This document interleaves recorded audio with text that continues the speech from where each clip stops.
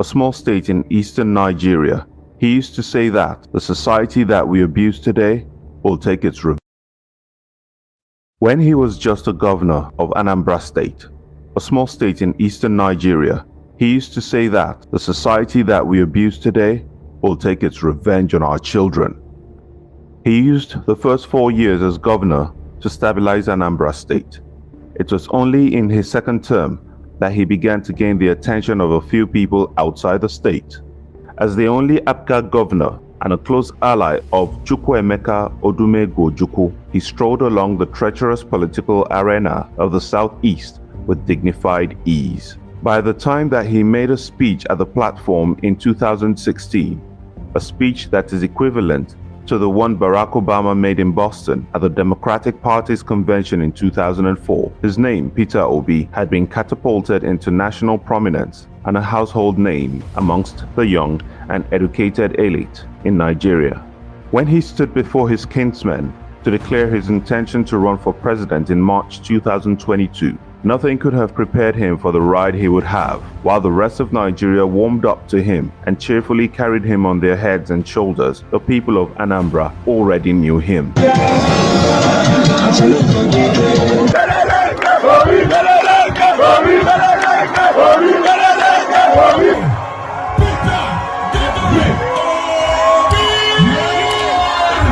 He was Okute, the former governor whom all the 177 traditional rulers in Anambra State unanimously confer the title Okute. His name is Peter Gregory Onwubuasi Obi.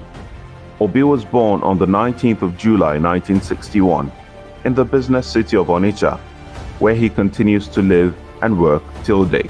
He attended Christ the King College, Onitsha, where he completed his secondary school education. He was admitted to the University of Nigeria in 1980, graduated with a BA Honours in Philosophy in 1984. Peter Obi attended Lagos Business School, where he completed the Chief Executive Program, Havard Business School, the London School of Economics, Columbia Business School, and the International Institute for Management Development, where he received certificates in the Senior Executive Program and the Chief Executive Officer Program. He also attended the Kellogg School of Management and Northwestern University, the Business School of Oxford University, and the George Business School of Cambridge University. He describes himself as a mere trader. Senior brother is even more intelligent because he's a professor, I'm a trader, so he knows more, so he will be able to do things better than I'm doing it. You know, I've done my little own as a trader. Now the professor is there. This is despite his exploits from boardrooms to politics, where he left a trail of verifiable track records to which he always referred his opponents to with his Go and Verify anthem. I'm still standing there. I left the National Bank of Nigeria, $50 million, $1 million Naira for the state. The bank is there, you can go and verify. Being a businessman, resilience was second nature to him. But in 2003, his political resilience was tested when Chris Ngige was declared winner of the gubernatorial election. Obi went to court, and in 2006, the election of Chris Ngige was nullified and Obi was declared winner of the 2003 election. He assumed office in March 2006. He was impeached in November the same year by the Anambra State House of Assembly. However, his impeachment was overturned and he returned to office in February 2007. He was removed again after the 2007 Anambra State gubernatorial election, but the judiciary again intervened by ruling that he should be allowed to complete a full 4-year term. In 2010, he was re-elected to a second term, and this time he served full term. In this current dispensation, it was uniquely refreshing that in the Nigerian political arena full of certificate forgers, ex and current criminals, and men and women with an opaque past, the only talking points that Peter Obi's opponents could hold on to was that his statistics were sometimes off, that he said he had only one pair of shoes and one watch, and they found two, and that he called a church leader and canvassed for vote in the infamous, illegally obtained and leaked "Yes Daddy" audio. In 2023, 20 years after his first election appeal, Obi went back in court to challenge the process of the presidential election he said he won. Let me reiterate and assure you that good people of Nigeria that will explore all legal and peaceful options to reclaim our mandate. The case was dismissed by the Supreme Court, but the support he received has continued. In rejecting the ruling of the Supreme Court, Peter Obi argued that the court had failed the people of Nigeria this time. We won the election and we will prove it to Nigerians. The former governor vowed to stay around and be the opposition to the government in power, which he considered illegitimate. As he used to say as governor, when the premise of an argument is wrong, the conclusion is also wrong. The conclusion of Mr. Peter Obi's first attempt at the presidency is that he has just started. His fight against what he calls the structure of criminality has only begun. For taking a party that got only 5,000 votes in 2019 to 6 million votes in 2023, he had done something that no politician has been able to do in Nigeria. His enduring mantra says, "Go and verify," irrespective of what the future holds for him. If he does not personally move Nigeria from consumption to production, someone else will have to do so. And someone else has to cut the cost of governance that he once legendarily did in Anambra State for 8 years, after which he saved millions of dollars for the state. And until these ideals that Peter Obi based his 2023 campaign becomes the norm, even his fervent opponents would agree that Nigeria would continue to flounder. Even those critics of his who say Peter Obi would never be president find out as soon as they say so that there is a thing hanging around their neck.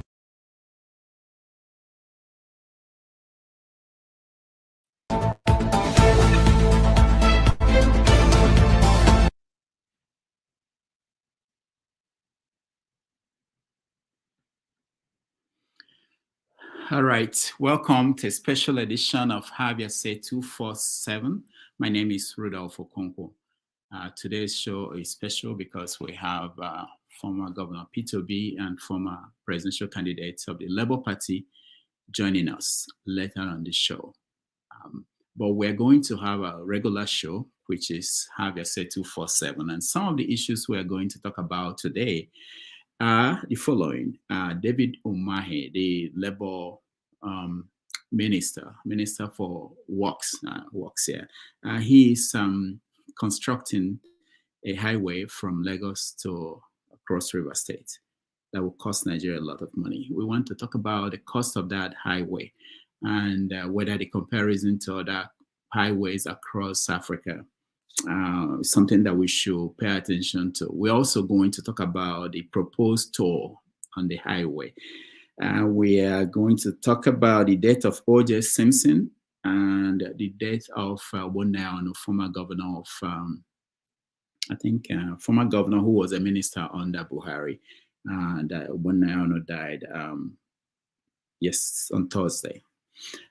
Also, talking about deaths, we have Junior Pope, the Nollywood actor who died at the scene where they were shooting on Anam River.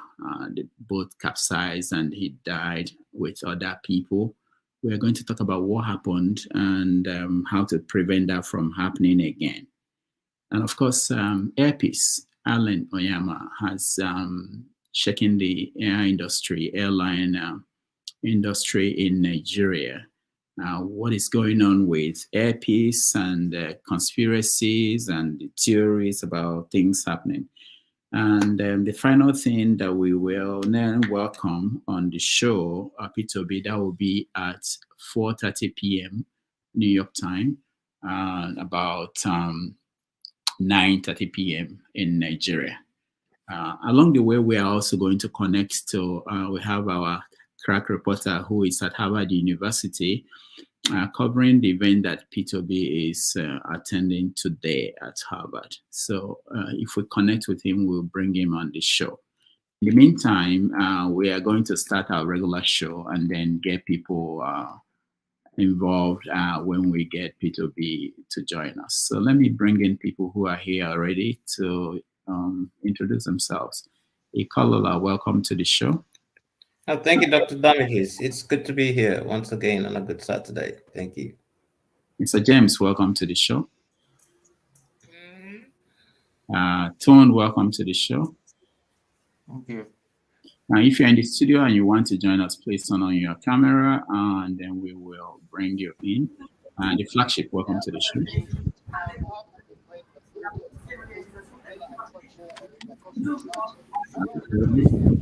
Good morning. Can you hear me?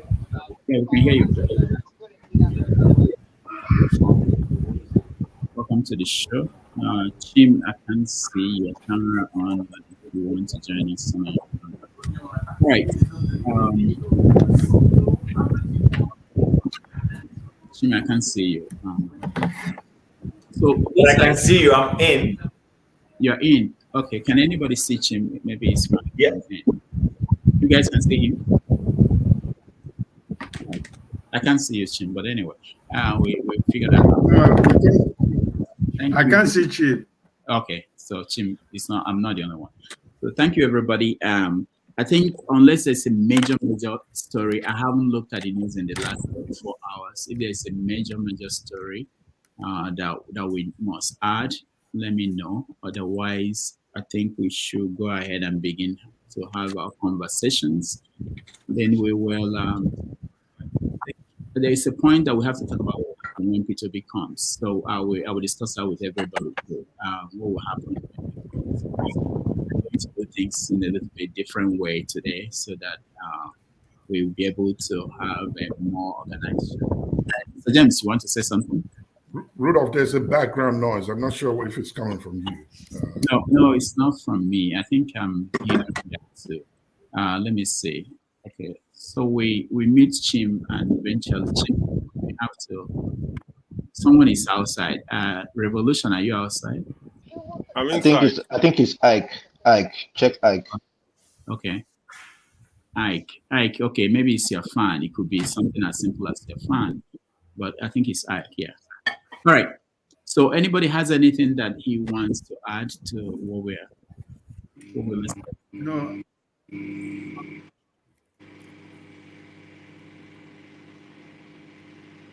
Mr. James, let me mute you. There's still a noise from somewhere. Okay, I think it's Mr. James. I'm inside. I'm not outside. It's not from me. I know it's not from you. I think it's from Mr. James. All right. Let's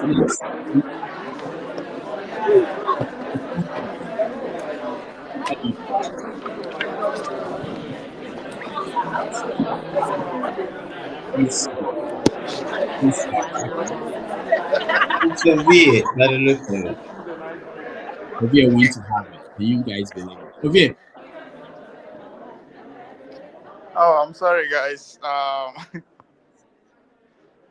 Can you guys hear me? I forget my earpiece. Can you guys hear me? Yeah, go ahead. Yeah. Yes. Actually, I just got out of the first section. There are people coming out there. Let me go to the excluded place. Well, there's a lot going on. I didn't know they have up to they have over almost 50 speakers. So far, speakers from the section we just had is about healthcare system in Africa. And I think the few takeaway there is how to collaborate in order for us to innovate. I think what stand out for me is that I think it's one thing that we always complain about on Have Your Say about how we are not together, how we don't work together, not just the back home, but even those professionals who are here. And I think that's one thing that they drive a lot, that for us to actually catch up in terms of AK innovation, there's a need for us to trust one another. Not just trusting your brother, your cousin, your wife, or your husband, but you have to trust across the board, not just your own countryman, but other Africans that you can work with. So people that speak, let me just mention him. I think I want Dr. Inena. I don't know if you know him, Dr. Damage. She's sorry, this is impromptu this day. I think Dr. Damage should all right, if you're not ready, we can come back to you later. Yes, I can go live, but I can't talk. You guys can only hear. When Obi comes on, when Obi section is on, I will go live, but you guys can just listen. There will not be feedback from me, but you guys can hear him. How about that? All right. That's yeah. that'll be much later in the day, as their section is not up yet. Okay. Let me see. I'm trying to go and make connection, but I go get some numbers and hopefully get some people to come and talk with us. Register for political science course there while you are there. All right. Okay, I'm trying to get it. I'm trying to get a PhD in theology. All right. So come and start church. All right. Thank you, Ovie. We'll come back to you. All right. So we will periodically go to Ovie. Peter Obi and former president of Liberia. I know the two people I know that are speaking in that conference. There are other people who are participating. But after the conference, he will now come and join us for about an hour because he has another event after our own session with him. So let's begin and talk about, I think the first topic I want us to discuss is this road from Lagos to Cross River State. Why is it important? How is it important? What happened? Where did we pick it up from? And we are ready to spend trillion on this road. I'll start with you, Kolola. Yes, thank you, Dr. Damages. Hello, everyone. It's good to see you all today on a good Saturday. I don't know. I read the story myself, and the inflation on the price of the road. Well, I don't know the reason for the construction, but I mean, no facility for me is bad facility as long as it serves a purpose and it gives an alternative. But the price at which it was being said it will be done sounds a bit ridiculous. But have we really? We can't just compare to say, oh, this. The comparison was about a road that was built from, I think, Ethiopia to Egypt, which cost less.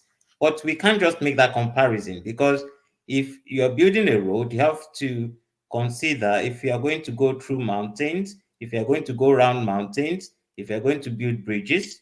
So we don't know what the obstacles they'll be meeting is. But even at that, you could still ask, why is it 10 times what Ethiopia-Egypt road costs? So I don't think we could immediately say it's another act of corruption if we don't have the details. Thank you. Mr. James.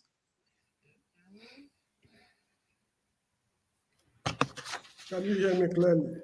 Yeah. Good. The construction of that road has been long overdue, but my worry is I have absolutely no confidence in this administration.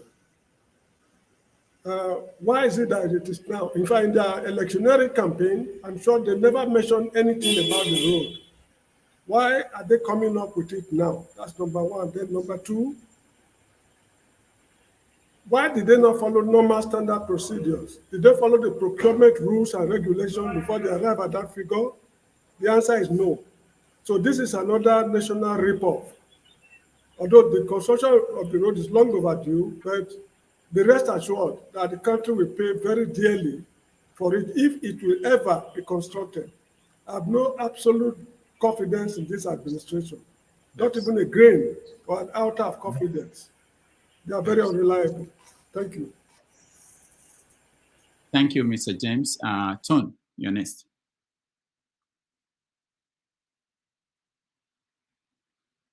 Tone, unmute yourself. I'll call it back. Hi. Sorry, people. I just got a phone call. Okay, all right. Hi. Good evening, everybody. Good to see everybody again. Mr. James, good to see you back. I checked on you some time ago. You kept ignoring my calls and all my messages. It's all good anyway. Right. The road that is being proposed, I find that very strange because if you were to commit that kind of money, if Nigeria really had that kind of money to for that kind of project. If they should be committing that money into the economy in order to help the economy to recover naturally, rather than the padding that we see that is going on, it will make more sense. I mean, constructing that road, if the climb was okay, that would have been excellent. But right now, it's not what we need at this point in time. Some blunt people might say, okay, we have started hitting on Tinubu again. I know that it's not about hate, it's about wrong priority. The priority is wrong. That kind of money should be transferred into agriculture, into manufacturing, in order to stimulate the country back. So building a road, even we have not even come to talk about how much that road, the cost that they've told us that the road will be. That is even another discussion. So it doesn't make sense at all. It doesn't just sit right and make sense at all. Like Ikulada did say, maybe that's another avenue for corruption, because this country is all about corruption all through and through. The administration rather is all about corruption all through and through. So that's my submission for now. Thank you. All right, thank you, Ton. Mazi Prince, what do you make of the road? Yeah, Dr. Damages, good morning, and good morning, other panelists. Pretty much, just like every other person has said, first, let me start with Ikolala. Ikolala, yes, it is very much, how would I put it, in as much as you want to say, oh, it's not corruption, it is corruption. Why would I say so? Mr. James said it, from procurement. Okay, it's in Nigerian law that when things are to be done, the government is supposed to advertise for the bidding. Let everybody, let every other person bid for it. But in this sense, they never did that. And their excuse is that, oh, yeah, that the government can give any company that they didn't fit the job to do, and that the company that they gave it to, which is high tech is the same company that been doing Atlantic, City in Lagos, that they've not finished for how many years? Going to 20 years. They've not finished that. And then apart from that, my question, if I have an opportunity, I will look in the camera right now and I will ask Tinubu, what is Chagori doing in Nigeria? What is Chagori doing in Nigeria? This is the same Chagori that is being despised in America. It's the same man that claimed to be a businessman that is bringing a Lebanese. Despite the fact some people will say, oh, he was born in Nigeria. Can somebody tell me that in as much as,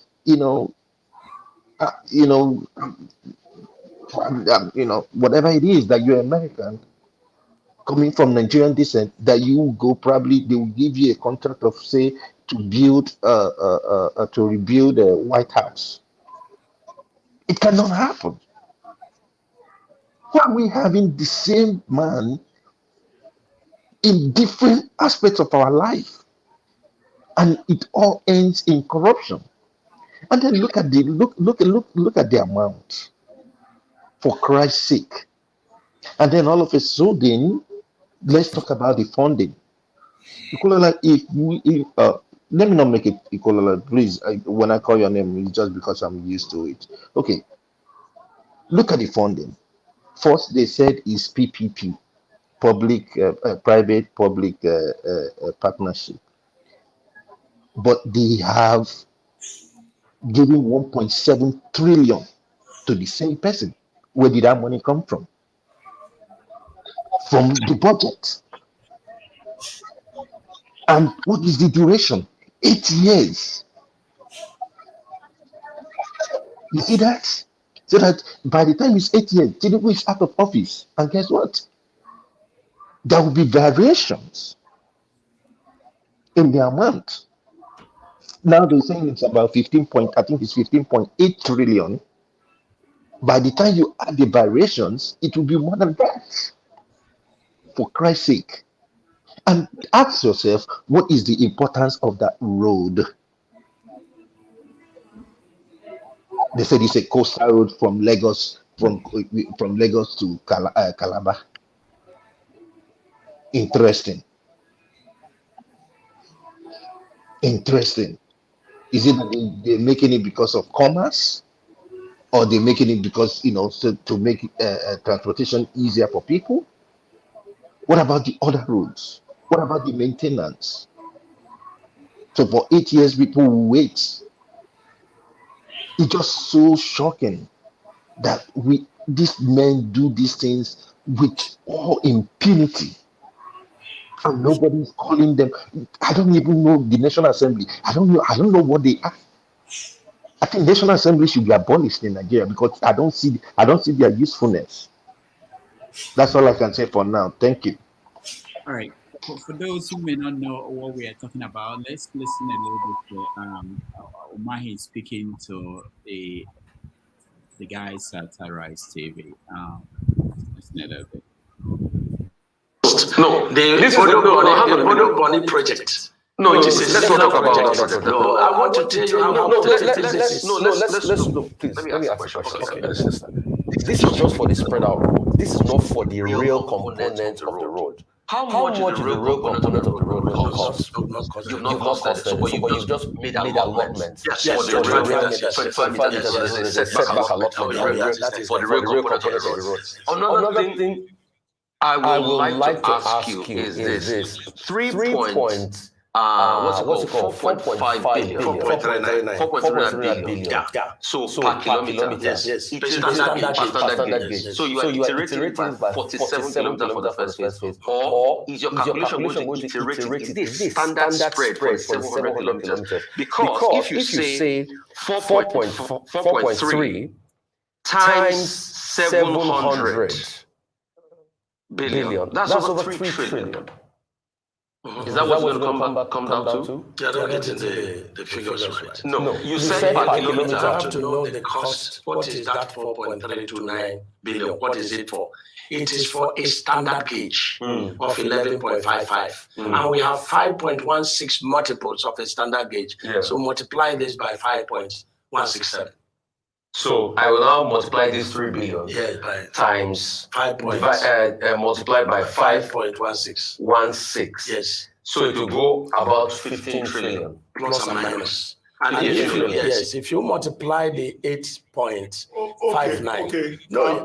Can we leave mathematics? Can we leave mathematics? No, it's the cost. The two of you are scientists, engineering. Science, so this is about 16 trillion. Can we talk about the other cost is going to cost minus you the real? It's going to cost you about 40 trillion. Minister. So the total cost is how many trillion? No, it's not going to the total cost of the project. Minister, you people can go and sort out the calculations outside. We ordinary Nigerians, we are interested in policy issues. Yeah. And I would like you to address some of the policy issues. I raised the question of landmark. Okay. What is the truth about the matter? And then secondly, we are very enthusiastic about Third Mainland Bridge. You've done a good job with Third Mainland Bridge. I've written a piece about it. I went on the road. I like it. Thank you. Both above water and underwater. I don't know what. Let's end it here for now. And let's continue the conversation. But that's the minister defending the project. Questions about the cost, questions about the priority. Let's go to the flagship. Thank you, Dr. Rudolph. Good afternoon again, and to everybody on the panel, good afternoon. This is what I think. It's another elephant project. that we're about to embark on, that we know will not and cannot be completed in the 2 terms of this government if they so get the chance to run that long. One thing with Nigeria is we are very good at starting projects, but very, very bad at completing it, not to talk of maintenance. Is the road needed? Well, yes. And my next question is, of what use? What commercial purpose other than transporting people from Calabar and the environs states to Lagos does it serve? Is there any form of commerce that is going on between Lagos, Ondo, Edo, Delta, Bayelsa Rivers, and Calabar that will so profit the nation that we need this road for? And I listened to the interview during the week. He's hoping that the money will be recuperated from tolls that will be collected on the road. It's appalling to see the idea and the thought process in this. There's no landmark, there's no blueprint plan that we have seen. Nothing has been provided. Like I said, is it needed? Well, maybe in the future. Do we have more important things that money could be used for right now? Yes, we do. Are there roads in Nigeria that money could service that will do a better job within the country in terms of commerce, transportation, and a better livelihood for the people other than this road from Lagos to Calabar? Yes, there is. Could that money, if we really mean well for the people of Nigeria, can it be channeled into something else that the country needs right now that is very, very important? Yes, it can. How many hospitals can that money build for us so we can avoid instances of the case we had this week and how it was all handled, the shabby nature of our healthcare system, that we can't even find them to take people to in case of emergencies? So I think that this is just another bottomless pocket that they want to throw this money into, and it will never be seen again. We know they will not be able to complete it within 4 years, not 8 years, not 10. And it's the same people that he's used to and he's known. And I bet you if this makes it through and they approve this construction, after 4 or maybe 8 years, it's going to be revisited again by whoever comes in next. And guess what? They're going to re-budget again. And at that time, it may be times 10, maybe 20 or more of what this rate that we're complaining about is.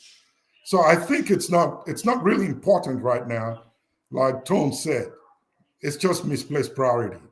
There are other things that money can be used for right now that will benefit the Nigerian people and get us out of where we are now. So they need to do a rethink. Dave Umahi, this is not a project that you need to embark on. I don't think it will do you any good. Neither will it do the Nigerian people any good right now. So they need to begin to channel that to other aspects of the economy that will improve and better the lives of the people. If they don't have any ideas, at least put it on the existing refineries so that we can at least give the people some little bit of breathing space in terms of petroleum products that we are lacking and importing right now into Nigeria. So in my opinion, it's just another loophole for huge corruption. And that 15 trillion or whatever it is they're talking about is just going to evaporate into thin air by the time they are done from office. All right, the flagship. Thank you so much. Revolution. Mr. Good evening, everybody, and Doctor. I know you see me. I've been hiding my face because when you tell somebody you say you could do something and you never finish, and sometimes you go hide now. But the thing it's not in my hands, Doctor. I wish I know about. I've sent it, and now they just gave me a light that at the end of the month they will master it all. So at least so that you can even approve or disapprove of it. Let me start there, please. Don't worry, you don't have to worry about it. There's no timeline. You know, we're here. Yeah. I just want you to know, please. It's not like I'm joking with you. I don't joke with people. Okay, no problem. So, yeah, you can see that my name eventually changed. Yes, you finally accepted that that's what you want. Yes, and there is a reason, a lot of reason, like what the topic on the ground today, for example. Look at how much they are spending for just a kilometer of road. And we Nigerians, we are just listening. Now we are here again talking about it. I don't think it's something to talk about. It's something that we trigger uprising. There are sometimes in a man's life or in a society, people will rise up. Not just that one brother was saying that Nigeria has been pushed to wall. Instead of us to bounce back by the theory, we are digging the wall to enter inside the wall more. This is what they are doing to us. Tinubu has nothing to offer to Nigerians or to anybody, him and his gangs. They are just dividing the money. Fella said the party government. They don't, at the end, I look at the time frame, like they program everything, 8 years. That means they plan they will stay in 8 years. After that, they find their way. The what Buhari did, who is probing Buhari today? Nobody. And nothing will happen. So that is the reason why I thought this Dan and Biari, let me even drop it and just answer what I've been preaching or what our principal have been preaching, Showore. You understand? So for me, all those roads is necessary, but the cost is the cost they are using to build those roads. Is it not stealing? Just like what Peter Obi have proven. They are digging borehole for how many millions? But he has dug it for 5 million. So I don't have much to say in this issue. The issue is that it's time for revolution. Yes, we have to tell these people this is too much. We can't accept it anymore. Yeah, they are just spending our money unlawfully. The other man said it the other day, why they are doing this, that Nigeria don't stone them. We don't question them. They just come tell us whatever they like. All our education, most Nigeria will probably tell you they are very educated people. How can people be so educated and people who are less educated are just punishing us and we are watching them? You know, anyway, that's where we stop for now. And thank you so much for another opportunity. All right. Thank you, Revolution. Pastor, welcome to the show. Yeah, Dr. Rudolph, I hope you are prepared for the lawsuit that is coming to you from Suleiman. We're not pastors. Forget about Suleiman. Yeah. So what is your take on this? Oh, well, there's actually nothing much because I was going through the comment section, and those in the comment section have highlighted, and some in the panel is that it's not needed. Let's be honest with ourselves. If you remember the flood that happened, I think some few years back, and actually destroyed the road along that Port Harcourt Warri Road, and that road is a federal road, I believe. You won't believe that up till this year that I was home, they've not fixed the road. It's still there. We know the Lagos Benin Road, some sections are bad.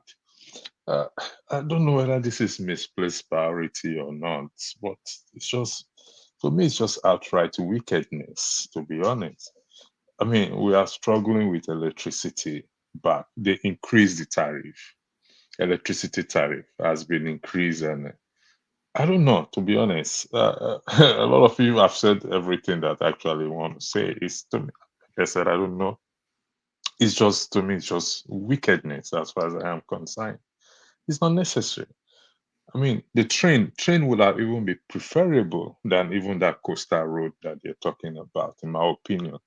But how about the existing roads that are bad, that should be fixed? Over the years, they've awarded it to one person or the other, one contractor or the other.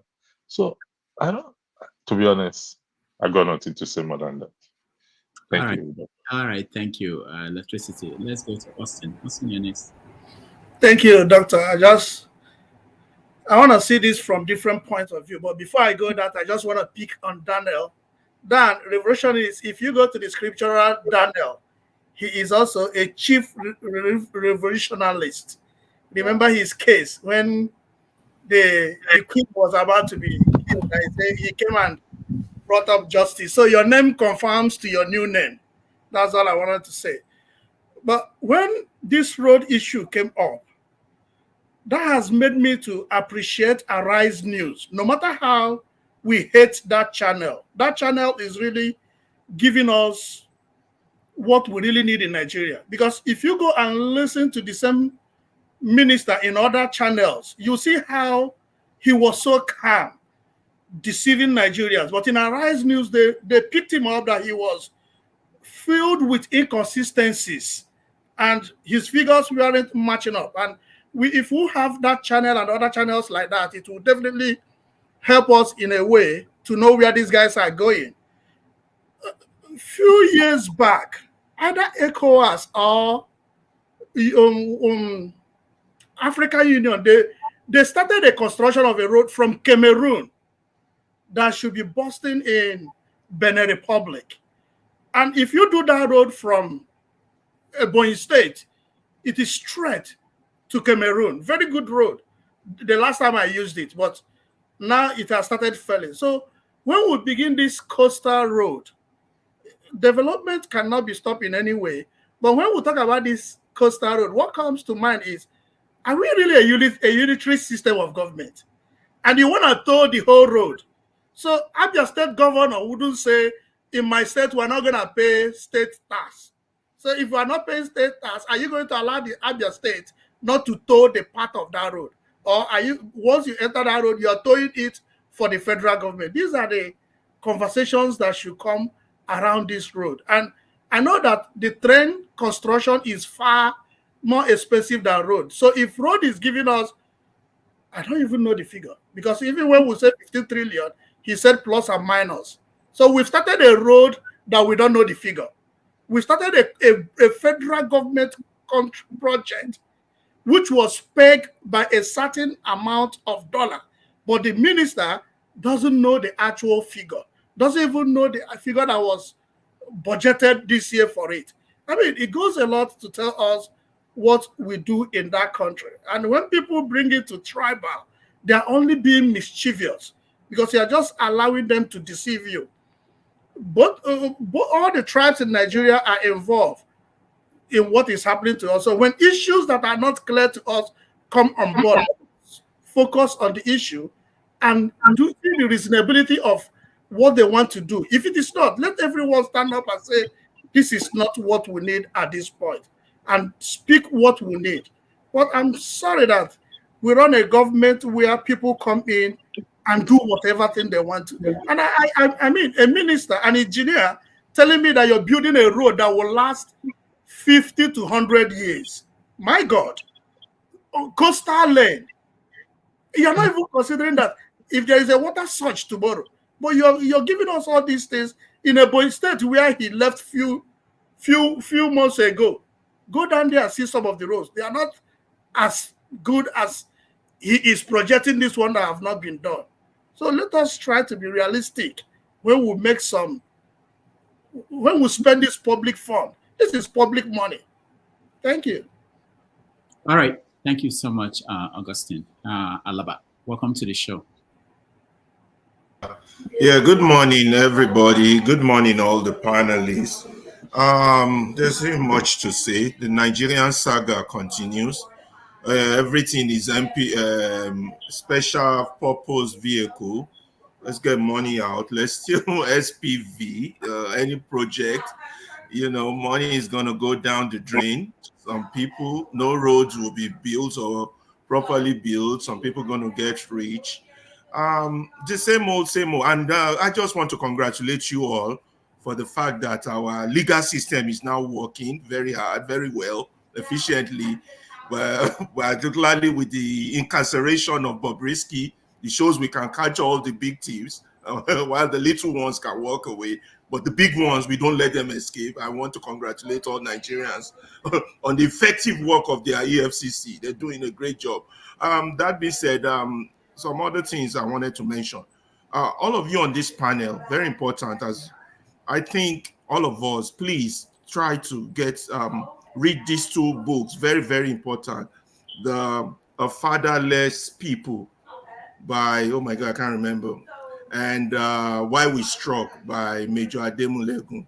Please try and don't discuss any Nigerian issue without reading those two books. It will be a meaningless waste of your time.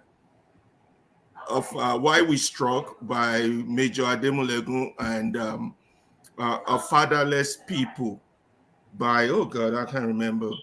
You know, Mayegun did a good job reading those two books on his channel, and it was very, very informative. All our problems are just repeating themselves. Everything that is happening now has happened before. And then it will also help you to know which Nigeria you're discussing with or you're talking with, whether they are a revolutionary, they are a reactionary, or they are those that are just there to make something for themselves. Very interesting read. That's what I have to say. I have more to add as we go forward. All right. Thank you. Thank you so much, Lava. Mr. James, let's try you again. I've spoken already. Why not allow Chin to speak? You did?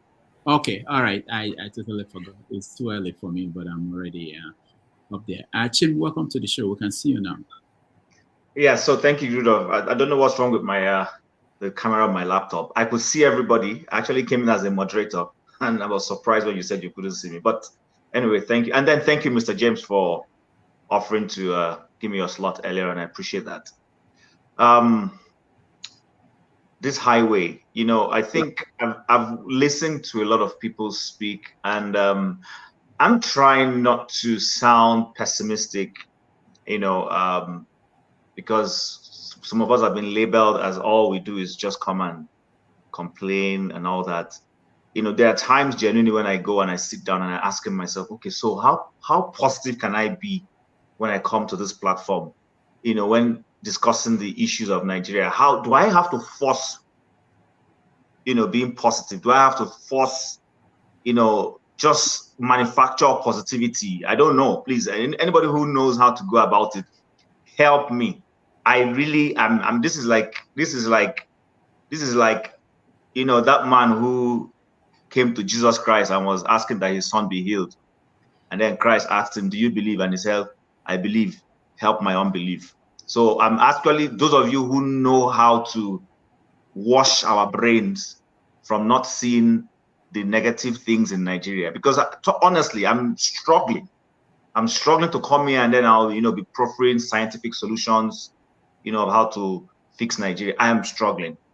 You know, when I listen to Umahi, actually, before he left office in Ebonyi State, like I want to take off from where Augustine left. I was one of those who criticized some of the things. Yes, he seemed to have had some infrastructure mindset in what he did in Ebonyi State. But if you go and look at the quality of what he did post when he left, first and foremost, the airport he built there is a huge waste. You know, I don't want to, for those of my brethren who are from Ebonyi State, this is not an intention to put down anybody. But if there's any state in the Southeast that is least lagging behind educationally, lagging behind in a lot of things, this is Ebonyi State. It's Ebonyi State in the entire Southeast. People know this. If you go to Tedosho Market and go to the rail, it is the Ebonyi State people who are selling on that. And I don't mean it in a mean way. You understand? I don't see what he did to lift his people when it comes to, you know, education, healthcare. He was busy constructing roads, you know, but now we know he has left. Go see the quality of some of those things. They are already falling apart. Now, coming to this whole Lagos-Calabar highway, at what cost? And when I say at what cost, I'm not even talking about the whatever trillions they have put as a price tag. We have a thriving business on that corridor that is being dismantled because of this road. And like, I think it was, who was it that mentioned rail? That what about putting on rail? Now, let's even assume I want to support that project. A rail on that corridor would have made more sense. Imagine a rail that you have gone into agreement with even the owners of that tourist center that is being torn apart to say, let's build a rail system that cuts into this place, and it will be something that brings people in and also takes them. Maybe if it's a fast train that will take some people from there and then take them to Calabar to go and tour Calabar and then bring them back to this place. That would have been some creative thing to say, we're talking about tourism. Let's impute this tourist concept into this whole thing. Rather than a road, let's see how we can build a rail system. Calabar is also positioning as a tourist center. That way, any money anybody is taking, I would have started giving these people some benefit of doubt to say, okay, I can see where these guys are thinking.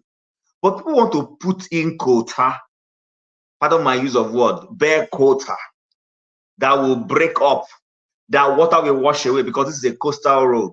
And like someone rightly said, I think it was Andrew before he left, the one they are building in the southeast road in between Delta State and Bayelsa, they haven't finished it.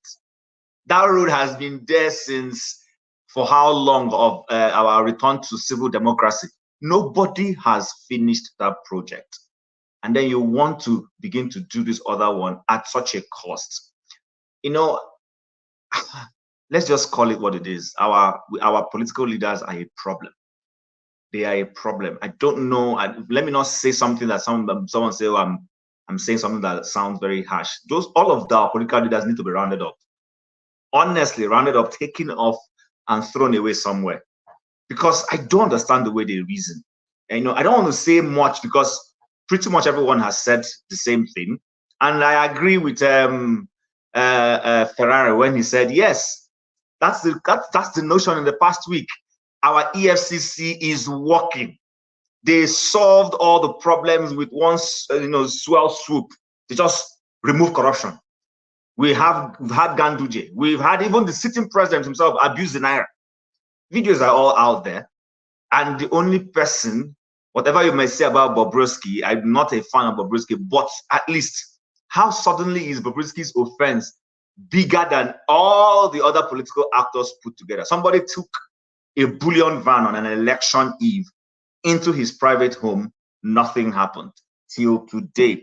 He came out and boasted and threw it at our face and said, is it your money? I can do what I like with my money. And he showed up and Aso Rock and is now the occupant of Aso Rock, the same character. But Bobrisky, who is just nobody that we can easily ignore, suddenly becomes the biggest headache we have. So that's why I said in my opening statement, I'm struggling to know how to come here and not be looking at the negativities and looking at the things that are not working. I'm struggling because I personally want to. In fact, the biggest news for me, the biggest cheering news last week was Super Falcons. That's the only thing I found cheering enough. I'm not finding anything.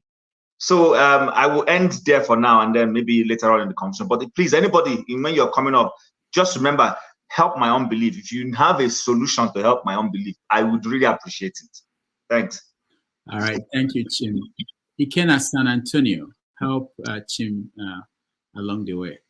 Welcome. Dr. Jacqueline Damages, thank you for giving me opportunity. It's been a long time because, as Chima said, I find it difficult this year to come over here because Nigeria is in the state of no mekwata. No, Igbo people say no mekwata. Nigeria cannot be fixed. You know the reason why? I live in Texas, for example. You have a road that goes from Los Angeles to Florida, one highway, I-10. You go from Los Angeles, you pass Arizona, you pass Texas, you go through Louisiana, you go to Mississippi, you go to Alabama, you go this and you reach Florida. There is nothing wrong with road. It's a very good thing. But unfortunately, when you talk about Nigeria, this is a way to take more money that they have already taken. These individuals do not have any plan, including the Labour Party ones that were voting by Labour Party. None of them have plan. The reason why they won, because they went from one of these parties to Labour Party, and they took advantage of Labour Party to get into the office. How many of them? People say, why would you? I talked to one of them, actually, one of them. I said, why can't you guys say something? He says, once you say something, the money that's supposed to be allocated to you, they will take it away from you and tell you stories. And the next thing, they find a judge to remove you in the office. Then I said to him, if that is true, To me, if you wanted to do better or change things, you will do it. Let them remove you in the office if that is really what will be the outcome. Because you don't, that means over there where you are, what they're telling you, you're doing it. Why did we vote you? This guy is actually in charge of our area. He says, well, is that the option? And see, I told him that is the best option. Nigeria is not working. Even if you break it apart, it's still not going to work. People say, break it apart. Somebody said, gather all of them, put them in one place, and my own and every individual will go and cut meat, cut their body parts one by one, every Nigeria. But unfortunately, it's not possible. I think Nigeria is failing because of people of Nigeria. You're talking about people in the government. Individuals that are not in government is worse than the people that are in government. Individuals in Nigeria that are not in government, individuals like me and you, the poor masses, they are worse than the people that are in the government. Because everybody is looking for somebody to dupe, somebody to steal from, somebody to rip off. There is no good news in Nigeria. Even the dollar is crashing. I was asking one of my cousins, why is dollar coming down so low? What are they doing? Nobody knows what they were doing to make Nigeria, to make the dollar come down. If us, who are the Igbos that import things from Nigeria, a month and a half ago, you bought dollar at 1,900 Naira. That is about 19 million Naira for $10,000. Now, $10,000 is about maybe 10 million something. The goods that left in China 6 weeks haven't get to Nigeria. That means you have lost 9 million Naira already before your goods gets here. So what are we doing? Nigeria is in the state of non-mekwata. That is the reason why I find it difficult to think positive about Nigeria. There's no positivity that is coming out of Nigeria, because the individuals that are running Nigeria don't even know what they're doing. All they want is the money, take as billion. They are not even taking millions. They take as much billion as they can take, or trillion. All right. Dr. Jacqueline Damages, I'm so sorry. I don't have any positive thing to contribute in this issue. All right. Thank you. Thank you so much. Well, I want to take it off from where you stopped about the Naira, because it's something that I think we should have conversation around quickly, which is that it's coming down, which is good news. And now you are complaining, I didn't know about that part, which is that people bought at a high rate, and maybe the goods they bought abroad is still coming in, and now they are going to lose money. But there are people who are complaining that even though the Naira is coming down in terms of exchange rates, the price of goods are still up.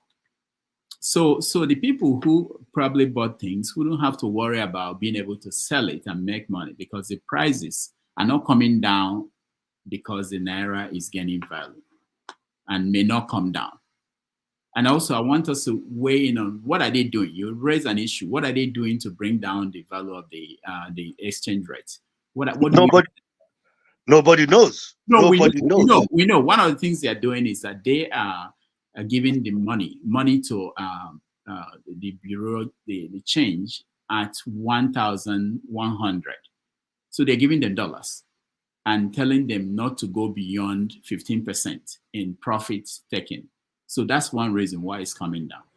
So it's not that they are not doing, yeah. Okay, so you raised a good point in terms of goods are not coming down. Yeah, goods are not coming. But goods are not going to come down anytime soon, because the person that bought the dollar at 1,900 have to sell his goods, have to make his own money. So that month, in next 3 months, nothing that goes up in Nigeria ever comes down. It doesn't matter. There's nothing that goes up in Nigeria ever comes down. Since I was a child, things have been going up. Nothing have ever come down. So, but when you look at practical, somebody who paid 6 weeks ago, his goods left China maybe 4 weeks ago, haven't gotten here yet. When he arrives in Nigeria, he's going to clear it. How is he going to recuperate his money? So those are the things you have to think about. All right, let's quickly go around, or if you don't have anything to say on that, we can skip you and go to other people. I want to hear what people are thinking about the Naira exchange rate, because people are saying from the government side that all of you critics of the government, you're not giving them credit for something that they are doing that is positive, that you all can see. And there's another angle to that. I don't think there's anybody here from Nigeria who is in Nigeria, not from Nigeria, but who is in Nigeria.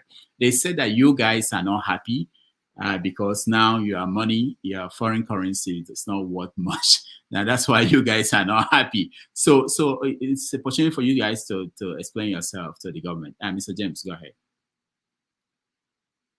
Unmute yourself. Okay, I'm sure you can hear me now. Yes, good. You see, when I was a young man, some time ago, I had cause to go to Ivory Coast. There's a market that they call Treasury Market in Abidjan. I bought some shirts with Nigerian Naira. Why is it that we are talking about exchange rates when we should make the Naira convertible? That is the root cause of the whole problem. So no matter, as long as we keep on tying ourselves to pounds and dollars, euros and what have you, we will never get out of this problem. What were they able to do in those days that made the Naira almost convertible internationally, at least in West Africa? It was accepted as, an international currency. So this is what we should concentrate on, not a question of exchange rate. That's what I want to say. All right. Jim, go ahead. Well, I think we all know it, and our guest is a proponent of what I'm going to say now. It's a simple production, but it's not as simple as I'm making it look. Recently on LinkedIn, I stumbled upon there's this simulation on cocoa production and the volume of cocoa production since 1950 something. How nations have been producing their cocoa quota, the volume of cocoa they produce into the world. Contributing to production in the world generally. And when that simulation started in 1950 something, Nigeria was second to Ghana. And the margin between Nigeria and Ghana wasn't much. Cote d'Ivoire was, I think, fourth, Cameroon was third, and then there were other nations listed. And then, of course, the simulation was going on and it was showing every year as we jump into a new year, you just be seeing the simulation moving, nations jump each other. It just keeps going on. I have it. I will share it with you and share with a few other people. Or maybe I've even shared that with you already, Rudolph. I'm sure I shared that with you, if you recall. And when I was watching this thing, I saw how Ivory Coast grew, overtook Nigeria and Ghana, and kept a steady pace, the volume. And I saw how countries like Indonesia, that had absolutely no comparative advantage in cocoa production, Indonesia, Malaysia, there's one other, Singapore, all emerged. In fact, it even became more curious when I saw a Germany and a Belgium and Holland that also have no direct comparative advantage in cocoa climbed up. As at 2022, that is where the simulation ended. Nigeria was fourth, struggling fourth, fifth with Holland, Netherlands. Think about it. We are endowed with the natural resources, the ground and everything for cocoa to thrive. But Holland, that doesn't have the soil, is competing with Nigeria for number 4, number 5. Belgium around that order. I'm not kidding. So that when I looked at that thing and it stirred me, and I was asking myself, how is it possible? But you know what? The Ivorians did something. They engaged in massive cocoa production. Ditto banana. And that's why they're the largest producer of cocoa and banana in the world right now. And maybe I'm mixing up the banana one, but when it comes to cocoa, no nation in the world rivals them because of production. Now, the next phase is using that cocoa internally so that you don't have to send it to Switzerland for chocolates. That's the next phase African nations are supposed to be going into. But let's even talk about the simple production in itself. How does a nation like Nigeria, that before independence was number 2, it is our cocoa production that developed the Liverpools and Manchesters of this world. We know this. We all know that it's our palm oil and coal that made the industrial revolution in Europe, especially in the UK, what it is today. All of a sudden, we are not able to leverage those things anymore. I'm not even talking manufacturing now. I'm even talking basic raw materials. We are not exactly there. So when you are not producing anything that you can export, look at Gary that most of us eat in the diaspora. Most of the Gary we eat in diaspora comes from Ghana. That's the truth. The yams we eat, Ghana.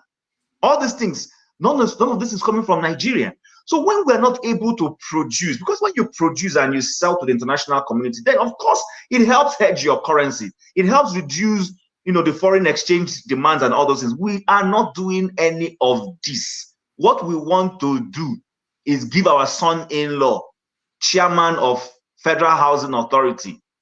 That's what we're trying to do. All we're trying to do is to pad budgets and then buy exotic vehicles for senators. That's all we're trying to do. So when we are doing all those things, of course, the Naira to dollar will be in a chaotic situation and goods and services will be expensive. But if we're able to at least, let's even go back. I'm not even talking final production, industrial production right now. I'm even saying agricultural advantage we have. Okay, farmers are no longer we've displaced people in Benue State. Benue State is our food basket. People are in large quantities in internally displaced people's camps in those places. Where are the farmers? There are no farmers in Borno State, in Zamfara State. Nobody is producing anything. Those in the southeast, every day you're busy accusing ECN and co and causing sit at home. When all these things are happening, how do you think we will be able to produce to even sell? It's simple common sense. I'm not an economist. I'm not even a trader like Peter Obi. But this is my basic, simple knowledge that I know that we're not producing anything. And people think it's a joke. When we're not producing anything, of course, the exchange rate will not be in the favor of our Naira. It's just as simple as that. This is my simple economic understanding. I don't know. I'm sure there are people who have higher levels of understanding of the economy here. They perhaps will also help me when it comes to that. But if we don't produce, let's not expect our Naira to be strong. All right, thank you, Chim. Let's go to a caller line. Let me preface this. Dangote's refinery is producing, I think, aircraft fuel, I believe. It's beginning to produce diesel, I think. And the government side is saying that, you guys are not giving us credit, that this is foreign exchange that wouldn't be going out, that we are not going to be importing them. They are going to be locally made. So that is production. And that means that we'll have more money at home and that the Naira will continue to go even below 1,000. Kolola, go from there. Thank you very much, Dr. Damages. I'm just going to answer some questions as far as I know and put up my view of it as well. In the case of what they are doing I think you've explained that. The CBN has intervened. They've intervened by saying, okay, we would not leave dollar to the market forces. Let's intervene. Let's put it at a price. And they came with a price of about 1,300 to 1,100, whereby you come, if you need dollars, you go to the CBN, you get some dollars at that rate. Then if you are in the BDX, if you're selling, you cannot sell more than 50% of what you bought from CBN. So that keeps it at that rate. But the question is this sustainable? With the reserves, how much dollars can you give? So there they come with that fact, which Dr.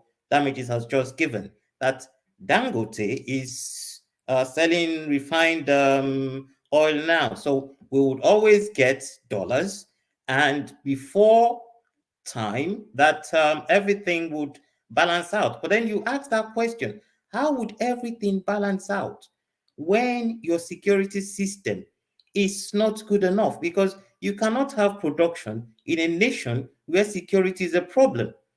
Because at the end of the day, the power of demand and supply would always take effect. The more you produce, the more the other nations demand your currency. Because if you look at Saudi Arabia, a pound to the Saudi Arabian real is 1 to 4. because Saudi sells oil. It says, so they demand real, and Saudi has enough reserves.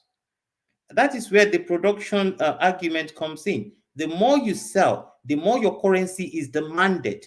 And this is what answers Mr. James' question as well. The more your currency is demanded, the more valuable it becomes and the more stable it becomes, such that, don't forget, let's not forget one thing. This thing we call money is just another raw material, or like paper. The only thing that gives money value is because me and you trust that it can buy something. So if your money has stability, if it has a value, if you take it to Cote d'Ivoire, and the man in Cote d'Ivoire knows that, look, this money has stability, this money can buy me something in many other nations in the world. He doesn't need to be mandated to take it from you. He will take it because he's sure it will work somewhere else. This is why dollar works in many places. This is why pounds works in many places. And this is why Real, or the money of Brunel, works in many places. So that is my token to the whole argument. Thank you. All right. Thank you. Ton. Unmute myself. Okay. Right. With the dollar, people that are saying that we should start clapping for the occupiers of Aso Rock, that they finally brought down the dollar. Are you guys okay? There's no economic. I mean, it just see. I hate to sound like a broken record. It's only for the gullible that they would throw this out and they'll be deceived and all that. There is no economic activity. Can't you people get it? There's no, the price of commodities have not come down. There are no industry. How many industries are rolling out production in Nigeria? The agricultural sector in Nigeria is non-existent. Are you telling me that dollar is coming down? So all the shenanigans that the Agbado CBN governor that they appointed are just doing, because they are criminals, to make as if the economy is working fine and all that. It's only for the gullible that will buy that. The intelligent people will not buy that. We all know the situation.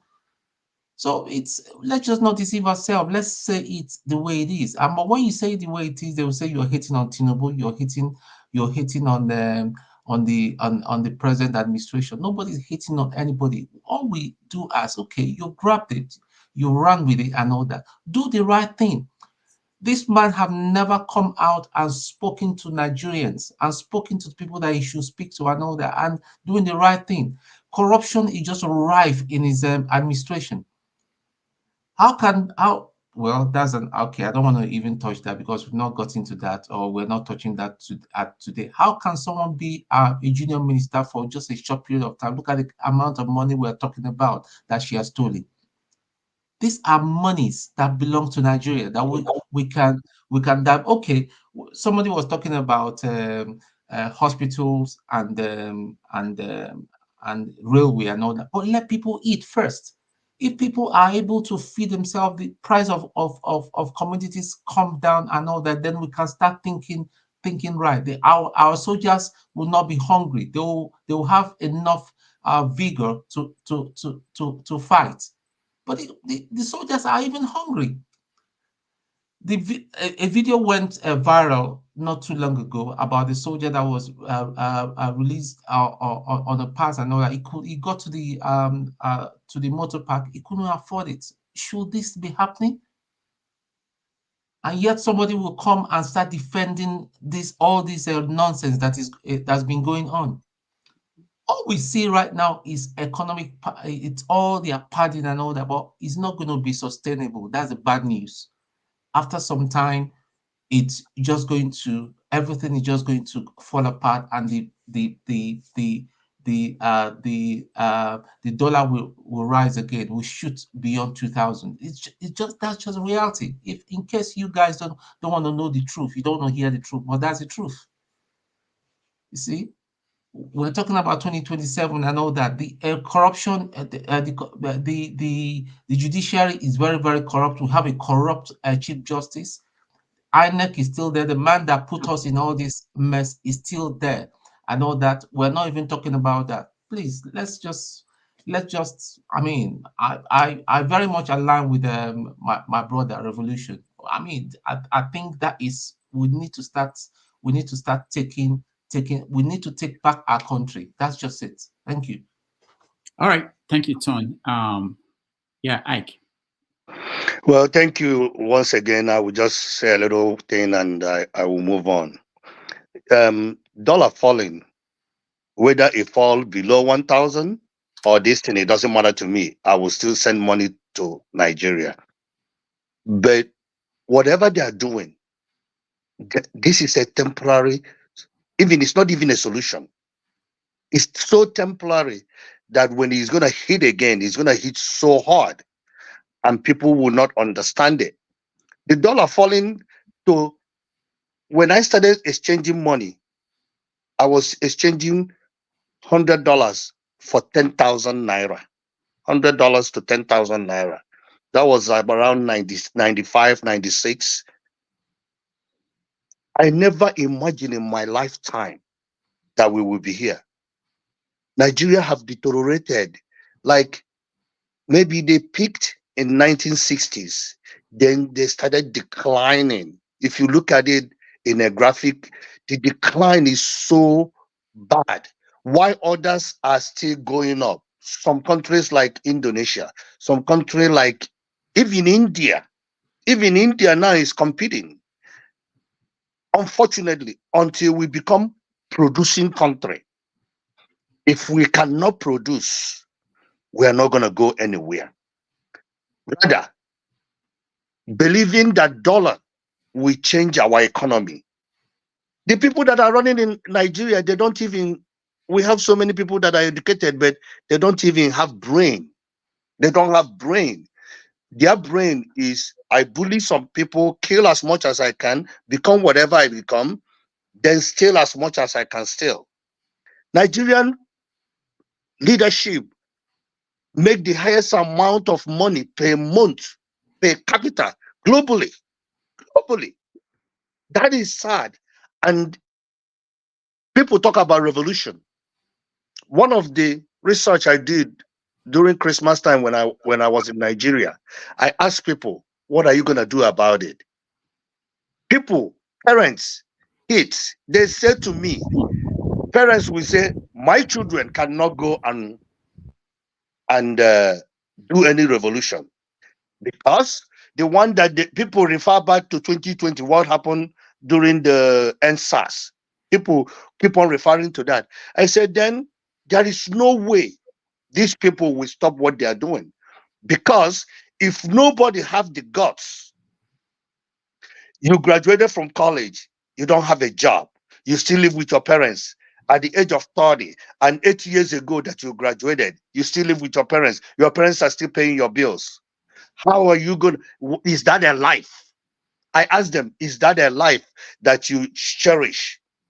They still say in Igbo land, Mpekelendo, I'm Omuma. So for me, Dr. Damages, thank you for giving me opportunity to come back. Maybe the next time I will come back is going to be 6 months from here, because Nigeria is not giving us hope. But I still love the country. I still love it every day. It's unfortunate that our people are not taking these things serious. The Nigerians are not taking these things serious. But you guys have a wonderful weekend. Thank you for allowing me to come on today. All right. Thank you. Thank you, Ikena San Antonio. All right. Let me go the other direction. Austin. Yeah. Thank you, Dr. Damages. I wanted to continue with what we can see you. Yeah, what Ikola said. The value of your currency, I'll just add that it depends on the volume of labor you add to it. The volume of energy you add to your currency, that will make your, why do I say so? It's unimaginable how our currency can be imagined to have value when people acquire it without effort. When people amass wealth, playing over it, people stack money in their houses. And that's the way the money will go down, because they make it. And when Chin was talking about production, it's not just that we don't produce, we don't even have the mentality to produce. I have conversation with people, why don't you farm?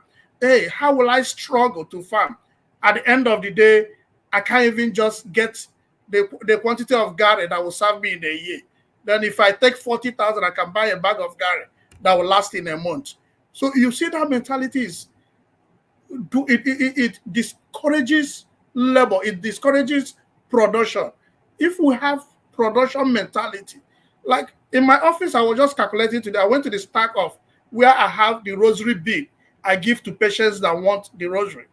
And these were given to me by old agent men and women that gather themselves together to fix this. They get this bead, get rope, and they do it, and they distribute it to different institutions to give to people that need them. But in Nigeria, you have the plastic one, a company produces it, somebody will go and buy it and distribute. So if somebody sits around and gather people to do this bit, it becomes a way of production. But we don't have such mentalities. We just want things to be easy. We don't want to struggle. And why would you struggle? Now the system for some people is that they have list of people they will beg. You might have up to 10 people in your list. So this month you beg this person will give you. Next month you go to another person. So before it comes to that person you begged in this month, it has taken 6 to 8 months. So the person will be comfortable to give you again. And people run their lives. So if just imagine where you live. At the towards the end of the month, you don't have money to pay your bills. You're losing just 2 months you fail to pay your bill, you become homeless. So why would you not start doing something? But we live in a place where people depend on charity, and they plan their life depending on charity. And you see government encouraging this. So government really need to stand up and encourage people on how to do things, on how to work, and how to make your work productive. Austin, thank you so much for that contribution. There are people who are saying that those that have been putting their money, saving their money in dollars, who bought dollars at 1,600, 1,700. Now their stock, now that is going below 1,000, that they are being forced to sell, to bring out the dollars and sell at a loss. That these are part of the things that are happening in the market. We also know that the foreign reserve is dropping. So that's a question mark about why is it dropping if all this money they are coming in, because they said that dollars, pounds are coming into the country. People are bringing in bringing in foreign currency into Nigeria. So we want to hear all those perspectives. But let me go to you, Revolution. What do you think? Are you still going out there to cause revolution? Or are you looking at what's going on? What are you saying? I want to sign out by giving my last submission because I have to go and hustle. Yeah. You see, sometimes I get carried away when people say Nigerians are not producing. Now, there are things to buy, but there's no money because people have pocketed all the monies, the big guys. Nigeria, to me, is a country being led by, not even by, they say a country where one man who have one eye is leading people. But Nigerians have been led by blind people, and we are watching them. That's the problem of Nigeria. Everything is good in Nigeria. The problem of Nigeria, like Obi have said it, is leadership. These people ran away with the power. They call themselves cabals. Now we've seen them. And we refuse to fight with them. I don't have anything to say other than the only way Nigeria can get out of this problem is whether they call it peaceful revolution, like Peter Obi is believing, or radical revolution. Without these two things happening in Nigeria, nothing will change. There is things in Nigeria. People are having, I look at the picture in the market women were complaining. We have things to sell, but nobody's buying. So where you people get this idea there's no production in Nigeria, sometimes it makes me feel like, what in these people they talk? I have families who tell me things are there, but we don't have money to buy it. Things are rotting every day. People will go to farm, bring out their goods, nobody buys it. After 1 or 2 weeks, everything destroyed, they pour it away.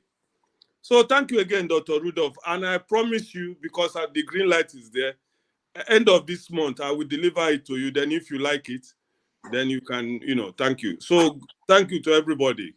All right. Thank you, Revolution. Thank you for that. For those who wanted to know, some people are asking questions. Where is Peter Obi? Peter Obi will join us at 4:30 p.m. New York time, which is 9:30 p.m. Nigerian time. We may be able to bring you a speech that he will make a few minutes from now at Harvard live. So if we can do that, we will bring that to you. So he will join us later on the show. Let's go to, where am I? The flagship. Go ahead. Thank you, Rudolph. Well, the intervention of the CBN is a no solution, in my opinion. Giving out dollars and pegging it at a certain amount for those that are the operators of the BDCs in Nigeria is not a good fix that will transit into realization for the everyday Nigerian. Like I always say, until the resultant effect of whatever move or strategy they apply is felt in the pockets of the everyday Nigerian or the tables of the everyday Nigerian people, until that is seen, then it is a no solution.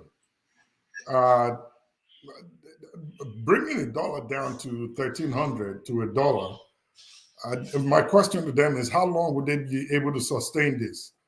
I think it was Tuesday or Wednesday, I heard, is it the chairman of the BDC operators in Nigeria complaining that they are at a loss at the moment, because a lot of them bought when the dollar was high at 1,900, and now the government is making them to sell at a lower price.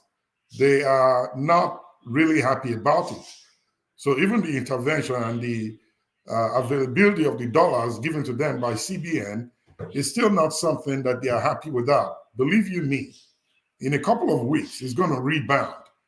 And when it goes back up, it'll be so harsh that the everyday Nigerian will find it difficult. And as you and I know, that when there is a change in the dollar price in the Forex market, it automatically reflects in the villages that even a cup of gari that is there and has been sitting there before the change in the value of the dollar, the price will also skyrocket. But now that they have made this intervention, the prices are not coming down.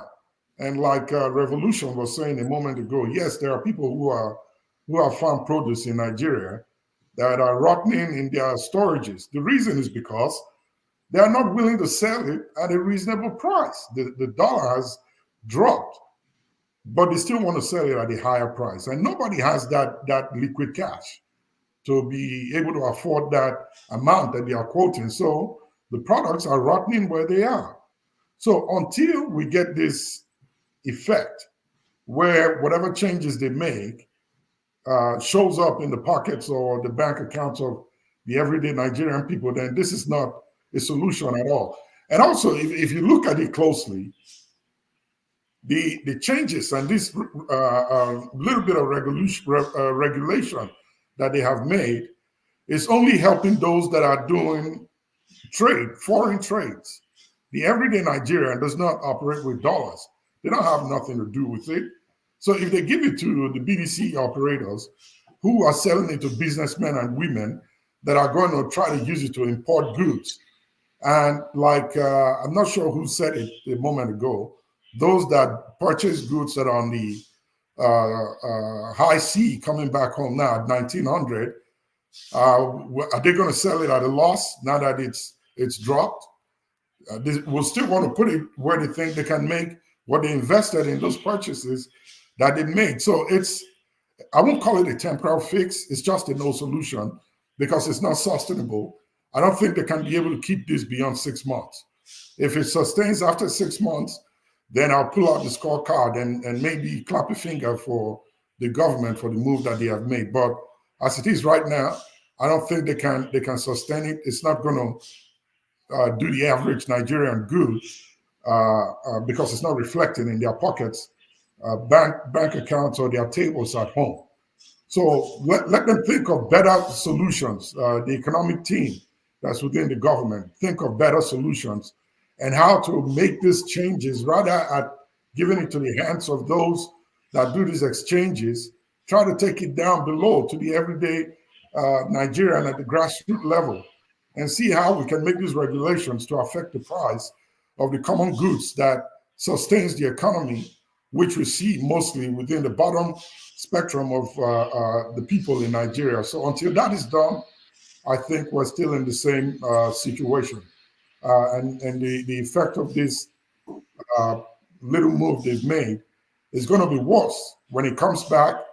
I bet you the BDC operators who are counting their losses right now will look for ways to try to recoup it back. And when they do, 2,000 Naira to $1 will be a good rate. So I say we cross our fingers and see how they handle this. I'll stop there for now. All right, thank you. Let's see, Master Prince, yes. Thank you, Dr. Damages. Let me just make this comment before I proceed. You know, sometimes when we come on the platform to talk, some people think that we are haters, that we hate, we hate Nigeria and all that kind of a thing. My simple analogy to that is that those people who think that way, who talk that way, are shallow-minded. They are bigots, and they are, I don't want to call them illiterates, but it's so sad that they are being overshadowed by tribe. Okay, that someone says something or you criticize a person is to make the person better. It's not about, oh, some people are in US and then they're comparing Nigeria and all that kind of a thing. Look at the money we're talking about. In Ghana, $1 is 13 cedis, 45 cents. 13 cedis, 45 cents to $1. Unlike Nigeria, there is 1,100 or 1,000, whatever it is. And somebody will come and say, "Oh, they're bringing dollar down. They're bringing the who took it? Who took it up in the first place? Who took it up? It's lack of knowledge, and it makes me sometimes I wonder certain people. Is it that they come on this platform just to say, okay, gotcha, or they just want to say something that is irrelevant? The dollar we're talking about that is going down today, okay, dollar is 1,100, but import duty is being done at 1,450 to $1. So does that make sense? That the customs are even collecting more money, and they are even saying that the customs are asking for dollars. So when I hear the EFCC talk about, oh, they are fighting against people who dollarize Nigeria and that kind of a thing, and I said, is custom not there? Are they not seeing? Are they turning their blind eyes and pretending such things are not happening? By the time somebody is using 15 million to clear a container, and what do you think? The product will go up. Some will tell you, oh, it's the marketers. They hate people. That.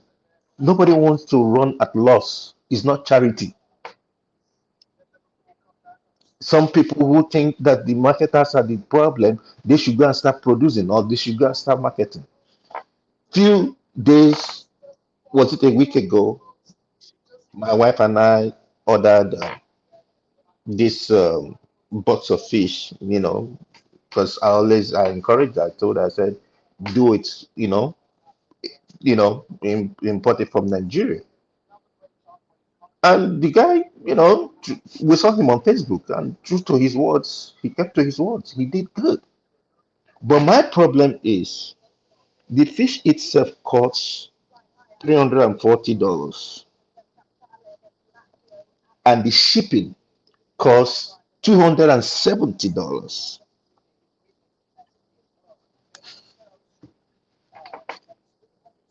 which, of course, is not going to the guy. It's from us, not the guy. In all these things, you think that the government is supposed to sit down together and say, you know what can we do?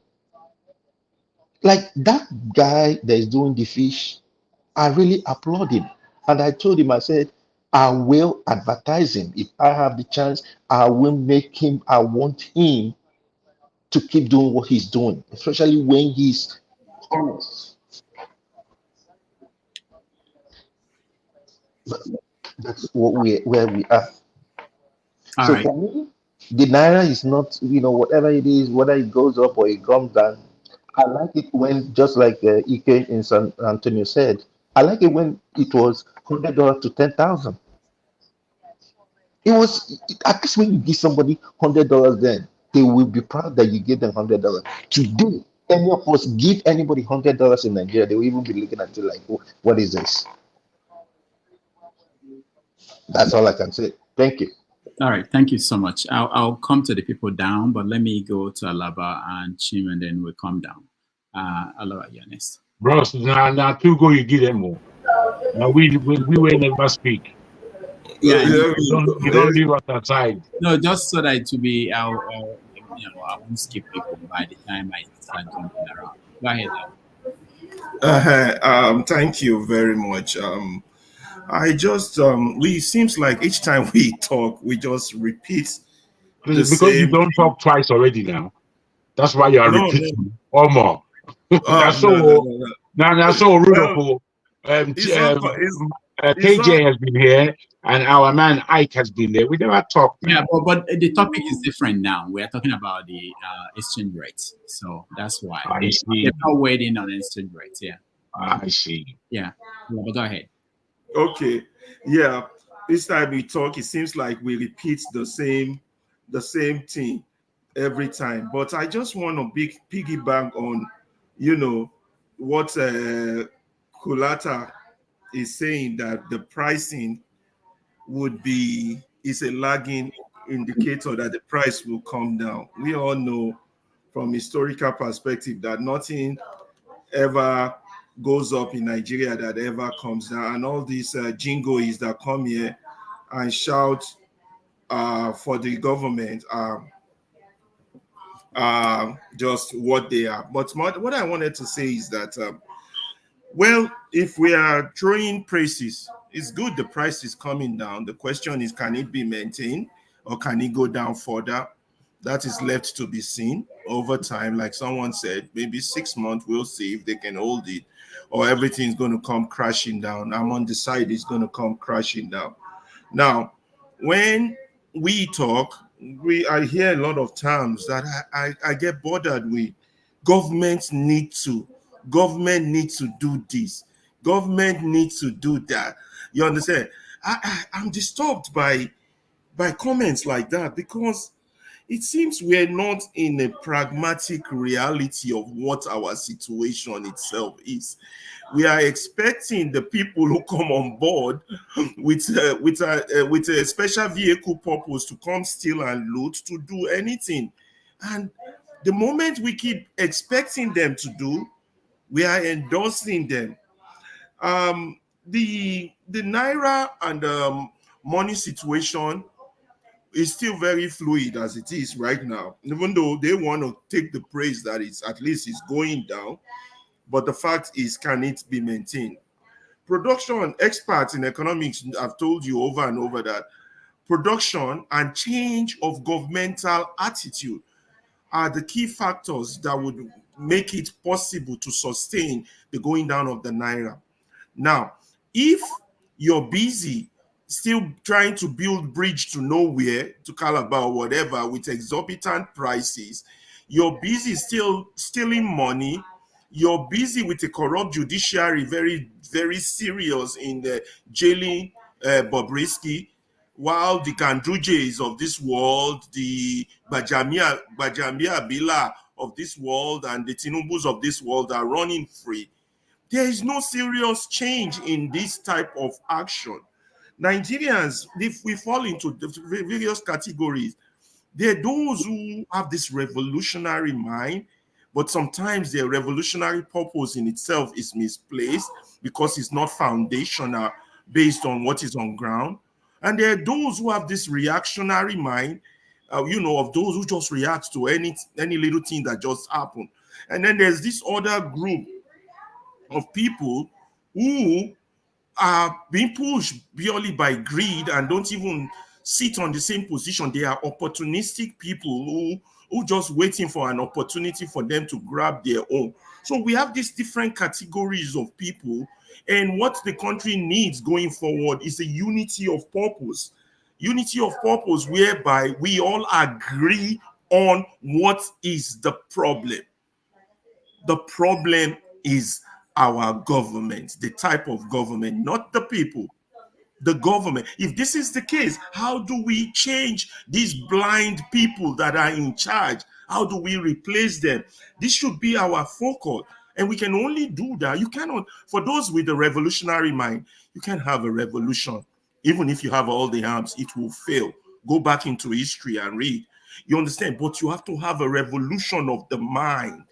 Until conversations like these are had in the rooms and bedrooms and sitting rooms of Nigerians who are struggling to buy Gary, we are not moving anywhere, because they are the ones who would actually change things.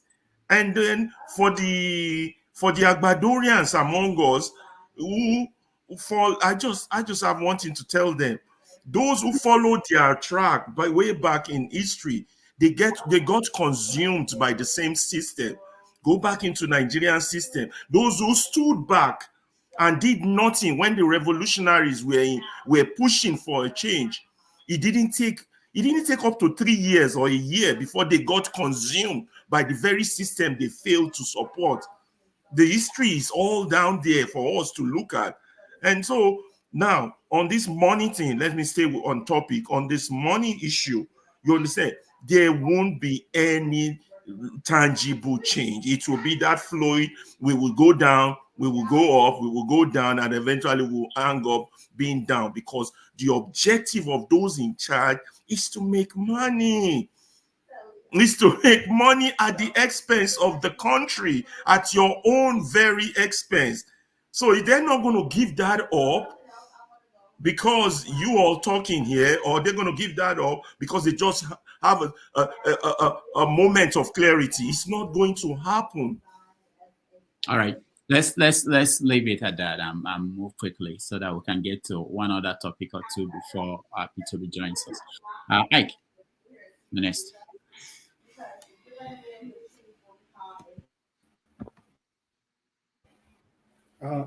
Good afternoon. You can hear me? Yes. Can you hear me? Yes, we can hear you. All right, he can hear us. So we move on to KJ. KJ, go ahead. Okay.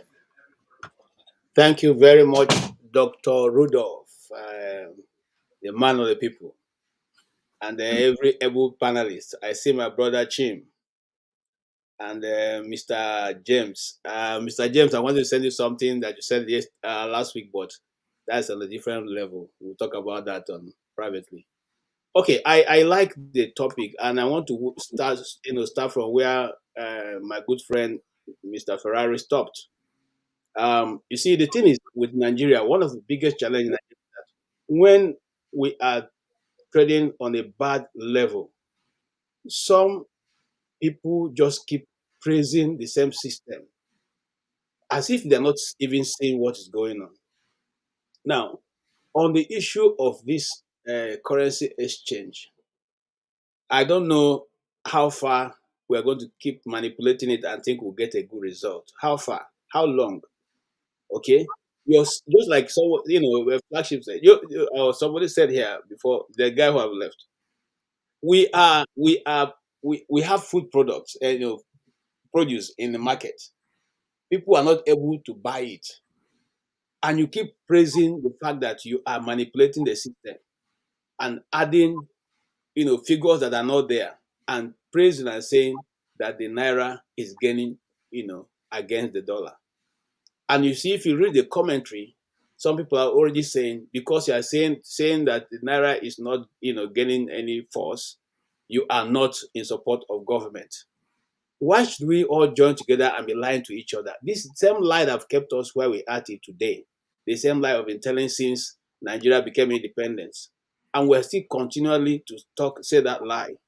By the way, I want to say to the government, because I know they are always on this channel listening, they should also, EFCC should go and arrest Tinubu, because Tinubu, on just 3 days ago or thereabout, was spreading money in when Wasiu was singing for him. He was doling out the dollars.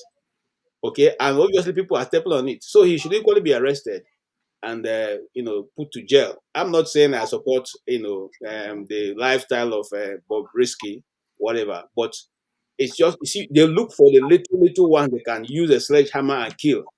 And the ones who are carrying elephant meat on their head, which is government elephant meat, are left alone. It doesn't make any sense. It doesn't show that you even understand the situation that you find yourself. Case is actually the other way around. It is the big fish that they caught. The small fishes are left. Just to help you. Sorry. Okay, no. What I mean by the big fish is the bigger people in government who take the bigger money are the ones that are left. They are the small fish. Those are the small fish.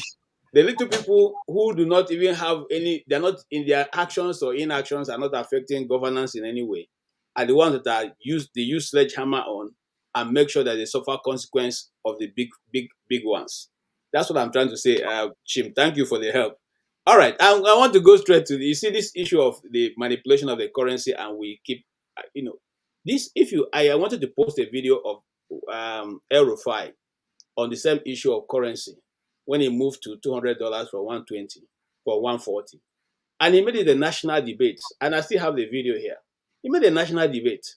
He went there and criticized Jonathan, and he said every other issue in Nigeria was because the currency had moved from 120, 140 to what it were at that time. Okay, but now people are celebrating the fact that the Naira is, you people should be happy. The Naira is even lower than 1,000, at least. You see, this is the unequal gauge that are used in our nation that doesn't help anybody, whether you are from the south, the north, or whatever you say you are. As long as you agree that Nigeria is your nation, it will not help you. It will not help me. The thing that will help all of us is when we take into cognizance the fact that our nation is drifting on a very fast track and deal with it, irrespective of who is in power. It does not matter who is in power. It does not matter who is in power. I don't know how much I can emphasize on that. Okay? Let us address issue as we see it. Remove sentiment. The great nations we see and talk about were only able to become great because they address issues as they see it without necessarily beating about the bush. That's all I say. Because, there's not, what am I going to say? This is what Dr. Rudolph platform have been discussing even before we got to this point. The continuously destruction of the Nigerian system, and it's not changing. Thank you. All right, thank you, KJ. Let's go to Jagan. You're next. Unmute yourself, please.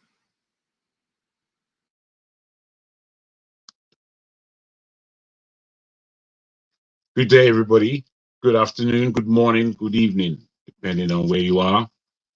We are here again on another weekend with a lot of bad news. Chim, my man, I can only give you two bits of news, or in terms of encouraging you. You know these things already, but I'll need to remind you again that it's Nigeria that we're talking about. The first thing, in order to bring your spirits to a point where we can begin to make decisions, is basically to look in the mirror. The second thing is to have a backbone of some kind of revolution in your heart. I think if we don't have these things, we may as well forget Nigeria, because Nigeria is not going to do it by itself. The way I see it, I don't know if this enters your system as we are of age. All of us are of age on this platform. You know, at the time Obasanjo was in, even though possibly many of us didn't think he was the man to do the job at that time, after about 3 years of him being there, we were somewhat encouraged that he's going to do the right thing. His tenure was over after 8 years with all the scribble that we note. And then Jonathan came in. And as much as madness was going on, we were trying to think our man is going to do it. Again, it just turned into a crock of nonsense. And then Buhari came in to waste 8 years. And again, still, we believed that something was going to happen that would benefit us. We have Buhari now. That, for me, I don't know who's confused here. I have no idea who's confused. There's nothing he's going to do for anybody. He hasn't the nous to do it. He hasn't the guile to do it. He hasn't the ambition to do it. It has none of these things that it will take for us to get at least on the rail. Because right now, Nigeria is off the rails. I think we appreciate that. It's not a functioning geographical space, because I don't know what to call it. You know, what I see is going on right now in the economy, and we know all the areas, that the economic areas and the political areas that Tinubu has already made.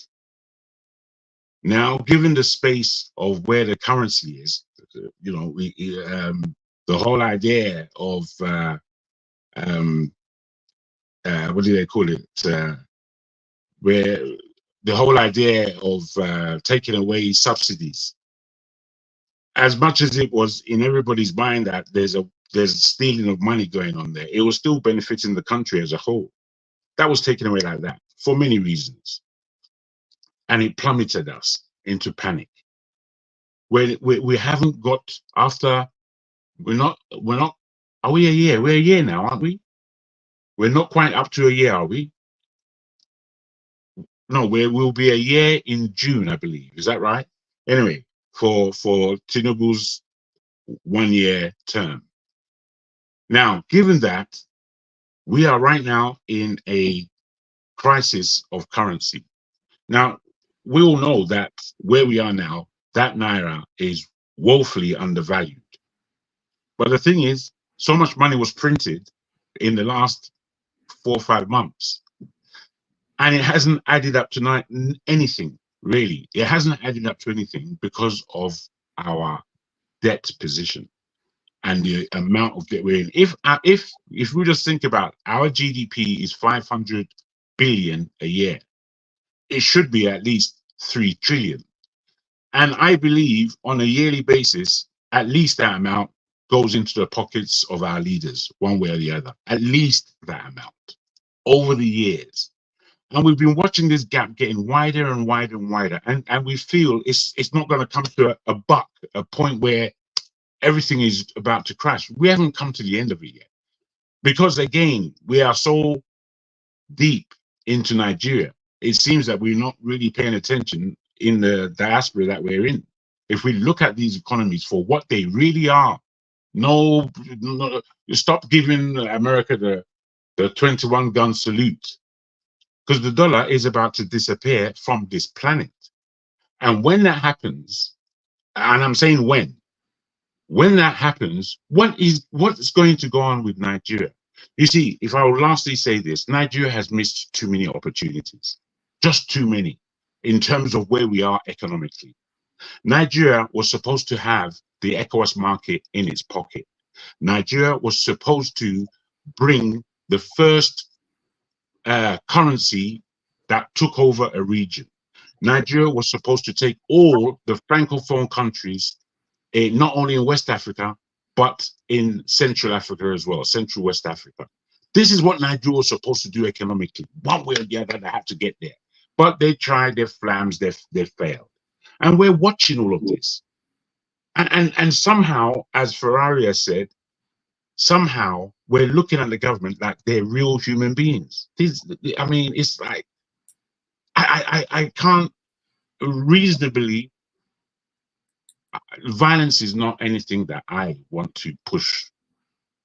However, the mental revolution, the revolution of the mind, is not even begun to take place the way I see it. Lastly, ending with this. From the time protests kind of began in Nigeria, SARS, that was the young man's kick. But the generation above did not get behind SARS in Nigeria because they're just too afraid. There's no backbone, there's no courage within our people. We look to our leaders, and yes, they are to blame. They are the worst of us, but they come from us, I'm afraid. So anyone not looking in the mirror and thinking that it's those people over there, because that we like pointing the finger all the time. We're trying to blame. Sometimes I wonder what kind of human beings we are, because we're not taking anything seriously. We're just wagging our gums and not going to the real crux that, look, this thing actually is not going to stop. It's not going to stop in Nigeria. It's not going to stop next door. We may think Ghana is in a better position than us, but they're in a worse position than us, because all these small economies around Africa, they need the kind of economy that Nigeria should be in order to exist. These economies, they can't exist without us. Yet we don't know our responsibility. We don't know what we're supposed to be doing. We're stealing money. I think we're pathetic. I'll end it there. All right, thank you, Jagan. Mr. James, how is the economy in Gambia? In the Gambia, the economy, well, there's no basis for comparison with that of Nigeria, because the Gambia is just like a local government in Nigeria. The population of the whole of the Gambia, I think, is equal to that of Benin City. And the landmass is equal to that of Bayelsa State, 13,000 square kilometers or so. So there's no basis for comparison. Anyway, Mr. KJ was saying something about we lying to ourselves. We should acknowledge something. I hope you are hearing me, please. Yeah. We are hearing you. Yeah, we should acknowledge something. We are running a PDP government. When I say PDP, I mean people deceiving people. You will be lying to me. I know you are lying to me. I pretend as if I do not know that you are lying to me. And you know that I'm pretending that you do not know. I mean, we just keep on lying to each other. The reason is simple. In Nigeria, a lie that binds is better than a truth that divides. That's the policy governing the country. When you tell people the truth, it means nothing to them. I mean, anyway, so that is that. For us to get out of this problem, there are certain things we need to do, which we are deliberately refusing to do. For example, since this man came to office, Mr. Tinubu, nothing is being said about crude oil theft. Colossal sums of money going down the drain. Nobody is thinking towards that direction at all. The central bank governor is manipulating figures, deceiving and distracting people's attention from what is going on in the Niger Delta. This is one thing that is keeping us behind. The only way out of this problem, there's just only one way, and that is industrialization. If the country is not industrialized, we are just wasting our time. And we should be tired of saying we are tired. But how can we industrialize without electricity? Now, we want to spend colossal sums of money to construct an imaginary road from Lagos to Calabar. That money should be, pumped into electricity. If you are able to provide enough electricity in the country, half of the problem will be solved, because industries will spring up. After I have left Nigeria, there's a region, I think, between Lagos and Ogun State, they call Shango-Ota. A lot of industries were springing up in those days, in addition to those springing up in eastern Nigeria. If those industries can come up again, and let those in the East continue with what they've been doing, we'll see the effect. One thing is certain, markets is not the problem for our goods. As I always tell people, the whole of West Africa is a ready market for Nigerian products. When Nigeria was Nigeria those days, we used to sell a lot of our products in West Africa, in Nigerian Naira. We don't even ask for dollars or whatever it is. I mean, it was a medium of exchange in the whole of West Africa. Household items, like let's say furniture, refrigerator, electrical appliances, motorcycles, and things like that. If you produce, in fact, traders don't even need to go to the Gambia or Senegal or wherever it is. The Gambians are coming to Nigeria to buy those things and take home because it is nearer, it is cheaper, and it is more convenient.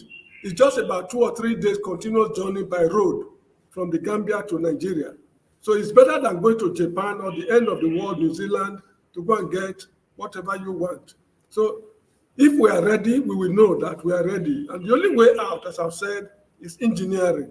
All these shortcuts we are, embarking on, how to, make the Naira more competitive or what, it's all not, to me, it's unadulterated nonsense. Any government that is not emphasizing engineering is not the government that will take us to the promised land. Thank you very much.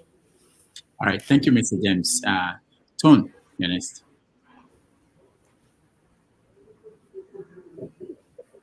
Right. Okay.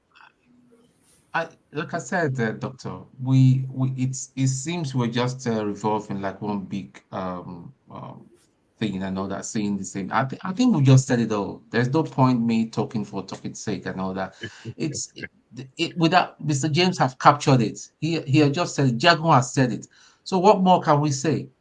You see, these people have just closed their ears. Their supporters are just being more dumb and stupid as the days goes by. But we pray, we don't hate them, but we pray that they will come to a place of understanding very soon, and they will understand that nobody hates them, and we're all saying for the betterment of our country. Thank you. So let Eagles Mr. Abba take over. Okay, Tom, thank you. Chim, you want to say something? I'll come back to you, Go say. Yeah, I just wanted to say, at the end of the day, what we're just talking about is the purchasing power of the Naira. That's just bottom line. I don't think the average Nigerian wants to know if the dollar to the Naira is 1,000 Naira to a dollar or vice versa or whatever. Because some of the other nations that, are doing well, like Japan, Japan's currency exchange between, is it Japanese yen and yen. For as long as I can remember, I remember not getting a job because I went for an interview in a company and I was asked about why are Nigerians so fixated with exchange rate. And although I gave a good response, but the guy didn't feel I was able to have explained it from an industrial perspective. And so I didn't get that job. That's fine. But I still remember it very well. He told me clearly that, and after that, I began to read The Economist a lot. The average Nigerian is interested in that he takes his 1 Naira to the market and his 1 Naira is able to feed him and his family, especially for those who live day to day, hand to mouth. She or she earns money from her trade and is able to buy food for the children, buy bread, buy milk. You understand? Buy Gary. Even if she has to repeat it every day, she doesn't have the capacity to store, to buy foodstuffs and stuff. But that actually, and on a daily basis, her business generates income and she can buy and feed her family. That's what she's looking for. In every economy, we have those kinds of people. Even in the industrial economies we're talking about, there are people who live hand to mouth. But the fact that they can walk into a Walmart or a Costco or whatever it is and spend $20 and feed themselves is what they're talking about. So if those who are busy screaming that government is doing magic, listen, if my purchasing power is low, forget it. And that's what we're saying. People have money, but that money cannot buy anything tangible. That's right. Can I just come in, because you reach a very interesting point. Forgive me, Jim, please. What you're saying is right to a point, and I was listening to you to see where you was kind of going. I'm not done yet. I hear you, but the Japanese yen is trading at a very low value. However, the Japanese have done 50 solid years of growth. 50 solid. They have an infrastructure behind them that you cannot Okay, so believe. that was the next point I was going to talk about. Remember at the beginning, if you listen to me, I said we're not producing. And I don't want to That's the bottom line. Yeah, I don't want to contest with what Revolution said. The fact remains we are not producing. Listen, if the government, like Mr. James just said, decides to invest that money they want to invest in that Calabar Lagos road into fixing infrastructure, into fixing security, so that the basic farmer in Benue State can go and do his farming and flood the market with food, we will not be talking all these things. It bugs me when I see people make it look like, listen, I don't want anybody to come and beg me for dollars.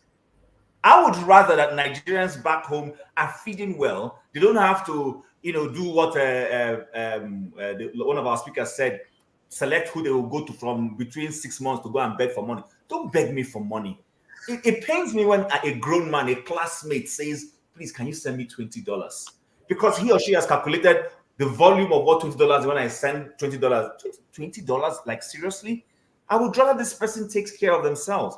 If I choose to send money to a friend, let it be not because the person is begging me, but let it be that I heard somebody, oh, their daughter is getting married. Oh, I can't attend. Bro, this is my contribution to wish your daughter a happy married life. Oh, you're doing something for your father. This is my contribution. Not that I have people who beg, sending you message. When someone just says, bro, how far? Already my tentacles are up because I know what's coming next. These things are not dignifying. It's painful. I don't feel happy living in the diaspora, and I am seeing people begging from home. We don't want that to happen. Let the value of the money, of the currency locally that people are able to expend, let it be able to buy gari for them, buy milk for them, pay their rent. That is what and if it's not happening right now, whatever Kadaso is doing is gibberish economically. Thank you very much. All right.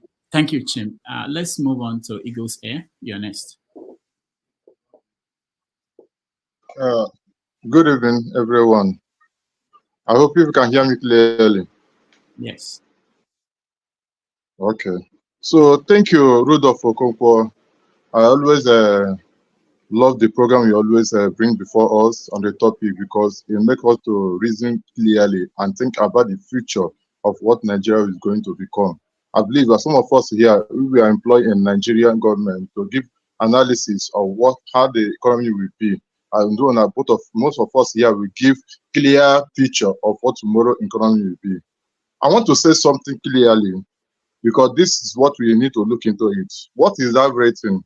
When there is deceit and lies in leadership, the economy becomes unproductive. Then the currency suffer it. I say it again. When there is deceit and lies in leadership, the economy becomes unproductive. Then the currency suffer it. That is what is going on in Nigeria. Nigeria government or the people that elite, what they have in government is deceit and lies. Somebody know that if the economy is not productive, there's no way the currency will grow. And he keep on going on to borrow money and put into foreign reserve for dollar to come down. Then when the money you borrow finish, dollar go up again. Who is deceiving who? That deceit and lies that we have in government, and that makes the economy not productive, and the currency keep on suffering it. They know the truth. What is the truth? How do we make this country to be productive? They are not interested in it. We are interested to build a road or bridge from Lagos to Calabar, and the bridge will start from Lagos, not from Calabar. What they know is to close all the whole seaport in Southeast and open only Lagos to be functioning. Who is deceiving who? What they know is how to arrest Emefiele and they carry him up and down. And what they know is ESCC to go to and look for small boys and arrest them and let the big fish that be stealing all the home money, that is enough to build electricity, is enough to handle our security. Who is fooling who? So the problem of Nigeria is the elites. They know the truth. They don't want to handle the truth. What is the truth? Make this country to be productive so that the currency will have a value. If there is no output, there's no way the currency will have a value. Then what do we do to encourage our output? Here in India, do you know that government subsidize food? A whole family of 3 or 4 can use 20 rupees or 50 rupees, go by the side road and feed themselves very well and go back home joyfully. In India here, if you want to build your house, you go to government and borrow money. As long as you have land, you go to government and borrow money to build your house. And you will pay that money 10 years' time. Some of them say, will they pay it until they die? Their children continue to pay for it. This is a country who needs the development of the country. Elon Musk, that is trending everywhere, that is doing well in the economy. What happened to him? Government encouraged him through Obama. Obama loaned him money, gave him money. Today, Elon Musk is returning back to the economy of the country. What is it that the Nigerian government is doing to encourage indigenous company or indigenous modest micro company? Nothing. Rather, they look for a way to bring it down. In which way does they need to encourage? One, they need to make power to be stable. If there is stable power, electricity, small micro industry will begin to breathe. They will no longer spend money in petrol or diesel. Life become easy. Now, immediately the country started having productive, in fact, the currency began to get weight. Here in India, people will live 3 rooms and they use 1 room for factory. Ordinary slippers, ordinary beton slipper, 1 room, they use 1 room to produce it. And the government will encourage them, give them loan, help them to build their own. And do you know that if in India here, if we import foreign cars, foreign vehicles, the tax they are going to pay in that foreign vehicle is half of the money used to buy it in US or any country on Europe. But if you want to buy any car made in India here, it's cheaper. Have you seen how the government encourages their citizens, encourage every productive in India? But the Nigerian government, they prefer to go to Japan and buy Toyota and leave innocent alone. Then who is fooling who? So the problem we have in this country is that we refuse to do the right thing, rather we follow ourselves with deceit and lies, and the economy become unproductive, and the currency suffer it. And when the currency suffer it, a little person in the street cannot use the value of the money to buy something, because the money become nothing for them to buy it in the streets. Thank you so much. All right, thank you, Eagles Air. Janaba, you're next. Good afternoon from this end, everybody, and it's nice to be with you again, Rudolph, and the fellow panelists. On the issue of the currency, I don't have much to say. Whatever the abracadabra that they are doing, that bringing the dollars down, we'll see how long that lasts. Everybody has spoken about it, so in that regard, time will tell whether there is a structure that is supporting it, or it's about forcing people and to sell the way, or about putting money in the reserve. Whichever way they are manipulating, time will tell. Thank you. All right, thank you. Ike, let's try again. Ike, can you unmute yourself? Can you hear me? Yeah. You can hear me? Yes. Sorry, my internet has been off and on, and that is what it is. But I've been hearing the long grammars and big grammatical speaking for everybody. Listen, The people of Okama who are living in the forest now doesn't know what we call dollar and pounds. The farmers in Benue State who produce Nigerian food, that there is no access to them to produce that food, doesn't know what you are talking about here. The thing that put food in the table of Nigerians, they don't understand all this big grammar we are speaking here, right? Then what happened in Okama, we have forgotten it, right?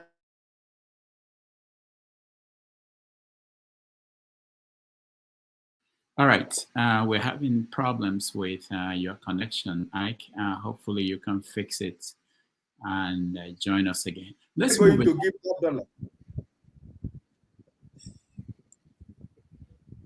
Go ahead, if you can hear me, go ahead. Can you still hear me? Go ahead. We lost you a moment ago.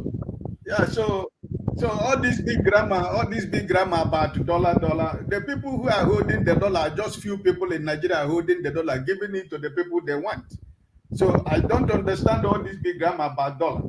When Nigerians cannot feed themselves, like everybody has been saying here. So all this grammar doesn't solve the problem. The solution to all these things is what most of you have already said here. The security, we don't have security in Nigeria. There is no infrastructure in Nigeria. There is no electricity in Nigeria. So what of all this long grammar about dollar, central bank? It doesn't solve all these problems. Because the people in Benue State who are the food basket of Nigeria cannot go to their farm. They can't produce anything for Nigerians to eat anymore.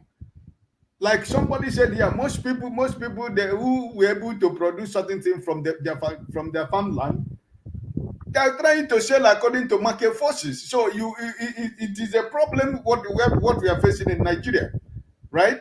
So if it end up to what we are talking about, what the man we are waiting here has always been saying for how many, almost for 1 year now, production, right? When you don't produce anything, how will your currency have value? I mean, it's just a waste of energy. All this, listen, it is a renewed shade that we are in Nigeria, right? So these people are just, when they wake up in the... All right, Ike, thank you so much. Let's move the conversation forward. Let me play this. Nigeria, so are hungry, right? Yeah, if bro. we can produce, if we can... Don't leave me there, bro, no best. Over the love. Don't leave me there, bro, no. Don't leave me there, bro. I got 3 children, I be go raise them. I got 3 children, I be go raise them. Bros, I beg. Oh, Jesus, what is this? Bros, I beg. I got 3 children, I be go raise them. I beg, take a sports ball. Don't like, this is a risk. Swag Nation, see the risk we take. It's okay like this, I beg.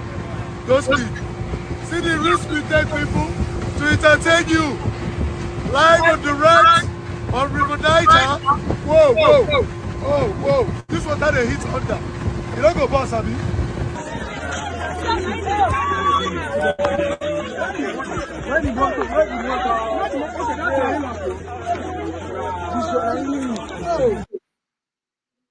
All right, this was a sad story out of Nigeria this week. Last Sunday, we had Stella who talked about the welfare of actors in Nigeria. And within the week, a sad incident happened there in Anambra State while they were shooting. It's a long story, but it is sad all the way. Not just what happened to the actors and the people, production team, but afterwards. Unbelievable. I want to hear your view on this. And then while we wait for Peter Obi to join us, let's start with you, the flagship.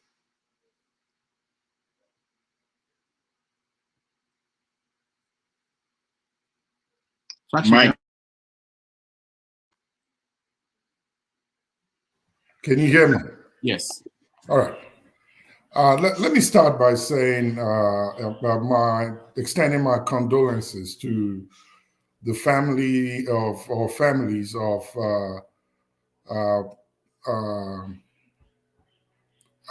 his name just skipped my head, but I'll call him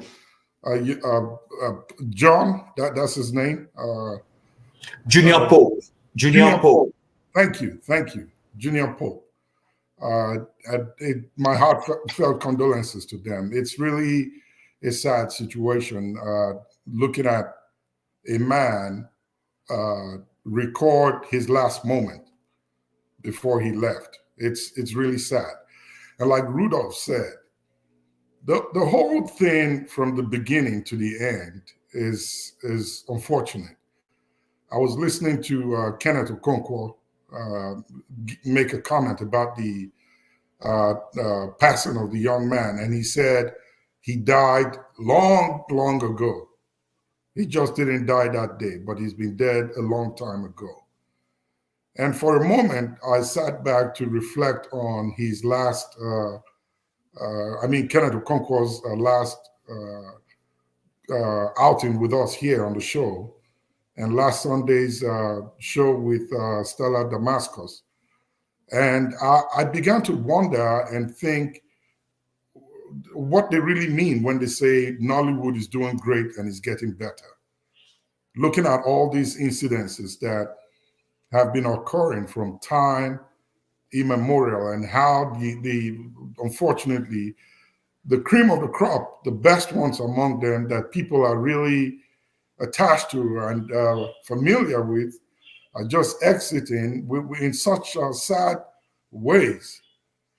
I guess what they're trying to say when I reviewed it, Nollywood doing good is the monetary aspect, how much they are making, what they are getting, and so on. And little is said about the welfare of the people. And I know Stella highlighted on it last week a little bit. What regulations are there in this industry? What are the do's and don'ts? How are these crew handled? Are there policies in place that governs whatever time they spend on their sets shooting, where to go to shoot, stunts that they perform, and so on and so forth? It saddens me to see when I looked at the video, or videos rather, and I saw the aftermath of the accident, that he had a chance to coming back to life, but the actions that were taken were so very, I can't find good words to quantify or express them. It brings me back to our healthcare system. If we had a good system in place, accessible to the people, I think he would have had a great chance. Not to mention the thought process of the people that were handling him at that last moment, who for only God knows what reason thought that the best place to take him to was to herbalist. I don't understand. I really can't figure it out. I'm still trying to place my mind on the whole thing and how it happened.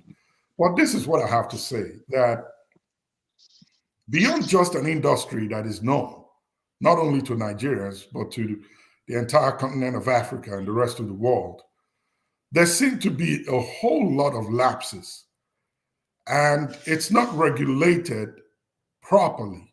When I mean regulated, I'm not talking about the staunch hands of the government or any regulatory body to pin them down on what they do, but I'm talking about the welfare of the actors and every member of the crew. I mean, looking at the boat that they used and why they got on it, how they sat on a boat without life jackets, and who made this arrangement, and how did they get to agree to get into this kind of a setup? Were they on a shoot, or is this between shoots trying to get to where they're going to shoot? Whatever the case may be, I think there are a lot of protocols that should be written to govern and control this setup that they have. It seems like everybody that has money can get cameras, lights, and a crew can just get out and shoot movies without really looking into the intricacies of these things. What needs to be in place, what needs to be looked into, the do's and the don'ts of it. You just don't get out there and shoot without taking care of yourself first, to really figure out your safety first before you get out to do these things. So I think the bigger picture or moral from this is, within the industry, there's a whole lot of revamping that needs to be done.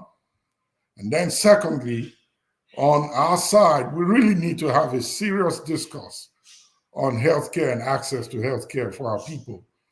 Because if we had good systems in place or good healthcare facilities around, incidents like this would stand at least a 50% chance of being put back and life being restored to the victims. And again, I end by saying condolences to the families of all the victims and the gentleman involved.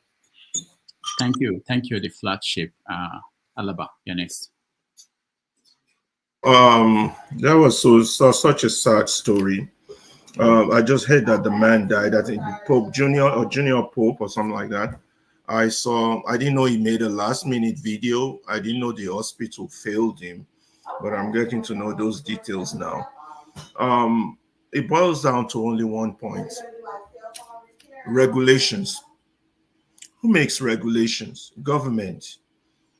Do we have a government? We have a non-existent government. Everything that happens to every Nigerian boils down to that fact. Government. We don't have a good government. We don't have a non-existent government. They might call themselves governors, mayors, or whatever title, the president, whatever title they give themselves, and be looting. We have a lawless nation. And as a people who have been freed from the shackles of the colonial masters for 60 years, but are not really truly free, we need to start agitating for our freedom. Because if you don't partake in this conversation because you're abroad, or your children are abroad schooling, or you've made it, or you are the top echelon of the Nigerian elites because you live in Ikoyi, Banana Island, Victoria Island, and this issue doesn't bother you, or because you're a big Hollywood star who's made your millions from a stage performance, or you are rich as Dr. Rudolph here, you have to start partaking in this conversation. You have to help us. You have to join us. If you think we are dreamers, please join us in this dream. We want a new Nigeria, a different Nigeria, because what happened is that if you don't partake, if you go about your own normal life, I have gone about my own normal life for the last 35 or 40 years. Eventually, God forbid, Nigeria eventually happened to people. Those who never partake, eventually that system will happen to you. So before it happens to you, join us. If you're rich, if you're a millionaire, help us sponsor media houses so that our voices can be heard. Put money on people who talk. Sponsor this medium. Establish more things so that every night, because one day it will touch you. You can be close to the corridor of power all you want. You can be rich all you want, but that Nigerian thing will touch you the way it has touched Bobrisky, the way it has touched Junior Pope, the way it has touched Mohbad, the way it has touched Fela, and we're going way too far now. Let's stay within the confines of those close within our timeline. The way it has touched people, you understand? Even all those who failed after that first initial coup to help to join in that revolutionary fight, within a year, the same system consumed them all. Consumed them all. And those that didn't consume, it consumed them during the war. And those he failed to consume during the war, it consumed them in the 70s. Make matters worse, it consumed more people in the 80s, and it's still consuming. Join us. Sponsor media houses. Let us talk. Let us be bringing light to this evil. Now, regulations, the media, the film industry, they don't have regulations adequate to take care of things like this because we don't have a government. And I won't be a party to those that say the government should do this. I will be one of those that say we don't have a government. We need to bring them down. The people there are just opportunistic hooligans taking advantage of the fact that you don't know they're not supposed to be there. So the day you know, we will drag them down. We will stone them. So awareness, information, it will happen. It hasn't happened yet, doesn't mean it's not going to happen. All this, I want to run away. Yeah, run if you can. But once you get to where you're running to, join us. If our voice is loud enough, if education is loud enough, that man should not have met his hand so quickly. I'm not saying accidents don't happen. Don't get me wrong. Yes, accidents happen. But in a normal society where people have brains, you don't get on a boat without a lifeguard. You don't go acting without somebody regulating that acting. Let me stop there and get me some water. All right, thank you. It was total system failure. I got a lot of calls from people who said to me, "You're from Anambra State. I didn't know that state is so backwards. People are thinking this way." Until we get close to incidents like this, we don't understand how behind we are as a society. Chim, you're next.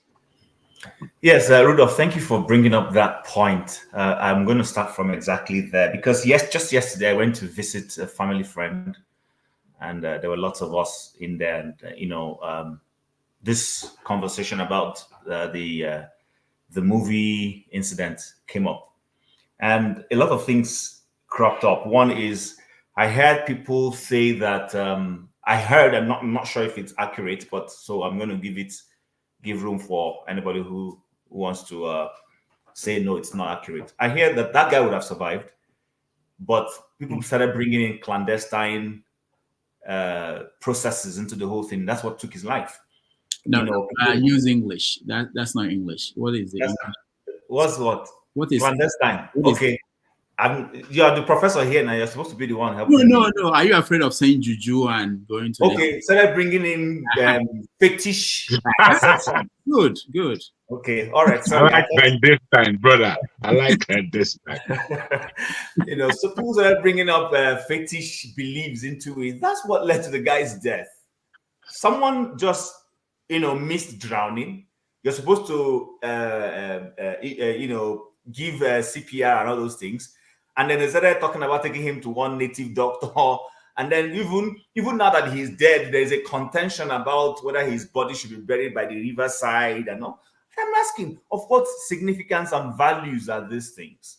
So, but, I know government should be responsible for having a regulatory framework for virtually everything that runs society. I agree. But nevertheless, when I've been privileged to be part and parcel of a movie production, I've been a background extra in a movie, and I know how we're taken care of right here in Canada. You will find that at the set there's fire service there, there is medical service there. There will be a police personnel in that place just in case there are things that go wrong, and then there's a holding area where people are held. When it's time for you to go and play your part, they take you from that holding area in their vehicle to where you go and play your part. When you're done, they bring you back to the holding area. If it has to do with moving into water territory like this, there will be lifeguards. There will be, you have all your safety measures in place and all those things, which was totally lacking in this particular situation. So, again, to all the people who have spoken, yes, perhaps this is where regulation, and it takes me back to the conversation we had last year when we were talking about this whole thing about fire service, about a certain market. And then I said that market in itself should even have a fire service station, not trying to force people to buy a fire extinguisher personally. Now government is going to come in. Maybe government is going to wake up now, but government is not going to wake up now and come in with a good intention. They're going to come in now with an intention to take advantage of the situation and create a market for themselves. Just watch. Somebody's going to come up and say, okay, henceforth, we have to do this, that, and then suddenly they will now empower government. It will now become another milking process. These things are doable. Every time I say it, I say, there is nothing fundamentally special about the white man. Trust me.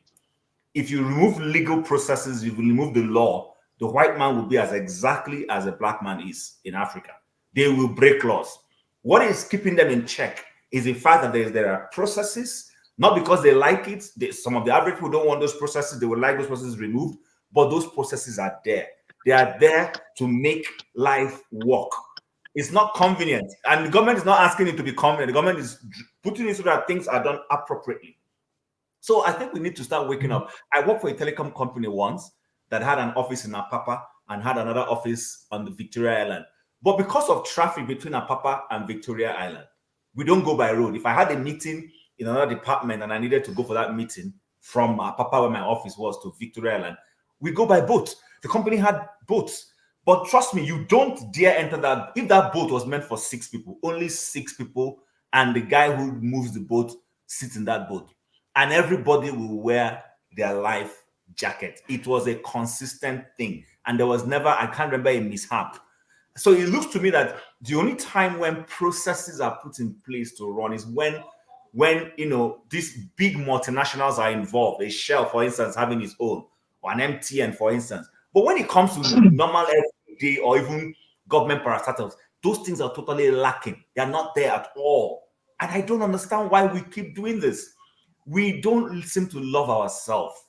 Number one rule of life is to love yourself. We don't love ourselves. Our government does not love our citizens. Our government would rather love a foreign citizen than it would love its own citizen. Yeah, I don't seem to understand it. So, perhaps it's a lesson to other movie producers, because this is water. It could happen on land. There could be other mishaps that will happen on land. We've had cases where, and I don't want it to look like mishaps don't happen. We remember James Baldwin, or was that his name? The guy who mistakenly fired a gunshot 2 years ago or 3 years ago and he killed someone. Things happen. We know this. But guess what? It's not as frequent as it happens back home. Sometimes you begin to wonder, is it that people, you want to look at, none of them there is wearing a life jacket. And then the boat capsizes and everybody just dies. So 2, 3 things I want to end. We need to start looking at regulation, like we've all said. The other thing is we need to begin to look at some of these our fetish beliefs. Because this guy would have lived to tell the story. He would have lived. If people didn't bring in all those fetish things, take him to one native doctor, because the law here, thank you very much, Tracy, Alec Baldwin, and all those things. People, we need to, I've asked a question to a friend. All these, some of us, are sacred beliefs. Don't fish in this water. Fish should be there, and nobody cannot fish in the water because they say the water is a sacred water. I keep asking myself, to what end? To what end are we holding some of these fetish beliefs? Our fetishism hasn't taken us to the moon. Some other people are turning their own witchcraft into going to the moon and doing other things. Our own, is it to just put fear in people's lives? I don't understand it, though, because honestly, I want to see our witchcraft take us to the moon. Our witchcraft lead to designing of cars, not just this silliness that I keep seeing. Don't fish in this water. The fish is sacred. If you fish in this water, that fish will go to another water and somebody will catch the same fish.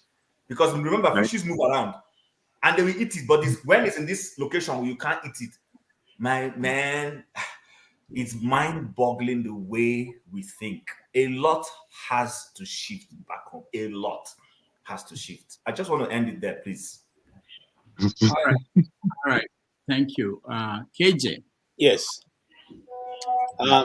Thank you. I'm going to speak at 2 levels.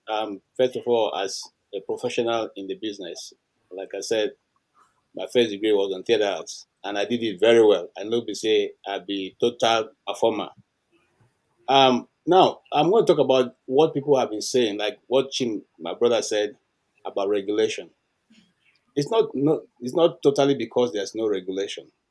What lacks is mostly because most people who have money, just like Stella Damascus said last week, that this business was being run by industry or people who are just businessmen.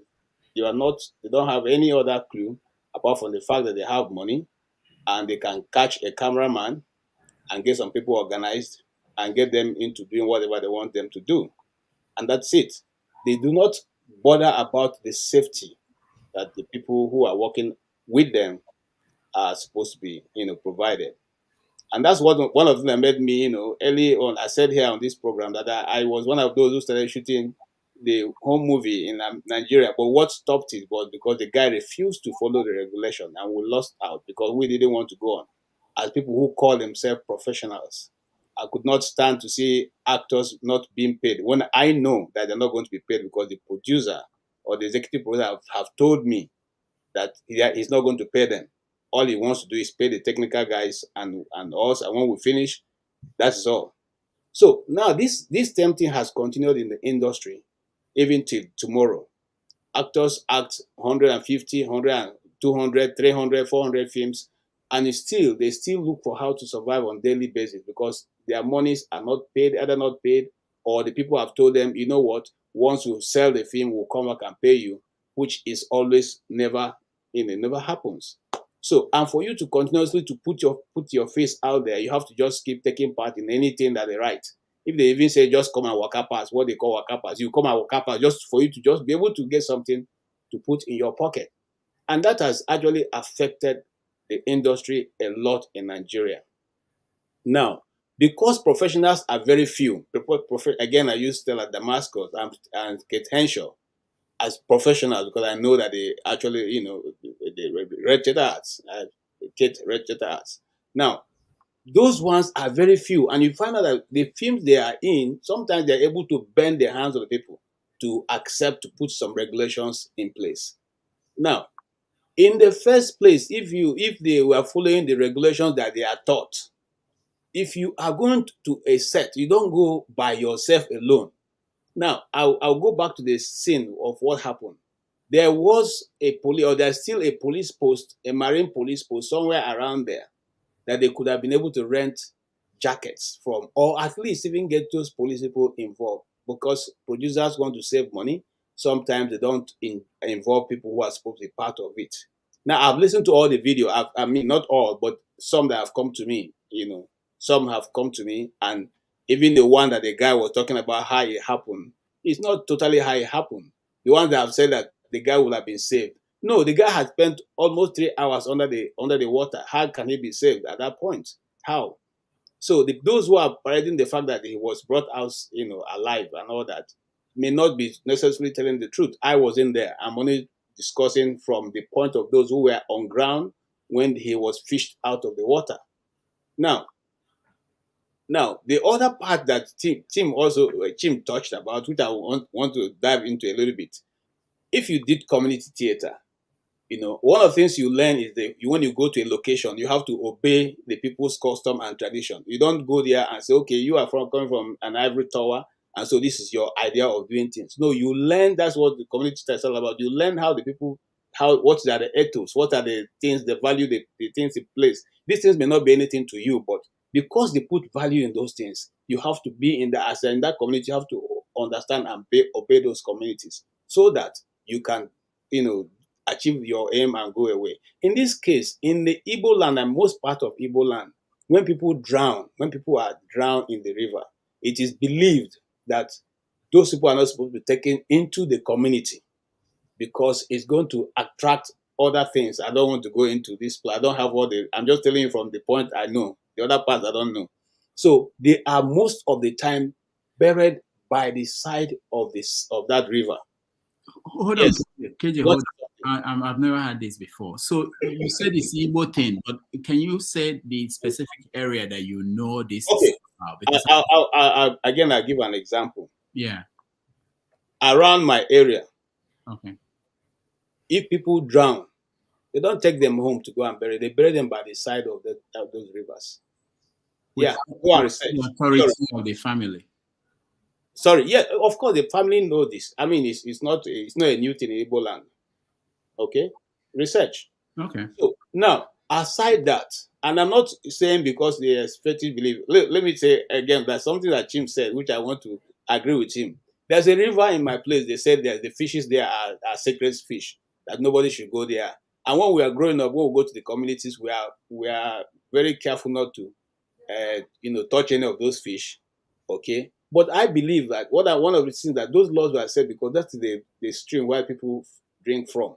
So they don't want people to go there bathing or trying to go so that they don't distort or make the water dirty so people can get fresh water. So I believe some of these things were put to help organize the community.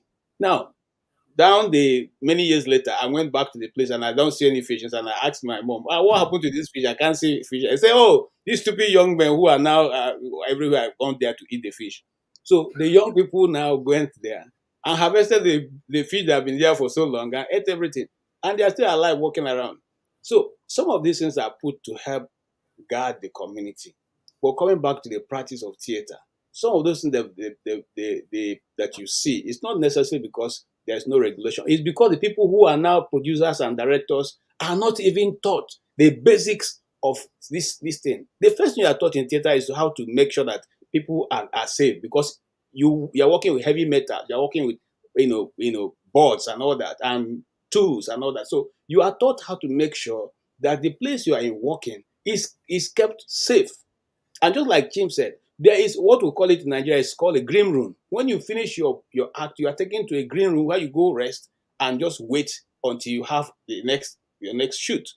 Okay, but here in our situation, because people are trying to manage and people are trying to make sure that they keep costs low, things are done in such a way that does not help. Now, if you are even, this I learned from when I was serving, because when I was serving, we had an issue that with water, something like that, and we lost a copper. Now, if you are crossing the sea or river, okay, there are certain regulations. Those who are marine, related. I'm not related. I don't have any such thing. But those who are marine related, they will tell you certain things you cannot do. But when they are crossing a big body of water, you do not even shout. You don't shout, because according to them, when they are shouting and making a lot of noise, you are disrupting whatever spirit that's there. I don't know. Now, the reason why that same stream, I was told when I was serving, that's many years ago, was why that lady got drowned, because coppers were making noise, and and so the river got excited and began to swell, and eventually but that's what happened. I'm telling you as a witness. Yeah. Okay, because before this happened, I was one of the people who are the Reiki people, went there to do the Reiki. The stream was by our meals when we got there. But the day the stream acted up, I was swallowed over, and I'm above 5'6". Okay, the river was covering me. So how that happened, my brother, I don't know. All I'm trying to say is that before you take people out of location into locations that you don't know, you get there. First thing you do, you consult the locals. One, you have the locals on ground to take you through the process.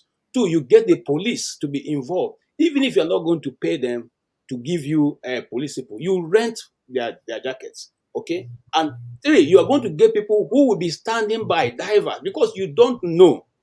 It's not the first time an actor is there in Nigerian water in one of these streams. It's not the first time, not even the second time.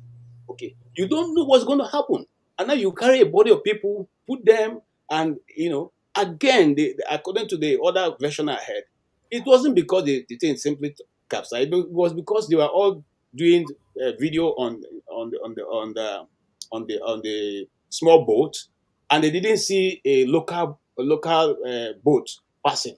And so they hit the edge part of the local boat, and everything somersaulted. Everybody got into the water. So could that have been avoided? Yes, if we had people who were supposed to look out for these things. Okay, if you have guards, you have people who are working with you on set. That's how we used to do this thing. There's no cutting corner when it has to do with safety, especially because we know it can go bad in a very little minute. It can go. Look, there are certain things we did in theater that I can never do now. Okay, because sometimes you are on set, the play is on, and the lights all of a sudden go off. Those days, you know what we do? We take our bare hands, wear these nylon bags, take our bare hands, grab those wires, and tie them together. Okay, I can't do that now, because now when I try, the thing will shock the daylight out of it. But the grace of God kept us. Okay, so we know that those things, that sometimes you take such action, but if you prepare for it, if you plan properly for it, it will not happen. By the way, it's not everybody who should produce. There are more than 20,000 producers in Nigeria right now. Okay, even though with a second degree, I cannot call myself a producer of when it has to do with film. I have been on film sets many times. I have shot, also in it. I'm not a producer. It's not everybody who is a producer. You don't just, because you have some coins in your pocket, then you carry people's life and carry their children and put in danger and in harm's way because you think you have money. Okay, now it has happened. What are you going to do? Because there's no insurance for it. This young man, his 3 children and wife are not going to get anything. There's no benefit.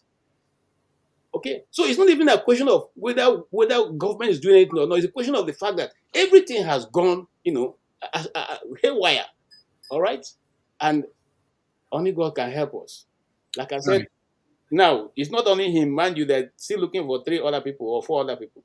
So it's not even only him. There are 5 people, about 5 of them that have lost, and 2 have been recovered. 3 are still under the water. Thank you. Thank you, PJ. I mean, the story is so wide and big, and just the fact that the boat was not supposed to carry that number of people, which is a common thing we see every day in Nigeria. The fact that there was nobody to call. So it's a lot. And Janaba, I'll come to you because you guys failed our people, the church. After how many years of being in the country, people are still believing all these things. So what do you have to say for your constituency, the church? First of all, my condolences to the young man that lost his, to the family of the young man that lost his life and his fan. I think we have traditions and we have cultures and customs that guide every activity. But first and foremost, I don't think Nigeria is where common sense is not common. I think when I saw the young man without life jacket, I think the value you place on yourself is what it is. I think no matter whether you blame the regulations or blame the producers, whatever, Nigeria is where you have a seat belt for safety that people that think they're above the law don't even use it. It's not about regulations. It's there for you. It's a common sense for your own safety. So there are ways that we cannot just romance irresponsible and to shift blame around just because we think we want to look good on political issues or that kind of thing. I think it is what it is. It should have. You should tell them, even if other people are not wearing it. If we believe in himself, we say, "I'm not going there." But these are desperate people who want to just do anything to put on Facebook and YouTube. But unfortunately, this has happened, and I hope we that are alive will learn from this. I was on convoy from Enugu going back to my place, and we just left gas station, and the drivers told me he wanted to pee in the middle of the road, middle of the no house, nothing. And I told him if we pull over, I'm going to break his head and take over the steering, because there is no reason for you to come and pull over here in the middle where other people are in convoy going, and then you're going to stop me. And I told him, I can drive. Don't look at me, I cannot drive. Because there are certain things you have to look out for yourself. You have to be yourself an angel at a time. And you can see he's talking that, oh, I'm the only child of my parent. I have 3 kids to go back to, and all of that. So it's sometimes like, is he seeing his own death? And what did he do? He did not wear life jacket, no lifeguard. So I believe people should place value on themselves, regardless of whatever we talk here and there. And when you come to about church, you can talk to KJ. Is more traditional than I. I'm not a traditional person in terms of a church issue in my head. By the way, I met with your girl in Enugu, Blessing, and we have a good time. We went around with other family. Hold on. You met Blessing? Yes. When? Last week. Oh, okay. Because I didn't know about that. Okay. All right. I was in Enugu when I commissioned something there. So to say that church have their own role and tradition have their own role, like KJ said, there are things you don't do around the water. That is the belief. Whether he work for you or not, when you turn around, I don't dream more often. I dreamed last night. I saw my uncle in my dream. I will ask him next time, well, why did I see you in my dream? So there are things that you don't do, and there are things you don't go to places and disobey them because you think you can get away with it. Everything we have, whatever you believe work for you. That's what I believe in my own word. And church do not fail you. If church fail you, is just like it is what it is. Church is church. Go and ask them in Israel, why are they bombing Gaza? Thank you. All right, thank you, Janaba. Jagon, you're next. I'm still trying to understand a few things about. Okay, Jagon, go ahead. We'll come back to that. My condolences to the young man. You know, as you were speaking about him, I did see the story, but it didn't stick in my mind. So I went to check the name, and immediately I saw the person being so young, good-looking man that is dead. It came as a shock just now. You know, I'm coming at this thing thinking from many angles. Again, looking at the disappointment that is Nigeria. Now, that don't happen to him now. I'm not saying he doesn't have a responsibility, but Nigeria don't happen to him.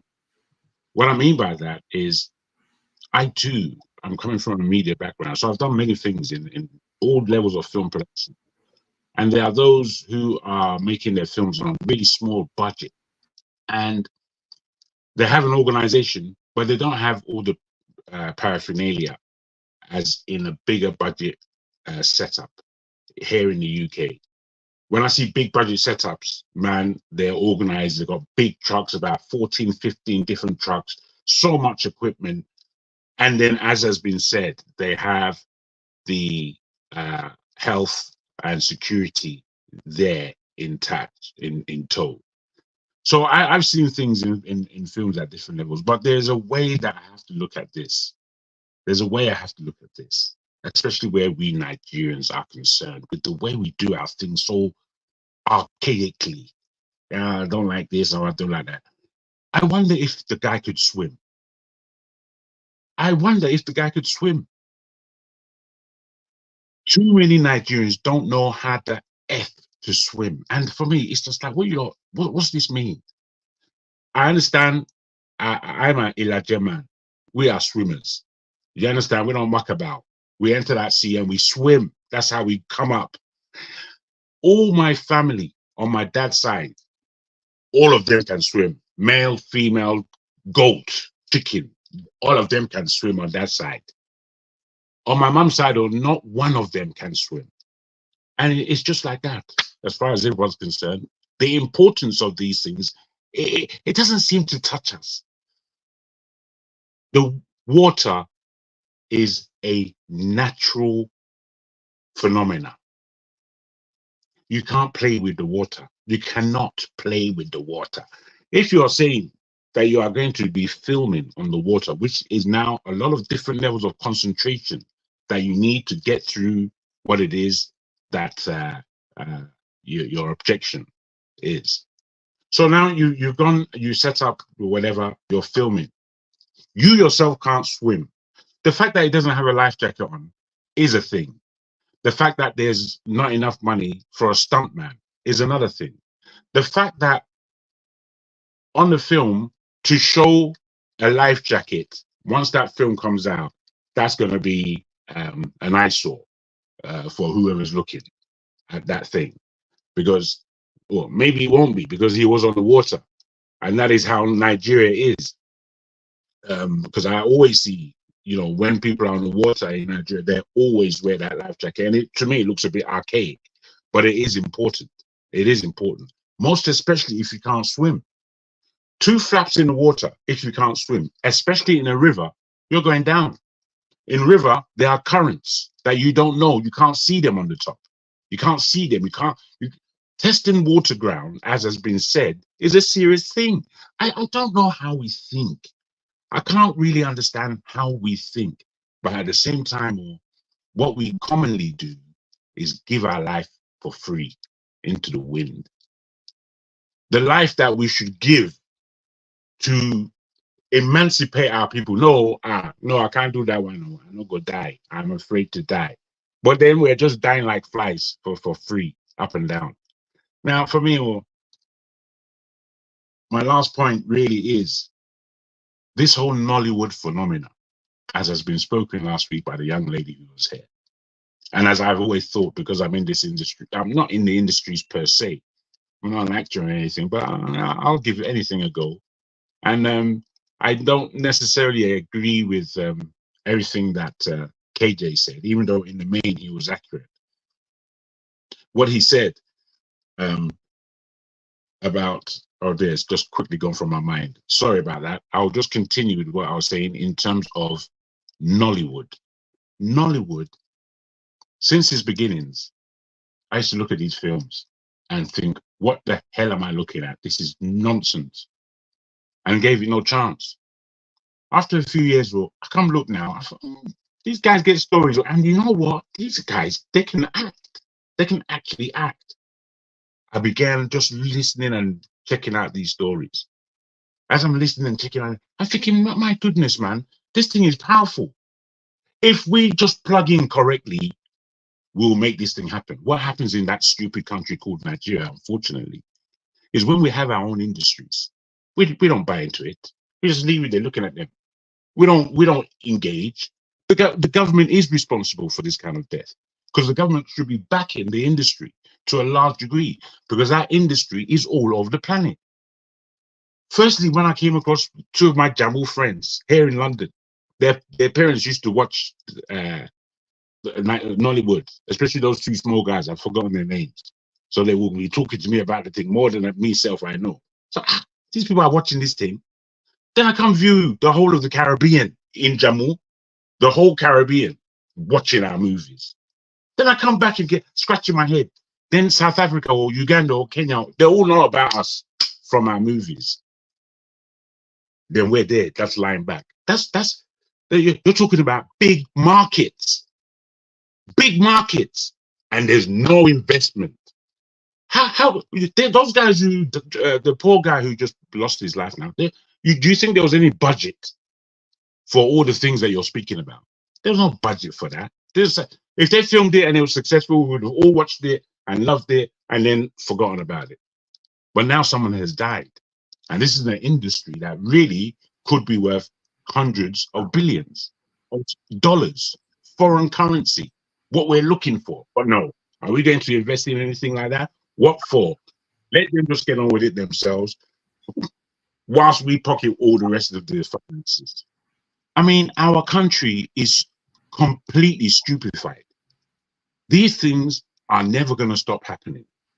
They're never going to stop happening. We're going to happen again and again in another industry where we're not looking after. I mean, the country's a shambles, man. It's a shambles. I don't know what else to say. I really don't, but I'll leave it there. All right. Thank you. Let me go to show. I'll come down, you guys. I know. Dr. Damage, if it's possible, let me just do mine and so that I'll be able to. I'm just getting ready to get off. Is that possible? All right. Okay, so pretty much, first and foremost, if you happen to look through the comments, what you see there is the Ecuadorians have started blaming Peter Obi that he would have built a fire station. Probably he would a fire department. Probably he would have built it inside the sea for them to know that he was once a governor. And the thing is this. I'm not only concerned about Junior Pope. I'm also concerned about those other people that were involved in that boat mishap.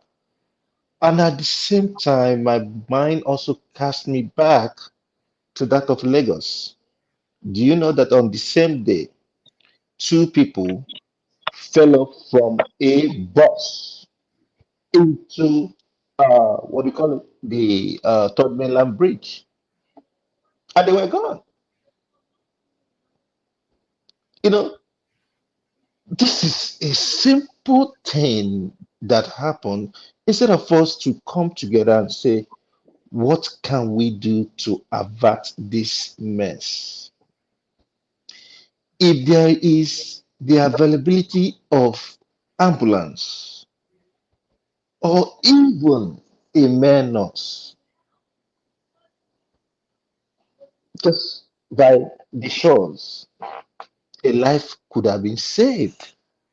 And I'm so surprised that even the divers that got him out of that place didn't know how to do CPR, the police, whatever it is, didn't know how to do CPR. For Christ's sake, what are we talking about? You know, we say all these things, and to some people they say, "Oh, you're unpatriotic." What can we say? What can we not say? It's a simple thing. Even somebody went on, I think that was on Daddy Freeze show, and was talking about how it is the fault of Delta State government. And then I asked, what is the need of establishing Blue Ocean, what the Ministry of Blue Ocean, whatever it is called? What is the need?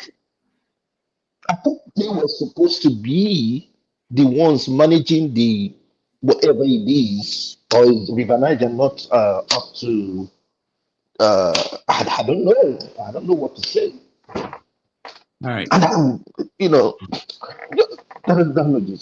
a lot to say, but it's okay. And then for those who claim to be pastors, please, somebody I support.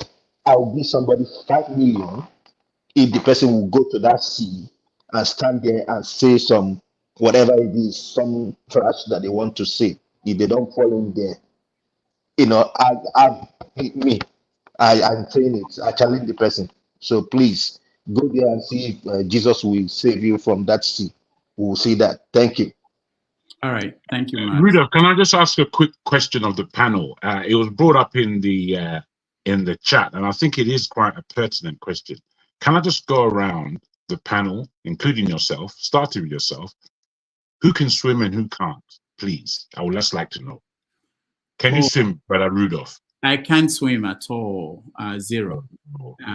Yeah. I'm sorry, bro. And I almost got drowned. It's a long story, but I went out. Sorry. I could imagine, bro. Lazy. It's a life skill. It's a must. Yeah, I agree. It's a must. I agree. You know, brother, show swim, man.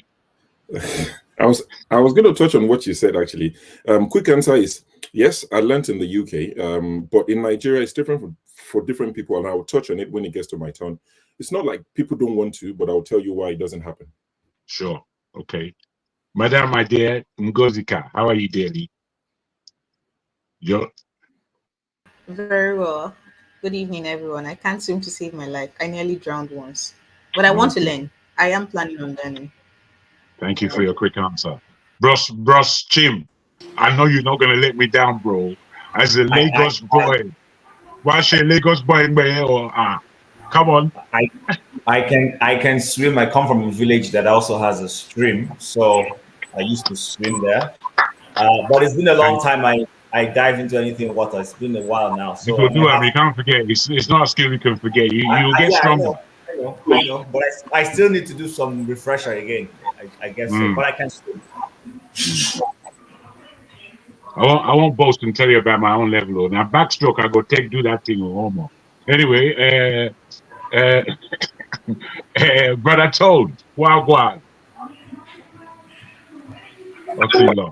Are you following us, Toad? Yeah, I can actually, because it was one of those essential skills that you need to have in the academy. So yeah. Okay, very good. And not just swimming in the swimming pool. You were taught how to survive in the river. In the sea and in the river. That's my specialty. So there's a difference between having a skill in swimming pool and having a skill swimming. You will know that as a legit man. The swimming. I'll tell you that it's easier to swim in the sea than it is in the swimming pool. So you're taught you have the equipment, so you might find yourself. No, not without equipment. It's the salt. The salt gives you buoyancy, so you float a lot easier. Exactly. Whereas in the fresh water, it's flat. It's just you and your own strength that you need, which isn't easy. Mm-hmm. So, bros, I sorry about this, Dr. Damages. I just wanted to check us out, you know. The straight answer to your question is no. I see, bro. My big flagship. I don't say you never put flagship on the boat without being able to swim. Of course, you know that, but I need a lot of improvement. Good for you, man. Good for you. Bros, KJ, I know say you be South. Bros, don't let me down like that, too. I can't swim. No. I think that you are a swimmer from the South. Survive. I can survive in the water, but I can't swim. I can survive, but Yay. yeah. If somebody, can you tell them? Ferrari, you're not gonna get away with it too. You be Lagos. Yeah. Good Sadly, I can't swim, but I once lost a friend at Lekki Beach on my birthday when we were young. He died, and then also I noticed here that in the United States, swimming and driving are part of the classes you have to pass before you leave high school or absolutely. You have to know how to swim and drive before you graduate from high school here in the United States. I can swim, and I once almost drowned at a water park when I took my daughter, and the little girl was just laughing. Dad, you can't swim. I've been Nigerian. Exactly. The same thing happened in Calabar. My son thought I was joking. Everybody thought I was joking. This was Lazy River. That is the lowest on my below my knees, and I tumbled, and people thought it was a joke. I almost drowned there. I just my final strength. I said, "Let me just stand up," and I stood up, and that was what saved me. You know, so it's an important skill. But beyond that, I think there are so many levels of failures. We're looking at this incident, and we think anybody that goes to Nigeria should actually be worried about emergency systems. The fact that you can't have an emergency and call for an emergency support and somebody will come. That's the first problem in the whole system. So even if there were people doing CPR, because I thought about this and we discussed it with so many people doing CPR, at a point you need a serious EMS, emergency system that will take you to a hospital. But there's nothing that will come. You find people who are seriously sick in Nigeria being put inside on the floor of a vehicle to be taken to a hospital. And then what they call hospitals in Nigeria are basically clinics. There are very few hospitals. You take someone to what's supposed to be a hospital, and there's no doctor. There's no trauma center. People don't even know the difference. So any building where they have 2 beds and a nurse and it's called a hospital, and you take someone there when there is nobody to deal with that issue, whatever the issue is. It's a complex thing. It's so scary. It's not just about river. It's about accidents on the road. You see people fall down. People take pictures. People who are still alive. Nobody's doing anything to. Anyway, it's a long story. Let me hear from you guys. Let me go back. I was just going to say this, Rudolph, if you give me 1 minute. Okay. All right. Go ahead. So here's a big problem we have. CPR is something that we don't know. It's never taught, never mentioned. Nobody knows much about it. I could boast to say about 90% of the Nigerian population doesn't know what it is. Here is a business opportunity for every one of us here on the panel, those that are listening and those in the comment section. Go get training on it. Get certified in it. Go back home. Open a small institution and begin to train people. If you like, you could monetize it for a small fee. That's a solution you provide to this lagging problem that could have possibly saved a life in Nigeria. Thank you. All right. Thank you. Thank you so much. Well said. Yeah, to be done. Let me go back to show Ngozeka. I want to get to Ngozeka. That's because she's joining us from Nigeria. Then I'll continue with Tone. Ngozeka, sure, go ahead. No, Ngozeka can go before me. It doesn't matter. Since she's in Nigeria, she can go. Then I'll go after her. Then you go to Tone. Because if you take light. Okay, Ngozeka, go ahead. I didn't know you were hanging out with John Abba in Nigeria. No one of you told me that this was going on, but that's okay. Ngozeka is frozen from the look of things. But is she not? She? Yeah, I think she is. Ngozeka, blink. Oh, okay. She's back. Go ahead, Ngozeka. It's your turn, Ozika. I'm mute, so she can't hear us. She can't hear us, so go ahead, Asho. All right. Yeah. So good evening, everyone, and all the panelists, the chat gang, the viewers and the listeners, because there's a difference. Sometimes I'm a viewer, sometimes I'm a listener on YouTube. Sometimes I just put the phone in my pocket. I'm not watching. I've got my headphones on. I can listen, not watching. So there's a bit of a difference there. But good evening, everyone. Thanks for joining us once again. Wonderful show so far. I've caught most of it. I'm going to talk about a few things that we've already discussed, just like 2 minutes on each one or less. But to answer someone in the comment section, I can see he's got the LP logo in his name, or as his DP is Daniel Amaifune or something. That's something people talk about, the obedience, that our blood to the heart. This, when is Peter Obi coming? Or are you just using it to seek attention? Does Rudolph or Dr. Damage's show look like somebody who's looking for high numbers? You ask, like literally you asked, and 2 seconds later you said, "Oh, are you just putting that to look for attention?" So it's been said many times, if you paid attention or if you watch from the beginning, Peter Obi is coming in about 1 hour, 10 minutes, wherever you are in the world. In about 1 hour, 10 minutes, Peter Obi should be here. So that should answer your question. So we're not particularly looking for attention. Oga Daniel, drink Zubo and calm down. Right, so to talk about some of these things, you talked about the first thing you talked about was the road that they're trying to construct. I've not paid much attention to it. I only found out about it yesterday or so, so I cannot speak on it because it would be unfair. But from the point of view that a lot of people have spoken from, it's because there's a trust deficiency, there's a deficit. And those who think, oh, people just talk for the sake of talking, it's because they've been burnt too many times. If this actually happens, and people can compare it to other parts of the world, especially in Africa, and say that the price is not far off, I don't think anybody would complain. But we've been on this route too many times, all pun intended. We've been on this route too many times, and people have seen it. But, we want Nigeria to work. Me especially, I want Nigeria to work. So if they can do it, and not fleece us in the process of doing it, then I'm all for it. But when we're saying boreholes being dug for 100 and something million or 200 million naira, whereas $125,000, whereas somebody else is doing it in Kenya for $5,000. So that's the problem people have. Not that we don't want you to construct the road, by all means construct it, but don't cheat us in the process. To talk about the naira, I was one that came here a lot of times and told you, pounds is now 1,800, it's now 2,000. It went up to 2,400 pounds. And it's 2,400 naira to one, and it's gone down now. I think the last time I checked yesterday it was about 1,413, and the dollar I've read that is like under 1,000 naira, which is good. But it's the effect on the people that matters, because the minute naira crashed against the dollar, the prices of goods went up the same minute. People did not wait for their goods, whatever they bought. Immediately the prices went up. So for people like myself, I live in the UK, but I do a lot of day-to-day spending in Nigeria. So it affects me personally. So the person that I was giving £20 a month, for instance, to do whatever they need to do, I started giving £30, £35.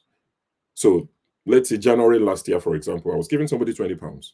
By January this year, I had to give them about £35 to do exactly the same thing because prices had gone up. Now, Naira is beginning to appreciate, but I'm still having to give the person £35. Definitely. You can see how it affects me. So when I talk about it, and people like us talk about it, it's not because we're crazy or we're stupid people or we're just born haters. My salary hasn't gone up, but I'm paying somebody £35. Somebody I was paying £20, not pay, giving. Before you start saying I'm doing cheap labor, I'm giving somebody £35 under 1 year, from £20 to 35. Now that the Naira has appreciated, nothing has changed for me. And I see that people are talking economic, grammar. I hope that in the next few months, things will start to fall in place. I know this lagging and something lagging, something is dragging something. The one is the wagon dragging the other. I'm all for it. But please, in the next few months, as Naira keep appreciating, I hope the prices will drop and I can start giving the person that was on £20 last year, £20 again. My salary never go up. And all of us know as it be. So that my light is not bright. I'm having to turn off the light in the UK. I'm listening to our power minister all the way from Nigeria. So that is that on the Naira issue. I'm happy. I'm really happy that this is happening. I just hope that it reflects on the day-to-day lives of Nigerians. And I think the one I caught up with is the gentleman that died.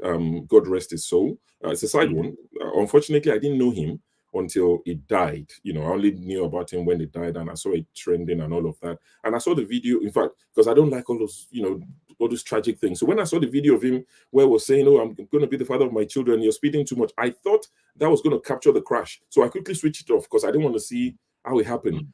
But then I now read the comment when someone said, "Oh, this was when they were on their way. That wasn't when it happened." So I went to watch that particular one till the end.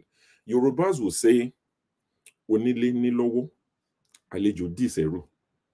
Simply translates to, "There's enough blame to go around." I'm not trying to blame the dead now. So this is not about Pope Junior or Junior Pope. It's not about him as a person, but about us as a people. The amount of risk we take, probably because we don't know, or probably we just think we're invincible. I don't get it. Even if you can swim, you're in a river. It's different from swimming in a swimming pool. There's current. People drop in Thames. I mean, there was a time I used to be at guys on St. Thomas's. Jargon would know, you know, people in London would know. I used to be at St. Thomas's. Literally, my office was overlooking the Thames. I was adjacent the Westminster. And people have dropped in that water that looked very calm, like it wasn't moving. And they die instantly because there's current.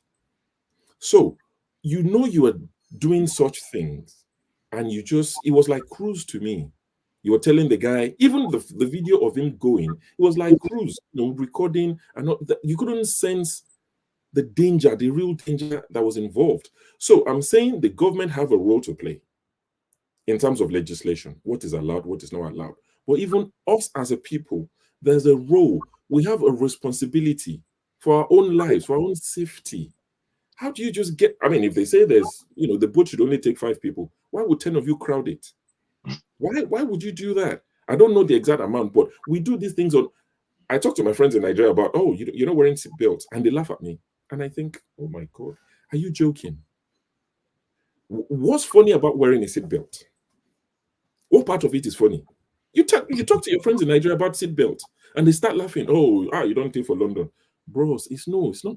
I want you to live long, to look after your own children. That's why I'm telling you to wear a seatbelt. The government won't come and sit in the car with you to force a seatbelt on you. Take care of yourself. There are some things the government will do, but there are some things we should do as individuals. One of my dad's friends died when they were in their 20s. This was in the 1940s. They were in their 20s. My dad had to raise his son, his only son. He's like my brother. I didn't even know it wasn't my dad's son. They went out, they were coming back. They got to a roundabout because there was no seatbelt.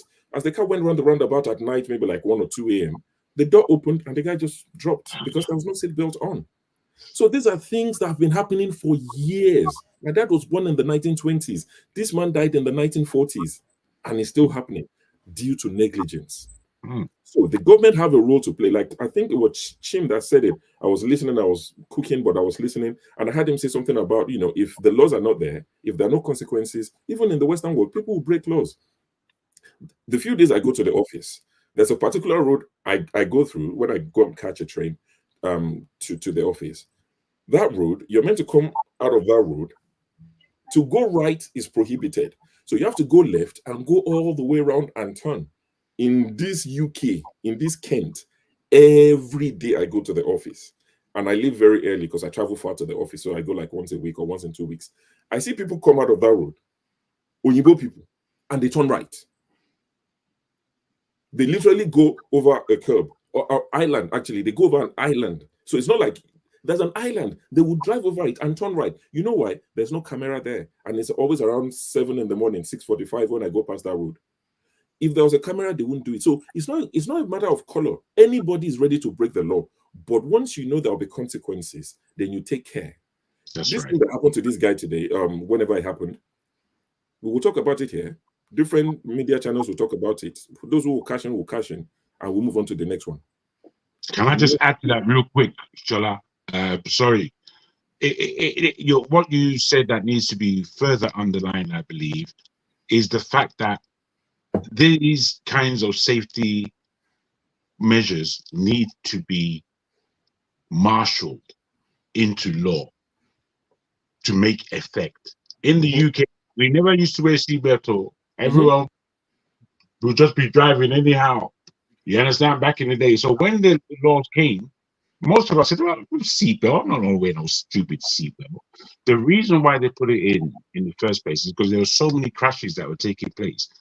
And the ambulance services and the police and the security staff had to clean up the mess. Yep. And if you see the mess of a dead body splattered through a windscreen, it's not pretty. So they had to do something. In what they have done, today, it's just automatic. As soon as we get in the car, clink, before anything. It's just automatic. And I'm not one who likes following laws and rules, to be honest. However, because it was engineered in such a very progressive way, there was a lot of advertisement that came out. It was for a whole 5-year season to get people in line. They don't do it anymore. But it wasn't 1 year or one season. It's 5 years, constant advertising until it got in everybody's head. So I just wanted to. Yeah. So, as Jagan said, if people know there will be consequences, then they will start to abide by the rules. But this one that's happened will just be in the news cycle for a while, and people will move on to the next tragedy, and they will sympathize, empathize, and we'll move on to the next one. So that's why I said before I started that Onile is lower, Alejo diseru. The Onile is the house owner, the Alejo is the visitor, the guest. There is enough blame to go around. The government are not doing what they need to do. But us as a people, even if the government is not doing, I understand if there are some things that are out of our control, but as a human being, you should be able to control. And I see Adewale in the comment section said it was at the mercy of the captain. You don't understand how Nigeria works, Adewale. You do. So don't let me say you don't. That guy was a boss. Did you see the guy that was the captain? You tell him whatever you want them to do. So You're can the I one paying them. Can I just interject for a minute? There was a footage I saw, the 2 minutes footage. The captain himself, was a young man, he was saying that actually that he did ask them to rent a life jacket. They declined. They said it was too expensive. Okay. And yet, look at the cost. You see, if he had estimated that his life was more expensive, even if it was going to be 1,000 naira, which I know it would not be 1,000 naira, So that's just it. That's exactly what I was saying, that we need to start taking care of ourselves. Put a premium on your life. What the government won't do for you, there are some that are out of your hand in terms of security and all of this. May God can't save you, they can't protect you. As the government can do that. But things like wearing a seatbelt, getting the right boat, putting the right amount of people in the boat, don't overcrowd it, all those little things we can handle on our own. We can't put everything at the foot of the government. I don't care who is in power. If Peter Obi becomes president, he can't go and marshal everything and say, don't take boats. We're adults. We have to take responsibility. So we have to start making sure that we do the right thing. It's similar to when we were talking about the houses that were being demolished. And I've read somewhere that they're going to demolish some more in Lagos. We talk about it. I still say, because you are buying the house, in some cases, you go and bribe so that they can approve it. And, the people that bribed, the people that approved it, what are the consequences? If you demolish people's homes, which is the right thing to do, if it's not in the right place, demolish it by all means. But what's the punishment for the government officials that approved it? So that tomorrow they won't approve more. You have to set a deterrent. That's where me I stand on these things. I sympathize with the guy's family. I hope that they get so-called comfort that they need. Time is time makes it better. Time doesn't even heal, but it makes it better. I hope that they can cope and move on with life. But I think that's all the topics for now. So thank you. Thank you. Sure. Let's hear Ngozeka.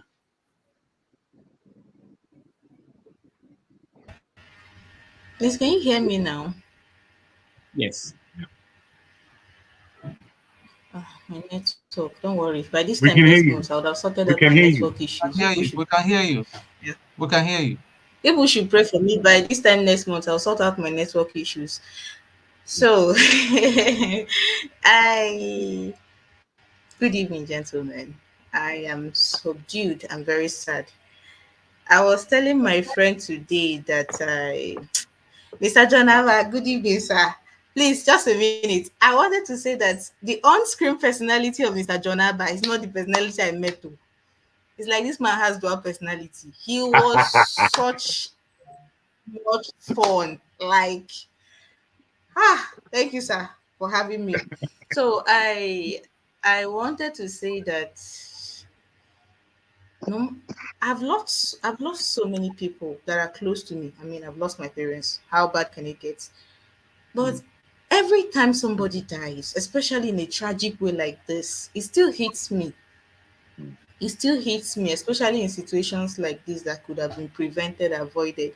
But I don't want to dwell so much on what has happened. I want to talk about spin-offs from that accident. Two things. Okay, make it three. I'm going to be as brief as I can. Please, am I still audible? I think there's a delay. What is wrong with this You're now? okay, girl. You're okay.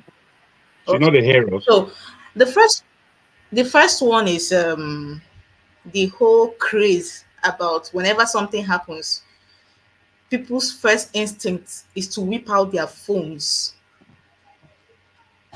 It's crazy. It's getting worse by the day. Like every day gets worse. These people drowned. All right. For clarity's sake, it's 5 people that have been rescued.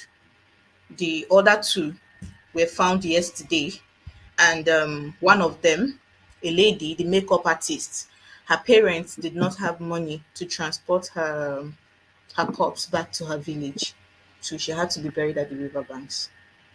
The young lady that just finished youth service last year. Oh my God, I think I'm off again. All right. No, we're hearing. Okay. All right. So I had that story, which is another part of this tragedy. That who knows what states that incident happened? What part of, was it River Niger?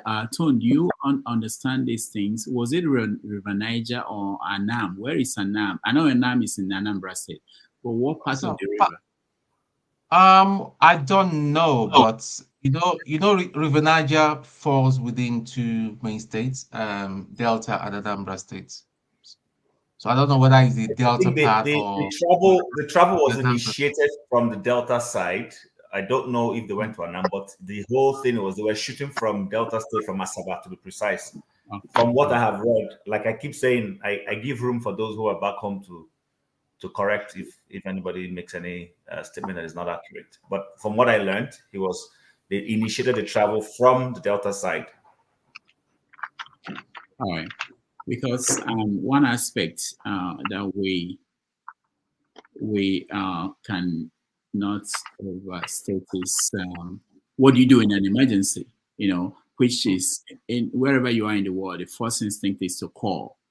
Even when you're doing CPR, the first thing they tell you is to call for emergency support before you start CPR, because you may end up being tired while you are doing CPR. You need help. You can't just depend on that.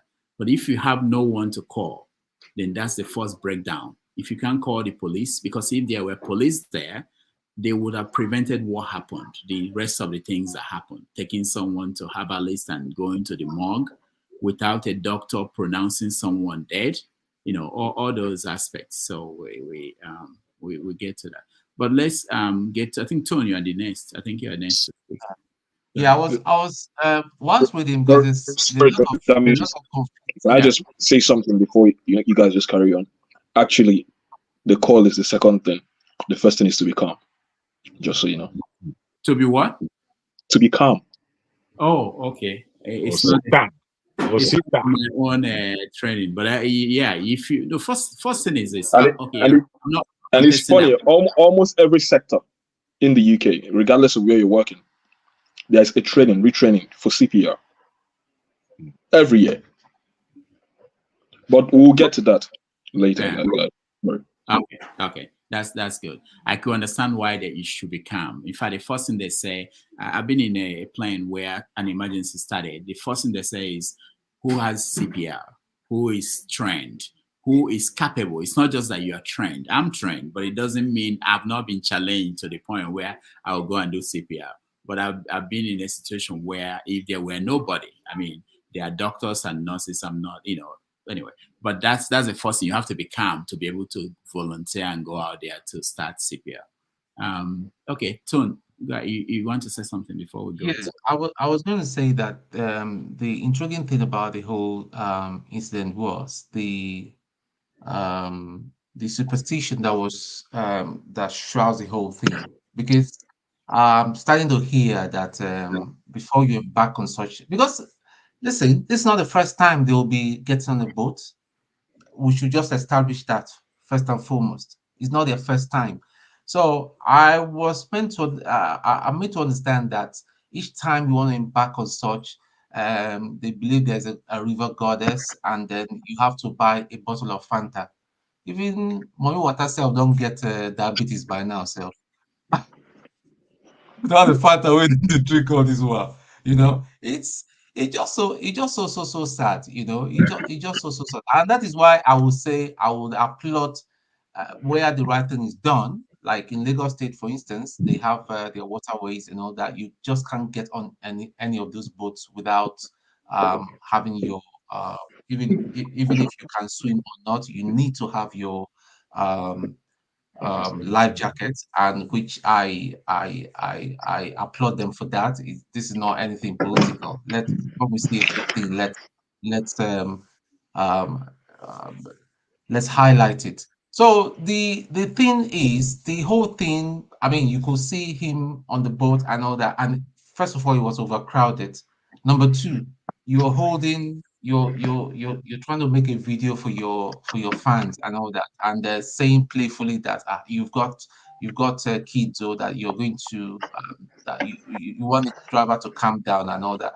The driver obviously was distracted because it wasn't like it was a very busy waterway. How come the driver of the boat did not see the other boat and all that? And it was a collision. It didn't just go over that capsized that way. It was a collision. How come he was so distracted and the other boatman too was so distracted, and nobody saw nobody could, and the speed, you should have some kind of speed control. All those things were not present. Now, in that area, how many life what do you call them, lifeguards do they have on ground? None. No walkie-talkie, and they're supposed to be there constantly there, monitoring the water in case of any emergency. If you go to most beaches here, even the UK and all that, you see them sitting on those high sort of a high stool, and they are monitoring to see if there's anything that is anomaly, so that they can swing into action. There are walkie-talkies and all that. There's backup. So when that sort of thing happens and all that, they will deploy an helicopter very quickly to pull people up. None was there. Even when they pulled out the poor guys that they could pull out, because maybe it's just one person that was even searching for maybe 5 bodies or even 10 bodies. Like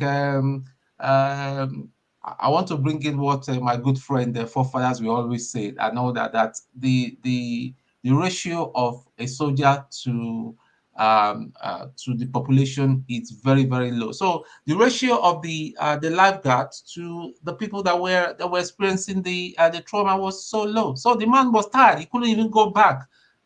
And there were loads of people just circling them. They didn't have enough air. Nobody had the training to know that you need to put them in a recovery position to administer CPR. They don't even know what is the recovery. If you tell them what is the recovery position, even in the hospital. I remember one time I was in Nigeria. A nurse, I was telling her about recovery position. She was just like looking at me. What is Oga? What is a London man talking about and all that? So those things, it's sad, but it has to happen. Like somebody just said in the comment section, somebody else died in Lagos again.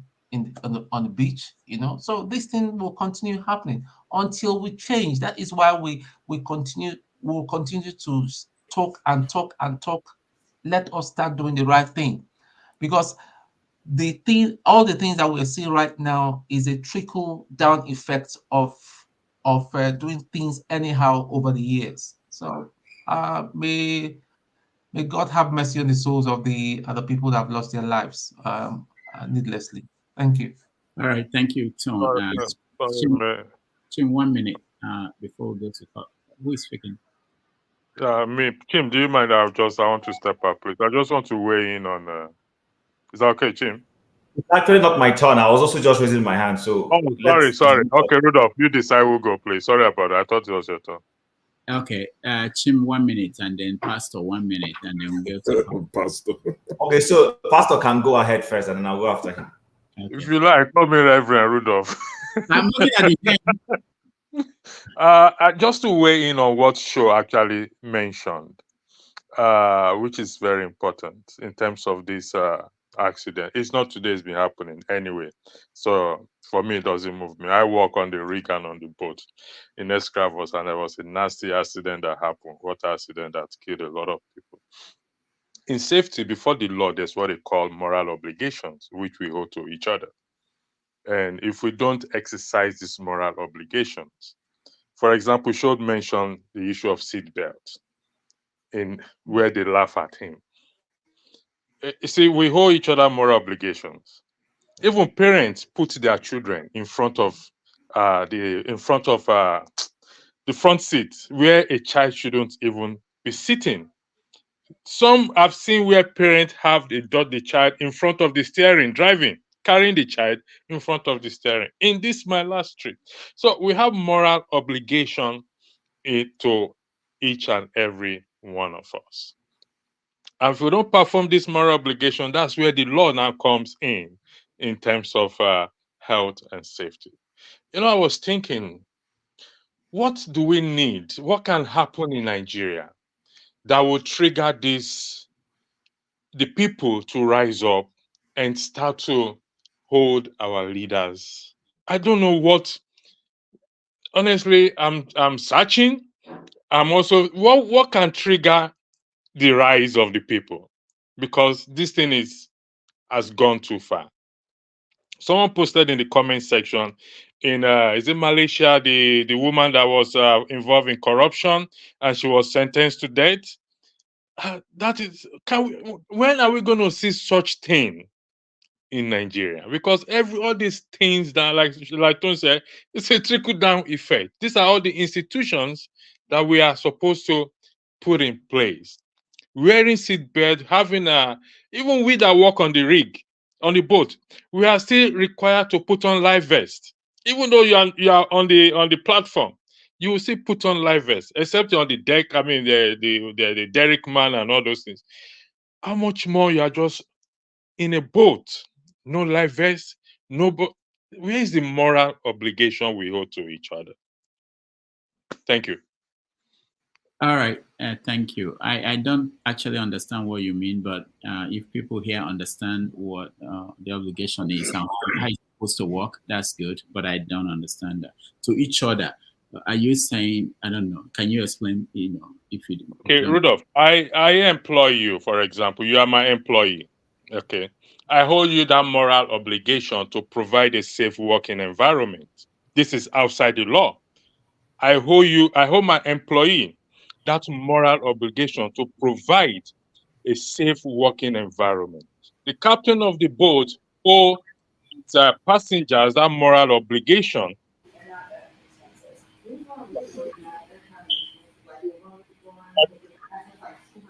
I think he has gone off.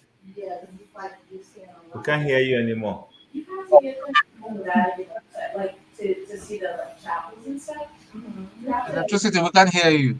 All right, whatever, we can talk about it tomorrow. Next time. Rudolph, I think he got it wrong. It's not moral obligation we're talking about. We're talking about legal obligation. People should be able to sue for negligence. Until our legal system is effective and goes beyond this Bobrisky situation We're not going anywhere as a community. Okay. let me take my time before we get lost in this thing. So I understand where he's coming from, and maybe there might be a wrong use of the terms or whatever, but I think anybody who's objective understands where Andrew's coming from. Now, it's not just the employer, even the employee has the right to turn down a request to do jobs that he deems not to have gone through the appropriate safety measures. I give you an example. People work in institutions where they have to move items, and they ask you to go and move the item. You get there and you discover that, okay, this is not something I should be doing. You're supposed to take up your email, send an email to the supervisor that is asking you to go do that thing, to say, with a picture, to say, look at the thing you're asking me to go do. This is something that we should either dismantle and not be moving. But you see, in Nigeria, people will go and do it. Oga has sent you to go and do it, or you go and do it. Do you understand? So I think those are some of the things that we need to address. Now, KJ said something earlier on. That is why I asked to speak, that I disagree with. We saw what happened in the ship that knocked a bridge down in the US. Was that Michigan, if I'm correct? Maryland. Okay. Okay, so fine. We saw what happened. Now, I'm not sure anybody was pulled out from that water alive. So, number one, like Sho has rightly said, and I've emphasized, things happen all over the world. There will be mishaps that, irrespective of the best intentions, the best safety measures put in place, there will always be unforeseen circumstances. Force majeure will happen. But what we're saying is, when these things happen, had there appropriate measures put in place to make sure you either mitigate or reduce the level of the damage that will happen? And in most times back home, these things are not there. They are left at the mercy of, like KJ said, thank God it didn't happen to them. To God be the glory. When they went to do something, to God be the glory. I believe in giving God glory. But I also am one of those Christians who believe that God sits down something and says, don't involve me. If there was a way he could immediately respond to you, he would say, hey, don't call my name in this matter. I have absolutely nothing to do with it. A couple of weeks ago, I was in a little vehicle accident. My car, got damaged. And I followed their protocols and procedures. First and foremost, if you have an accident and somebody on that vehicle is involved, none of you is expected to move. You all sit in your car. One of you will call police, and the police will come. Not because the police are coming to charge anybody, but they have to, take records of what has happened, make sure that the insurances have been exchanged appropriately, get information on what is happening, because it also helps them build statistics. So that, assuming this accident is happening at a spot where it is not even the drivers involved, maybe there's a situation there. Let's say, for instance, it's prone to easy sliding of vehicles because of snow, and you have accident. They take note so that when they return back to the city to say, last year alone at this spot we had 50 accidents, so it cannot be the drivers. It means you need to send construction workers to go back there, look at what the surface of the level of that place, and see what you. These are reasons why.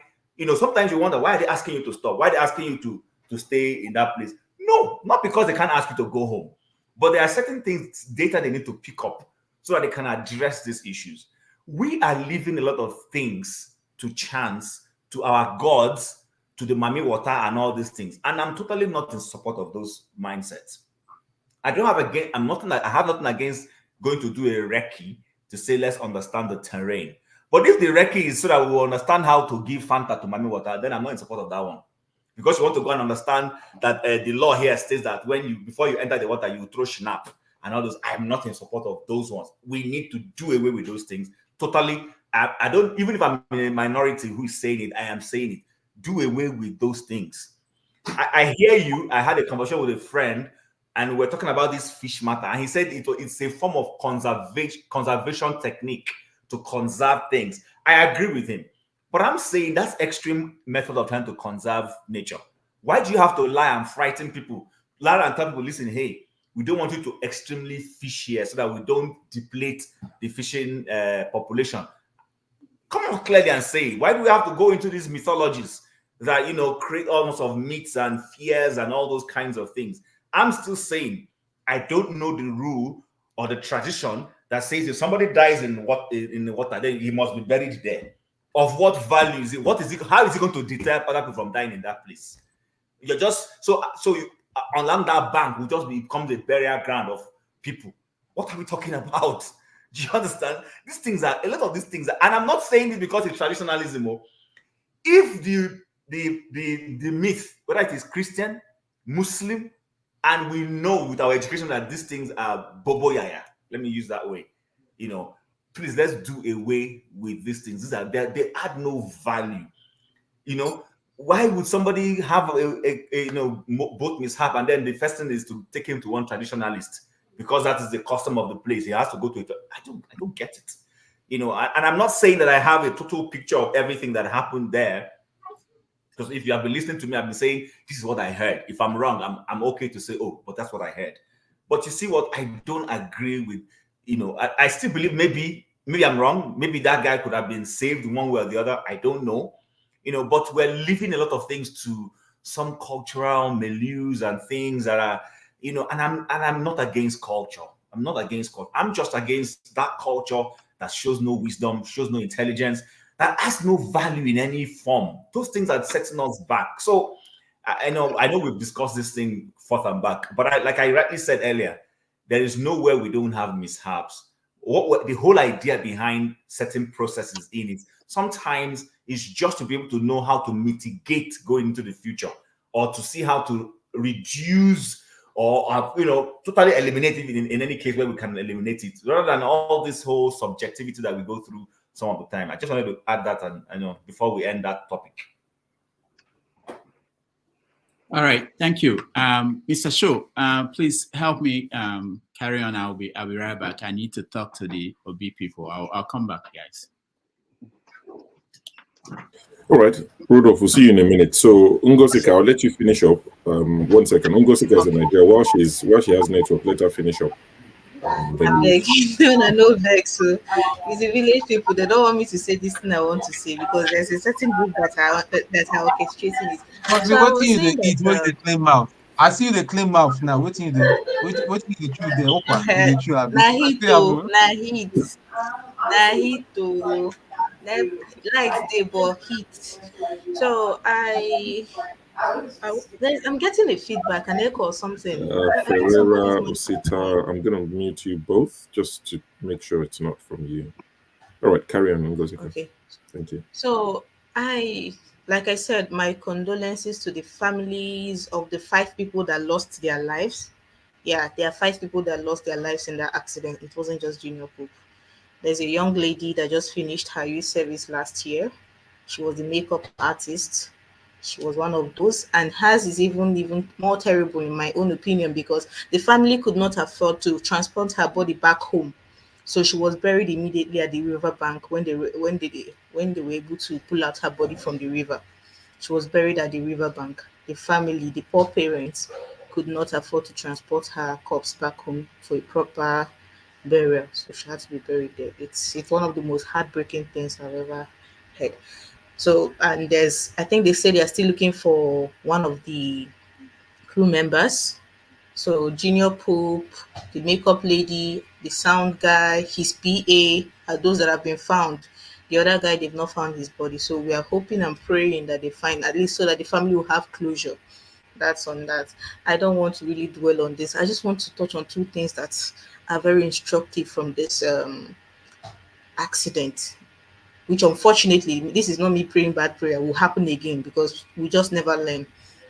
The first one is, I am sick and tired about the social media craze our people have now.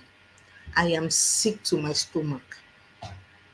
Something tragic happens. What most people with a smartphone over there were doing, they weren't even Googling, what do you do in situations like this? They were taking pictures, going live. For the life of me, like, these the ones that made videos of the cops and were posting it up and down. No warning, no disclaimer, nothing. How do you make videos of dead people? How do you make videos of people struggling for their lives? How do you see an accident and the first thing that comes to your mind is to make a video? Are you all right? I don't know how many times we need to say this. We are losing our humanity. It's not cute. It's not fun. It's not woke. It's plain stupidity and wickedness. You have a smartphone. Of all the good you could use the smartphone to do in that situation, it is to make a video. Are you all right? How does the video help the person? You're not Googling what to do in a situation like this. You're not calling for help. You're making a video to post online that I was there. I hope we get it right someday. And to be able to get it right, we need to set a few scapegoats. And speaking of scapegoats, I heard his wife slumped when the news was confirmed to her. And then she was taken to a hospital, and a nurse was making a video of a woman that just lost her husband and was almost unconscious. She was making a video of this new widow in the hospital being attended to. The other part of this thing that I want to talk about is, I'm sorry, I'm going to offend some people here. It seems Nigeria doesn't like women. I can't get over it. The Nigerian society doesn't like women. Let me take your mind back to the Mohbad case. You people, even those of you that had not heard about Mohbad before he died, when that young man died, the first thing that hit the airwaves was that he was being harassed by a certain group of people. And that before he died, he was making claims that they were after his life. Now, this young man died.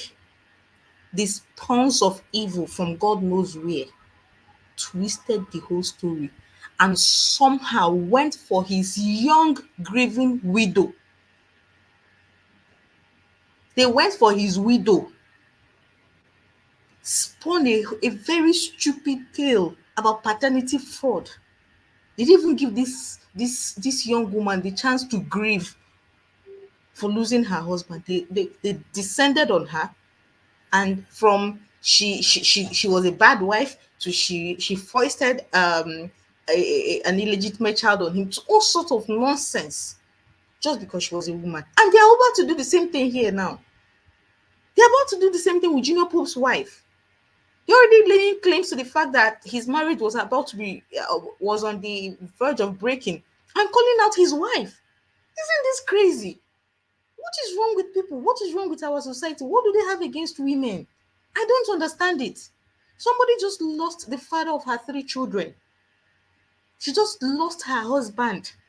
And idiots are roaming all over the internet, making insinuations, casting aspersions on this person that hasn't even come to terms with her loss. I just hope that one day we can sit and tell ourselves the truth. We need to, because what it means now is that if a man cannot die naturally or in an accident without his wife being roped in the blame somehow, which makes me very scared and uncomfortable. I have sisters that are married. God forbid it, that if anything should happen to their husbands tomorrow, somebody somewhere, no, it won't end well. Oh. If you talk, my sister, me and you will put leg inside one trouser. Of course, I'm just imagining what the families of these women are going through. How does your sister lose her husband? She's still in shock, trying to recover from it, and some idiots are typing away, accusing her of having a hand in his death. Is it not crazy? And the last part I want to talk about is AGN, their statement they released after they've confirmed his death. I don't know who is advising these people. Well, I don't know. I know Nigerians are more reactive than proactive, but this one was in total bad taste. First, it was the AGN that gave credence to the whole, oh, he did not die, he's alive, he's struggling for his life. Yes, I saw a post from Mr. Meka Rolas, the Actors Guild of Nigeria president. He was one of the people that gave it credence, made people start shouting what God cannot do or does not exist, whatever it is they say. Then after it had been confirmed, the same AGN said, oh, we have lost him. Finally, we have lost him. So because we have lost him, no further, every shoot in riverine areas have been suspended, and actors are barred from working with the producer. Actors are banned from working with the producer till further notice. And I'm asking, is this the first thing the AGN should do? Like, off the top of their head, as many as they wear. This is the first thing. They did not even address what happened. They did not even address what happened. In what they no reassurance, nothing. Not just straight up hammer, sledgehammer kind of reaction. Oh, this thing is happening. Oh, yeah, people don't follow Adam Maluk. You people, this nothing. I am so disappointed in them, and they were there. The same AGM or AGN or whatever was there. This young girl was buried at that riverbank, and they could not provide funds for her parents to carry her dead body home and bury. But they had audacity, they had time to be issuing statements up and down. I hope a day will come where sometimes we begin to use ourselves as an example, because I believe that it's where we put ourselves in certain positions, or imagine ourselves in certain positions, or the people we love in certain positions, that it will really hit home. Till then, we'll be acting it like that proverb that says that if they carry a dead person's if they carry a corpse, it will be as if they are carrying firewood. Till then, I don't know. I don't know what will become of us. They're just going to go downhill from here. May their souls rest in peace. Amen. Thank you, Ngozeka, for your submission. I believe the natural order is Osita hasn't spoken since he's joined. So I would go to Osita. Osita, welcome to the show. I believe you've listened to the conversation, so you know what we're talking about. So please weigh in. Thank you, guys. Ngozeka, Janaba came and saw you first. Oh, there's no problem. That aside, once I'm in Enugu, of course, you know, I'll give you a shout. Things have not worked out the way I planned them, but that's fine. Back to what we were talking about. Yesterday, I was actually in such an emergency situation. I was on the motorway. I was running 70 at dot. Next thing I heard was. At first, I said, is it the terrain of the road? I went a few more seconds. I said, no. I've never had something like this before. That's the first time I've had a flat tire in my life. Okay. Then I stopped. Put on my hazard light. The next thing that came to my mind was, of course, how do I get this car off here? I know I got out of the car, saw my tire was in shreds. Left the passenger tire. I got back into the car. It was raining. The next thing that crossed my mind was, of course, call it towing, because where I was on the emergency road, emergency telephones, very far. I don't know where. In fact, I even if I walk out, I'm not sure where I could go get that thing, because sometimes it's easy to read things on the book. And you pass your driver's license, this stuff, and you get your driver's license. But on that day, on that application, you go see no day easy. Then the next thing, when I called the van, the towing people, they said they are 4 hours away, and they're going to charge me about 570 quid. Bro, the money the job I went for, I wasn't going to make up to that amount for that job. I was not like, which be this? Maybe I shouldn't have taken that job. I go back into my car. And that's the thing about sometimes staying calm. I've reasoned 4 hours. Is that how long I'm going to wait? I'd already told my wife that she was going to see me in the next, 1 hour. Because myself, once I'm going to work, once I get there, I notify my wife, I've gotten to work. Once I'm about to start leaving the place, I call my wife, I'm on my way to start coming home. So I told her I was coming home. My wife is so that she will panic if that time gets there and she doesn't see me. How would I now go and start telling her that, oh, I'm stuck in a motorway that I don't even know which part of the UK I was, to be honest. I mean, I know the area I am, but I don't know the particular place I was. Like, it was almost dark and everything. And trust people in the UK, nobody stops for anybody. You know, it's not like Nigeria where people see say your car spoiled. Someone will say, yeah, Oga, waiting happen. No one does that.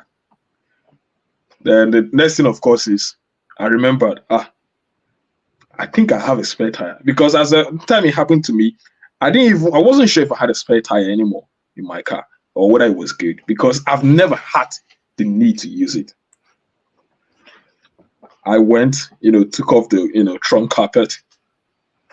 The tire was there. The jack was there.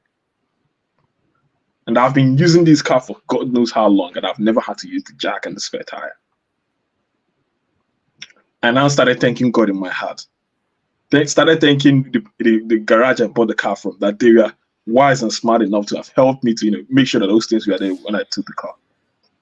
Then I brought it out. Thanks to network, I went to the YouTube again. I went to YouTube, just checked. How do you change your tires when you have a flat? And that was it. Because I've never had this before all my life.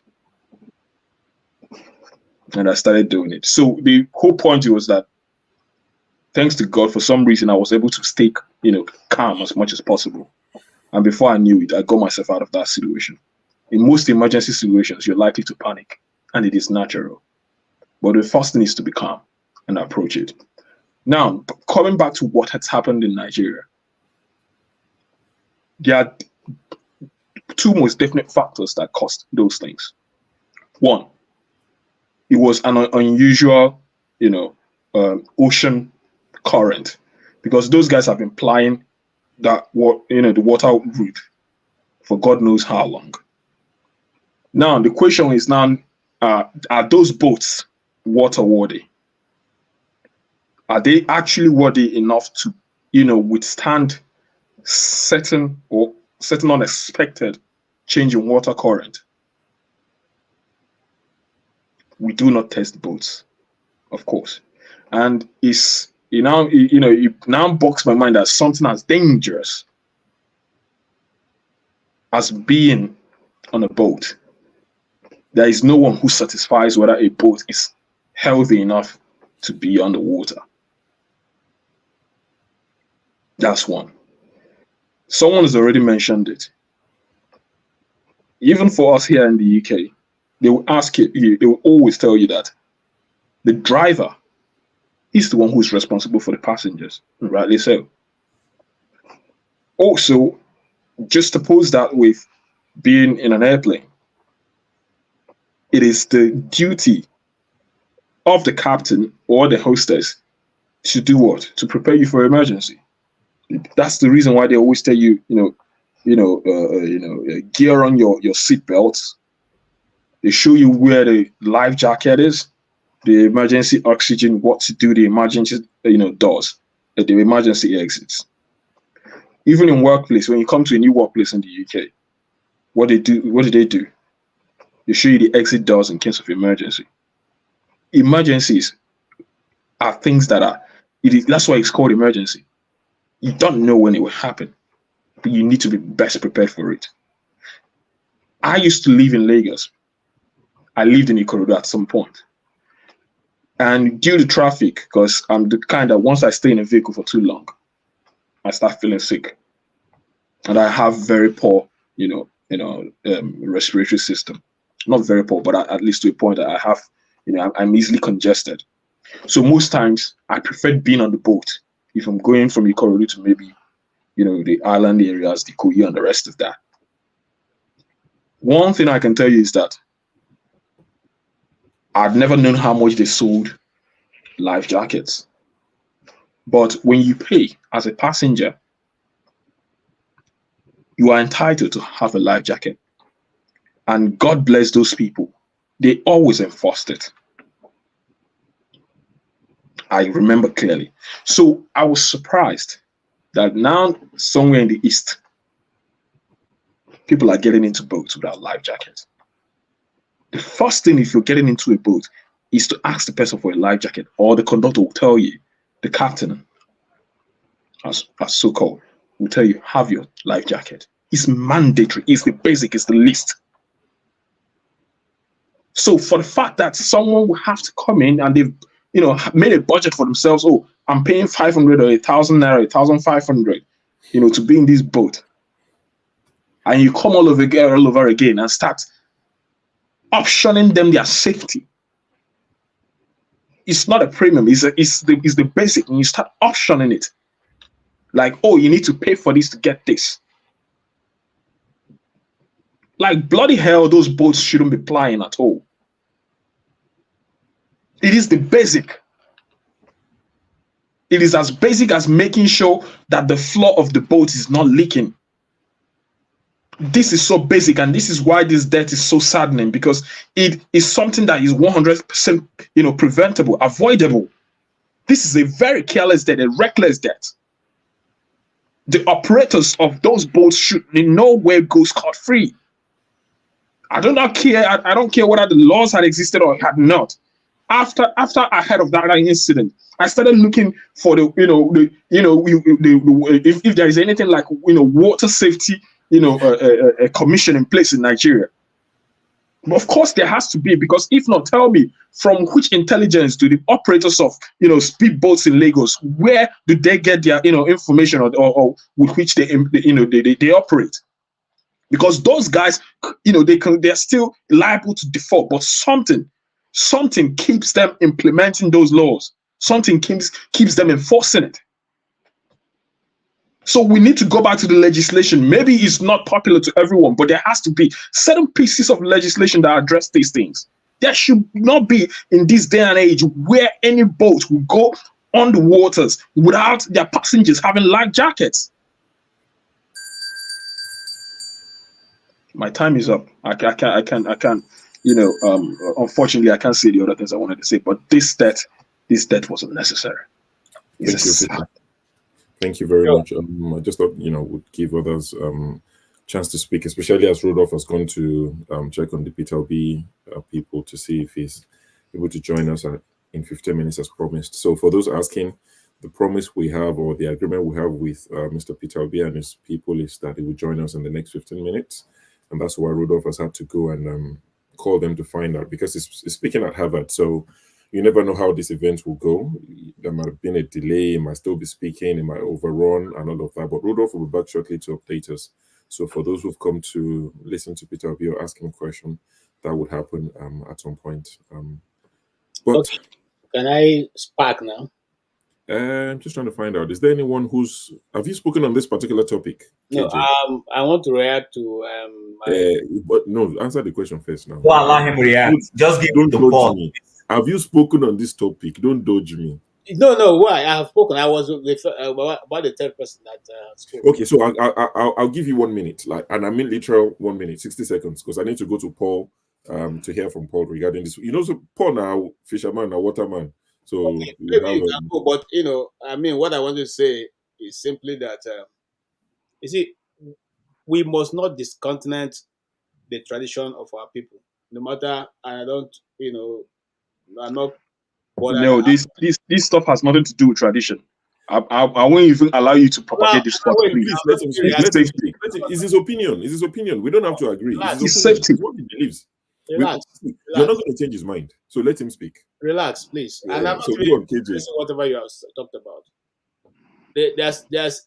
Every community have what they believe in. You don't believe in it, you don't like it, it's okay, but that is what they believe. And when and I'm talking about the things I spoke which Chim reacted to. When people, I'm not a traditionalist. I just happen to be somebody who read wide. Now, when people's custom and tradition is involved, you got to be very careful. Okay? And that's one of the things you are taught, if you work in different communities, that's one of the things you first to learn. Okay, to be able to handle people's differences that is totally different from yours. I had a time I went to do a particular work in Burkina Faso, and I was told that their own way of welcoming you is to give you a bowl of water, okay, and a boiled egg, okay, and that you have to accept it. If they give you the water, you accept it, you drink it from it to show that you don't have anything against them, and you take the boiled egg and eat.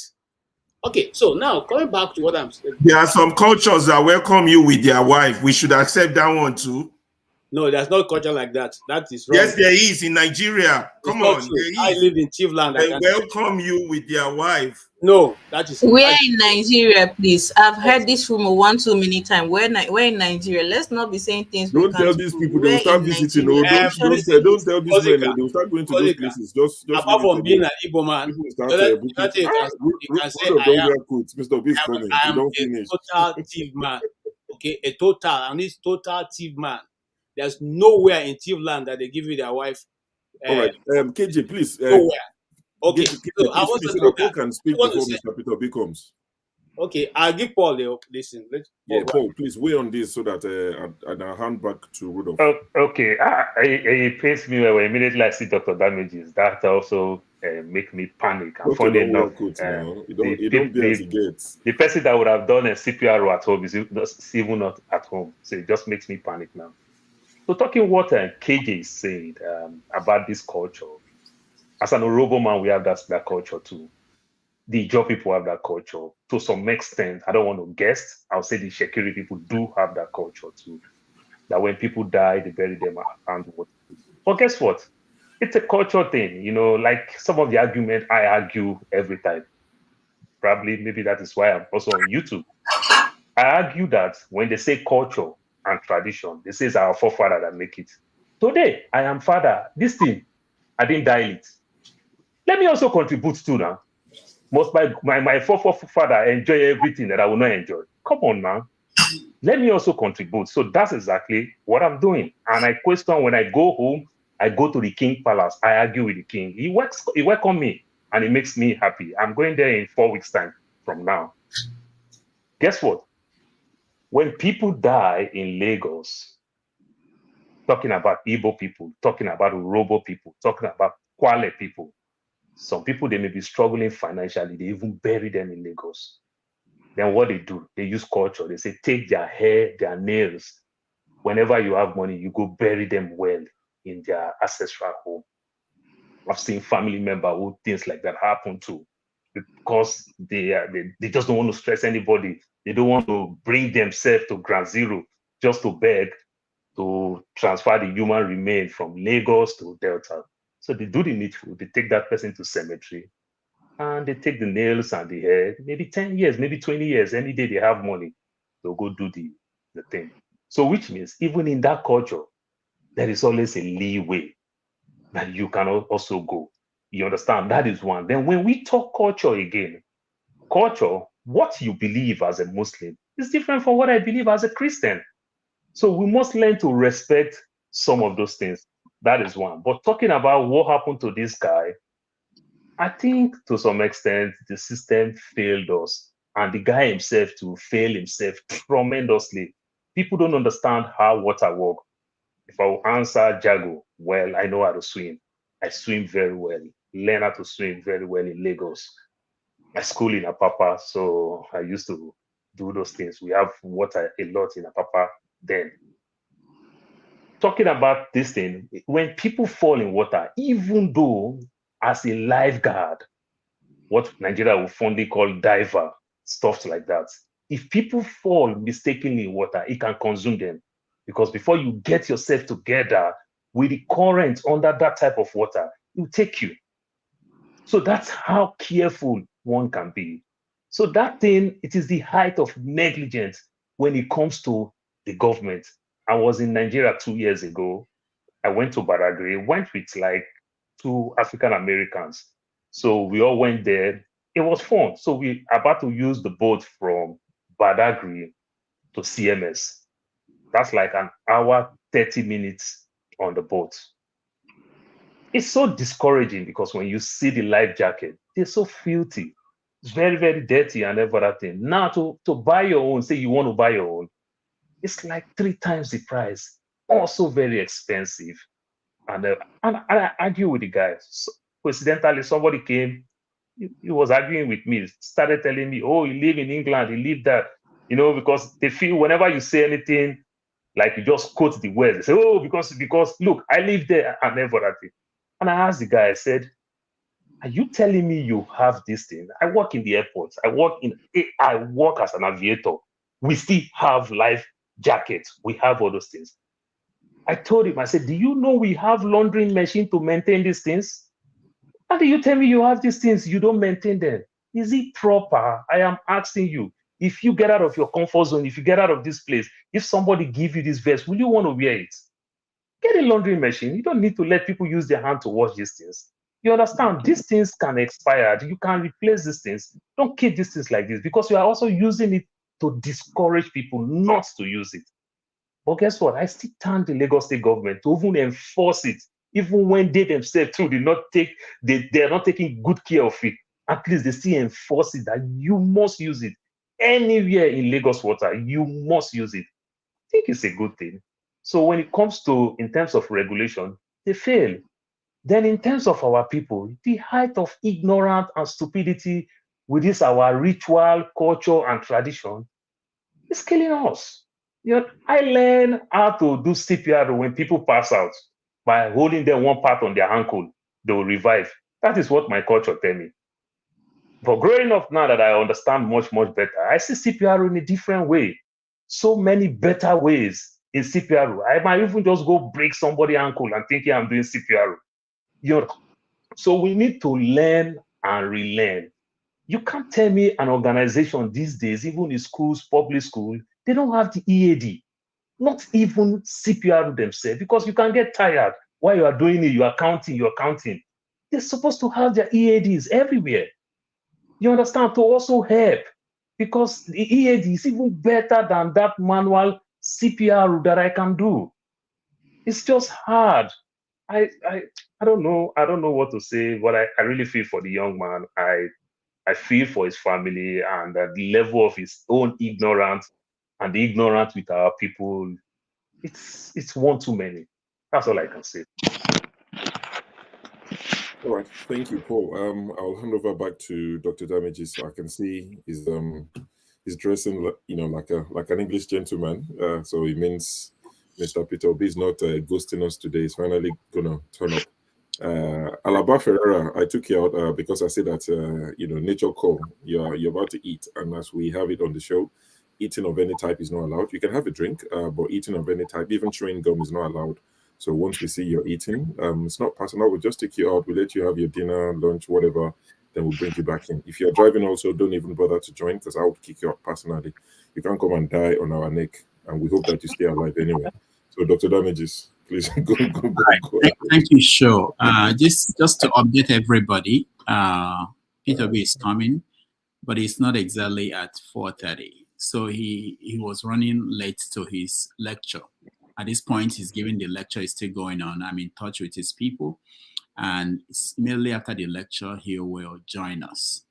So I'm not sure of the exact time, but we are going to continue our conversation until that time. But I think it's a good time to talk about what will happen when he comes in. Shall we give him a welcome, like fella? Let's come out. What thing they do? We start jousting him anyhow. So Rudolph, before you go there, I asked you yesterday. I asked you, should I wear Isienwe or should I wear Isienyimba? Because I see Flagship is wearing, I'm not sure what Isi is your dome. I think Flagship want to wear it for straight 1 year. It's much better. That's interesting. What is elephant? So I'm representing very well. Yeah, you are representing very well. Yeah. So this is what we're going to do. So you guys, because I've not talked to him myself, I was just talking to his people. The plan was that he will be with us 4:30 to 5:30 because he has another event at 6:30. So now that the Harvard event has been pushed back and is still going on, it will mean that his stay with us will conflict with the next event. But it's up to us. I'm sure he understood that we need at least 1 hour to have this conversation. So the plan we have as of now is that once I get the notice that he's coming in, we are going to get everybody out of the studio and out of the stage entirely, and then he will come in. Because I want this to be for you guys, your experience. It's not really about me. I have only 3 questions for him. You know, he expects me to talk to him. The part about people coming in should be, you know, an addition, but I'll ask him only 3 questions, and then we let people in. So the plan now is we let 3 people in at the same time. You ask your question, and we put you backstage so that he will answer. And I can tell you why we're doing that if you want to know. We're doing that because we want you to ask one question, your best question, and you listen to his answer. Because we don't have time for follow-up and back and forth with the participants, we just listen to his answer. We get new people in so that they will have the opportunity. Otherwise, we may not be able to go beyond 5 people, and the time will be up. So I'm calculating that we'll get 10 people in all. If you ask a question in 1 minute or 2, that would mean 10 people will be 20 minutes right there. And then his answer, depending on we can't control how long he will take to answer a question, but the standard is, I would say, 2-3 minutes. So you can see the math, you see that we don't have a lot of room. So that's the way we planned it. I hope everybody will be okay with that. I mean, many people may not have the opportunity to ask questions, but it's all good. I'm getting the commitment that he will come back again, because this wasn't the idea. I thought we'd do 3 hours, and he does it very easily on the space and everywhere else. It's just the nature of these arrangements. There are so many things packed in this travel, and then now he misses one of his flights, and then now he pushed everything back. So that's the arrangement now. So, but he's committed to coming. He will come immediately if he's done with this lecture. Our guy, Ovie, is there. He was supposed to send us a live feed. I don't know. Maybe he went to smoke and the speech is going on. We don't know. So anyway, but I think what we should do now is what we should do now is, I think everybody weighed in on the topic we're talking about. Let's go to the next topic that I think is important. Doctor, if you don't mind, why don't you maybe take some questions for us, then you just do it yourself. I hate the fact when I ask people questions and I like to do a follow-up and I don't get, and they give me answer that is not anywhere close to it and everything. It just look like it's like that kind of NTA interview. I don't know. So sometimes you understand, but when you ask a question, at least maybe we can stand our ground, even if one question and do a follow-up. I can ask him now, how old are you? And he told me that maybe it's he and my mom is classmates. I can come back and say, how come you are like this when you and my mom were classmates? You know, stuff like that. But when you just ask questions, then the person just answer anything. It just look like, say, we said we don't take brand envelope. No, but it doesn't. If myself too, even if I ask a question for you, it's the same thing. There's no guarantee. No, at least a follow-up. If it's not so convincing. You know, the reason why we even at this time when we have tight schedule like this is that follow-up we take time from. I have like 20 questions here. So I'm not going to be doing follow-up when we don't have time for people. We feel that I agree with you there, but doctor, 90% of us too just to go greeting. God will bless you. You are doing great. You have to know that if a politician doesn't want to answer you, it doesn't matter how many follow-up you come up with. He will still find a way not to answer. No, but doctor, there's something Alaba did with Femi Falana. There's something Alaba did with Femi Falana. Everybody will know that the follow-up, the question that you asked, you didn't get the answer. Whether you didn't answer, people will know. These are the things that some of us want to embrace. Rufai today that is fire burning. You understand? When Rufai follow up and everything, we still don't get the answers. Rufai is the only one asking. That's what you don't get. Rufai is just one Rufai, but now you have 20 Rufais who want to ask, and if only one Rufai asks, then Rudolph will be accused of favoritism. Oh, you let Sho ask 20 questions. Is your favorite? Oh, you let Paul ask because him and your mother, they're from the same place. That's what will happen. Do you know what I think? Okay, sorry. I think, Dr. Damage, you already have some questions, yeah? I think we should also, now that we're waiting for him, let us go through those questions and select the ones that are most important. Then you can now do division of labor of who go ask which question, because some of us want to interact, or we considered all those things. We even considered you guys sharing your questions with us, and we choose. But what we mean is that people will blame you didn't choose my own because it's tough question. There are so many things that will come out. Because sometimes some questions come repetitive, and there are questions that definitely there are more questions. There are some questions that are more important, things that people want to hear more about. I think we should focus on those ones. What is important to you may not be important to me. Can I just ask? Yeah. I was listening to the format that you chose. Why is it so different than before? What is the specific speciality in this? One difference is that you are not going to be on the screen this way we are when he's answering your question. So yes, I'm asking why. There won't be any temptation to ask a follow-up question or interrupt. Because it's got 1 hour. We have 1 hour. But we don't kidnap him for 3 hours, be that now. What's it? We will pay ransom. Anyway, so I hope it works. But the promise I have for you guys is that he'll come back. I know he's committed to doing this. It's just the way things happened. So, okay, Doctor, I will give you one question to ask him. He has been procrastinating a lot when it comes to you. That is a question that you ask. Paul, wait. You are not. Paul, waiting me at the reason to say I'm only one phone call away from the potential president of Nigeria. You don't see the arrangements.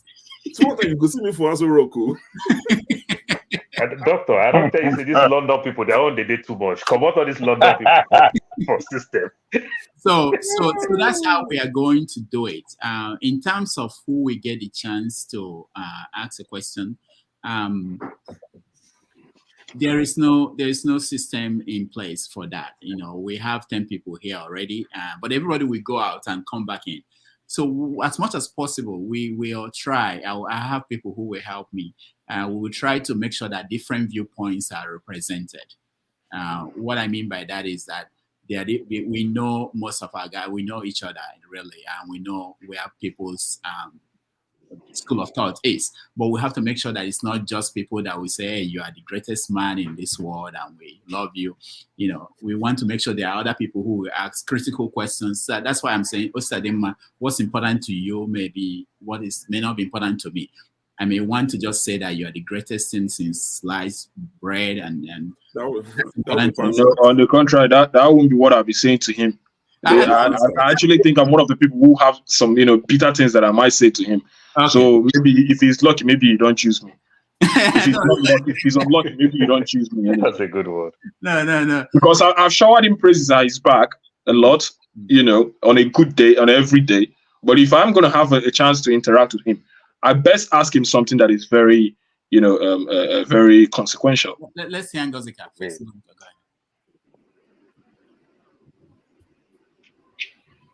I just want to say that I don't mind shelving my own question. I can just ask it in the comment section.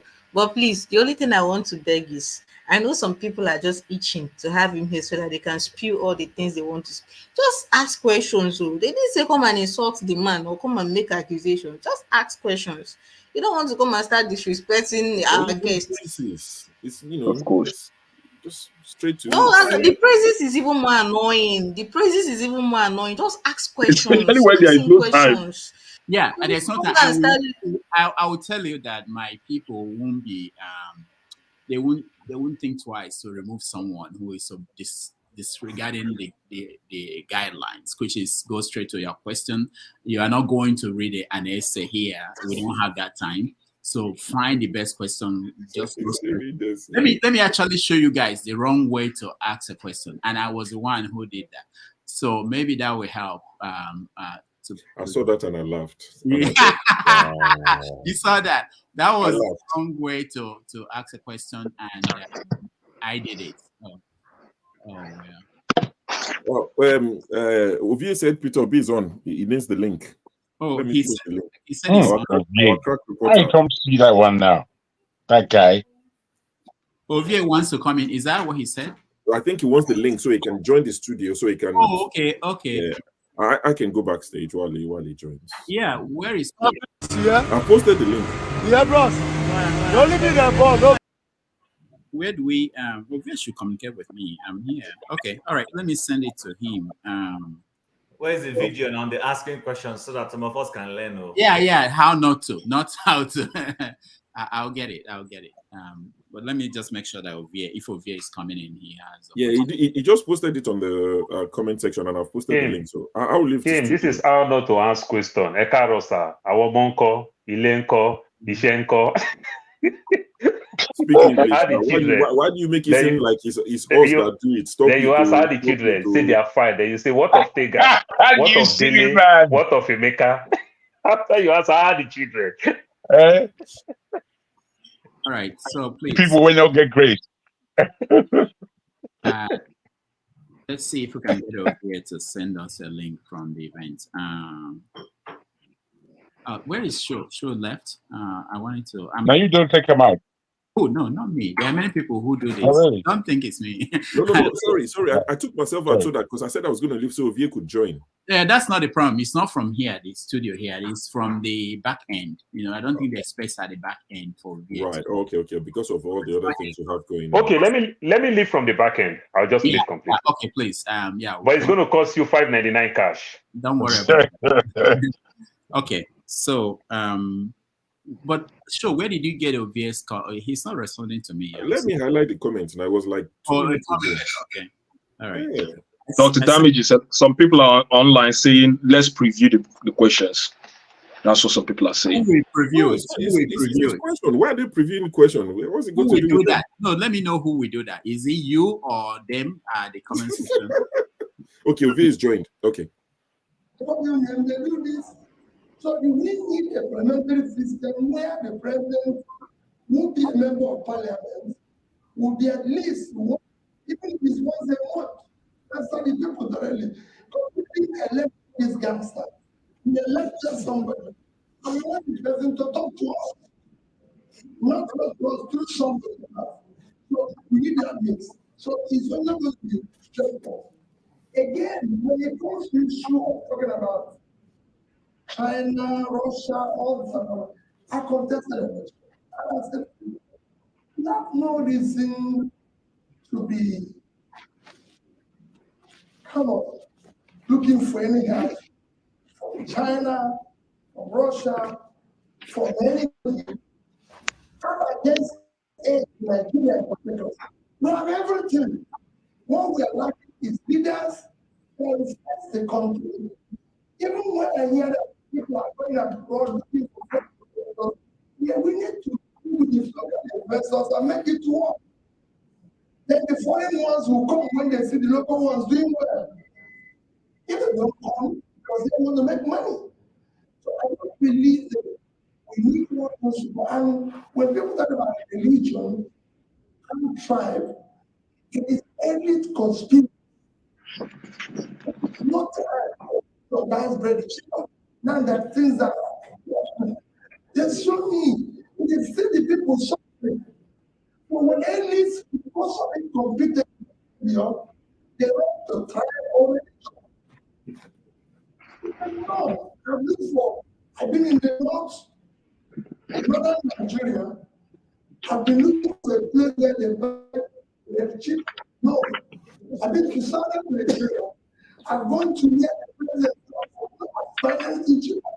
So, with the exploitation of the elites, no position. It's difficult to have no position in Africa, in a development. Because, like I said, it's a state capture where the winner takes everything and uses all instruments of government to make sure you don't exist. If I tell you what I go through, just even moving around, people make sure, even to greet people I used to know, they cannot do this people will do it. Are you saying? So it's a very difficult thing. But if you have, like you have in the Western world, where people already in government, being part of the parliament, part of the system, it is easy. In our own case, it virtually doesn't exist. If I expect you after election to just go to your house, lock yourself up, you're too visible. You know, things are wrong, things are wrong here. That somebody get a contract of almost 15 million, and you say, where is the tender? Everything. Say how to do it in a why are you always talking? Be quiet. When you say this is wrong, a simple question, difficult, and then you have people who people who did not contest the election every day and all that. It's difficult to do. However, it is cool for things to work. And that's what I tell those who are working with us. You must be able to show them this is what is happening. Always cooperated. Where the president was to borrow 24 people without explaining it to anybody. And nobody today, I've asked question, what do you want to do this from? The last quarter, we had 10 trillion borrowed. When the Constitution says clearly that all borrowed money must be tied to a project in society. But to ask question, why are we borrowing money? Because the consequence is that we have a country where the president has left us without owing any total loan below 7 trillion. And today we are hitting over 100 without anything for it. And nobody to question it is almost a death sentence. We are saying no, we must be going around the world telling people what is happening. So opposition remains critical and desirable. We have to the country, to the continent. But what is still happening in Nigeria, all over Africa.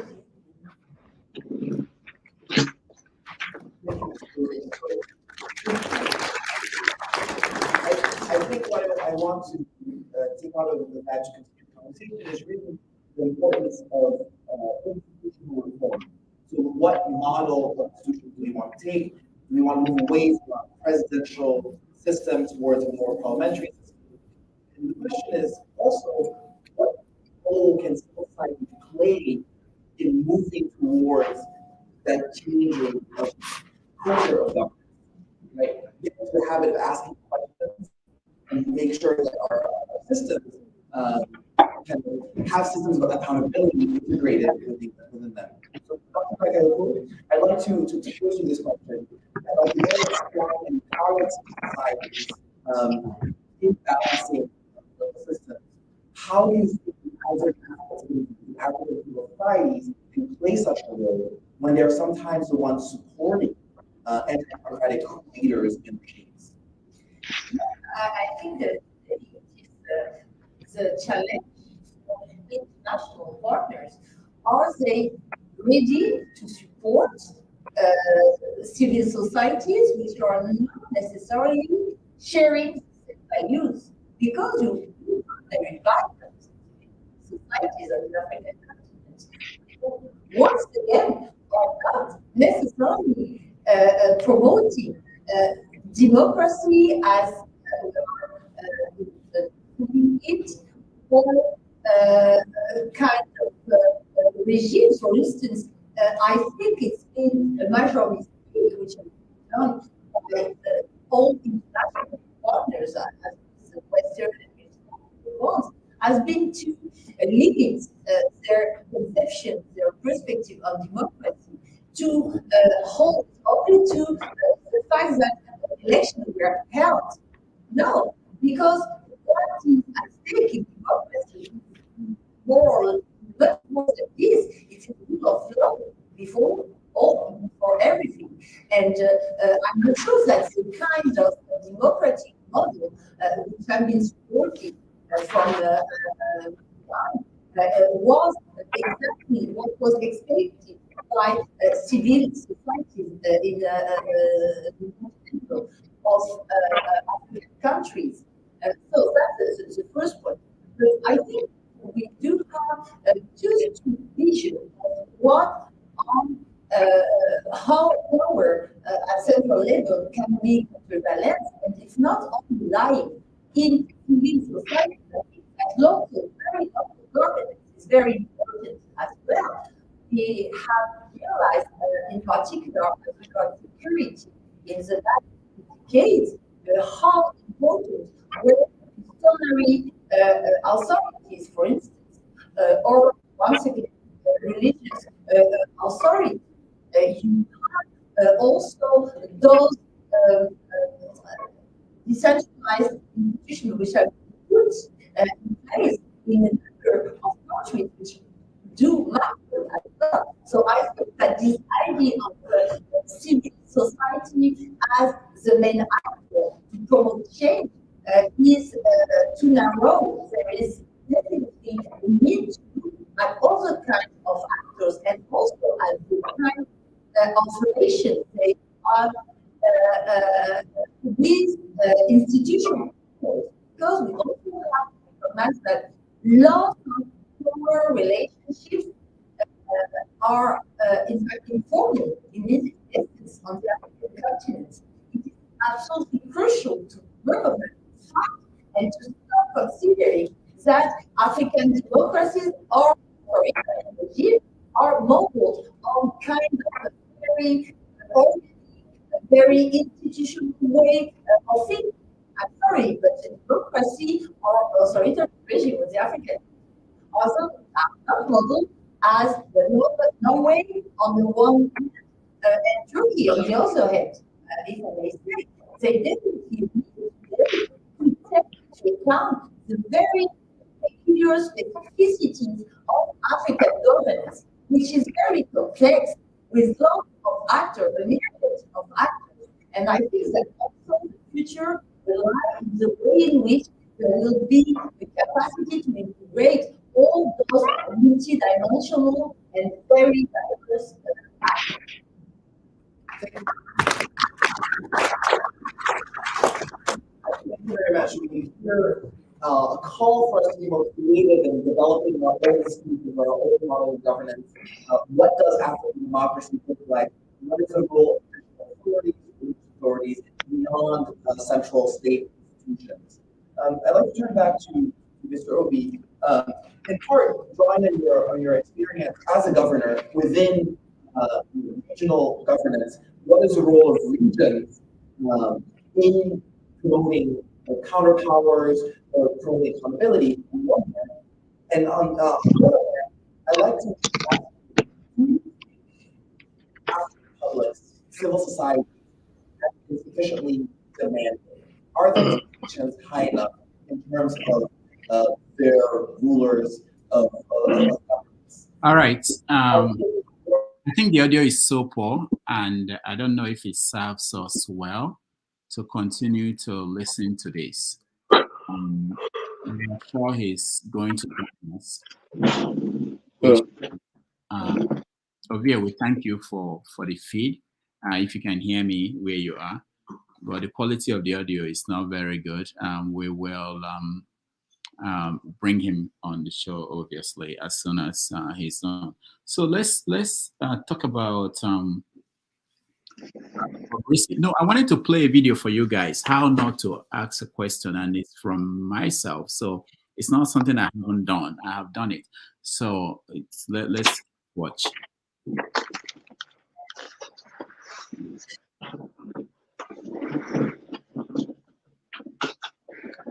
Mr. Koledo back there, thank you. You've been amazing. Please start letting people in, starting with the first person is Rudolph Okonko, whom I'm sure you probably know is one of the biggest critics. I'm just reading the names of the people that are already in the studio. Please don't sign out, even if you are not seeing your picture yet. But Abuchi Oi, Ola, and Chukwu Dala, Joshua, Ahana, Judah, Osamudiane. You all are in the studio, Grace and Eta. Is there somebody's my and one of your biggest critics. He's on your stage. Nobody's my critics. Everybody, they're all contributing. Yeah, exactly. Critics are people who also help you to do better. So please and please, you only have 10 seconds. I'm sorry. Just go straight to your point. Say your first name. Go straight to whatever you want to ask. I beg of you, the man is tired. No we problem. Appreciate his time. And the event, he's enjoying it. What they are trying to drag him out since. He says he's enjoying the interview, sir. Go and start the program. He will come later. So please, once you get in the studio, sir, yes, please go straight to your question and please don't drag anything. Rudolph Okonko, you have 10 seconds. Governor, thank you so much for joining us. Okay. Governor, okay. Governor, thank you so much for joining us. We appreciate this time to talk to you. What's your question, Rudolph? Can he hear me? Yes, go ahead. All right. So my question is very simple.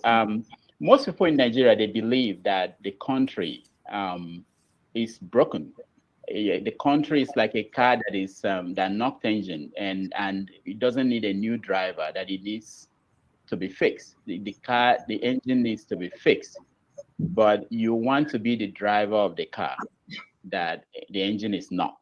Let me read you what your hero Chukwuemeka Odumegwu said. I know we have to frame it very well. The Federation, this was in 1969. He said that the Federation of Nigeria is as corrupt and oppressive and irreformable as the Ottoman Empire was in Eastern Europe over a century ago. And in contrast, the Federation of Nigeria, in the form it was constituted by the British, cannot, by any stretch of the imagination, be considered an African necessity. Yet we are being forced to sacrifice our very existence as a people to the integrity of that ramshackle creation that has no justification either in history or in the freely expressed wishes of the people. So the question is this: was Ojukwu wrong in 1969? Do you think that Nigeria, as is currently constituted, is necessary, is working for people? And do you think that we need to get a new driver instead of changing the engine of this car that is not? I don't understand. Rudolph, you know, I was the person who said that this car has an engine knob. I didn't want to say that. I wanted to say it. Good. Require that changing a driver will not make a difference. Yes. And what changed? It was my own position. I remained my position. But what I keep saying is that we don't need to keep the driver that knocked the engine or the driver that knocked the engine. We need to change the driver that will even take it to the workshop where it is going to be fixed. Because even if you see vehicles that are being towed, there's somebody there managing to turn the wheels until you get to the mechanic center. Otherwise, it's going to be worse, you know. So that's what you are going to do. You need to send it to the mechanic workshop. Somebody needs to be driving it so that we don't have a situation where it will go from engine knock to the car and then a full-blown accident. But that, position you've taken, and I said, Ojukwu was my leader. And on his last days, he believed that with competent leadership, you can start repairing this situation. Like you know what Chebe said, there's nothing wrong with Nigeria. The air is good, the food is good, the environment is good. God blessed us. What we are lacking is to have leadership, character, competence, capacity, and commitment to building a better Nigeria. Every country is as diverse as we are. Even some are more diverse as we are. Big countries like Indonesia are more diverse. Even if we talk about religion, the biggest Muslim country is Indonesia. So why are they doing well and everything? And today in Nigeria, you know that no part of Nigeria is doing well. I've asked people who think it's about tribe, why is there Katsina not the safest place in Nigeria? Why can't we drive to Kaduna by road or by air, anything? Is it because someone from Southwest or Southeast is the president? No. Is there anywhere the Northerners buy bread cheaper? Or is there any road that they can go on? But Governor, let me. What place is the problem? And this problem can't be fixed if we start fixing it. While I believe, like I say every day, we need to start a process of talking about how we can restructure the place to make it more effective. I just talked about policing. There's no reason why you should not have a state police. There's no reason why federal government should be the one dealing with the issue of education. There's so many things that we can do to restructure the place and make it more effective while remaining as a true federation and running effectively. Thank you, Rudolph. Sir, you don't. I know he wants to ask more. Yes. Governor. Don't worry. I'll collect his data from me and we'll discuss. Yeah, I'll give you his number. So critics because okay, good. Thank you. Makes things better. Thank please you, help Governor. me fix this audio thing. That's an example of how not to ask a question. And you can see that it took him 5 minutes, more than that, to answer that question. So we might see lots of that today. So that's what we are going to try to avoid. Just so that you know, I'm hearing that Iran just attacked Israel. So might be facing a third world war very soon. Terrible. So, you know, it was funny yesterday that this Biden said to Iran, don't. And I'm like, so what did you say to Israel when they when they attacked the Iranian consulate or something somewhere in Syria? You know, did you tell Israel apologize? But you said to Iran, don't. That's right. Anyway, so yeah, that's an example. I was the one that did it, but there are other reasons why I did it that way, but which I don't have to talk about here. But that's hopefully. So what I want us to do now. Go ahead. Anybody wants to say something? Yeah, but Rudolph, I didn't see what was bad about that. No, the bad thing was the back Sorry, back and forth. I was. We don't want that. I wanted to say not the original questioning, but the back and forth. Yeah, the back and forth. That's one, and then it's too long. That thing I read, it was not necessary, but I wanted to put it in that context so that he will understand. Go ahead. Sure. Can you take over for me, please? Please. Okay. Yep, no problem. Yes, Sam, you wanted to say something. Okay, Rudolph, I've gone, but to me, the question is still relevant even till today. Okay, so it's still about this question. That's fine. I think what Rudolph wanted us to do, CM, maybe something that interests you or not, is to talk about the sentencing of Idris Okuneye, popularly known as Bobrisky. I know last week when I brought the topic, a lot of people turned up their nose about it, but I'm glad that people are finally coming to where I was last week, where I repeatedly said, this wasn't about Bobrisky.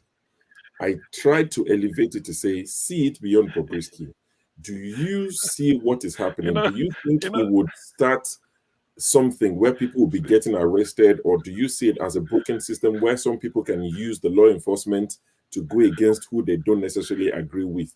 And I think that's where a lot of people are coming from now, because you see a lot of not support for Bobrisky, but condemning the fact that somebody was sentenced where you have videos of the daughter of the president spraying money. You have a lot of people all over the internet, big celebrities spraying money. A governor of Niger State, there's a video of him literally throwing money at people from inside open roof car. You have Wizkid doing the same. So the question is not Bobrisky. So that's where we want to start it from.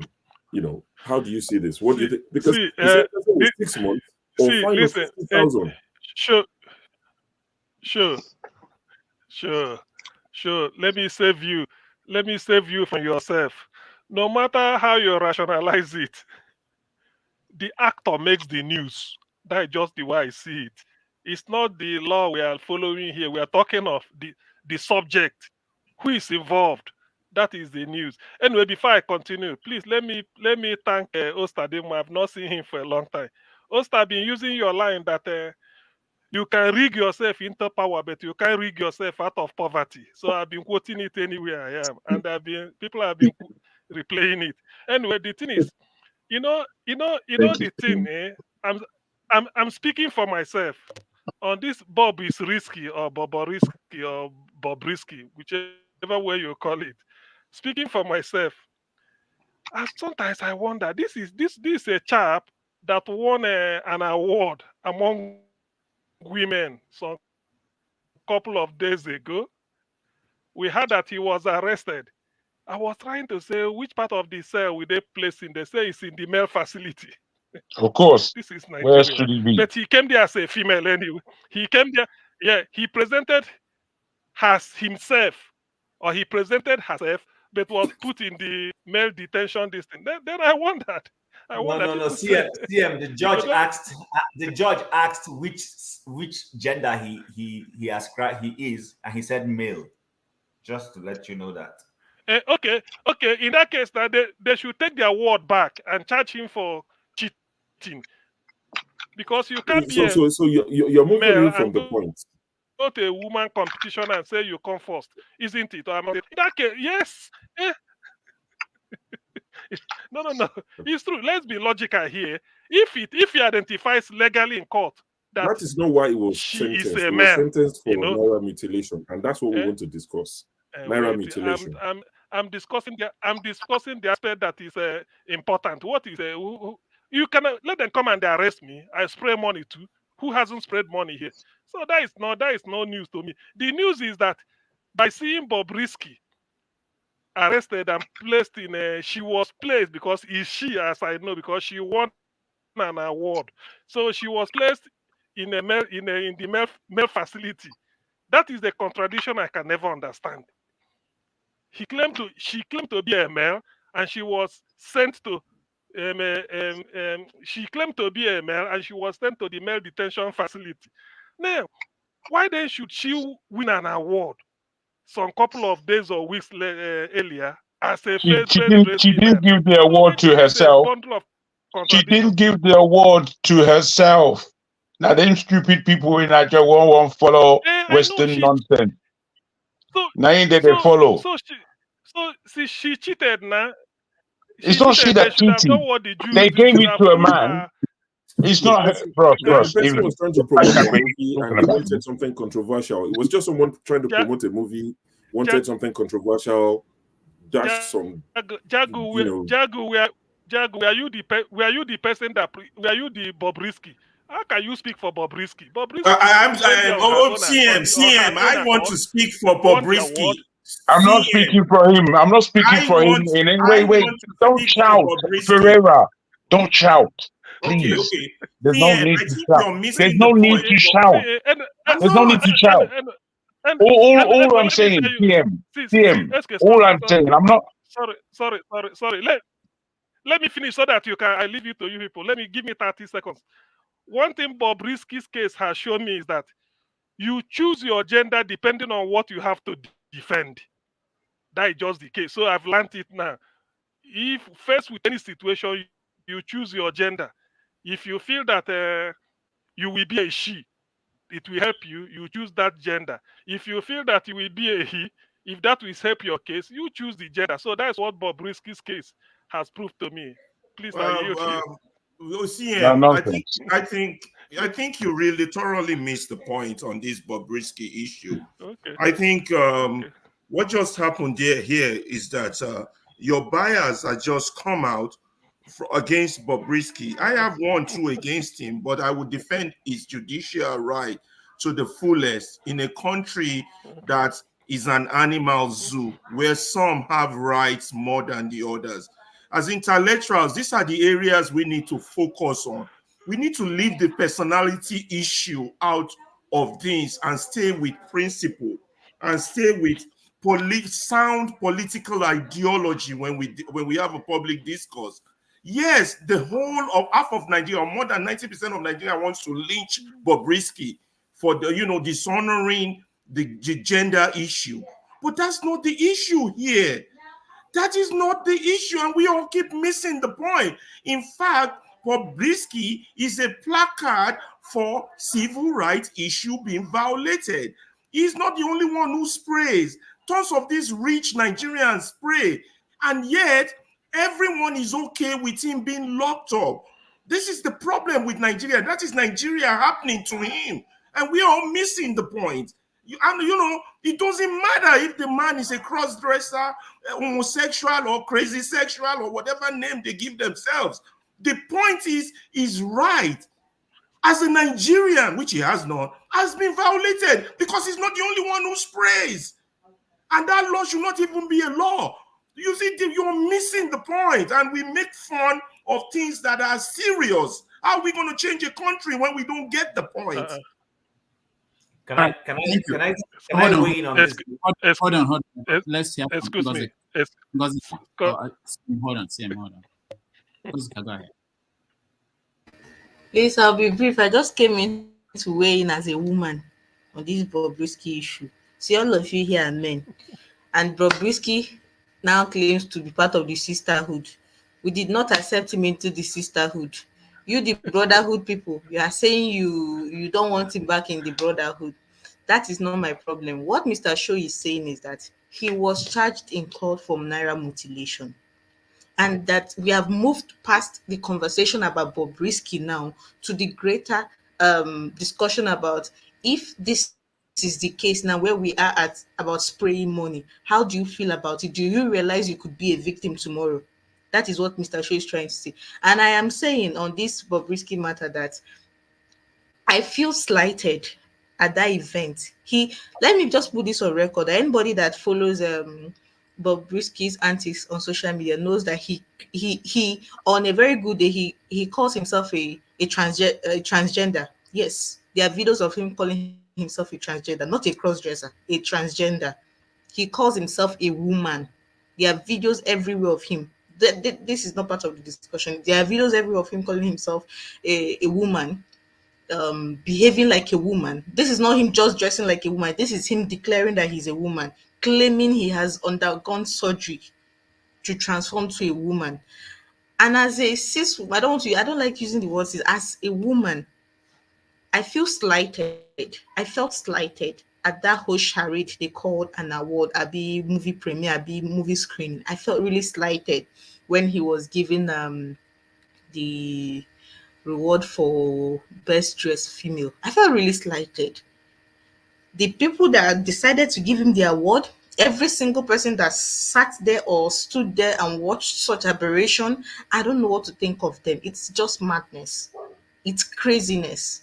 I'm not talking about the moral aspects. I'm just talking about how the insults to our sensibilities. This guy is a man when he pleases him and a woman when he pleases him.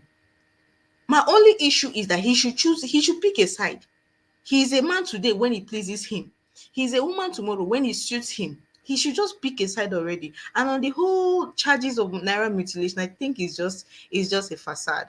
Somebody wanted him hanged and couldn't find anything that would stick and just use that one, because if they went with the whole LGBTQ charges or charges, the international community will start coming for Nigeria, and Nigeria has her fingers in so many buckets of debts. They can't afford to have the international community breathing down on their neck on issues like this. So that is why they had to clinch him. on something so trivial and nonsensical. But I'm saying that almost any woman out there that does not feel slighted and insulted by Bobrisky's antics, I don't know what to say to you. Let me go back to my backstage. Thank you. You're muted, Doctor. Thank you, Ngozika. Thank you so much. I think I saw some hands up. Chim, okay, Chim, go ahead. Okay, so two things. Like, I'm not sure who said it. So, by the way, before I go, Osita, I always meant to ask you: are you Asai Dakobo's nephew, niece, son, child, brother? You know, you the look alike two of you have is legendary. But that's by the side. We'll talk about that later. I just wanted to put that out there. You look like Muhajid himself. Anyway, so I think the point is we're missing the point. Number one, there is an issue of morality, LGBTQ, blah, blah, blah, on one side. We have our views about that. That's not the issue in contention. The issue in contention is an extant law that says we should not mutilate the Naira. I'm in support of not mutilating the Naira. I'm in support of not abusing it. I'm totally in support. But that being the case, there have been people who have mutilated the Naira way before Bobrisky. And the question any rational mind is asking is, where was the EFCC when all of this was happening? Why this selective persecution? We've had very high-profile characters. The president of the country himself carried a bullion van into his house. It's against the law of Nigeria. If we go and look, nobody did anything to him. Our politicians during elections spray money. Nobody has gone to. There is a video, like Sho rightly said. In fact, there's a video 3 in 1. I'll share the videos in a minute. I'll share them. I have them. Oh, yeah. So we have the video of the self-acclaimed first daughter of the nation spraying money. We have a video of our brother, what's his name, Obi Kubana, chesting the money. Yeah. Then we have the current sitting governor of Niger State in an open motorcade spraying money. And I'm happy the person who actually shared that with me is a Northerner, and he was totally saying this is wrong. You cannot be holding. And this is the guy who shared it is a Muslim who is probably against the kinds of things Bobrisky stands for. But he was saying it's wrong. It's unfair to be winch hunting Bobrisky when a sitting governor is doing the same thing and abusing it. And we have our so-called APC chairman, you know, bettering the money under his cap and all everywhere on his body. We have all of this. And so when it comes to dealing with the issues of his morality, we can come there. But when it comes to this law, this is actually wrong. The EFCC is being selective, and anybody needs to call them out on this. And every rational person who's reasonable has said, listen, I might have my issues with Bobrisky on this, but when it comes to his fundamental human rights, he's been unfairly treated. And I think we should be bold enough to say it. I don't care whose ox is God. And I will go to my Christian values. A woman was found guilty of what's it called, of adultery. Nobody was saying that adultery was right. The question was, where is the man? If you're accusing a woman of adultery, was she committing adultery by herself? Where are the men who committed it with her? And that's why the man said to them, he who has no sin, cast the first stone. So I think EFCC needs to go back, prosecute everybody involved before they can come back and tell us that they are right with Bobrisky. As long as they can't do that, they should let that guy go free. Simple. All right. Thank you. Doctor, if you just permit me 2 minutes, I'm just going to play a few videos. I've muted them because I'm not sure, the copyright of the sound and all of that. But I'll play a few videos. Like Chim rightly said, I have no interest in Bobrisky. I don't know what she stands for. I'm not interested. I don't see him. People like that are on Twitter. They use Instagram where you never find me. I only hear about things like this when it becomes a national issue. And like I said, I see it beyond, forget the name. If this was Sheun Kuti, if this was another celebrity, would you be interested in talking about it? Or is it just because it's Bobrisky, you think it's below you, it's beneath you? It's part of the problem we have. Oh, Bobrisky, so I won't talk about it. It's BC beyond Bobrisky. Tomorrow you will spend money in Nigeria. Somebody that doesn't like you will send the picture to EFCC. You'll be prosecuted, then what? So we're saying, by all means, Bobrisky is guilty of what they've charged him for. It's either 6 months in prison or 50,000 naira. The judge decided it's not going to be 50,000 naira, which I even think is too low. You should make it like 10 million. Because if you have enough money to be spraying, 50,000 is nothing. Review the law, make it prison or 10 million, 20 million. to deter more people. I don't support people mutilating the Naira, but let me see if I can find the video. Okay.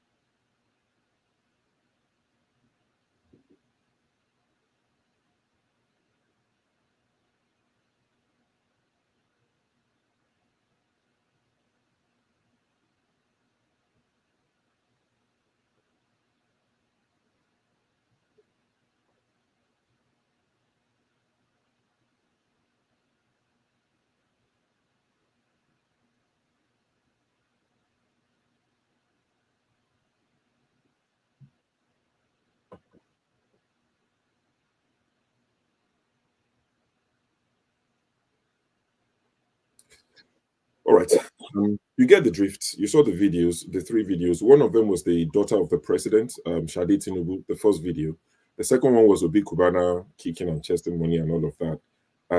And the last one was the lady who recently drove from London to Lagos. I can't remember her name. She's now an ambassador. Lagos State have rewarded her, which is good and all of that. But what we're saying is, when it is selective, and it's part of what we come here to discuss every weekend. So how you don't see it, but it worries me.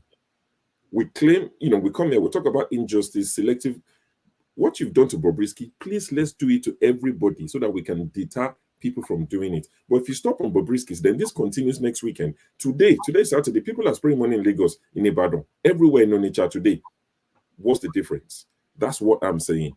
I'm not in any way defending Bobrisky. He has a lawyer who can defend him. So I'm not talking about, I'm just saying equal justice for all. All right, thank you. Sure, thank you for that. Forefathers, welcome to the show. Greetings, Dr. Damis. Thank you for having me. Greetings to everyone on the panel, the chat, and to the viewers. I don't know, is it regarding Bobrisky we are talking about? No. Just weighing on all we've been. I know you've been around. If you have anything to say about all the things we're talking about, but you can also talk about Bobrisky. Okay. I guess his own matter is, as I think Show touched on it, in terms of, it doesn't seem fair that justice is being picky. But then again, almost in all capitalist systems, you see this feature in democracies, and there's unfairness in the system. You notice that justice seems to be very, very swift for the poor. You remember when there was a riot in the UK, they opened the courts for 24 hours to convict people for stealing trainers and all the rest. When it comes to the rich that are dodging tax and putting money in tax haven, billions upon billions, the law is slow. This is a feature of capitalist system. This is why I always wonder why politicians even bother to rig elections, because you already have an advantage because you are rich in a capitalist system. I think in the end, one cannot say if somebody is trying to enforce the law, you stop them because some other one hasn't been enforced. If we do that, then we are just making things even worse. Because one immoral act, one law breaking, just because it's unfair doesn't mean there should be second. Otherwise, it's anarchy we are all advocating. There is no society you will have generally perfect enforcement of the law for everyone. It's about degrees. And I think most Nigerians are really fed up with how unfair the system is. And I've seen this on the ground, and it's beginning to destroy the system itself. I've seen Nigerians being very, very upset about the rule of law. They don't want traffic warden. That's my own experience, where they said they don't want a traffic warden at a junction, that there is no traffic is flowing, everything is blocked. And there was a traffic warden standing there. And they said, then I told them, why is the traffic warden not doing anything to clear the traffic? They said, because he doesn't have the power to do that. I said, but why doesn't he have the power to clear the traffic? They said, they don't want him to have the power because he's going to abuse it. Now you see that is a microcosm of what we are going through, where people feel that the system is so unfair that they would rather law is not enforced at all. And that is a very, very terrible situation for us to be in.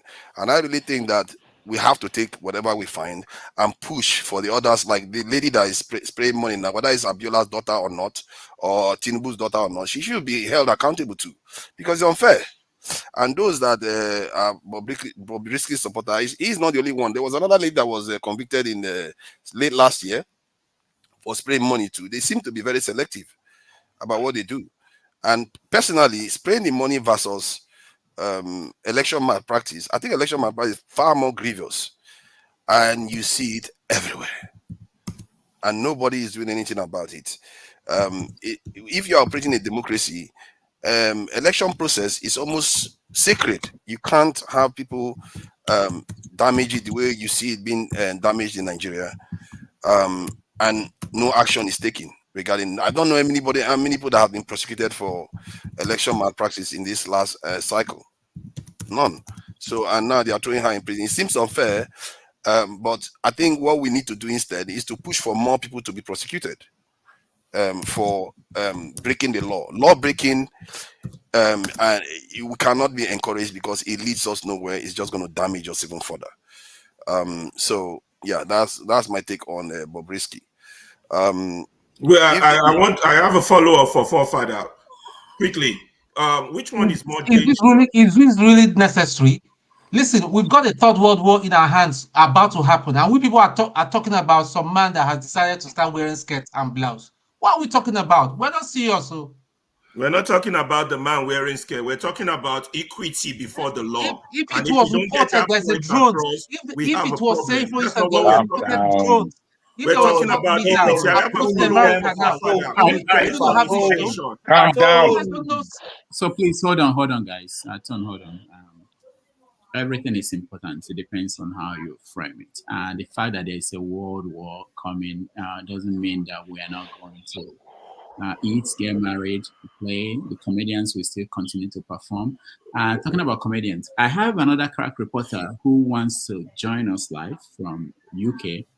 And Tony won't like this, but Bobrisky is live in the UK. And I have a crack reporter who is trying to join us, but we'll try to get him if we can get to that. I'm also talking with the Peter Obi's people. As soon as it's ready, we are going to connect to him. Let me go to who we have not heard from. Okay, Alaba, you respond to. Yeah, just 1 minute. Rudolph, my time. You know, my system went bad the other time I was talking. Yeah, so I'm back. Yeah, well, just 1 minute. I won't be long. Electricity.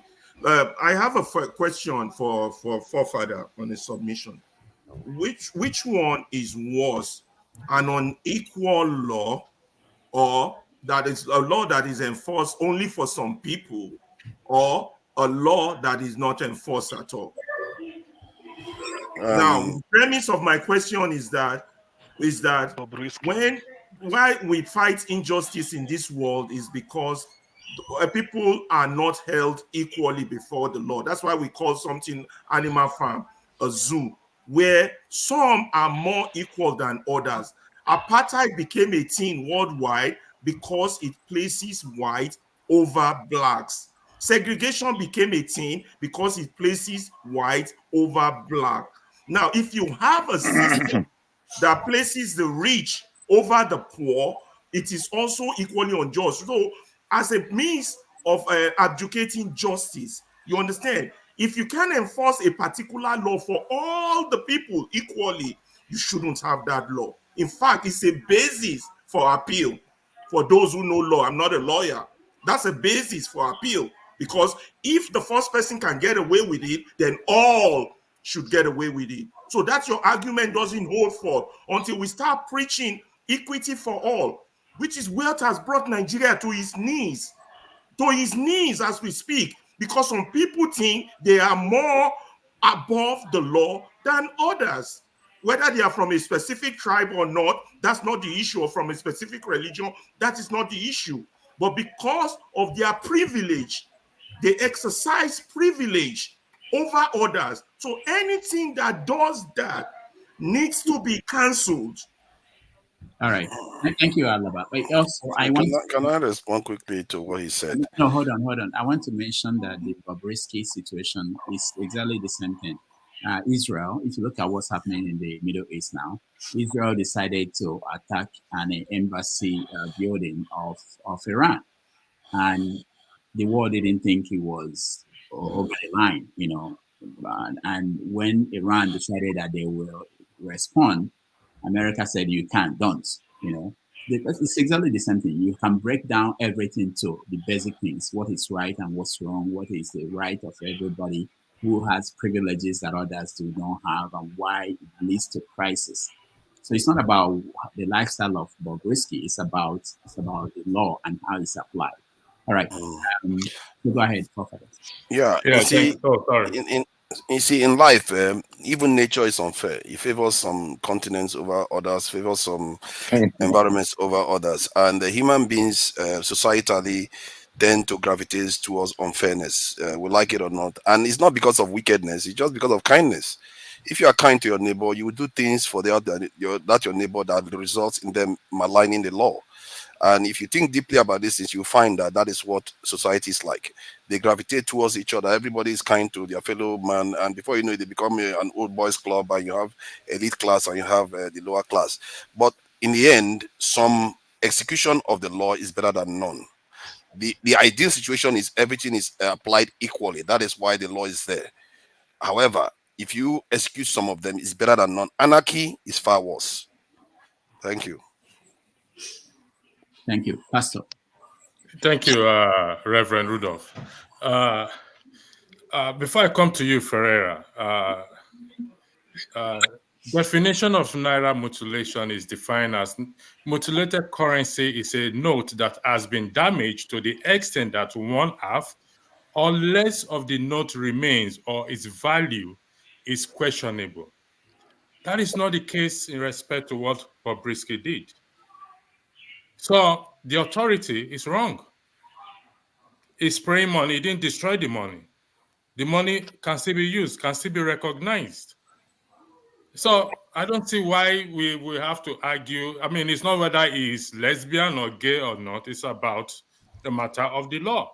He was arrested, or she was arrested for mutilated currency. And when Sho brought up this topic, I asked Sho to highlight the definition of what mutilated currency is.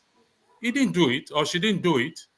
So why are we, I mean, the law has to be fair on everybody. That is the definition. You Google it, you will see the definition there. Sorry, Pastor. Sorry, Chim. Sorry. This is important. CM, sorry, I took you out just random so I could answer Pastor Electricity. So the CBN Act of 2007, Section 21, subsection 3 says, for the avoidance of doubt, spraying off, that was the first line, spraying off, dancing or marching on the Naira or any notes issued by the bank during social occasion or otherwise, however, shall constitute an abuse and defacing of the Naira, or such note shall be punishable under the subsection 1 of this. So spraying off is the first one. So it is not mutilated. All of them. They've not put them under mutilation. Spraying off is an offense. I just thought I'll clear that. According to the report, he was arrested based on mutilating the currency. They are the ones that made the law. They've classified spraying as part of their mutilation. I just thought I'll clarify that. So if that's the case, all of us are guilty. Every one of us are guilty. I never sprayed Naira. I was young when I left Nigeria. I didn't have money to spray. Please, leave me out. CM, I'll bring you back. That is the case. Every one of us are guilty. So if you give Naira to your church, you're mutilating it. If I give Naira to church. Anyway, let me continue, please. Ferreira, you claim that I was wrong when I highlighted the issue of moral obligation. Are you still standing on that? Absolutely. Did you see what I just? Did you see what I sent to you on the private chat? Yeah, on the platform. I saw it. Yeah. Countries are not run on morality because individual moralities differ. Countries are run on legality. Fair. Hold on 1 second, please. You see, we owe each other moral obligations beside the law. That's a religious view. If I'm an atheist, that's not a religious view. It's No, I not a don't have to religious be view. moral. What? Ferreira, it is not a religious view. It It's is not a not a religious religious view. view. It's a view of morality. If It's you a see view of, it's someone not a lying, if you We owe see religious someone in the ourselves. street I say lying we owe down, ourselves if you humanity. saw Ferreira, Morality if you is Ferreira, debatable. brother Ferreira, if Yeah. you saw somebody in the park on your route home and this person was wounded on the floor, your duty to that man is to go and check if he's okay, not That's my just to walk humanity. past, That's my not humanity, just not my no, morality. not just to walk past like you did me when I was drunk that time. All right, Yeah, all the right, good all right. Samaritan theory is Let about me finish. humanity, You see, not I'm morality. not going to argue with you, okay? I don't mind being told if I'm wrong. I don't mind. However, if I am not wrong and you tell me I am wrong, I'll put it to you that I am not wrong. It's up to you to believe. It's subject to On debate. Wednesday, let me just tell you something. Hold on, Ferreira. On Wednesday, I submitted my first assignment on health and safety on moral ground. I quoted the law, HSWA, health and safety at work. I failed the number one question because my tutor told me I didn't ask you about legal matters. I asked you about moral obligation in health and safety. So I got 7/10. So you Google it, you will see it there. It's not What's the difference religious. between morality Let me and finish, ethics? please. Let me finish. I don't like being interjected, please. Let me finish. I was telling my daughter this evening, if you are driving and I'm sitting by your side and I refuse to use a seat belt, what would you do? She said, well, she has told me, and that is it. I said, no, you have a right to tell me to get out of that car because I'm putting your life at risk. That's the moral obligation you hold to me. So please, let's get the record straight. Moral comes first before the law. It's there. Google it. You will see it yourself. I didn't make it up. It's there on the internet. So I am not wrong. You are wrong. I yield the floor. Thank you, Rudolph. All right. Thank you. I will go to James. That's funny guy. I'll go to James, but let me just show you guys a little bit of what's going on live from London, where Loco P, the other crack reporter we have, talking about spreading the Naira. I hope it's the Naira that's in there, not the pound. Let's see if we can play a little bit of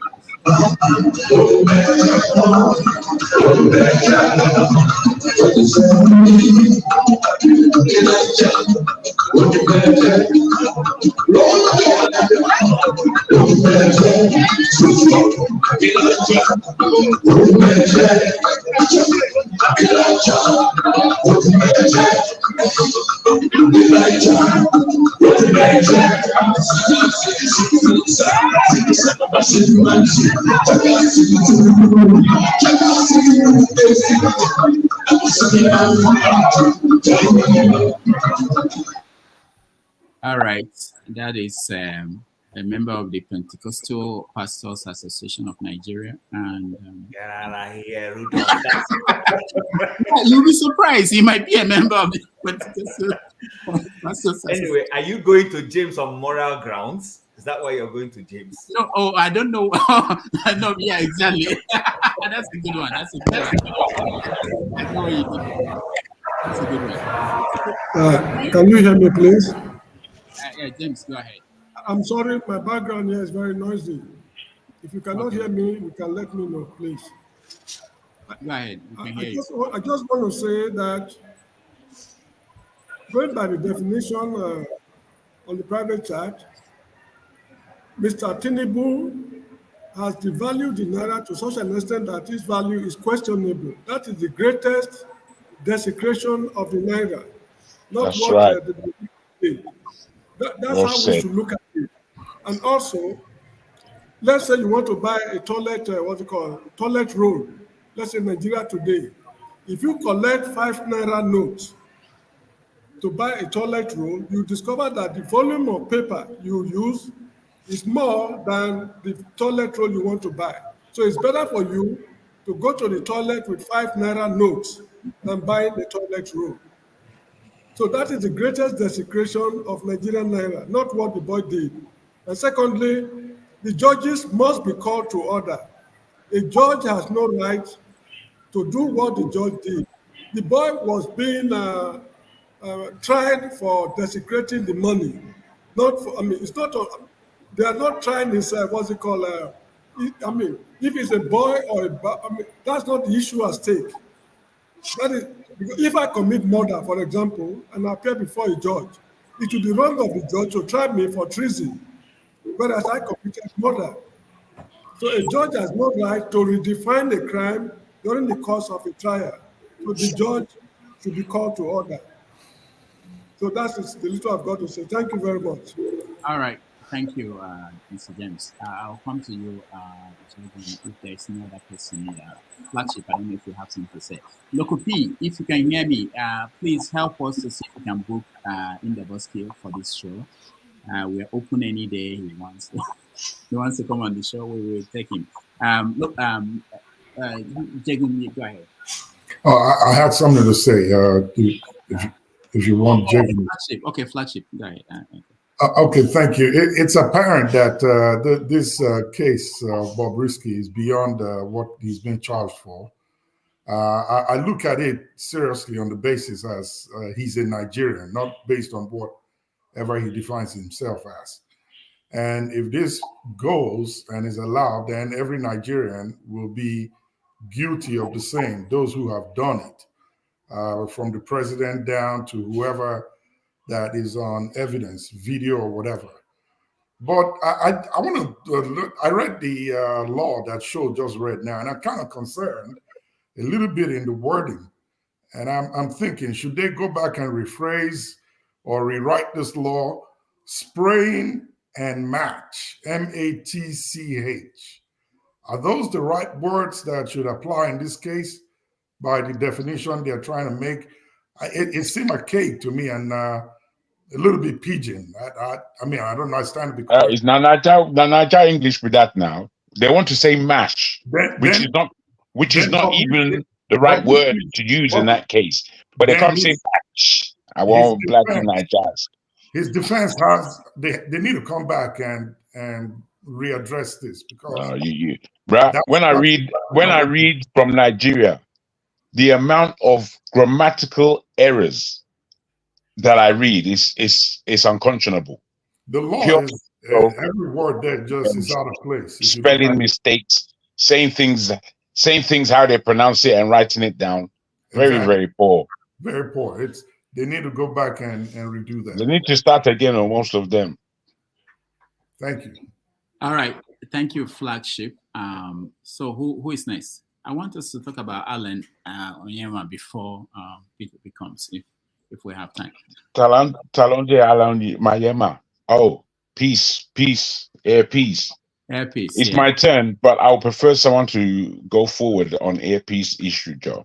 Okay. No, let me hear Jonaba if he has something. Jonaba, you have anything to add to what we're discussing about Bobrisky?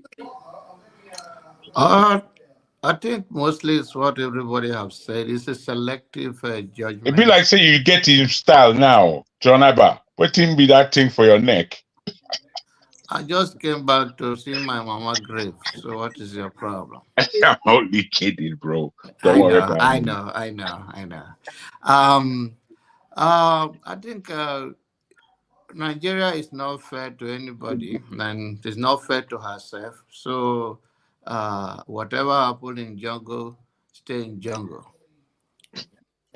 Can I just say something, Rudolph, before you move on? Go ahead. And I'm of the school of thought, like the same as Flagship, but I want to make it oha. The person when he be, you understand, when he no agree for it, now he cause all these things. So let him and Bobrisky go and settle their issue outside of the Nigerian court frame. No, wait. Who is the person? I'm hearing some things like the other things going on. Somebody came out who is a very black man, said he was responsible for the arrest. Is that what you're referring to? No, but if you follow the trend, okay, this individual who was arrested and taken to court, there were other very strong forces around the geographical location who insisted that he must be charged and put in prison. Right. Are you afraid of mentioning those forces? I have children to train. So look at it this way. Understand? This guy has since we have been there. I mean, this guy started doing this show since I think if I remember correctly, sometime late 2000s, the late 2000s, we all know this guy who is a cross dresser. Okay, we know him. We know the stupid boy called Bobrisky. Okay, and we all, you know, first when he started, it was like a joke, and they invite him to all this Abuja, you know, fun fair and all that, and he comes. Okay, there's a particular location where all of us used to meet. You know, it's called Area 10. You know, the cultural center of church. Chim knows that place. It's a meeting point for everybody. You and Bobrisky? Not me or him. Look at me now. I have the No, I wanted to understand. I don't, you know. No, it's a meeting point for artists and all the events happening in Abuja. Okay. Yes. So now, what you are saying is that there are people who are close to him who we know. Okay. So if he has stepped on those toes, let him go back. Okay, because I don't think he's going to survive it in prison, whether they put him in the male section or the female section. So let him go back and appeal to the power. Because if you look at it, the judgment vis-a-vis, just like you have said, with the crime do not match. And why do you give him, you know, no option of fine? No option of fine. Why? What is the crime? Meanwhile, people are putting, there's dollar people, there is normal people, there's even those who give contracts to their cronies for over 15 years without bidding, without even submitting to the Federal Executive Council, without even putting it in the budget. Those people are still working, and it's not in small naira, it's in billions. And they are not being called to question. And then you take this young man or woman, as the case may be, who now said he spread the naira. And the president just did the same thing 3 days ago in a party in Lagos. And he has not been arrested. Neither is any of his aides arrested. So there's a question that is not being answered. Let Bobrisky put the cat out so that we all. And the question, Rudolph, I'm trying to avoid this. There's a English saying that says, "Who will bail the cat?" That's where we are right now.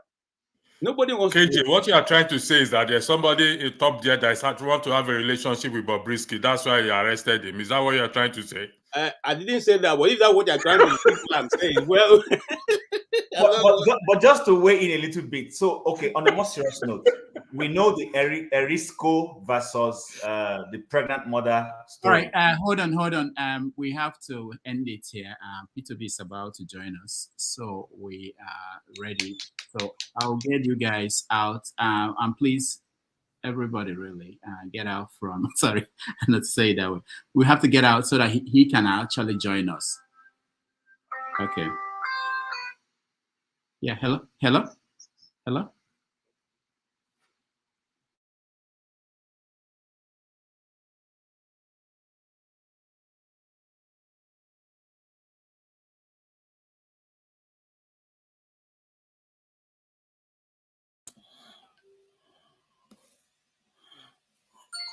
Okay.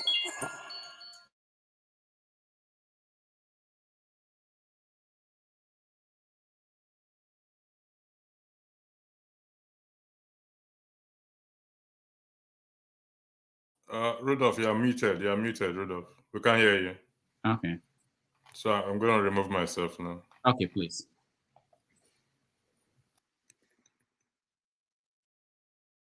Also, we want to get people out from the studio too. Please get remove yourself because we don't have space there, so we can have him join us. When we come back, I mean, after I'm done with him, which will be very quick, I will get everybody back and.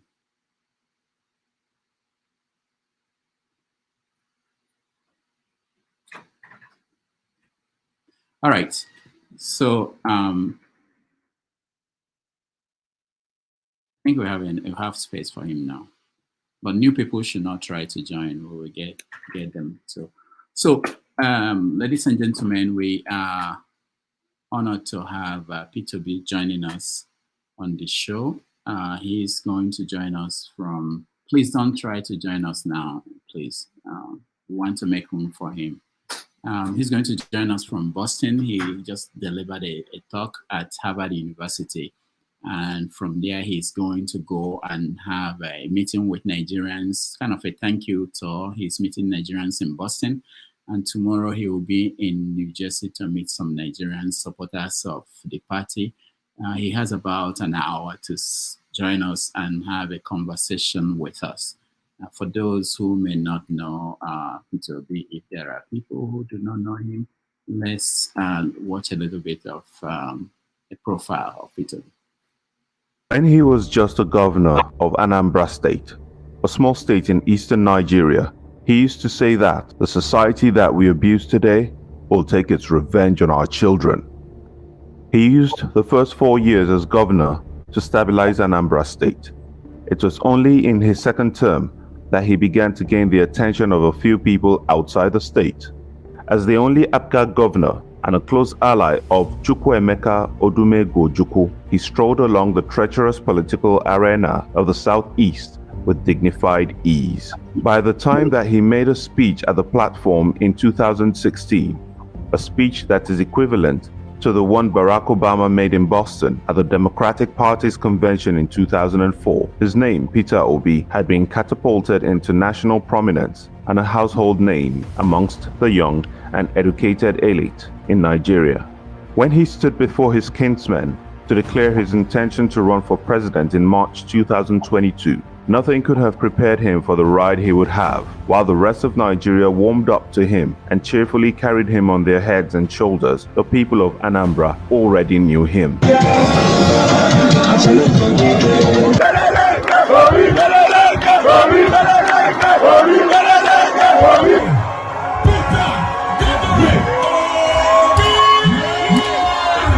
He was Okute, the former governor whom all the 177 traditional rulers in Anambra State unanimously confer the title Okute. His name is Peter Gregory Onwubuasi Obi. Obi was born on the 19th of July 1961 in the business city of Onitsha, where he continues to live and work till date. He attended Christ the King College, Onitsha, where he completed his secondary school education. He was admitted to the University of Nigeria in 1980, graduated with a BA Honours in Philosophy in 1984. Peter Obi attended Lagos Business School, where he completed the Chief Executive Program, Havard Business School, the London School of Economics, Columbia Business School, and the International Institute for Management Development, where he received certificates in the Senior Executive Program and the Chief Executive Officer Program. He also attended the Kellogg School of Management and Northwestern University, the Business School of Oxford University, and the George Business School of Cambridge University. He describes himself as a mere trader. Senior brother is even more intelligent because he's a professor, I'm a trader, so he knows more, so he will be able to do things better than I'm doing it. You know, I've done my little own as a trader. Now the professor is there. This is despite his exploits from boardrooms to politics, where he left a trail of verifiable track records to which he always referred his opponents to with his Go and Verify anthem. I'm still standing there. I left the National Bank of Nigeria, $50 billion, $12 billion Naira for the state. The bank is there, you can go and verify. Being a businessman, resilience was second nature to him. But in 2003, his political resilience was tested when Chris Ngige was declared winner of the gubernatorial election. Obi went to court, and in 2006, the election of Chris Ngige was nullified and Obi was declared winner of the 2003 election. He assumed office in March 2006. He was impeached in November the same year by the Anambra State House of Assembly. However, his impeachment was overturned and he returned to office in February 2007. He was removed again after the 2007 Anambra State gubernatorial election, but the judiciary again intervened by ruling that he should be allowed to complete a full 4-year term. In 2010, he was re-elected to a second term, and this time he served full term. In this current dispensation, it was uniquely refreshing that in the Nigerian political arena full of certificate forgers, ex and current criminals, and men and women with an opaque past, the only talking points that Peter Obi's opponents could hold on to was that his statistics were sometimes off, that he said he had only one pair of shoes and one watch, and they found two, and that he called a church leader and canvassed for vote in the infamous, illegally obtained and leaked Yes Daddy audio. In 2023, 20 years after his first election appeal, Obi went back in court to challenge the process of the presidential election he said he won. Let me reiterate and assure you that good people of Nigeria that will explore all legal and peaceful options to reclaim our mandate. The case was dismissed by the Supreme Court, but the support he received has continued. In rejecting the ruling of the Supreme Court, Peter Obi argued that the court had failed the people of Nigeria this time. We won the election and we will prove it to Nigerians. The former governor vowed to stay around and be the opposition to the government in power, which he considered illegitimate. As he used to say as governor, when the premise of an argument is wrong, the conclusion is also wrong. The conclusion of Mr. Peter Obi's first attempt at the presidency is that he has just started. His fight against what he calls the structure of criminality has only begun. For taking a party that got only 5,000 votes in 2019 to 6 million votes in 2023, he had done something that no politician has been able to do in Nigeria. His enduring mantra says, "Go and verify," irrespective of what the future holds for him. If he does not personally move Nigeria from consumption to production, someone else will have to do so. And someone else has to cut the cost of governance that he once legendarily did in Anambra State for 8 years, after which he saved millions of dollars for the state. And until these ideals that Peter Obi based his 2023 campaign becomes the norm, even his fervent opponents would agree that Nigeria will continue to flounder. Even those critics of his who say Peter Obi would never be president find out as soon as they say so that there is a thing hanging around their neck. All right. Ladies and gentlemen, please welcome to our show, His Excellency Mr. Peter Obi. Welcome. Please unmute yourself. We can hear you, sir. Yes. Okay, good. Can you hear me now? Yeah, we can hear you. Welcome to the show. Thank you. We're glad to have you. We've been waiting, and a lot of people have been waiting to talk to you. So I sincerely apologize. Today has been very, very bad for me. You know, I have an event, a speaking engagement in Harvard, but leaving from Newark to Boston, I missed my flight twice, you know, because of complications at the airport. So, you know, I missed my flight. First, I was at a different boarding gate. They didn't announce it, and I went from another boarding gate. By the time I could be able to change my ticket, I missed the second one. I missed the third one. So that took me, a program that was supposed to end by 2 just ended. But I was happy the students were able to wait, and I apologize to them for what happened. You know, thank you. That's very good. We are glad that you're here. I don't know how much time you have with us, but let's start. I will ask you a few questions. Okay. This actually for my audience, my panelists and people who watch this show for more than a year, 18 months, I calculated it. They've been waiting for you to come on this program. So No. I don't think it's up to that. No, Okay. August 2022 on Adiola's show, you said you were coming. Yeah. So let's get to that. The first thing is this. A lot of people want to know whether you are the leader of the Labour Party. Are you the leader of the Labour Party? Well, you know, for me, I don't see what I do in politics as being leader of any place or not. My position is that, just like I always say, I'm not desperate to be president of Nigeria.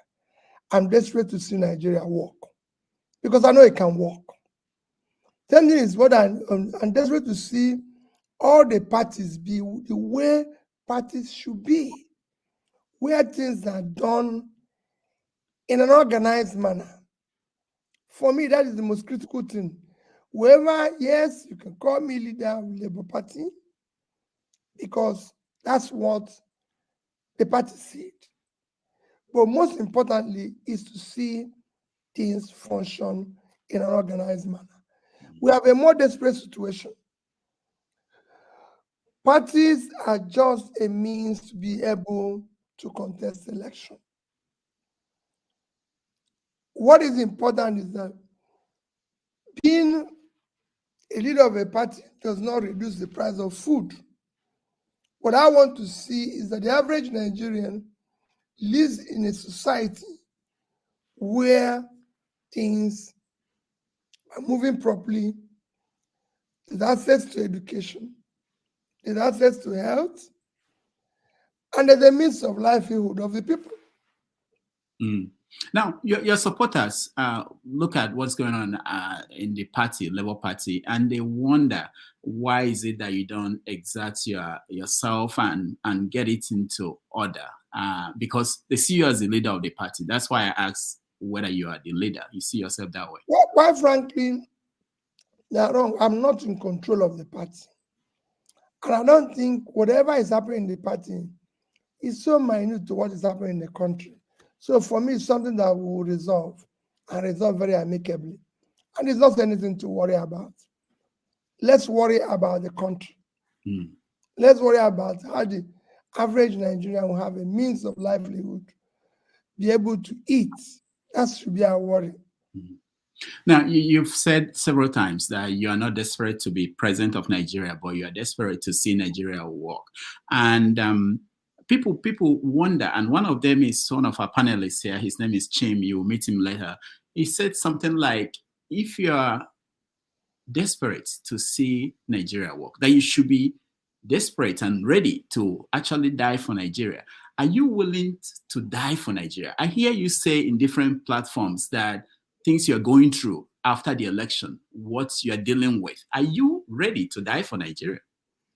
I'm sure that you haven't seen people do what I'm doing today. When I was campaigning, I was the only person who campaigned in every part of Nigeria. I was in Southern Kaduna, I was in Southern Borno, I was in Southern Gombe, I was in different places, I was in Newman, everywhere. I would do the same thing everywhere I go. So you could see where I campaigned in different areas of Nigeria that people never before campaigned. So I don't know what else people use to measure somebody who is committed to Nigeria. You are committed and you are ready to risk your life for Nigeria. Is that? I've probably done more than that. And today, if I'm not committed, I won't be doing what I'm doing in opposition. All right. Your party chairman, Aburek, was here on our show and we talked to him. We asked him several questions. One of them was, did he see the result as tabulated by Labour Party, your own party, your own result from your agents? He said, yeah, that you have it. And he promised to show us the result. We haven't received it. I wanted to know whether you saw the result and what was it like? Quite frankly, if you ask me, somebody asked me something like that, but privately about a few days ago, I told him the last election is gone. And I don't want the highest court of the land, even when I don't agree with them, have put a finality to the last election. So let's look at the future. I don't want to be talking about last election. I want to be looking at the future. And that's why I said my desperation is to see Nigeria work. Okay, let's look at the future. But before we do that, there's another question that people are raising, which is accounts about the finances, especially people that donated money to the party. Do we have the accounts? Is it public? Because people still don't seem to have seen it. Well, the party account is not under my control. We've said we are going to appoint a external auditor, and that we have appointed. So if the external auditor comes up with their work tomorrow, any day they come out with it, we'll make it public. Monies were received by different groups and different places. And we have said people who receive money should account for it. You've seen one of the campaign accounts was managed by Aisha Yusuf. She's come public, accounted for it. And that is at all levels, even support groups. We have asked them, if you know you collected funds from anybody, account for it. It's necessary. I'm going to go around to everywhere we've been, where we think people made donation, to say thank you. And if I receive their contribution, I'll let them know. If I didn't, I'll also let them know, so they will know who they gave it to and go and ask that question. And that must be, because if we are talking about accountability when we go into office, we should start by accounting for the small resources. But I can tell you, whatever we received was judiciously applied. That's why we achieved what we were able to achieve.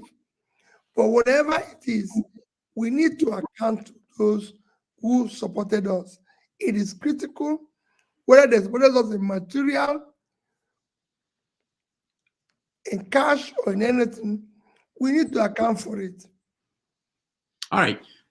There's an election coming in Edo State for governor, and you have a candidate from Labour Party. I have a question. What are you putting in place to make sure that what happened in the presidential election will not repeat itself in Edo State? Well, what are we going to put in place? We are not in charge of anything. The only thing we can do is to continue to say, let's do the right thing. Advocacy, and ask people to mind their boots, their this and everything. We can't do more than that. We're not going to carry gun. We don't have access to gun. We don't have access to, we're not going to kill people because we want to serve the people. We're just going to do the right thing. But is that all? Because some people were wondering, one of the things that didn't work out well in the last election was that you don't have agents everywhere. Labour Party didn't. We're going to have agents everywhere. We're actually supposed to have agents everywhere. It is a difficult thing. The last election, I said, is past. What it is that there's a lot of issues that made us to be in that situation. And it was just our first attempt. We're more organized in the future. So you're assuring Nigerians that you will have agents in Edo everywhere, in all the polling units? I believe so. Yes, we have no reason. In the last election, we even have agents everywhere in Edo. Okay. I just don't want to say where we didn't have agents. Okay. All right. One more question from me before I let our people come in, because I don't know how much time you have for us. But the question is, if you were announced as a winner of the election last time and you were sworn in, you will have declared your assets for Nigerians to, and I believe people who know you, they believe that you will have made it public. Am I right? Well, yes. Let me tell you, yes, there is a mandatory for you to declare your assets. But where we are now, it's also necessary to do so public. Even if we have not been doing it in the past, things have changed. We now need to do things differently. And I believe we need to do things differently. Even when I tell people that when I was campaigning, that I'm not going to dwell so much on the past, even when I'm looking for fighting corruption and everything. We will be able maybe ask 1 or 2 questions about the past, but our focus would have been on today and tomorrow. Now, people who know you, they say that you will have done it publicly and that, you will make other people working with you to do the same thing. Yes. Will you be able to tell us, Nigerians today, ballpark figure of what your assets look like? No, I can't, because I'm not in office. Yeah, I know you're not in office, but that would be a change. That would be something. No. It's not necessary. All I tell people is that I'm not a poor man. And whatever I have is by his grace. Is God, And I've done one thing. I've challenged anybody to say, show me where I stole public money. I was governor for 8 years.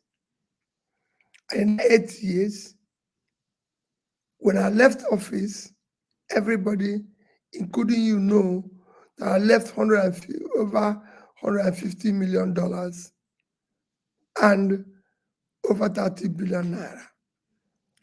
What else do I need to say to prove that I'm not, say, a thief?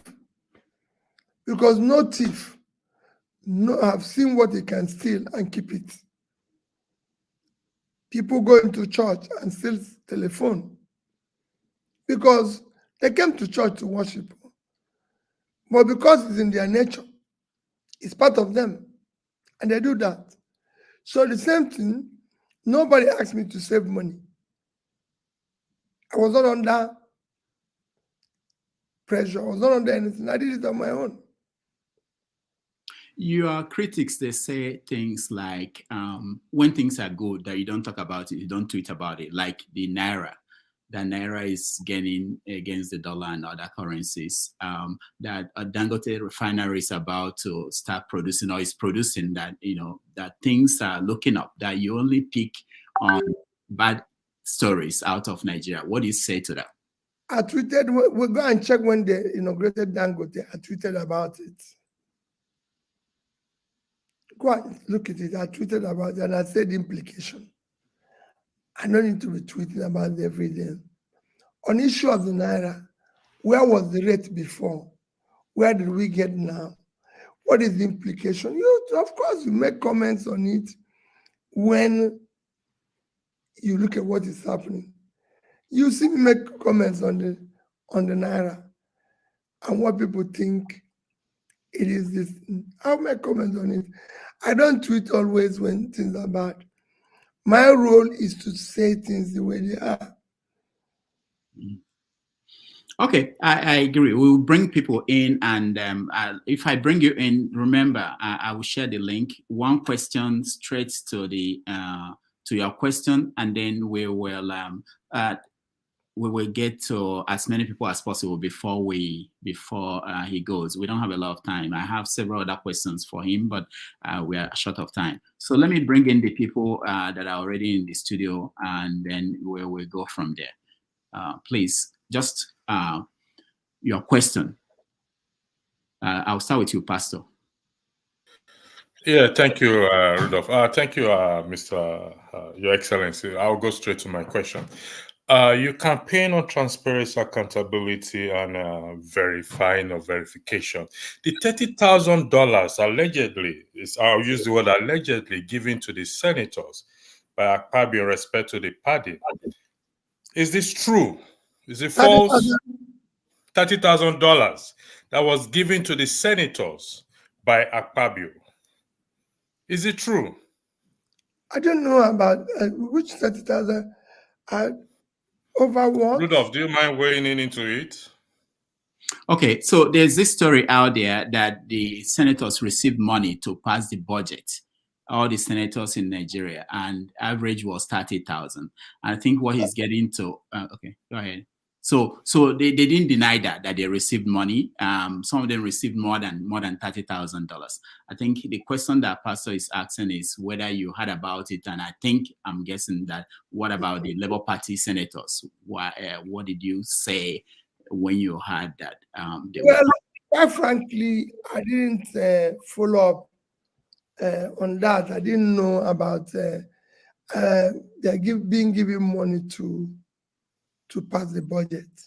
I heard about budget being padded, budget being done this. I've heard about buying them vehicles, which I condemned, in every ramification, even when Labour Party people were involved. And I keep telling people, it's just like what you asked me at the beginning about the issue of leadership. Leadership of the party. I said, I'm not in control.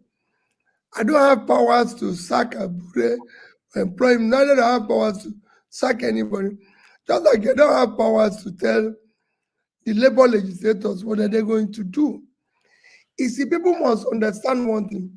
There's a difference between when you're in charge and when you're not. Let me go back to my former party, ABGA. When I became governor, during my time, I was contesting an election. Africa was engulfed in similar situation we find ourselves in labor. And that was the situation when I became governor. I don't know if you know, it became like that for a long time. It didn't stop me from doing what I want to do as a governor, because I was in charge. I could sack a commissioner, I could keep a commissioner, I could question a civil servant, I could do this. There's so many. I had the power to do what I wanted to do. I answered a similar question today in Harvard, that when you are in charge, you can decide, like I said, I can fight corruption head on. I can decide this is not going to happen. Legislators, I'm not going to buy you this type of car because I have the similar situation. Traditional people are not going to use this type of facilities because this is going to happen. But when you're not in charge, what are people do is that just like they say, oh, if he can't manage party, how is he going to manage Nigeria? I'm not party chairman. I don't have any role in the party. I didn't manage Abga as governor, but I managed Anambra State because I was in charge. I was the person who knew what is the right thing to do and pursued it. People say, oh, if you can't manage legislators, how will I manage them? I can only preach to them. Rudolph is like you now. I can't manage. People say, oh, if you can't control Rudolph, who is your friend? Assuming you're my friend, how can you control this? No, it's not the same thing. I can only preach to you. I can only, persuade you to do the right thing. It's a different thing when I am in charge. You cannot decide this is the way I want things to go. All right, let's leave it at that. Let's go to the next person. Show, you're next. All right. Thank you, Rudolph, and good evening, Mr. Peter Obi. Thank you for joining us today. My question to you is, and I believe it's a question that might be relevant, for years to come while you remain active in politics. My question to you is, currently today in Nigerian, political space, are there political actors or gladiators that you consider, a step too far, that, even if it means it takes you closer to office, to Aso Rock, that you will not work with, based on what you know of them, based on what they stand for, based on who they are? Are there people that you would say, regardless of what this will bring me, I will not work with these people because I know them and I know what they stand for? I won't call their name, but there's so many of them. Okay, fantastic. Thank you very much. Of course, there's so many characters you will never have near you because they don't believe in anything. They are part of the confusion and they will never change. Thank you. Why would you want to bring them near you? Thank you very much. That answers my question. I answer people today. People would have been surprised about the team that I have assembled. But they will know that this team have come to work. All right. Thank you. Thank you, Sure. Thank you. Let's go to Chim. Chim, you're next. Thank you, Rudolph. Good day, Mr. Obi. It's a pleasure to make your acquaintance. Even though Rudolph has tried to malign me slightly before you.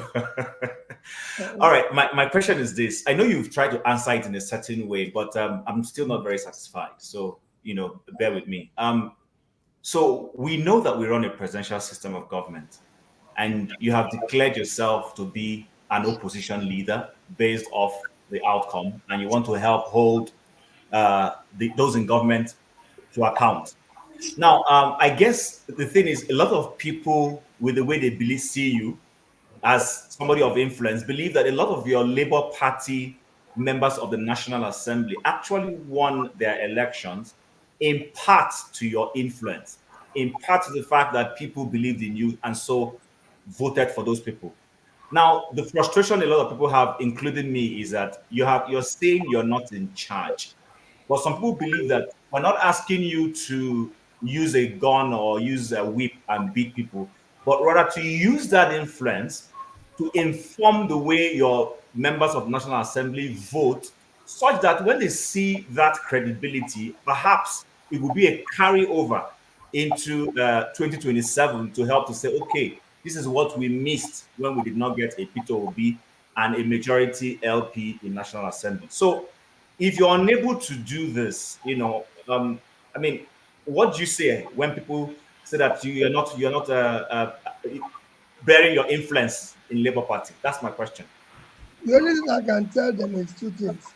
Let me, even before I answer them, tell you that quite a number of Labour Party legislators are doing the right things. If you follow them, quite a number of them. But that notwithstanding, I've governed the state with 30 members. Are you hearing me? Yeah, we can hear you. I've governed the state with 30 members, not from my party. Who knows what I'm talking? And I was able to do what I want to do. Return school when I had no single member from my party. Been able to empower hospitals owned by voluntary agencies without a single member from my party, and took other decisions. I still maintain the only thing I can do is to continue to preach and urge them to do the right thing. Other than that, it does not in any way shows, it's like saying because my brother or my sister or my wife or my children is a thief, God forbid, I am. You cannot do that. I cannot say because Rudolph's brother is an addict, then Rudolph is. And Rudolph cannot control him. You persuade, you do whatever is possible to tell them to do the right thing. But it is a different thing if Rudolph have power to say to this person, if you do this, this will happen. If you do this, this will happen. That's when you test and say, this person can do this. I did it when I was being impeached. I still took those decisions because I was in charge. And I said, this is what I want, and it must happen. I say every day that I'm going to fight corruption. And people say to me, how? I said, when the person in charge is not stealing, his wife and children are not. Listen, if you know, my brother was impeached. Go and read my three reasons why I was impeached. My first impeachment. One was for cutting the cost of renovating my office.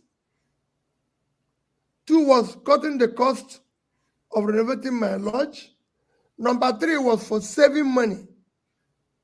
I still continued with saving. After my impeachment, I returned because I was in charge. But it's difficult to go and tell somebody else whom probably don't know what the circumstances and everything. You, of course, you talk, and I can tell you they are different today. Other legislators, they might not be to the level you want them to be, but it's a gradual process. Just like I tell obedience and everything, not in a sprint race, we're in a marathon race. That change is what we'll continue to preach until everybody abides by it. All right, thank you, Chim. Let's go to Mr. James in the Gambia. James, Jonas.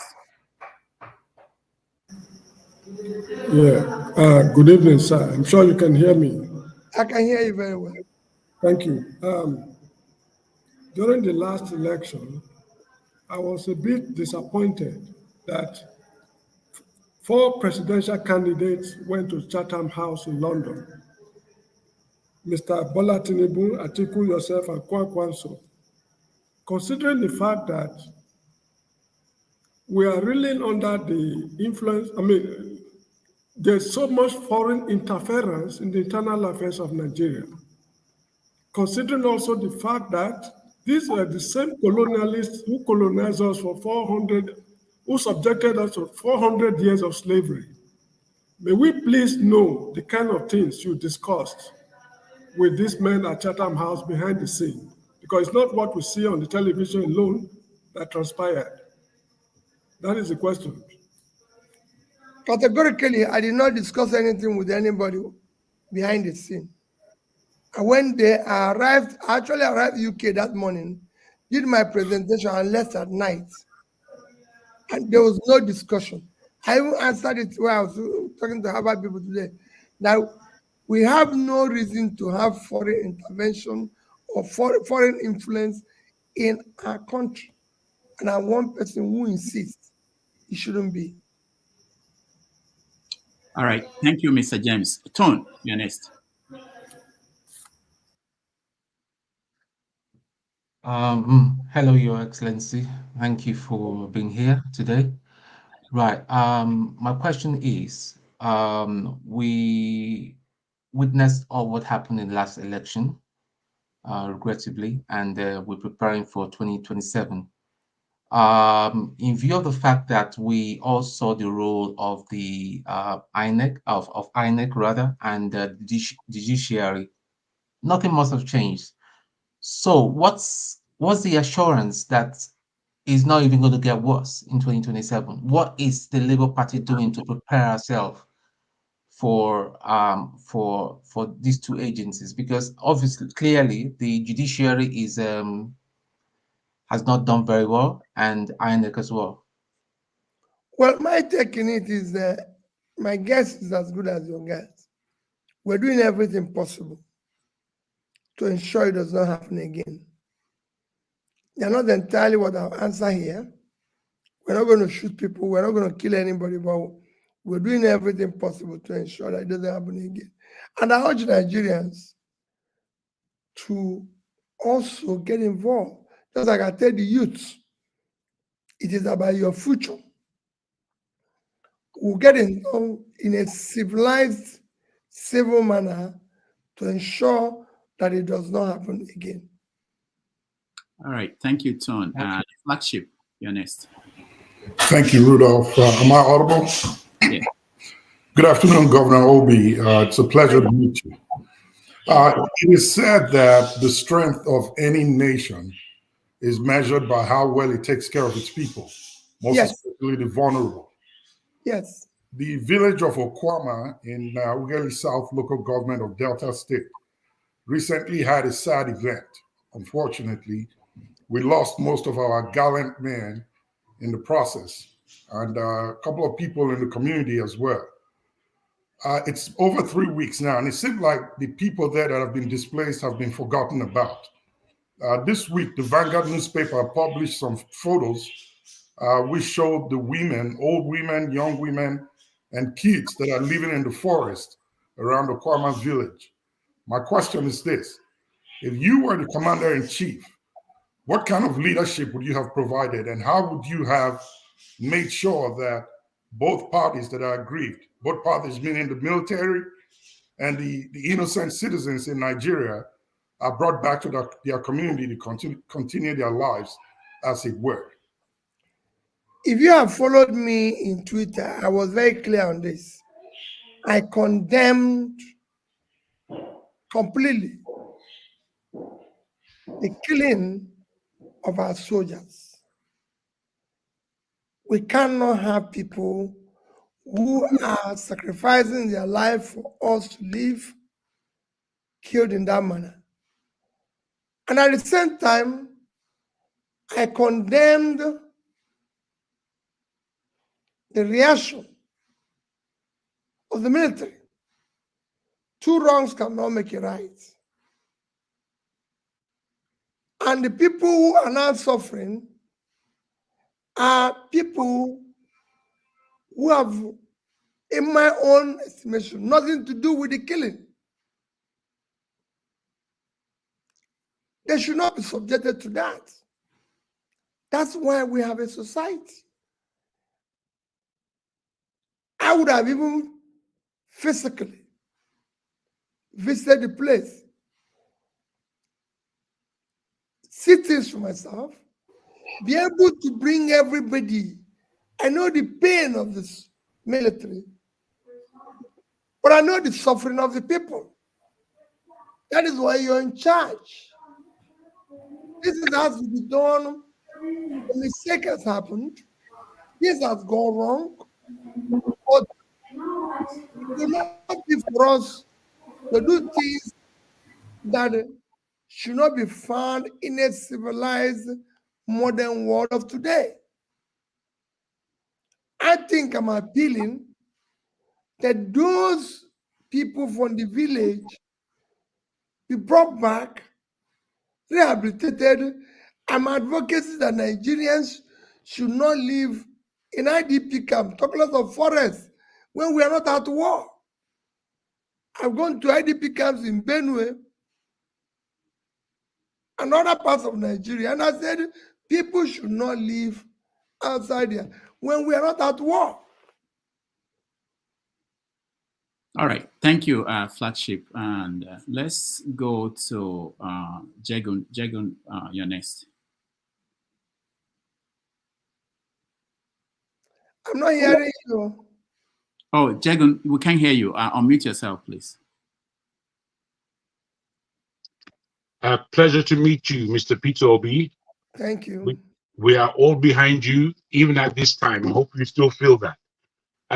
Two really small questions. Well, one small and one medium, if I may. The first question I have is about leadership. Leadership in Nigeria, right across the board, is extremely poor. I would like to ask you, firstly, if you were not the candidate, if you are not running, and we're glad you are also, don't get me wrong, excuse me for being a bit obtuse, but if you were not running for the presidency, who would you vote for? That's my first one. Well, I don't know how I'm going to answer that. It's too controversial. Fair enough. Fair enough. I felt it might be a bit obtuse, but as I said, we're all looking for leadership, and I would just like to see where your eyes were if anybody else could do the kind of job you're doing in your estimation. There's quite a number of Nigerians who can do the job and do it well. Fair enough, sir. You know, the second one of them, but at this stage, I don't need to mention. As I said, I'm not desperate to be president, but I'm desperate to see Nigeria work. And I'll support Nigerians who are competent, who are qualified. For me, at this stage where we are, we must look for the best. People Indeed. with credibility, people with character, people who are competent, people who have the capacity, and people who have compassion. It is important. We can't I respect that. Where we are now, where it is everything fits. Yes, sir. Something a bit deeper, if I may. Global geopolitics and the configuration of the world today, and the fact that we're ever headed into the future. Does Nigeria stand a chance of catching up in real terms, and not in glowing terms of glorification, in real terms, in your most curt analysis of the situation? Very easy. Just not Nigeria and Africa stands the chance of catching up because you have so much resources. So much resources. The reason I said geopolitics, I beg your pardon, sorry. The reason why I said geopolitics, because I'm speaking about what is going on outside of Africa that is holding Africa back. And I don't mean that as a piecemeal. I mean, there are strategies outside of Africa that are working against Africa. That's the geopolitics. That's what I said before, that we have a chance of catching up. In fact, like I said, this was a question I answered today. Nigeria has no reason for anybody to hold it back. It is this elite, the drivers of our continent today, mostly, I'm not saying all, the drivers of Nigeria today, which have meant the political class are mainly people occupied by people who have since passed their destination and must leave the stage so that people can come, people who have ideas, vision, and commitment. For example, if I use Nigeria, we have no reason to be held back by anybody. We have all the resources, God-given resources, to be able to determine our future. We don't have nothing to do with AIDS. You've seen me condemn that Ukraine gave Nigeria grain. How can a country at war be giving us grain? Ukraine have 603,000 square kilometers of land space. Northern Nigeria is bigger than Ukraine. Just northern Nigeria. And we have the same arable land as they have. Can grow the same grain they're giving us. But because 60-70% of their land is cultivated and productive, when 60-70% of all is uncultivated and unproductive. Yes, things you do, they will know you're serious. All right. Thank you so much, Jagun. Eagles Air, you're next.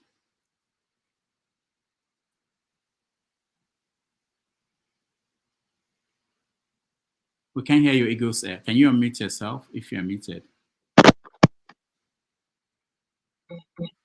All right, we have to skip you. You can come back again. Janaba, you're next. So can you hear me? Can you hear me right now? All right, we can hear you. Go ahead. Okay, thank you so much. God bless you. Mr. Peter Obi Opute, good evening from India. Good evening. Please, there's something that bothers me. I want to ask a question. And that thing, I'm troubled about it, is what convention, the convention Labour Party had in Newi. And in that convention, we are made to know that they are not there. LSOT is not there. And the Labour Union leader are not there. TUC are not there. So, and since that time, I have not seen you make a comment concerning that convention that bring Julius Abure back again as the leadership. And the Labour Party and TUC say, no, they are not part of it. Even INEC said that they are not there when this thing was conducted. So what is your take? Because this means that they're going to affect you in future. So what is your take towards the convention that happens? And your stand in Labour Party concerning future? If you have followed me, I've said it repeatedly, that from the onset, I said there's a lot of consultation that needs to happen. And that whatever happens in Labour, we will resolve it with a lot of consultation. There are not things I want to make public, but I'm of the opinion I didn't go because I believe there was not enough consultation and things would have been done differently. But in it, you called me leader. I'm a father. There are things when I have children and everybody will disagree. We manage it. What is happening in Labour Party today? It goes, it's not up to 5% of what is happening in other parties. So we manage it and everything. And remember, whoever is this or that in the party, it's not a problem is how to solve the huge Nigerian problem. But with party on, we will amicably solve it going along. All right. Thank you, Eagles Air. Let's go to Janaba. Janaba, come on, you're next. All right. Governor Peter Obi, welcome to the show. Thank you. My question is simple. Nigeria is like a broken, has a broken engine. Do you want to be the driver or you be the mechanic? The mechanic. Because when you fix it, then again, most mechanics are qualified drivers. Then you can drive. But the first is to fix it. And I want to fix it. And to fix it is not very difficult. To fix it is to focus on good governance. To focus, for example, what is difficult in Nigeria? Feeding itself. Nigeria can make more money from agriculture than we make from oil. And we have vast uncultivated land in the north. And that will give us food. That will drive inflation down. That will help our manufacturing. And that will help our export, which we will use genuinely to manage the foreign exchange rate. All right. Thank you, John Alba. Thank you. Alaba, you are next. Oh, no. Hold on, Alaba. I think it's Forefathers. Forefathers, you are next. Thank you, Dr. Rudolph. Greetings, Peter Obi. Thank you for joining us here today. I really appreciate the work you are doing in Nigeria. My question is going to be layered. Is basically two questions. I was on a panel with you last year when you agreed with me that that security is paramount in any nation. And, you know, Switzerland as a nation stopped fighting wars 200 years ago. And Switzerland has more bunkers today than Nigeria has soldiers. Switzerland's population versus their soldiers is 1 to 50, while Nigeria's is 1 to over 1,000. And the question is that your policy, your manifesto indicates that you are looking to change Nigeria's security posture. In other words, to raise our manpower level to around 2 million. Which includes the military, the police, and other security aspects of the country.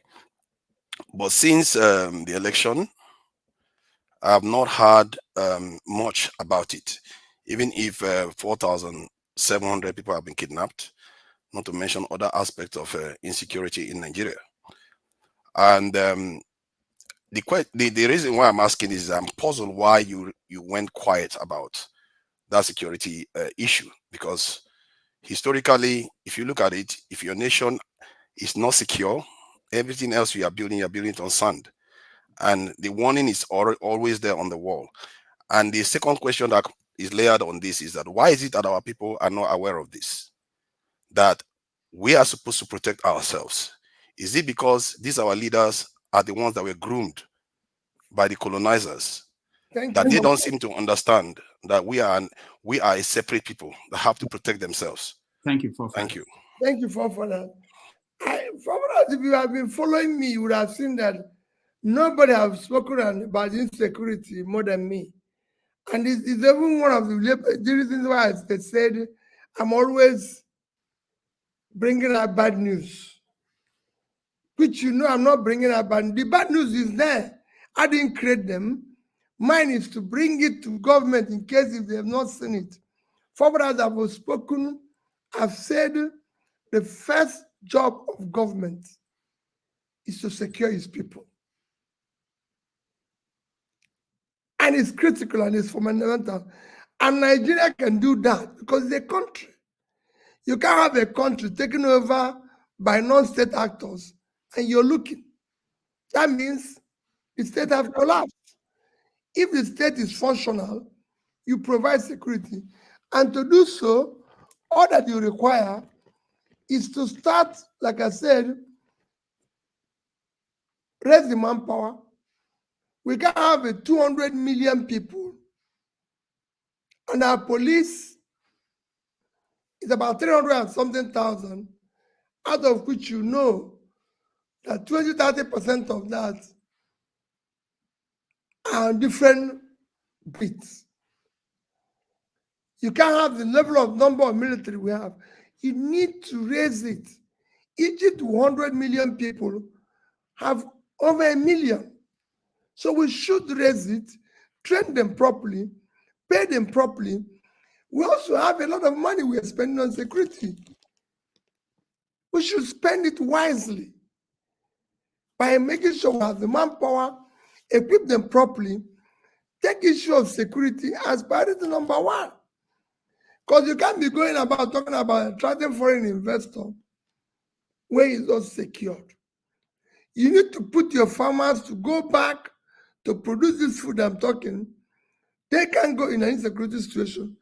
At the same time, you need to create environment for people to have means of livelihood. Because the more unemployed people are, the more poor people are, the more you have insecurity, the more you put people out of poverty, the more you reduce criminality. It's happened in South America, it's happened in Asian countries. These things I'm talking have happened everywhere. This security you're seeing in Nigeria today is also occasioned by the general level of poverty that has excavated it. So these are things you need to fight in very aggressive manner at multi-levels and different fronts. So I believe you, we are need to deal with insecurity. Otherwise, we're wasting our time. All right, thank you. Dr. Dami, the second question. No. Thank you, forefathers. Alaba, you're next. Yeah, greetings, Your Excellency, Mr. Peter Obi. Thank you. I'll go straight to my question. All political parties in Nigeria and most politicians, 99%, have no clear philosophical political ideology. Neither are they principled. Nigeria needs a revolutionary change, revolution of the mind first. In light of this, what are you? Are you a revolutionary, a reactionary, a progressive, or whatever other vocabulary you might have?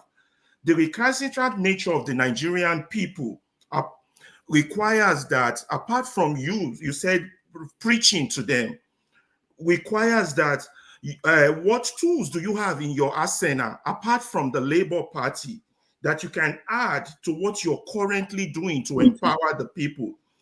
Building boreholes is good, but building media, radio station, TV station to start a massive movement, particularly abroad, supported by those at home, to effectively have the right numbers that we need to effectively make a change in this very deep and sad situation that we are in. So that's my question. What other arsenal is in your tool? Because working with the Labour Party, I personally believe you should do more. You should be a movement, because there's a lot of people who share your philosophy or ideology, which you're going to tell us what it is now, and want to join up with you. We're not harnessing those numbers. What else can you do to do that? Alaba, I have actually answered the question which you asked, but I agree with you. There's need to do it. That what you said I should do is what Rudolph is doing already, and I'm participating in it. We need more. No, yes, I agree. We need more. Being in opposition, my brother, is very difficult in Nigeria. Extremely difficult.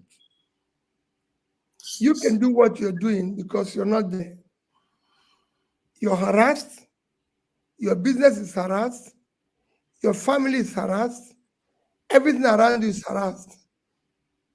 If I tell people what I'm going through, or members of my family is going through, the only thing you can say, Peter, stop this. Because that's what it is. Because it's a state capture. The winner takes everything and makes sure that you don't move. I have friends today who will not take my call, who don't want to come to their house, who will be doing occasion and call you and say, Peter, I'm doing this, but I don't want you to come. You know why? And I can tell you, it's so painful. Happens virtually every day. People say to you, I'm doing this. Today is my birthday. My wife is inviting people privately, but I don't want you to come. And people who might send just birthday greeting, they won't reply me. They will somebody's other phone and call me and say, we saw your this, but we can't reply because if we reply you, these people will know because they're taping everything about you. That's not a normal life. And these are people who are supposed to stay and say no. I've been at the airport, at the gathering, I want to greet somebody, will not greet me. These are people I used to be in my private life as a businessman or bank, we all used to meet together as directors and say, they won't greet you. They're using somebody's cell phone to call you, or they'll tell you, say, let's meet somewhere overseas. That's not a normal life. So to go through this is painful enough. This interview I'm doing, like every other interview, your call, your question, that you're there talking. Didn't you see now? Rudolph started by saying, I bring only bad news. Tell me which news that I brought that is not there before. No, Governor, it's not Rudolph that said it. It's your critics. That's what they are saying. Today, I advocated for one thing when I was speaking to students at Harvard. I said, we need to dismantle, change the presidential system we operate in. And because it's not appropriate for us, we need a mix of presidential and parliamentary democracy. So we can have the president, the governor, an elected person who will be answerable to the people. So when we have the presidential questions time, like we have prime minister presidential questions time, say in France or in UK, the president or the governor is the one answering. Today, if you elect me president, I will recruit 1,000 special assistants. If Rudolph says anything, or you, Alaba, said anything, I will unleash them. They will be calling you all sorts of names, calling your wife, calling your children. People who did not elect, who had nothing to do with it, have turned themselves into lunatics, harassing everybody. But if we had a presidential question time, and also to enable us to pass vote of no confidence or confidence when the person is doing well or not doing well. We can't just elect somebody and say he has to wait till after 4 or 5 years to go. No. These are things the parliamentary system can solve. So I'm an advocate. You said, which philosophy do I believe in? Or which is this? I stand for good governance. Does that make you a revolutionary, a reactionary, or a progressive? I'm not a reactionary. You can have a mix of progressive and a bit of revolutionary. Not revolutionary where we start damaging things and causing problems. We can do it by building a change of mind.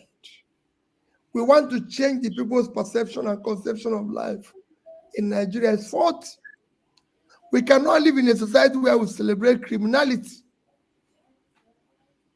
because that's what we're doing today. Whether it's in politics, out of politics, because not only in politics that we have problem in Nigeria. We have problem even in private world, where people think today I'm not doing anything, but there's a possibility that something can happen and money will come from nowhere. It doesn't happen anywhere in the world. All right. Thank you, Alaba. Thank you so much. Thank you, Your Excellency. I appreciate you answering my question. Thank you. All right. Before we continue, let me take one from the comment section. Someone wanted to know whether you still believe in the judiciary in Nigeria, based on what happened during the last election. Well, it is an ongoing process. You can't say you don't believe in them, because at the end of the day, they are there. You can say, yes, I believe in them. After all, I'm one of the greatest beneficiaries of the judiciary. It worked in the past, and it can be made to work again. What we have today is state capture, where people who captured it across the line are doing whatever they want. They've hijacked the institutions, but it can be strengthened. All right. Ndubisi. Thank you, Rudolph. Welcome, Your Excellency. We are happy to have you. Thank you. Sir, My question borders on the extreme bitterness and hatred in our country. We saw it play out in the elections. Do you think that Nigerians need to come together and sit down and decide on how we want to live as one country, make new rules, or better still, change the rules so that there will be equity and justice for every part of Nigeria, and remove this issue of minority majority, and that will help to secure the country? What do you think it is time for us to start discussing, and we need to do this before going to further elections? That's my question. Thank you, sir. Well, quite frankly, what you are seeing, I said it before, religion and ethnicity or tribalism are all elite conspiracy for state capture. Majority of Nigerians wants to live together. But we have a state capture. And when people are incompetent, they bring in things that they shouldn't bring in. Today, it's no tribe buys bread cheaper. I've been in the north, they're hungry. I've been in the southwest, they're hungry. I've been in south, they're hungry. However, the elites who have captured the system uses these things to keep us divided. If we have good governance today, where people's talent and hard work will match up the opportunity, these things will go. And we'll start loving each other. But unfortunately, where we found ourselves, this thing has to be there for a while. All right, Ndubisi, thank you so much. KJ. Thank you, Governor, Your Excellency. We appreciate what you are doing and what you stand for. I just want to ask you a question. With all that you've said, I'm a bit concerned that your lawyers, they went to the tribunal and didn't have any evidence. Even with all the effort of the media to help them with evidence, the judges said they didn't see any evidence. So, sir, can you confirm why or tell us why your lawyers went there without having evidence? Well, if you have been in this very, as I told you, I don't want to discuss yesterday. Yesterday is gone. Those who talk about yesterday will miss tomorrow. I'm preoccupied by tomorrow. That exercise has come to an end. It's for you to judge whether they have evidence or not. Even the evidence were physical in the court. The world can see it. But anybody can choose anything he wants. And we have the best of lawyers, the best of legal minds in that country. So it's yesterday. All right, thank you, KJ. Ed, go ahead. All right, thank you, Rudolph, and thank you, Governor Peter Obi. So my question is this. So I actually wrote it down. Is there any chance that you might, leave the Labour Party if things remain the way they are now? And also, just from a political point of view, are there lessons you've learned from the last election that you look to probably put to practice as you go into 2027? Because we believe that you're likely going to run again, because now you're going to be up against people who were not the incumbents when you first ran, which is 2023. So are there new things that you've put in place? Well, every day is a lesson. Every day you learn. And if you learn, you use them very carefully. There might not be things I can tell you here now, but I've learned a lot and I'm going to put them in place. I can tell you that. And the issue of leaving Labour Party or not leaving Labour Party, like I said, we don't know the dynamics on which the elections are going to be conducted going forward. Those dynamics will determine. All right. Okay, thank you. Thank you, Ed. Let's go to Osita Demma Yones. Good evening, Your Excellency Mr. Peter Obi, and it's really a pleasure to finally speak with you one-on-one. I want to take you back a bit to when you were a governor, and I know this question has been asked to you, and that is concerning local government autonomy. I'm of the view that while you've been a great governor, and almost everyone can say about the marvelous things you did in Anambra, but not most of us are not able to identify who the local government chairman were or the caretaker chairman.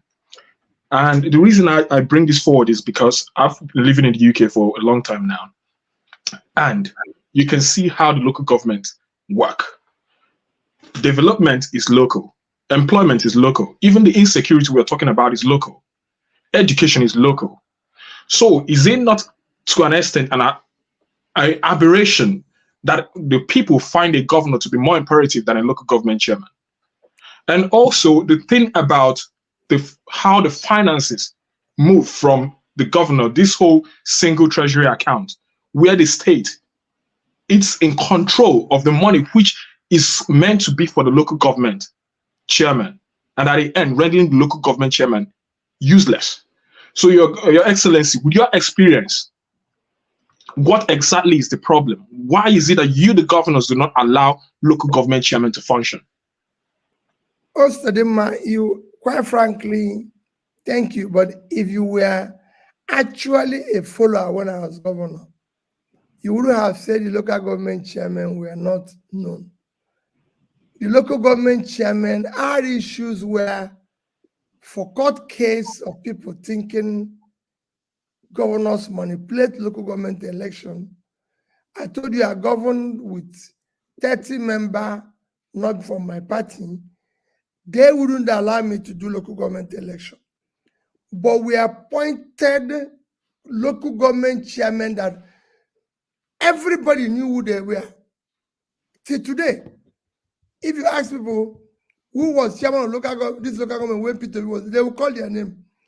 And we made sure that the resources of each local government were used for that local government. Let me give you a few examples. If you go to Newi local government, it is during my tenure that they built the new headquarters they are using now. And it was done by Newi local government. If you go to Onitsha local government, it is in my time they built the new headquarters they were using now. It was built by that local government money. If you go to Onitsha South, it is during my tenure they built the headquarters they're using now. It's built by local government. If you go to Dunukofia, I can go on Dunukofia. They never had a headquarters. It's during my time that it was built and it's there. If you go to Oka, I can go on and on. What we did was to ensure that the local government money was used to pay salary, to pay primary school teacher. With the one we brought in, the balance was used to work in that local government. In fact, there was a pride that is not being used. That when I was there, local government chairman, one day, my speaker, who served under me, the PDP, we lost him. And when he was being buried, everybody in the parliament said it was during my tenure that they started doing projects based on local government and constituencies, because I usually would tell to them, I don't have money to give you, but we can do something in your constituency. So you can tell your people you attracted this. But I believe what you're saying, development is local. And we must make the local level work. It is necessary. It is important. So are you saying that you support the local government getting their money directly without having to go through the governor? This is where, like, the point where I want to understand. They've always gotten their money direct. Let nobody tell it goes through the governor. No. It doesn't. It goes direct to them. In fact, let me even tell you, the law says that 10% of all local local income revenue, the state revenue, should be given to local government, in addition to the one they got from Abuja, to be used for development of that local government. All right. Thank you. Thank you, Sadima. We rounding up. He has to leave. It's more than 30 minutes over time. So, Reyes, you're next. Yes, thank you very much, Dr. Rudolph. Yeah. Your Excellency, Mr. Peter Obi, it's a pleasure to meet you and be on this platform with you. I must say you are one of the most approachable politicians of our time that we have known in a very long time. And this is one of the major reasons why you see a lot of us actually following and supporting you, because your ways are pretty clear for us to see. My question tonight, Mr. Peter Obi, is we've been following you and we've been seeing the fantastic job you've been doing with the borehole, providing water for people, especially within in the northern area of Nigeria. Now, obviously, just because this is beginning to spark up some other regions saying, is this also going to reach them? So we want to assume that definitely you are moving from the top of the country towards the south. But just want to know if this is also something you plan to do, maybe within the coming times. And then if this is obviously should be one of your plans, then the next thing I want to also ask is, how do we get to support you now in this project you're doing? Because you're doing great. You're doing something some of us would love to do. Thank you, Ray. Thank you very much for your comments and for your support.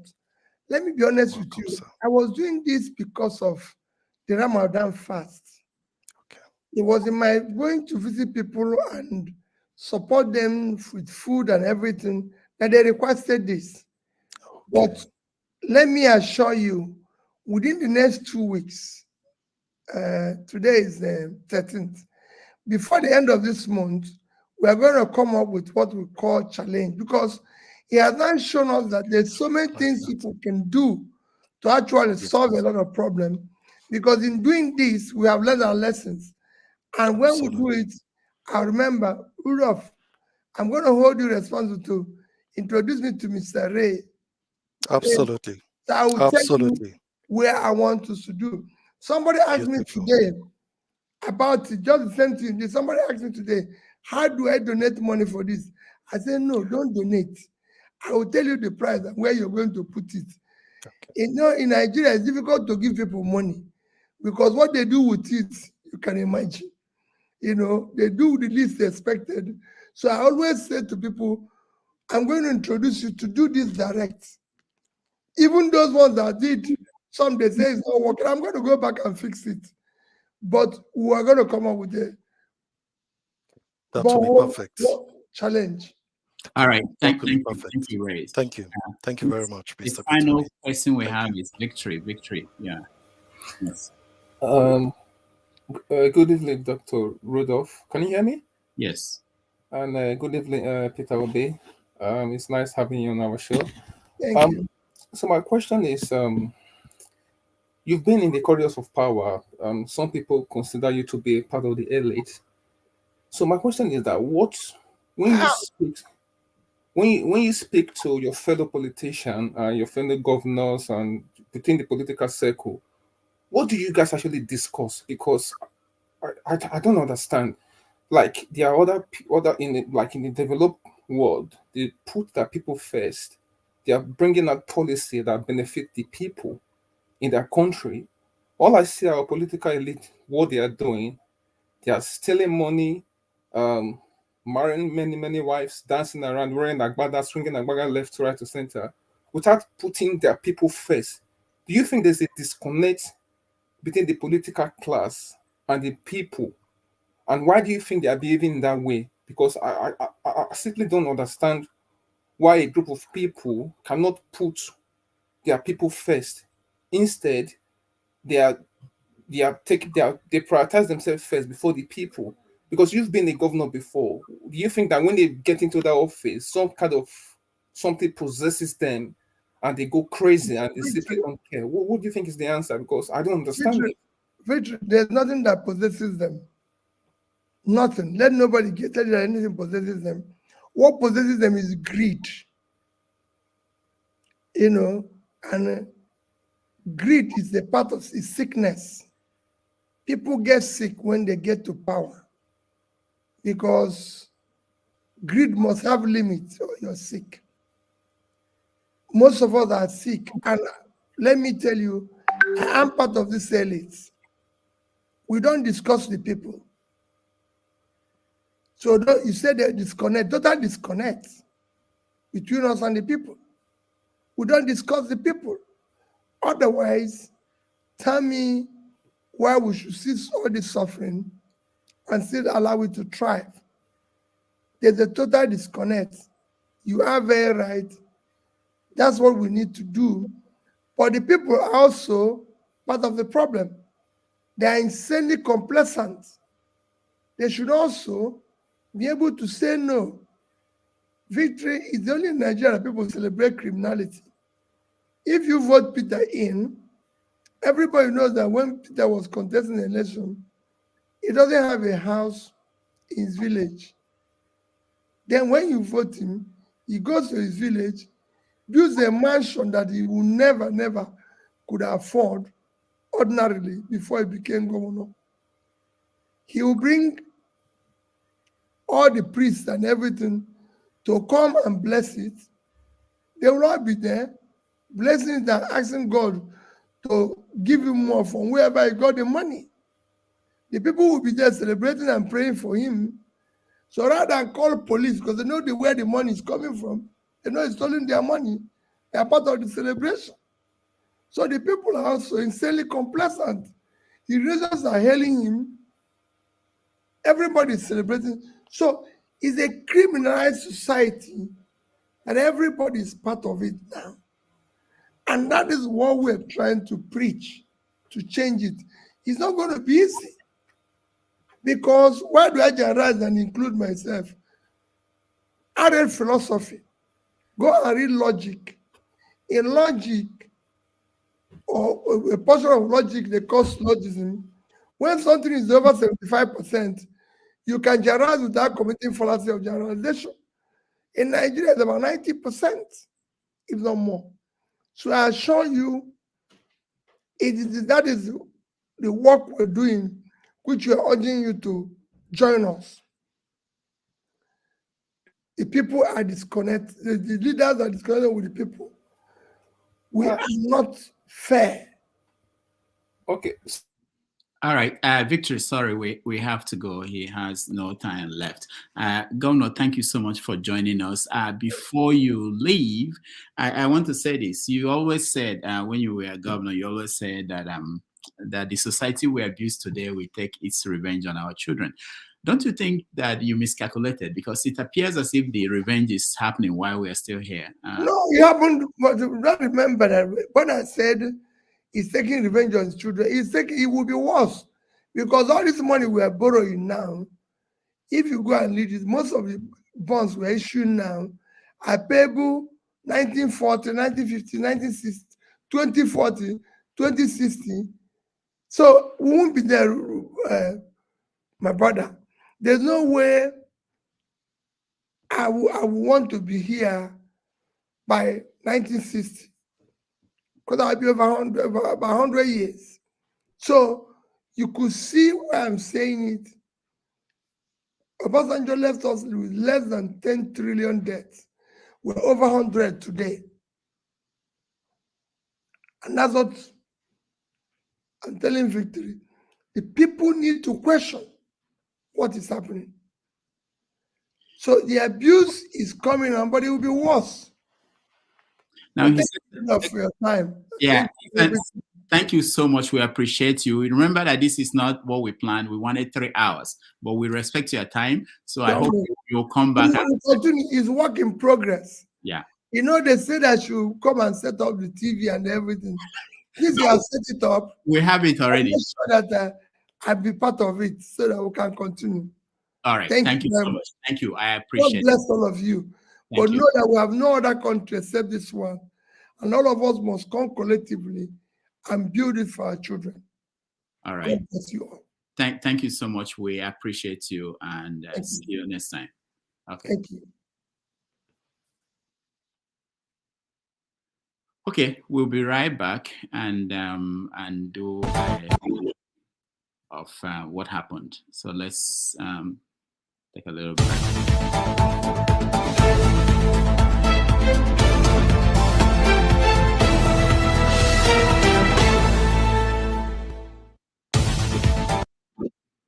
All right, let's bring in everybody in. We don't have much time to waste. Thank you guys, everybody that joined us. We appreciate those on the comment section. They stayed more than 30 minutes over. I was in touch with the team, and they were telling me to round up. That's why we had to. I know some people wanted to be able to ask questions and they couldn't. I'm sorry about that. But let's see. Forefathers. Yeah, I really appreciate his time here. I thank him for coming over. He did try to answer the questions as straightforward. All those people that argue with me about security, you go and argue with Peter, Peter Obi too. And the second question was more searching, but obviously maybe you are not allowing second questions. Even if Jagun got his second question into it, you didn't let me get that second, because that second question was more troublesome. But I do appreciate the fact that he did take on the questions, and this is one of the things I like about him. He doesn't like try to run away from the question. He tried to answer the question the best he can, and I think he's actually one of those Nigerians you will say that he's a blessing other than a takeaway. And many of our leaders have been very, very devastating to our people.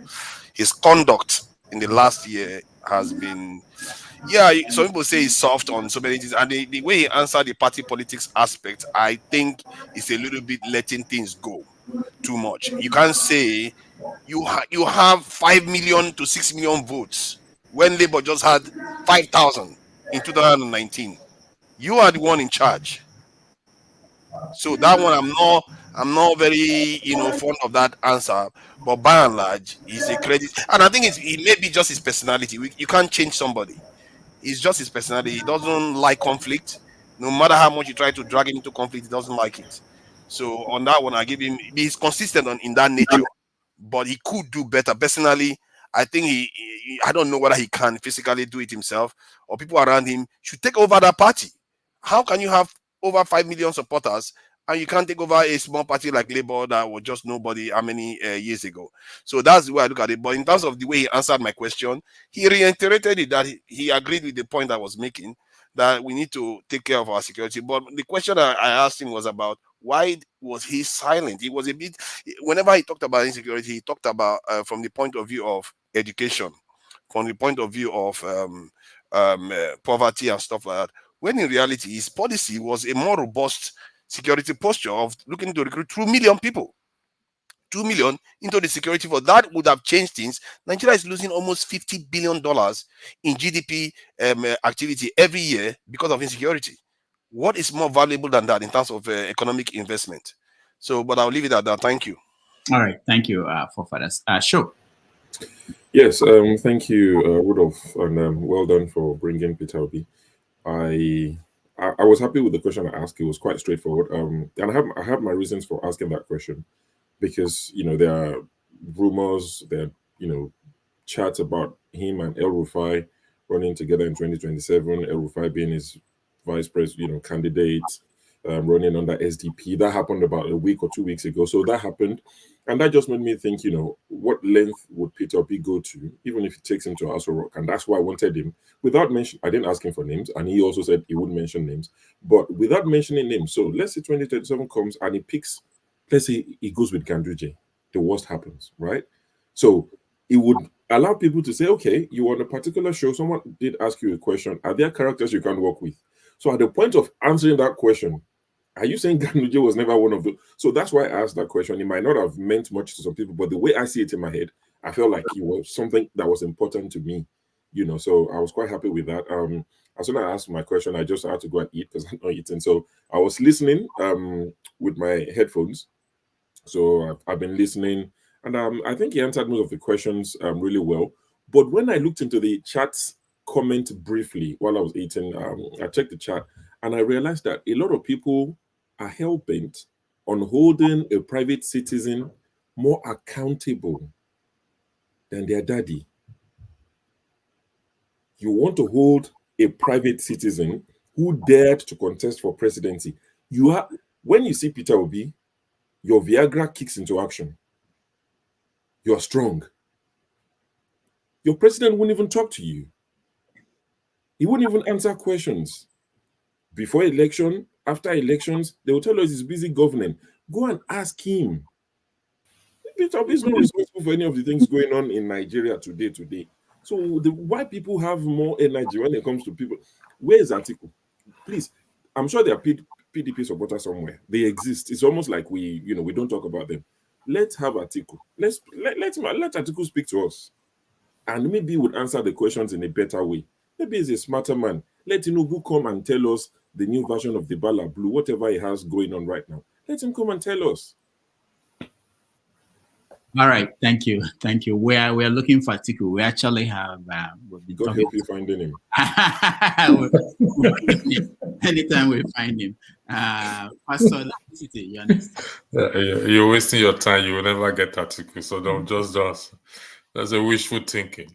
I focus on my question. He said he didn't hear about the $30,000 given to senators, which I find very shocking. Whether I should believe it or not, I don't know, because it was a news that went around.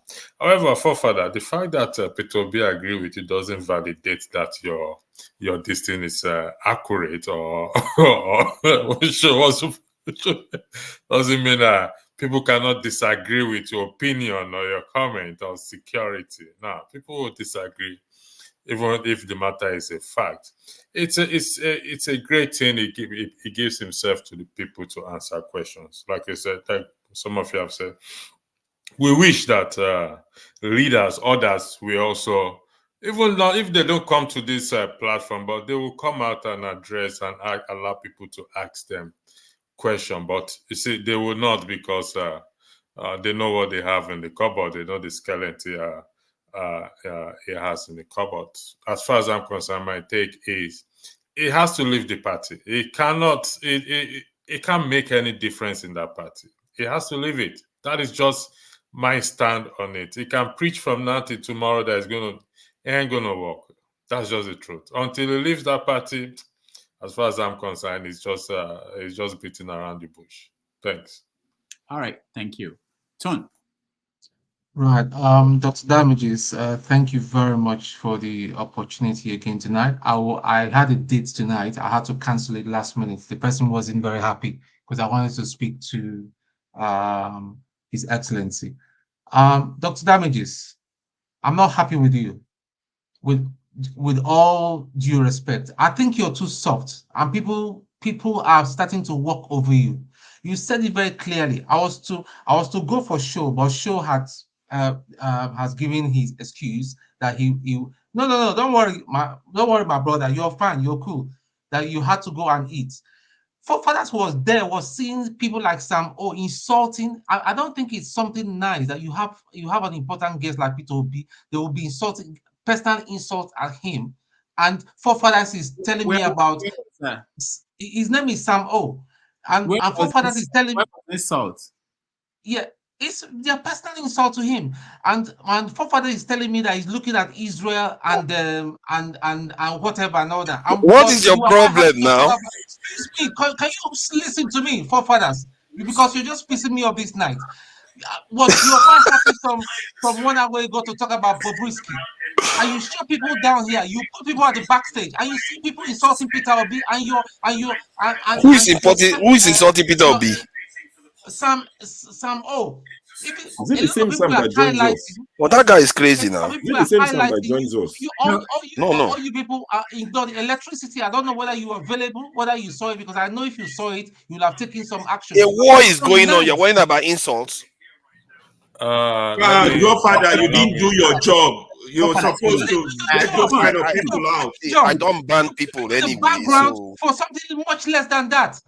Tone, are you talking about the comment section? Tone, let me. I was actually sorry, Dr. Rudolph. I was watching the comment section. I was reading every comment, and there's only one person I put on timeout. If I have a reason to, I don't see any other comment. I put a comment there on. I put a comment. Hold on 1 second. Hold on 1 second. Go and read them. I will make that judgment call. You may not be happy with comments some people make. I'm not but stupid. You're telling me I'm stupid. You're telling me that what I saw is different from what you saw. So if you do not see what that chap was writing as an insult, bros, no good talks true. Done. All right. So I had no idea, but I didn't know too. I didn't see any insults. I got a message from one of the. I saw the insults. I got a message from one of the moderator who said that she puts the guy on timeout and remove the comments. So I wasn't reading everything. I was trying to concentrate on what we're doing. No, you can't do everything, doctor. I'm not blaming you. It's not your fault because you can't do everything at the same time. But at least your moderators should be able to help you out. It's not nice. That's what I'm just trying to say. If we're having as normal session, I was busy posting like the video. Subscribe to Iroko Post TV. I was doing it's not like I wasn't doing anything. I was posting so that there's a lot of people watching right now. You know why I'm coming at you? Because people do less and you put them in the background. You want them, you put them, in the background. I didn't see the insult. If I had seen the insult, no. So I sorry, I've scrolled up now because I'm going through the comments and I think there's Sam O. I want to believe it's not the same Sam that joins us. There's a Sam that joins us from the UK. I'm beginning to see some of the comments, and they are not nice at all. I mean, what's this? No, I can't even highlight them. They're really bad. So what you do is this: next time something like this is happening, reach out. You have my number. Reach out to people, even if we are on live. You know how to reach me. And I didn't want to distract you, Rudolph. I have your personal number. I know, but I don't want to distract you. Why are you coming after me? Show is also a moderator. Sorry, because you failed at your job. Why are you coming after me? I'm not the only moderator here. Gosika is a moderator too. Rudolph, with due respect. Stone, with due respect, I do comment section only. I can't just remove people. It's called freedom of speech. They are not insulting. I was listening to me. If you saw those comments, I'm sure you'll have removed them. Can you please allow me to speak? Can you allow me to speak? I put Sam O on timeout because a lot of people started complaining about Sam O. Even people complain about Kulata. I didn't put him out on Kulata because he has not said anything that will make me to put him out of Kulata. You may not like what people say, I can understand. But please, they have to speak. Kulata. I'm talking about Sam O. Kulata didn't do anything wrong. Kulata made his opinion and they were decent. I'm not talking about Kulata at all. I'm talking specifically about Sam O. That's the person I'm talking about. All right. Thank you, Tone. Ngozika. Good evening, gentlemen. Good morning. I couldn't. I knew people had more pressing, life-changing questions, so I didn't bother. I trust you, gentlemen, to represent our community very well. That's why I didn't bother. I was listening from the background. I did see the comments Tone was talking about. What did you do about it? It was nasty. What did you do about it? Were you too scared? Were you If too you're scared going to to warn be him? this, At least warn him. I said this is unacceptable. I was if warning him. you're going to be this, I'm not a moderator. What you doing? You know. Let me just shut up. After I did what I did, have you seen his comment again? So let's leave it at that. All right. So for those that may not know, Ngozika is also a moderator here, and Ngozika was the person that put the Sam O on timeout and removed the comments. So, but he insulted me too, Tone. I just saw he insulted me and my female parts and all the rest. So it's not only your father. He insulted your dad. Yeah. I didn't see. All right. Let's not give it too much attention. But next time, once you see that, reach any of the moderators, even if not me, and then we'll take care of that. let's not that now be the thing that we'll remember for this conversation we had today. Ngozika, who is next? Where did I stop? I think Ngozika, go ahead. Oh, it's Chim. I listened to I didn't follow the whole conversation because my internet was messing up. But the place I got in from was where Mr. Reyes was asking him questions. I was on a long call. And see, say all you want to say about P2B, but one thing is clear. He will try. And from where I stand, that is all that matters. He will try to answer your questions as honestly as he can. He will try to listen to your question. You know, sometimes they come here, so they don't even let you get out the questions. He will listen to it, even with the preface and all. He will listen. He will try. And seeing a Nigerian politician that tries, I know that is bare minimum. Yes, we are at that stage where bare minimum is all we can get, and we are comfortable with it. I am comfortable with bare minimum because heck, none of them is even doing anything, let alone bare minimum. So for me to see a politician that wants to try, that is trying to engage, to answer the difficult questions, to not run away from it, to not deflect, I am satisfied. That's all I have to say. All right, thank you. Chim, you're next. All right. Thank you, Rudolph. Let me start with this quote. No matter how slippery your child's bottom is, leave the beads there. I'm not sure if any of you knows who said it.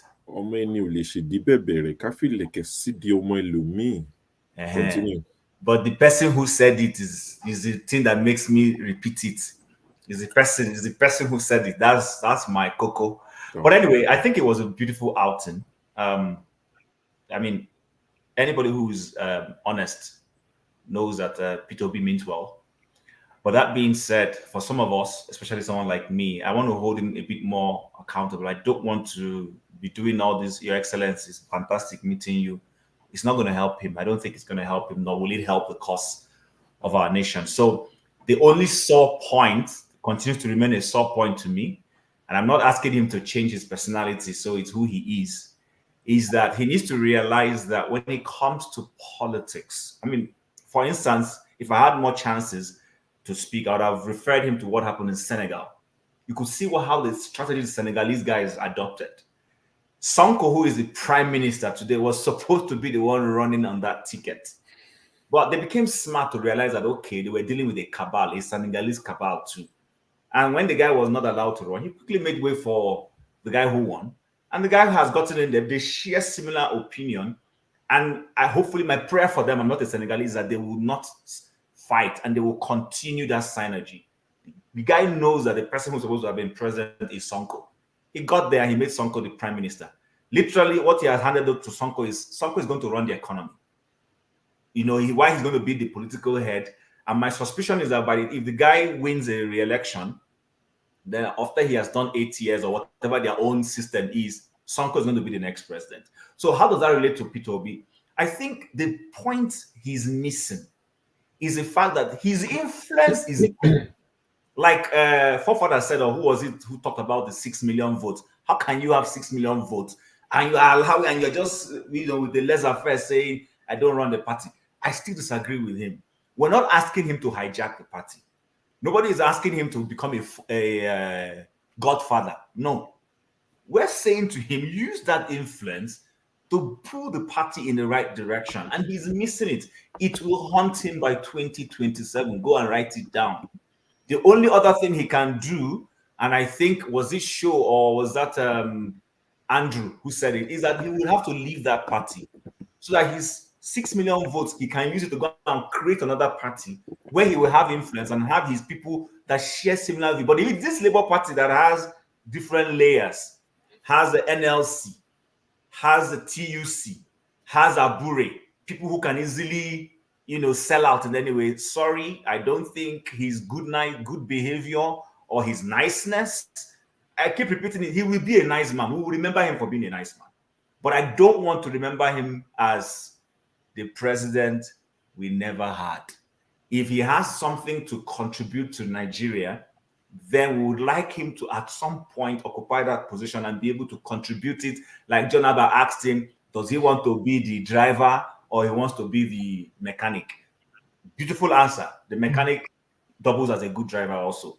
But all in all, I know he has this type of personality. The only support, like I rightly said, is that issue of not wanting to dismantle, or how do you guys put it? The apple cart, does not wanting to shake the apple cart or something like that. I don't know how. Ruffle feathers. He doesn't want to ruffle feathers. Exactly. He needs to ruffle feathers. This is politics. He needs to ruffle it in a good way. And listen, I always quote Lee Kwan here. Lee Kwan ruffled feathers, but he was honest. He ruffled the feathers, fixed the thing, and because he was a good man, his intentions were good. When it was time for him to leave the scene, he left the scene. He left the scene. He didn't come there and become a godfather that is running Lagos State for 50-something years or whatever. I just made those numbers up. Don't mind me. I know what I'm saying. So the point I'm simply making is there are certain stages in political life where he needs to put his foot down, especially the people he has a control over. All this one is saying, I don't agree. Members of his National Assembly, he needs to threaten them. Tell them, you guys, you know what? I will campaign against you next election. And people will sit up and start doing the right things. There are opportunities that he's losing. I'm serious. There are opportunities. I will love him. Oh, yes. But I don't want to be that kind of supporter that does not critique you with a good intent. There are opportunities Peter Obi is losing. And my fear is that come 2027, abracadabra will happen again. His 6 million may happen, but it will not count because from within his system, there are saboteurs. So that's the only sore point I have with him. He didn't give me a good answer, but I understand his answer is based off his personality. So I respect that also. All right. Thank you, Tim. Before we continue, let me just inform you guys that on the 21st, that's 2 Sundays from tomorrow, Aisha Yusufu will be here. So to be an important continuation of this conversation with somebody else within the party who might be able to say certain things that maybe the Peter Obi will not be able to say. All right, the flagship. Can you hear me? Yes. All right, thank you. It was a great, really great conversation. Candidly, I would say. I'm a good listener. I really love to listen. And in my listening, I could tell and read in between the lines when someone is speaking, and to a great extent tell the direction to which they are towing. The reason I asked the question about Okama is the people seem to have been forgotten about. Nobody's saying anything about them. I saw those pictures from the Vanguard newspaper, and they're quite sorry to say. It's unfortunate that what happened. The brave men of the armed forces who responded to the call to go to that village and met their untimely death are great assets to the nation. They have been given their due honors, and their family members also promised a whole lot of good packages, including the kids that are in the womb yet unborn. But the one thing that we seem, or the nation seem to have forgotten about, are the innocent victims in that little village. The old women, the younger women, and the kids who are dead. Most of the men have fled for their lives, whether they are the guilty ones or not. We all know that the perpetrators of that crime that day are no longer in Okama village, neither are they in Bayelsa State or Delta State. They must have ran very far. That's if they've not been killed. But my thought was to see where he stands on the suffering people that are in the forest, living where they are not used to. Living in an IDP camp is way better than the conditions that the Vanguard reported that these people are found in. So I wanted to know where he stood, what he would do if he was the commander-in-chief. I wasn't expecting him to give direct answers and critique the present government, but he did answer my question very well, and I saw the direction and the side to which he would stand and what he would do if he was the commander-in-chief. So I was quite impressed. I took it, satisfied with it. I think a lot of work needs to be done, and all of that lies in the hands of the Delta State government to conduct their internal investigation and figure a way out for those old women and men, children to be taken care of. Either they pull them out of there or they resettle them back in their homes. Having said that, Peter Obi is, I'm trying to place him. Haven't listened to him multiple times. I follow him on social media. I've read a few leadership books. And there are three categories of leaders that I've come up with on my own. And these are my personal opinion. There are leaders who lead from the front, those who lead from within, the middle, and those who lead from behind. And I think I'll put him in the middle. A leader who mingles with the people, understands the people, works with the people, try to see and feel what the people are feeling, get to know how well to direct, navigate the course of the country or the community, wherever it is that they find themselves as leaders.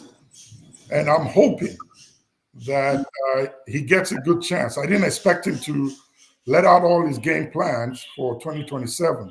And he did mention quite a few times that he's not going to let out everything out here in public. So I'm expecting that there are some little secrets in there that they are working on in spite of the issues within the Labour Party and how they plan to get past it and get to where they need to be. Lastly, while he was speaking and all the questions were being asked, I was wishing seriously that all the assistants and all the folks that are working with the present day government who are here listening to the conversation, I hope they had their pens and notepads and jotting down points to take back to the government, because he did dish out quite a whole lot of pointers that if this government really means well for the people of Nigeria and for Nigeria, they can take those and run with them and hopefully get the people to some good place before they get out of office. So in all, generally, I think he did very well. I'm quite impressed. And again, thank you for bringing him. We really appreciate what you do, Rudolph. It's quite a great effort, and kudos to you. Thank you, flagship. Alaba, you're next. Yeah. Well, I think Obi did pretty well, and most of you, the panelists, did ask some very good, poignant question, except for one person. Always throwing jabs. My question was to define who he is, apart from what he's been going around saying, in terms of political ideology and philosophy. And I almost interrupted him, but he remembers. He answered the two parts of my question. I almost interrupted. Thank God I did it. I would have been that rude or Meko. He did answer those questions, but one word I walk away with, Obi is telling me that is a revolu progressive. Two words joined together. Revolugressive. Revolugressive. A newly formed word. It's partially a revolutionary, it's partially a progressive. It's not a reactionary. I'm glad he didn't pick that, because reactionaries are the ones that have destroyed Nigeria. However, I did take him to task with my question, because regarding this issue of the Labour Party, I think a lot of people who are saying he's not taking full charge of the Labour Party because he has 6 million votes are a little bit lacking, are taking away the reality of that 6 million vote. The 6 million votes is a vote of people who are inching for a change, and the hypocrisy of their suggestion shows clearly. Is that me? Someone else is talking in the background. It's not coming from me. Some noise. Yeah. I got it. Yeah, okay. The hypocrisy of that, take over a party. How do you take over a party that lacks ideology? Which is what my question was all about. The party doesn't have an ideology. So that means Obi's job first is to build ideology. And that's why I took him to task on building boreholes is good, but we need you to build media houses. We need you to build radio station. Because first, when we have these media houses, and then we need you to tap into the massive current of electrical charges that are people who think like him abroad. The dots are not connecting. He needs to tap, if he's hearing me now, into that Abroadian base who wants a change for Nigeria, and also the Nigerian base. He's not tapping fully. He doesn't know his influence, his massive influence. He's not using it to futility. That is what I call the untapped channels, which was why I was trying to push him that your issues goes beyond the Labour Party.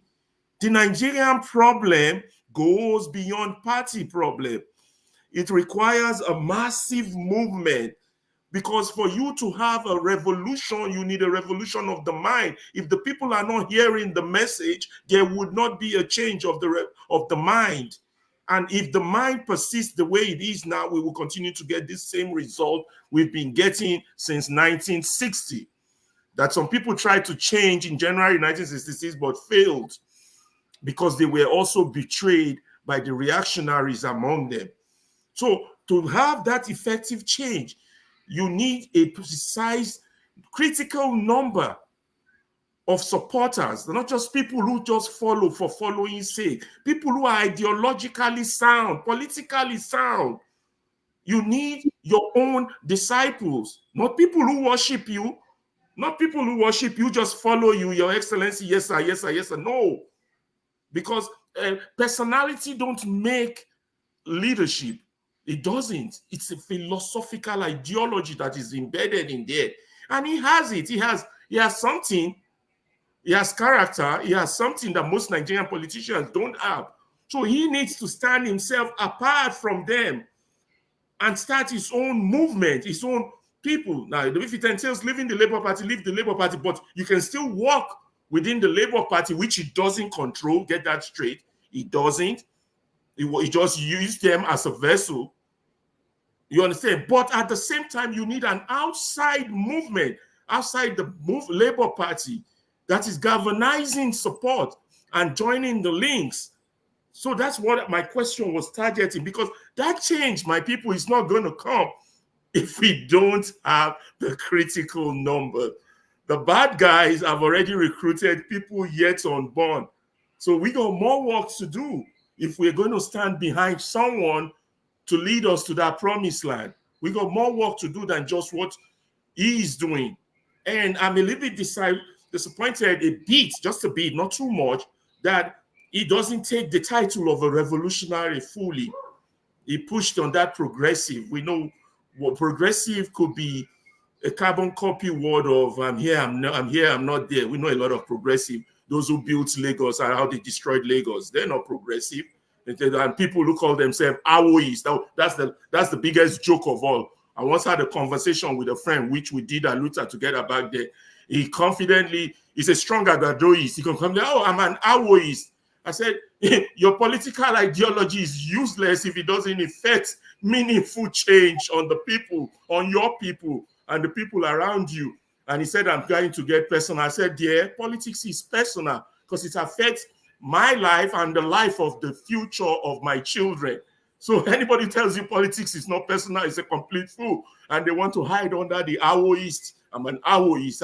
I follow Awolowo. Garbage. If you follow Awolowo, you will be screaming at the top of your voice that all these people ruling Nigeria should be in jail or should be shot at close range.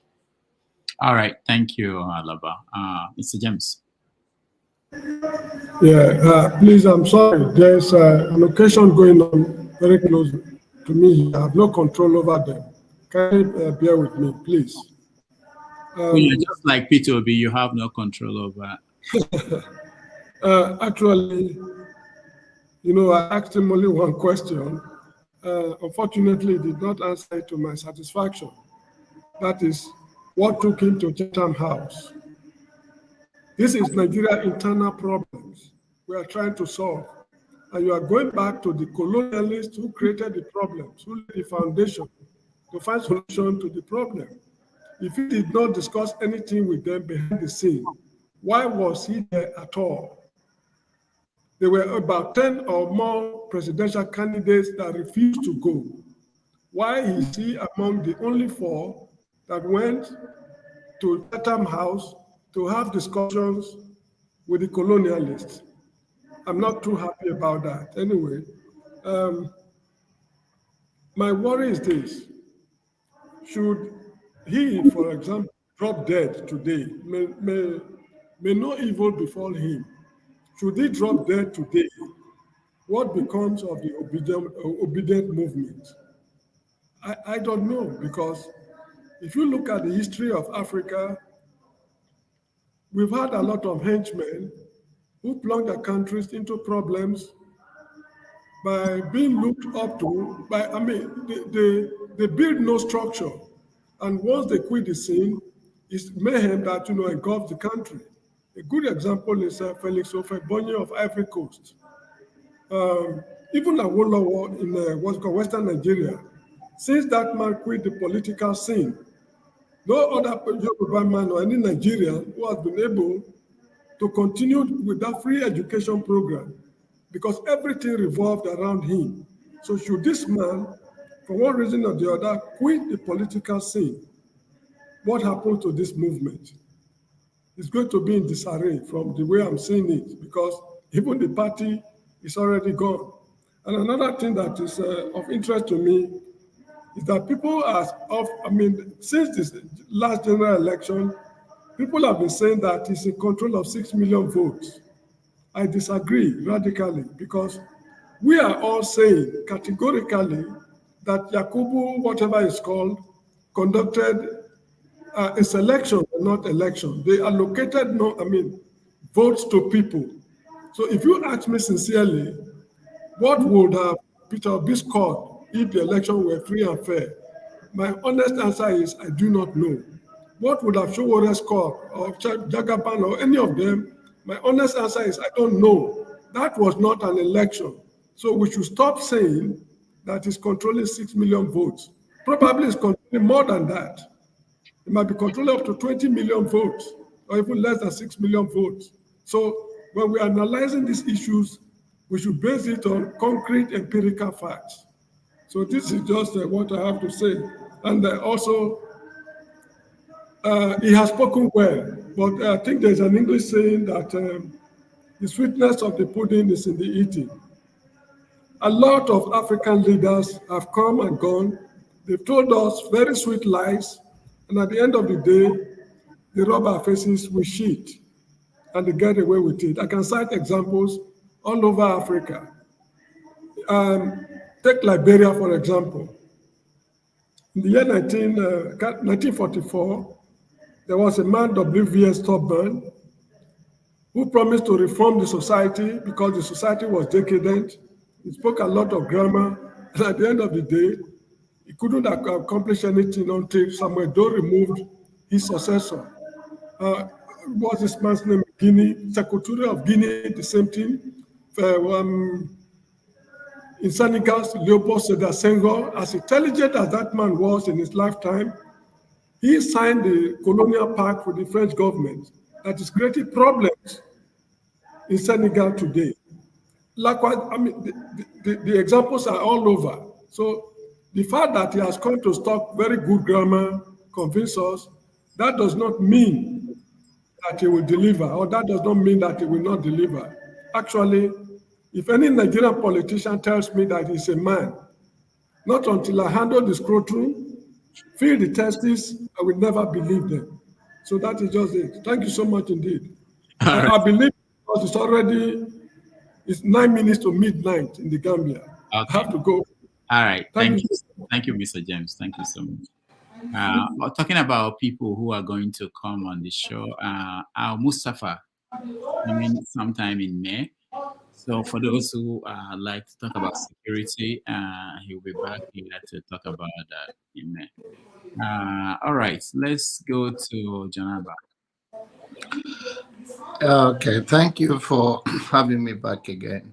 I think Obi is a good guy.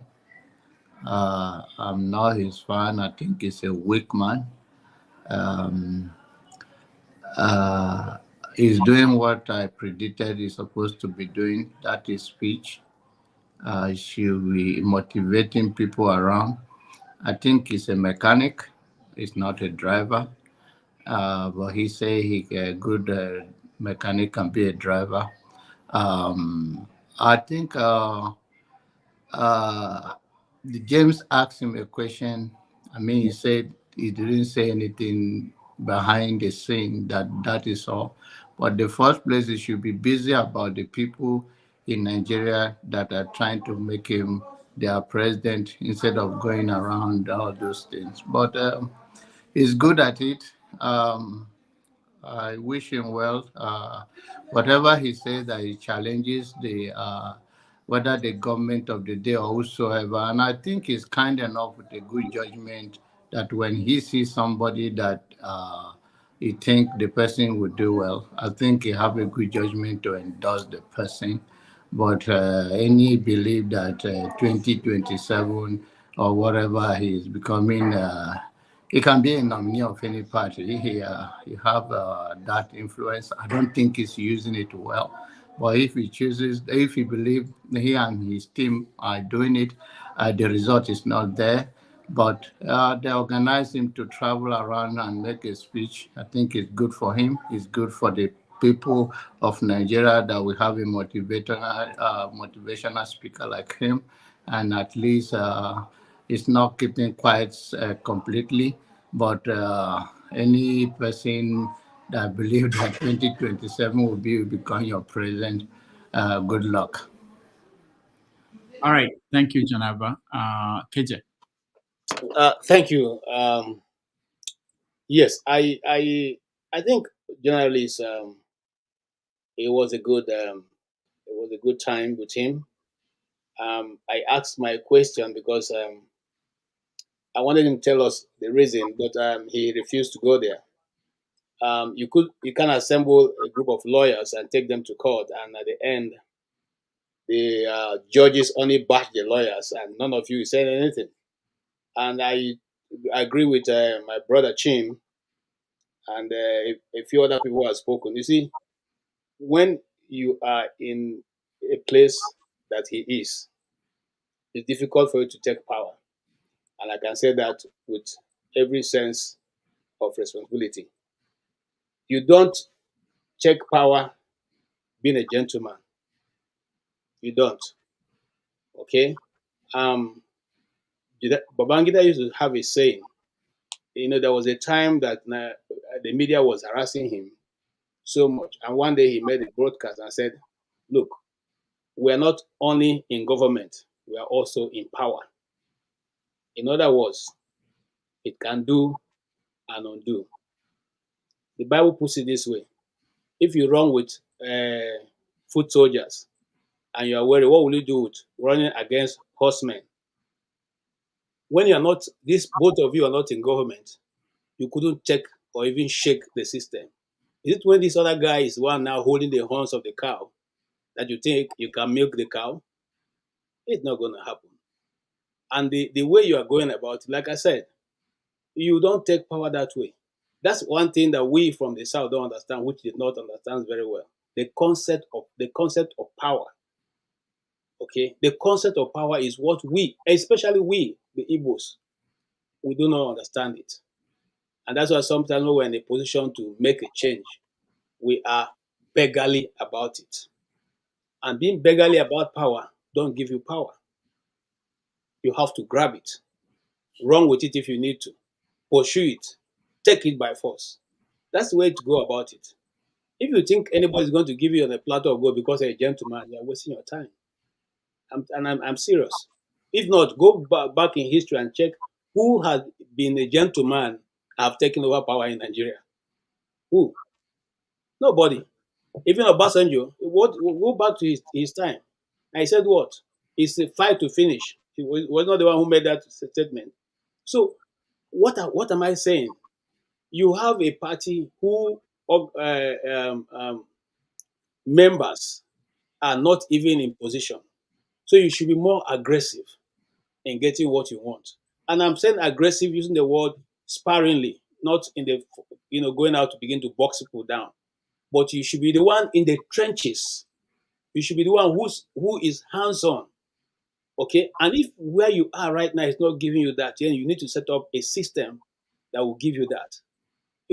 going about saying that I'm not in control of Labour Party, and so they can do whatever they like, and you are on this side, it's not going to work. And it will not work, and it will never going to work. Because these people are already taking out your people one after the other. Those who are not able to go out are being taken out with the power. They are taken out by the government agencies, are taking them out. Those who have refused to, those who say they are loyal to you, are taken out by government agencies. Those who have refused, those who have accepted to go, are now turned against you. And the ones who are hammering you every day, you are like a front runner still contesting, still contesting. You are not being talked as a citizen. And I understand what he said, because I have said that here many times, that it's difficult operating within the terrain is operating, whether you are a politician or in the opposition or a journalist. It is difficult because they come after everything that you know. They come after even your cat. If your cat is available, they will come after it. So now, but having said that, you chose the job. So if you choose a job, you should be ready for it. Just like, sometimes I find it difficult when an army officer comes and says, oh, I mean, look at their kid, they're being killed. No, you signed for the job. When you went to sign for the job, you understand the intricacies that is involved. You understand the danger. Don't tell me that you see war or you're a policeman like the other ones who saw some time, the one video that was trending, and the police people were running away from pursuing the bandits. Okay? So you chose the job. So now you have chosen to be that person that Nigerians are looking up to. Give or take, you have 6 million people backing you. Your voice should carry more authority. And like he said, I understand they are coming after him, they are coming after Dati. In fact, Dati's university was put as one of those that is not qualified, that is supposed to be closed down. I don't know if that have been resolved. But before now, it was one of the best universities in Abuja. But after the election, his university became one of the worst that is even not accredited. So I know what he's saying. But you see, nothing good come easy. I think there was a musician who sang that song. Okay? And so if you want to go against a pig, you must be prepared to wrestle in the gutters. You can't say, no, I won't do that. You can't say you're too much of a gentleman. You can't say you are holier than the Pope. You just need to march out. And if you don't want to take it, then you step aside so a smaller person can run the show. And that's my position. You see, even what I asked him was for him to tell us what transpired. Why is it that the court didn't say you people presented any evidence? But he said that is in the past. If you don't know how it happened in the past, how will you know what they're going to do in the future? Okay, you must be able. That is why we study history. We study your story, your history, and then we know the mistake that was made, and then we know how to go about it in the next time. We know how to negate that same thing. You have states that even the media helped you. BBC, for instance, gave you all the package of what happened in River State.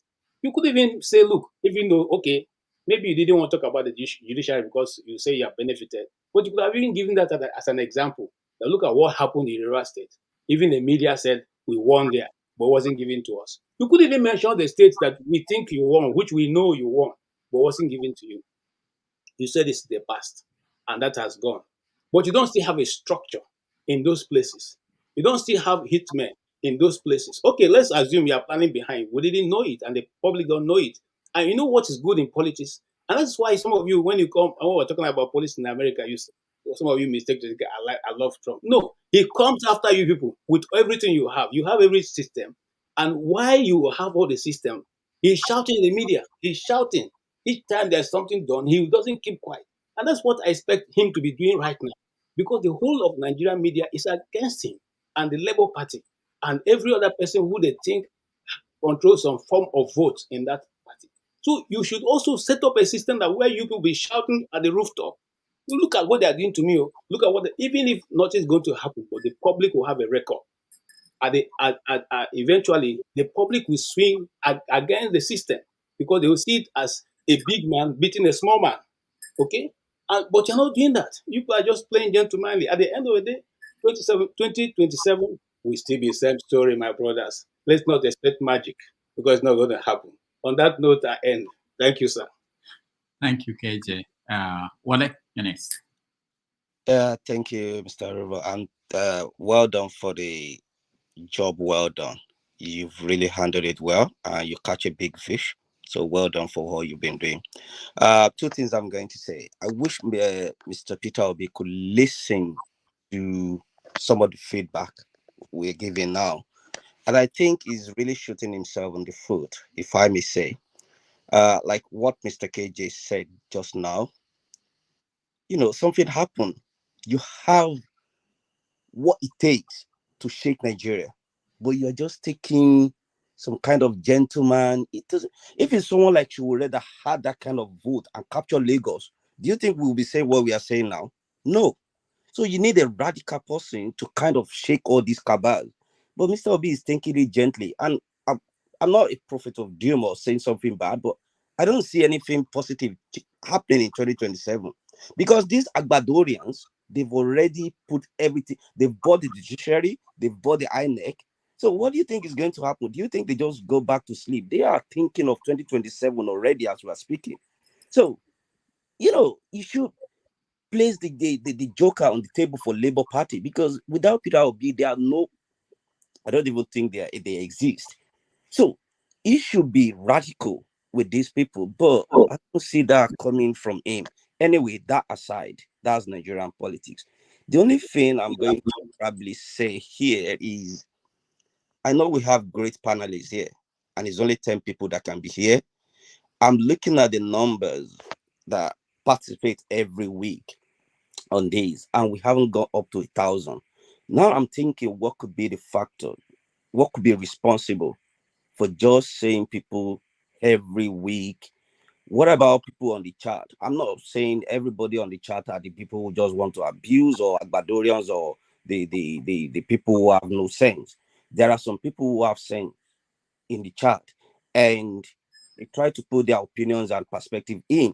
So I think somebody should be in charge of that, at least picking their positive vibes and let their contribution count as well. I know not every one of us, not all the 500 people will be able to ask Mr. Peter a big question or put something in. Ignore those idiots that are just saying something that is not relevant and they just want to abuse. Pick up on good people who have something good to say. Somebody should be picking up on that. And by doing that, I think we'll encourage more people to join these, weekly Have Your Say. Because the program is called Have Your Say. So that is one thing I'm looking at. And maybe young people, female, like was it 2 weeks ago when the black this lady, when we were talking about the airline and everything, and she put something on the chat, but everybody look at, what does it mean? Can you come on air? And she did.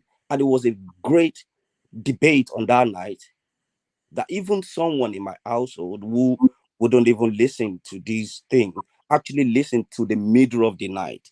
And that's the kind of things we want. We want people who are shy to come on air.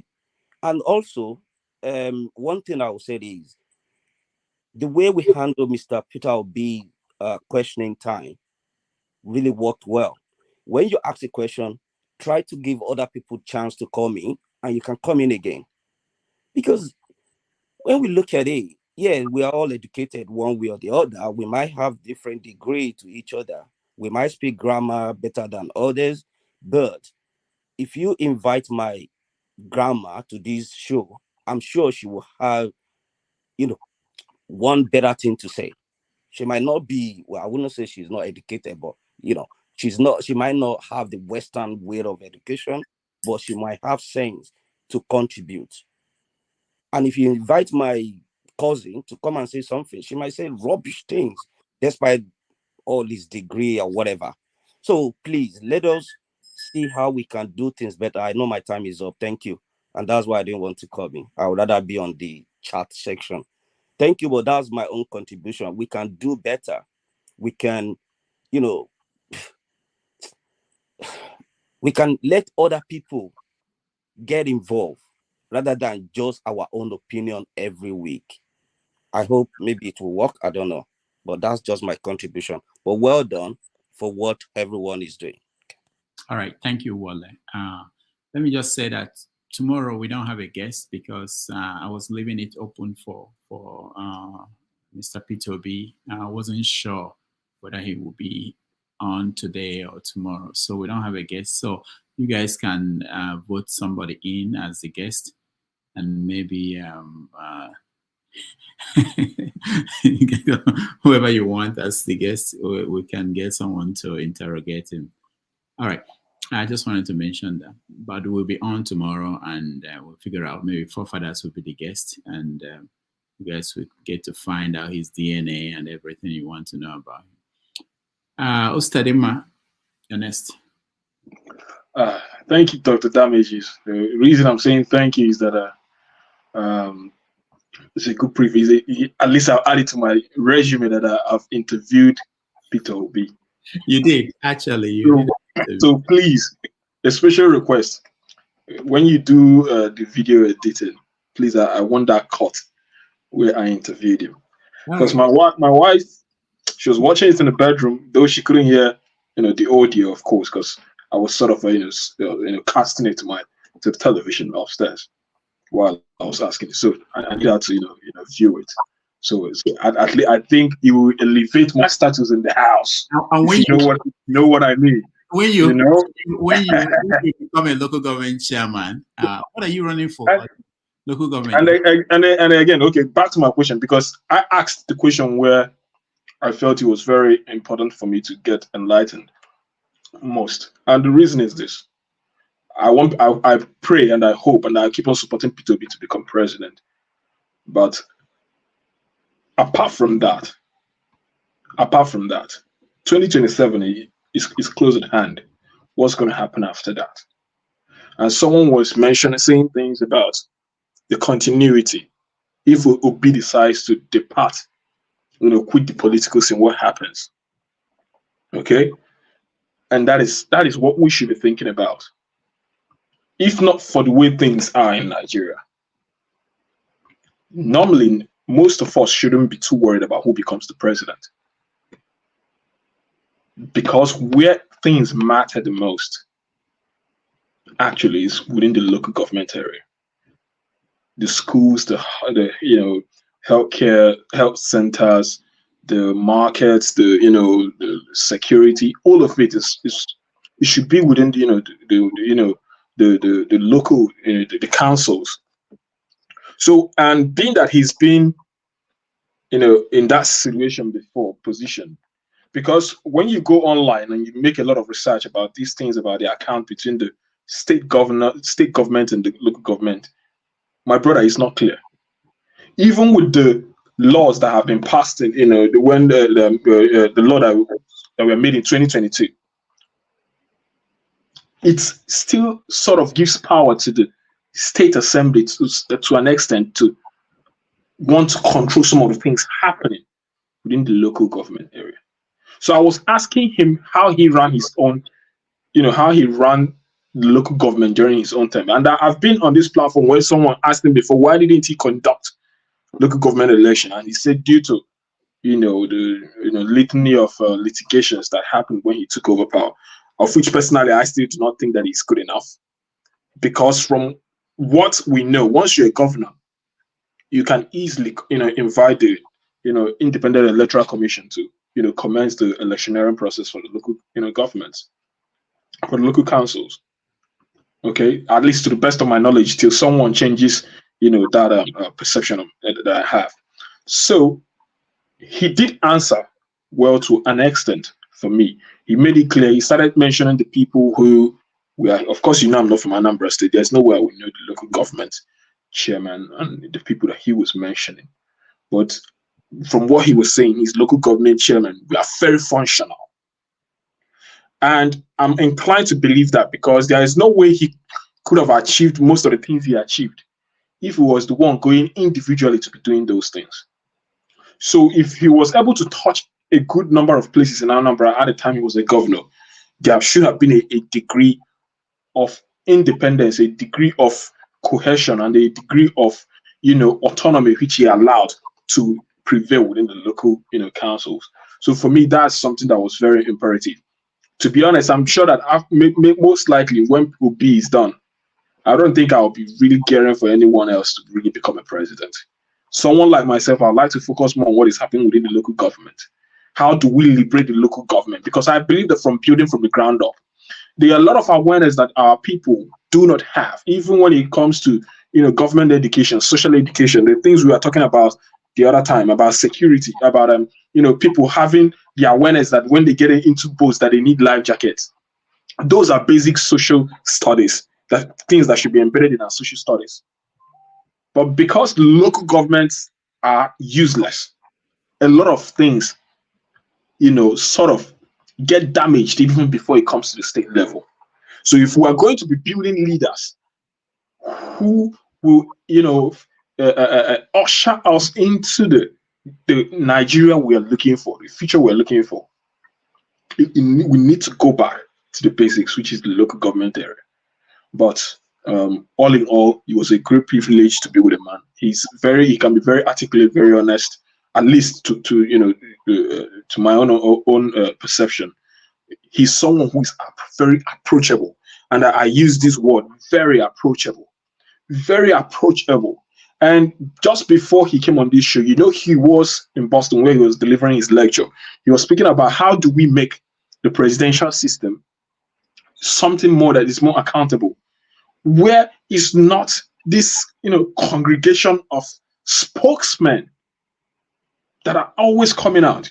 We need something like this, the same way I, an ordinary person, with no political inclination, with no political power, that anything, is able to assess the head of state, where the head of state can be brought to a medium where he's able to relate with a common man. This is what we need.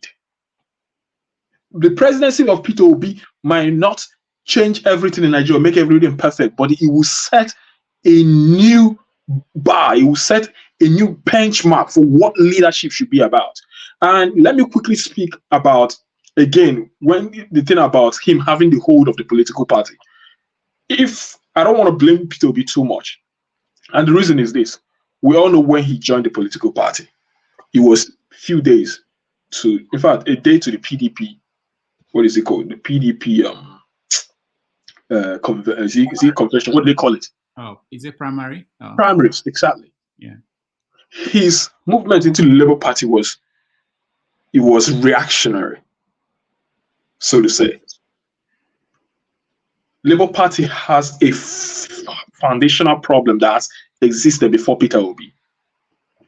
Now, look at the dimensions of the things happening. And someone like Abure at this point, and look at how difficult it is. An average politician is greedy. A natural politician. And a normal African is greedy. Someone like Abure who has tested power and who has tested money, and who knows that there is more to be gained by being the head of the Labour Party. Do you think he's going to give up that party position easily?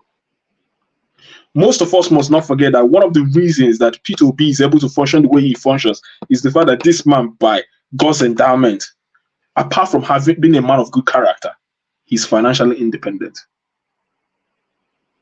That helps him, regardless of what is happening in the political scene. Abure is not like that. Abure is thinking of his stomach and his children who are probably going into the university. A lot of people in Abure's position will not give up. So Labour Party has a long way to go when it comes to bringing its house in order. But from the cue and the body language of Mr. Peter Obi, I don't think he's a man who does not understand the influence he has. On the contrary, I think he knows fully well his influence. In fact, I think he's fully well banking on the fact that if Labour Party persists to do what they're doing, that he can easily walk out. I think he knows fully well that without him, that Labour Party is almost nothing. On the contrary, but he's not the kind of person who wants to flex that influence. And we must also be careful of what we're looking for.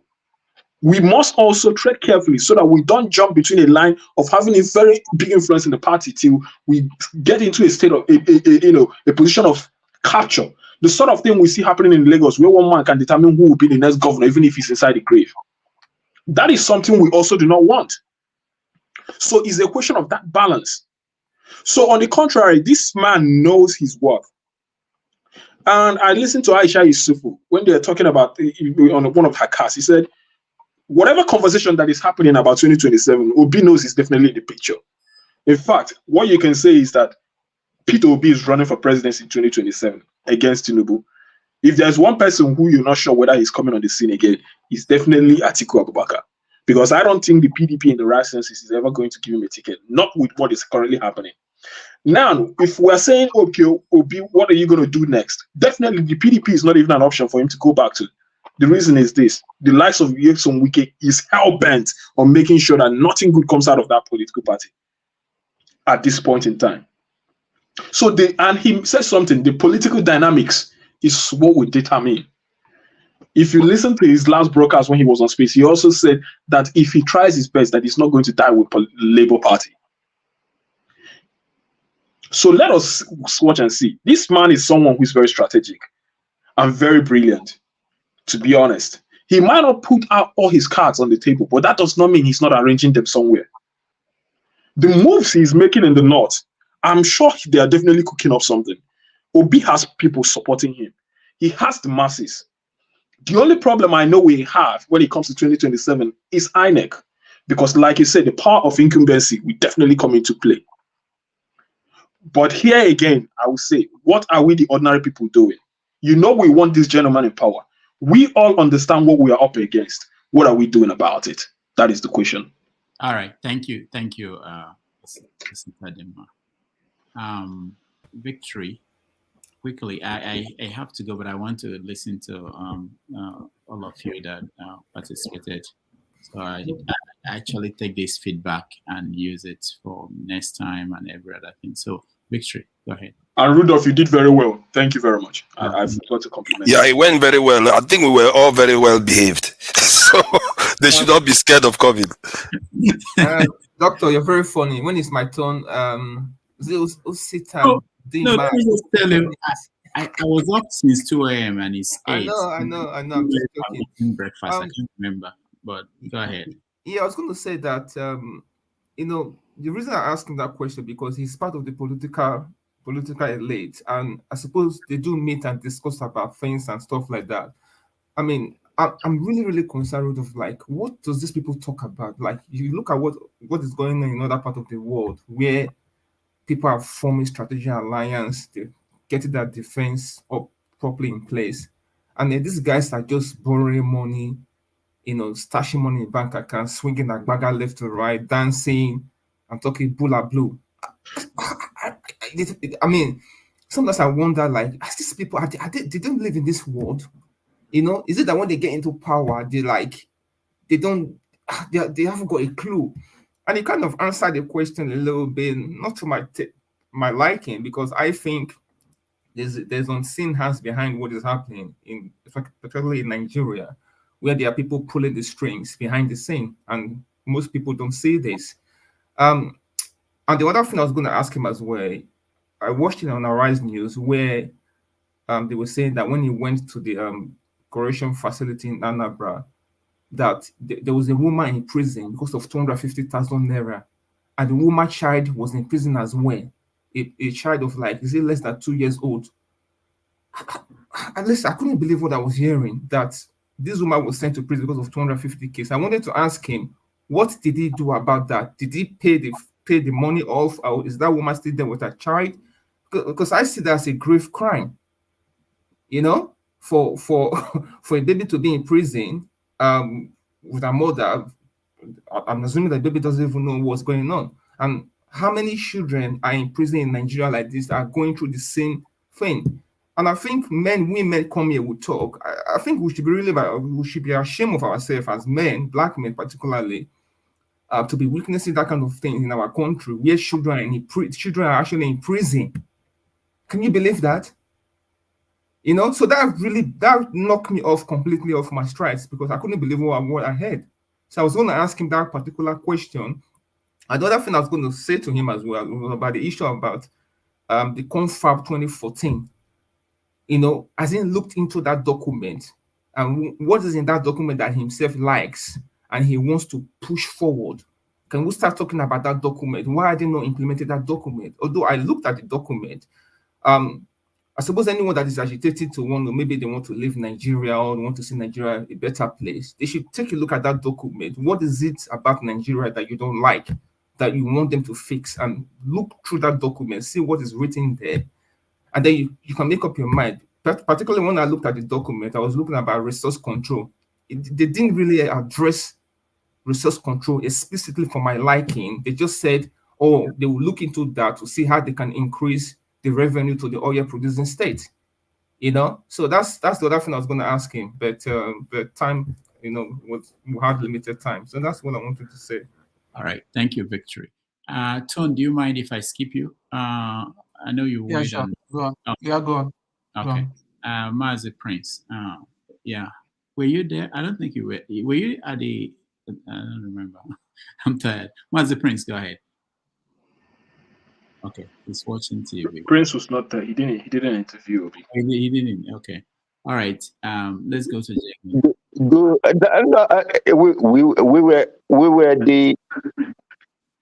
were the what do you call it? We were the comment soldiers. I saw you. We were the comment soldiers, so we had it there. Let me start like this. Victory, I don't know what you know about Nigerian politics, but from what you are saying that you were gonna ask Peter Obi if he looked into the confab of 2014 and what is he doing about it. Peter Obi is in opposition. He's not in presidency. You should be talking about getting those people who are in presidency to tell us if they've seen that document and what they are doing about it. And when you say elites, yes, I agree with you, we have elites. But everybody, it's not the same. It's just like, I don't know where you are. Probably if you're in America and America seeing you and saying, oh, you're a Nigerian, are you a Yahoo boy?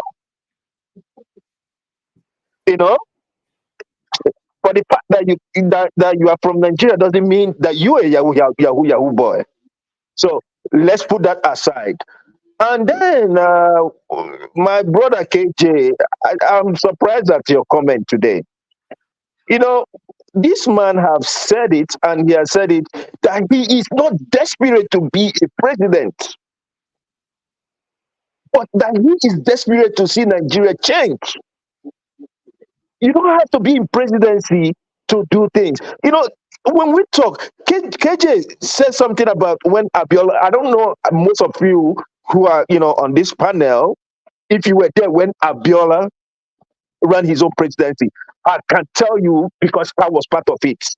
And I received enough beating, not only beating, the treatment from the police, and that was when we had the mobile police doing, acting anyhow with the armies.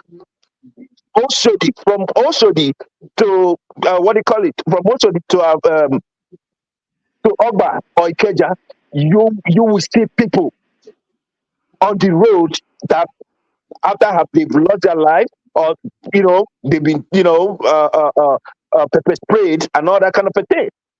That was the time I even knew that you could use kerosene.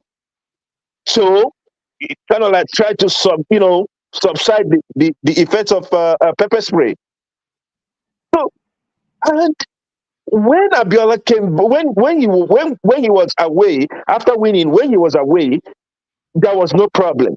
But immediately he came in, there was a statement he made. Them arresting Abiola was not because of that statement. It was because of the interview he had in CNN. They were waiting for him to come. And they just wanted to hear that. It's still people that were pushing him. Say something, say something, say something. And when he said it won't happen, he was nabbed. And the rest is history. We all know how it ended. This same man that we are accusing that he's either that he's lukewarm or he's too cold or whatever it is, he has family. And definitely his wife or his family talks to him also. We should also look at it from his own, from his own side. It's not easy. I really applaud him for even being able to move around, still standing. Atiku just came back a few days ago. And why did Atiku come back? Atiku just came back because of the neck meeting that they're about to have. Is it tonight or tomorrow that he came back? This same man told you, if you know what they're doing to him, wherever he is, they know. And the only place I don't think they will know is maybe, coming to America, they will, let them come and tap his phone. Let's see. All right. But they are looking for a way to nab him, to put him away. He is their nightmare. He is their albatross. So we should stop pushing it and start, keep saying all that. Let's wait and see. If 2027 comes and there's an opportunity for him to run, let him run. If it's not there, let him be. But we should be considerate in, what we say and all that kind of a thing. I really applaud him. And whether they like it or not, and I will still say it tomorrow, Mr. Peter Obi is the president that I know. I don't know the one you guys have over there. All right, thank you, Mazi Prince, and thank you for That's all I can say. Thank you. Thank you so much. We appreciate you. Jagan, after you, Omore's corner. Thank you.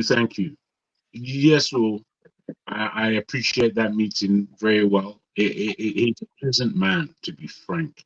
As you engage with someone, you can quickly ascertain the kind of person that they are. He's a pleasant man. I got 2 questions in, which forefathers underlined. But my questions were light. I mean, at least the first one was, I just really wanted to find out from him if he had looked around the political playing field and afar and seen anyone that is of merit. And Jago, thank you for that question again. Thank you. That was a very nice question. Actually add to the polity, because I really find it hard when I look around the political atmosphere to see who can really form a government. Who would I like to join? Not that I'm political at all in that way, but I do, as he said, want Nigeria to quickly turn around. And then I had to go on to ask my main question, which was geopolitically, because I understand that you have an understanding of what's going on inside Nigeria, but do you have an understanding of what's going outside Nigeria that's affecting Nigeria? Because there are many things. I was going to go on and ask him about the HDI of Nigeria, which is the Human Development Index. And I was watching a program the other day, and it was one young, or not so young actually, about 40-year-old actually, speaking about 54 countries of Africa and what their HDI is. So I was watching it with real suspicion as to where Nigeria would be, and really thinking it's going to be the top 3. But again, maybe I didn't understand HDI correctly enough. However, he too, being from Cape Verde, was wanting his numbers to be high as well. Anyway, I watched it. Nigeria was 35th in HDI in the whole of Africa. The countries that were above Nigeria, it was like, my God, Nigeria, man, you've got to be ashamed. We like to say that we're number 1 giant of Africa, this, that. All this economy in Africa means nothing. It means nothing to us. We don't seem to understand. We like to boast about nothing. We love it. And Ghana, they're only small country. And I'm looking at myself thinking, I can't help. I haven't been on for that long. Have I? I've just you have. Fair enough. Thank you. And I'm also rushing, but I want to make sure. You're a storyteller, Jacob. So storytellers don't know when their time is up. Was it that bad? Was it that bad? Yeah. Fair enough. So there are people saying we should either have forefathers as the guest tomorrow, or Pansat, or I think there were other names, and then they mentioned Omoye's. Forefathers and Pansat. That's more not going yes. to make a So show. That's going to be a squabble. we take a vote. People in the studio will take a vote in the next minutes because I have to go. Loco, I can see you in the back end. Thank you for the video you sent up to us. Osi, Moyes Corner, you're next. Greetings, Dr. Damages. I came to say greetings to you.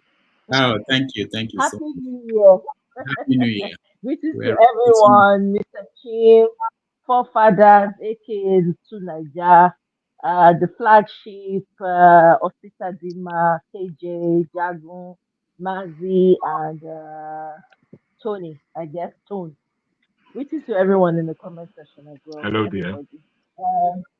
Yeah, so I missed the whole Peter Obi thing. So I wasn't, unfortunately. I usually go where he goes, but yeah, I got caught up in other things, so I couldn't make whatever he had to say. But I'm gonna go back and watch it. However, I've been listening to the comments by everyone, the submissions that have been provided so far, and I've been hearing people say, "Oh, he needs to grab power. He needs to do this. He needs to do that." I think we keep forgetting the man has said he's not desperate to be president of your jungle. I'm sorry to say. I'm not sorry, but it's a jungle. He's not desperate to be a president. Okay? So because he's not desperate to be president, he's not going to do it the way everybody else wants to do it. He's not going to put anyone's life at risk. He's not going to put his own life at risk or his family's. Someone's mic is on. His family's life at risk, right? So there are men here. I mean, I'm looking at men all around, right? So the question is, Senegal just got a new president. I'm sure we're all aware of it. 44-year-old young man. And these people, it's been a long time coming for them. Apparently, I was opportunity to be on a space with the Senegalese, sharing how the process that brought the Senegalese president. It's been a long time since 2000, and they started, I think, 2011 or maybe even earlier than that. And then they met in college, and then they started, forming ideas. Anyone who had a similar idea with them, they take them in. The movement was growing. They tried to run for to get power twice, I think. Someone can correct me if I'm wrong. They lost both times, and then eventually, this time around, it worked for them. They didn't use violence. They did not use violence. It's all strategy. Nigerians are brilliant people. We're very brilliant people. We have ingenuity within us. I would assume that there will be a rollout of some section of people who are engaging in conversations like this, like how do we take Nigeria for what do we do? There should be people who are doing that. Instead of waiting for this soul man, I think this is the problem we have in Nigeria. We're always waiting for this one person. The job is not for one person, the job is for everybody, right? Since some of us don't like the way he's going about it. He's too quiet, he's too docile. He needs to take the power, run away with it, and grab it. Everybody's personality is different. Since we see that he can't do it, let those who like to snatch, grab, run away, let them form their caucus and see how they get, the cooperation from the citizens and people who are also interested in running and making sure that they win it. It's very simple, right? So we're not going to force, personally, I don't think that the man should be forced or cajoled or pushed or forced against his personality. It's not possible. We already knew from the jump that Peter Obi does not have that personality. The person that has that personality is Ahmed Dati. Ahmed Dati happens to be his VP, right? Candidate. But if Ahmed Dati was the president, I trust and believe it would not have happened the way it happened. Because that man has fire in him. It would not have happened. But it wasn't him. So let everybody do their own part, right? Let everybody get together and start to think of ideas on how we can take it back. Everybody has different strategies. I'm watching this man. going from place to place, touching the lives of people, even those that do not support him, right? I don't believe in a 2027 election. I've said it from day one, from the jump. How do you win an election when they have perfected the act of rigging? How? With the same judges, with the same courts, with the same people? How? Even now they're coming up with they have ideas for creating machines that will even just fill out the numbers for them. They don't even need to put in anything. The machine will tell them the rigged numbers and declare the winner. Heck, they even said maybe INEC will be left to decide who the president should be. I'm sure you guys have heard some of those stories. So I say all of this to say, everybody, all hands on deck to win Nigeria back. Because Nigeria is a massive country. Now, another thing is there are so many ways of taking back this country. We also have the state, the gubernatorial elections are coming up for different states. The citizens of that state, of Nigeria as a whole, can support and make sure that the right person gets in. Because that's another way to get your country back and ensure that they have local government and the local government chairmen are functional, and then make sure that they have what's it called stools for the obas and all of that. Activate their administrative roles so that they can be doing what they ought to be doing. So they can be getting, they can be playing a role to ensure that they move the state or the country forward. For instance, if we have great governors, if we have governors that know what they are doing, that have vision in the South will turn around. We would slowly, you can make the central irrelevant. There's so many ways to do it. So you get behind a governor is going to do the right thing, right? Somebody like Alex Oti. If we had governors like Alex Oti, can you still hear me? Yeah, we can hear you. Although the sound is not as okay. It's not as clear. Not very, but we can hear you. Yeah, but it's not the way it used to be. It could be better. Oh, shoot. Okay. Let me see if I can. Be better now. Okay. Yeah. Go ahead. Is it better? Yeah. Okay. Yeah. Sorry. So the earpiece is muffled. Okay. Sorry about that. So I'm saying that there's so many ways to win back our country. You get the right governors in the state and slowly make the central irrelevant, useless. If the South gets it right and have the right governors, half of our problems will be solved, because your problem is not the federal that's causing it, it's the grassroots. Do you have local government chairmen? Hold them accountable. Hold your local government chairmen accountable. Hold your representatives accountable.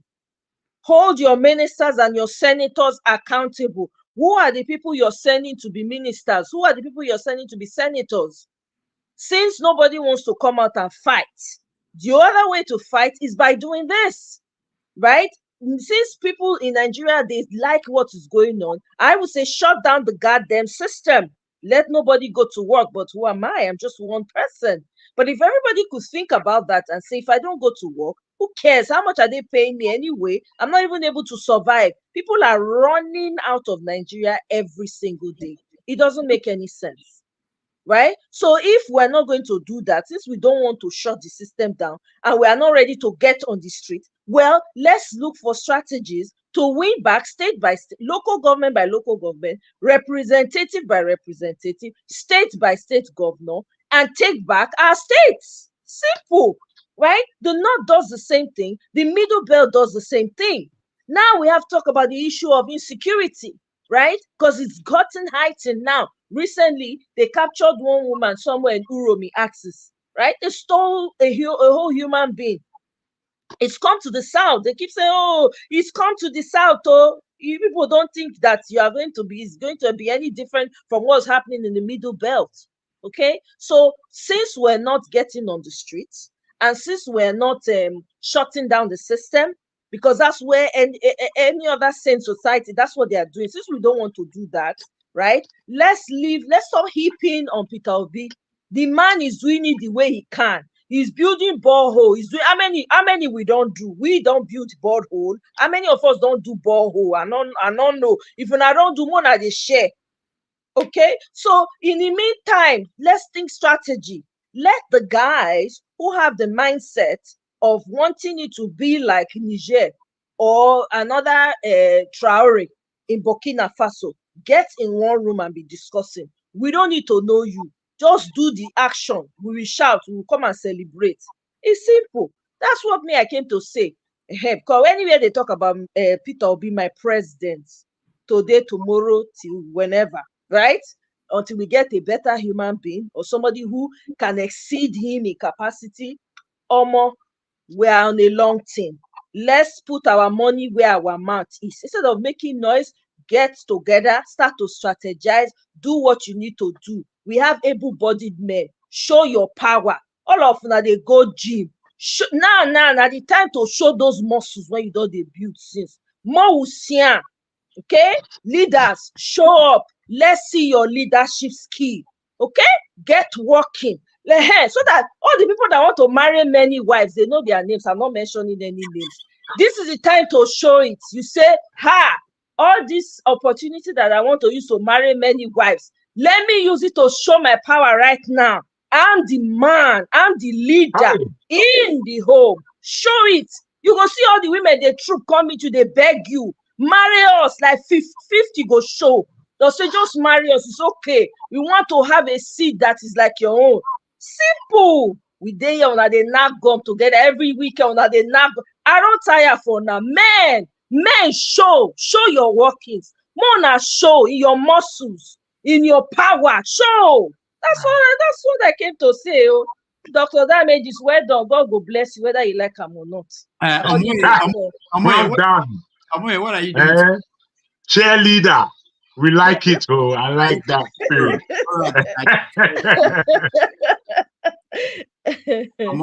What are you doing tomorrow at 12:30? 12:30. I'll be available for you, for Mr. Dr. Damages alone. For your sake, I will make myself available. Okay. So I have decided we reserve forefathers for another time. So don't let forefathers come for me. You know the last time forefathers say this one, that one. Me, I know.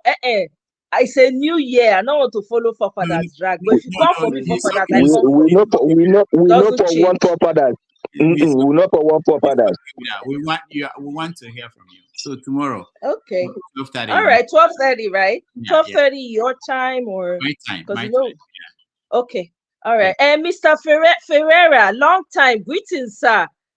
It's been a while. I heard you. Greetings to you. Happy New Year. Happy New Year. I'm surprised you remember my name. Of course. Thank you very much. All right, guys. Whenever you read that thesis you read, people will remember your name. Look, are you sleeping or are you with us? Okay, look, can you, before I go, can you tell us what Bobrisky did in London today? It's very important to me, you know. Okay, Mr. Let me just hop off. I'll see you tomorrow. I will talk tomorrow. Yeah. All right then. Bye. Greetings in the house. Abito Shika. What in happened? The Bobrisky Baose. Back to sender. What That's the Jim, if you bad person, I go report to you. You're a bad person. Did you book him for the show? Because we actually need to interview him. Oh, really? No, I didn't because it was like I think he came for something else. So some people took advantage of his presence in the UK and just invited him to that show and tried to make money out of him anyway.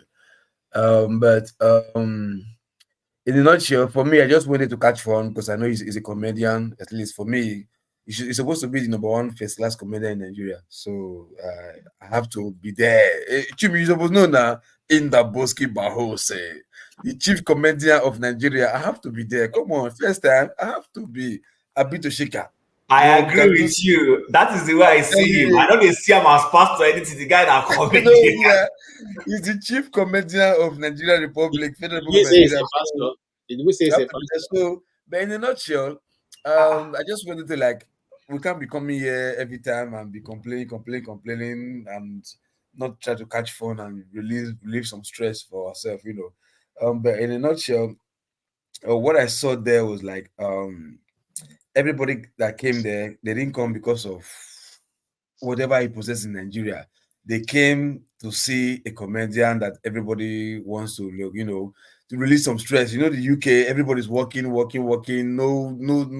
time to group. So everybody came there to come and catch fun. So like that. So, but my own stuff there, I try to tell everybody like, look, in the fact for the fact that we came there to catch fun, we should all look at the fact that where we came from, our people are suffering. Our people are denied the normal things in life. So if we can come here, spend our own hard-earned money, and come and catch fun for free, something that will not benefit us, just to get humor and not progress our life.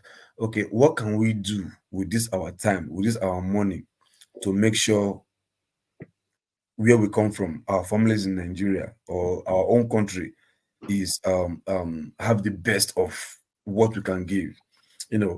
Many people some people said like, oh, no, Nigeria, they're not serious. Nigeria, they deserve what they are getting and all that. So like, oh, we cannot go to Nigeria and fight. I said, okay, no problem.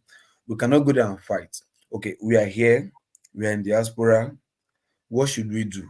Just to change the narrative so that those who are in Nigeria will say, oh, if people who are enjoying, so to speak, who are enjoying in diaspora are fighting for Nigeria, we in the country, what should we do? So maybe that can even change their perception of how they can fight, or how they can, do what they can do to change the country that we all are craving for. You understand? So I told them like, look, we can all decide to sacrifice our time. And okay, I came in a brutal way, maybe that many people may not like. I said, look, we should just shut down Nigeria embassies all over the world. Maybe damages, it might seem to you like, oh no, it shouldn't, not in a violent way, but in a civil way, where nobody will be arrested. Like, just because, okay, going to prison is taking your freedom. They're like inconveniencing you to some extent for you to become upright in life. So those people who are working in Nigerian embassies, you understand, if we can inconvenience them, just to make them feel the discomfort that people are having in Nigeria, just to some extent, maybe they can send some message to Nigeria to like, hey, this is happening all over the world, Nigerian embassies. So like, oh, these people do not like what's happening in Nigeria. Okay, maybe they can start listening, So, but everybody, all the embassies in Nigeria, all over the world, Nigerian embassies, they're having the feed of the day, treating Nigerians the way they want to treat Nigerians, thinking that they are God over Nigerians who are, living in diaspora. So, if it's time, we can take up this challenge to like, no, we are not happy with what we are seeing in Nigeria. If you over here in diaspora, you are our mouthpiece to Nigerian government, let's give you the hits, so that if you have this hit here in your so-called comfort zone in diaspora, then maybe the Nigerian government can start listening to you, because we cannot come here and complain every day, and still nothing, not even one thing that we are able to do to change anything, rather than talking, and still we hear even worse news than the previous news that we heard before. So we cannot come on here and sit in our comfort zone all the time, and Saturday and Sunday we gist, we talk about it, maybe catch fun in our comfort zone here in diaspora, and still nothing is being done, no impact of diaspora is being felt in the Nigerian government. I think that is what we should try and reconsider, so that maybe, I don't know if what will happen, but let it be known even to Nigerians living there, to like, oh, we are suffering here, but we have somebody who we think or assume that they are living in a comfortable life in diaspora, but still they went out of their way to fight for us in Nigeria. Maybe they can even change their mentality, like, oh, if they can fight with their enjoyment or their so-called comfort zone. We who are really suffering, maybe we should do something to help them. You understand?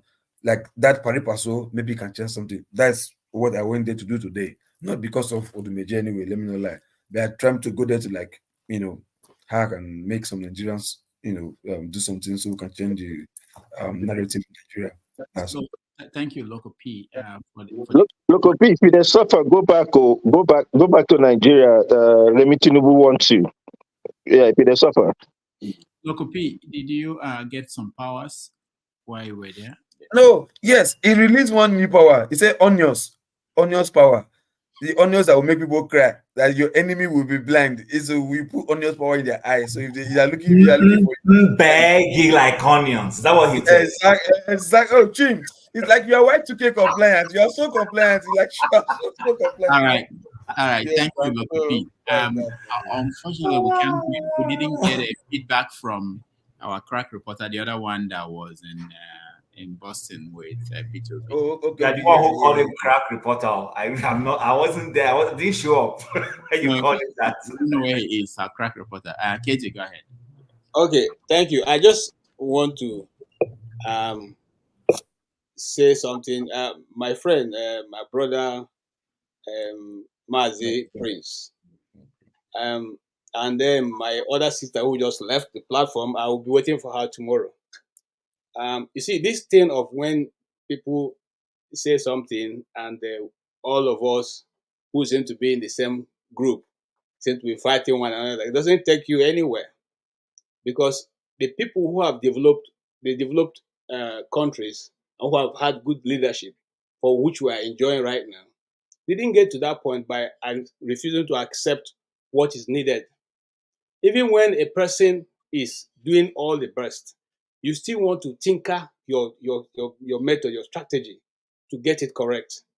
Now, the mere fact that we said, or I said, that, merely saying that you are not desperate. You see, again, as a Christian, you are slaved by the words of your mouth. Somebody said, I'm not desperate to be president. Somebody said, I will be president. Even when the odds were against him, he kept saying, I will be president. Even if they don't want it, I will be president. Who do you think is likely to go and get it? You that say you're not going to be desperate, you're not desperate to be, or the person who is telling you, I will be president. It's a two different ball game. It makes a difference, whether we like it or not. You see, the Igbos have a saying, Onyekwe, Chiekwe. You first have to agree to yourself that this is what you want to achieve. And then you face the odds. And then you will see different strategies coming to you. But you cannot be going, you can't be going to war and say, you know what, if I come back, I come back. If I don't come back, it's okay. You will die there. So you first take yourself and tell yourself, I will come back. So when they come and each time you throw, like what are we saying? Is any of us saying that Peter Obi should go and die or become rebellious? Is anybody saying that? No, we're simply saying this is 21st century. It's not Abiola's time. Be strategic. Be strategic. And you can't, look, let me even throw this banter. Now, most people are saying, oh, if it was Dati Ahmed, it would have been a different ballgame. Do you think, are you forecasting that by 2027, Dati Ahmed will still be his vice? Have you ever thought of the fact that if the North come together and say, Dati Ahmed, we want you to represent the North in 2027, he will still be Peter Obi's vice? Come on, guys. You think if the North come together today and say, we want you to run for us in 2027, he will be Peter Obi's vice?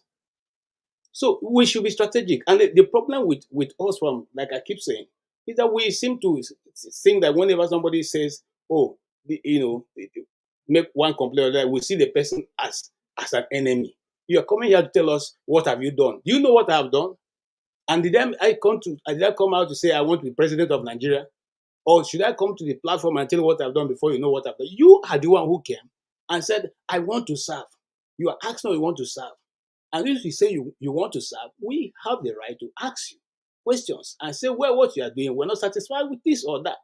So don't look us as the enemy. Rather, take what you have said and go back and check. If you need to tinker your plans, you tinker it. If you don't need to tinker it, let me tell you something. A preacher once said, if somebody comes and say, hey, KJ, you are a very greedy person. Don't respond immediately and say, no, not me, I be philanthropy. No, you go back and ask yourself, God, this is what they've said about me. Am I really a selfish person? Let the Spirit of God confirm to you. And if He says you really, oh boy, like say you stage a small, you make your adjustment. If He's not, you say, "Talk," you thank God. But not every time something is said, you all come swinging. Who is here? Who doesn't want a better Nigeria? Nobody that's on this platform who doesn't want it. Okay, and we don't really care whether it's Peter Obi or anybody else. All we are concerned that the people of Nigeria should get better. The system should get better. So we have less pressure coming from that end. All right, I see Tim between up her hand. I don't know. Well, that's my take. I'm waiting for her. I'm waiting for her tomorrow. I'll be here. All right, thank you so much. No one thank you. A lot of hands up, but I want to do my vote of thanks before I'll be listening. Dr. Damage, you give me the chance to respond to him real quick. You give me the chance to respond to him real quick. Oh. No, I raised my hand before you. This one I will not agree. Chim will go first. KJ, everybody is not the same. But hold on. Let me just. I want to really thank everybody that joined us. We're patient enough for this to happen, and especially those that supported us, that donating money and doing things like that. It's very helpful. Like Master Prince, thank you guys. A lot of people were involved in making this happen outside of this platform, including people at the Peter Obi's end. So I thank them. They know themselves. So we will come back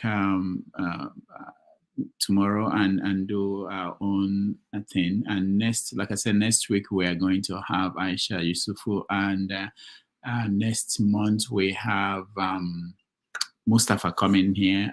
He has an important message. His people reached out.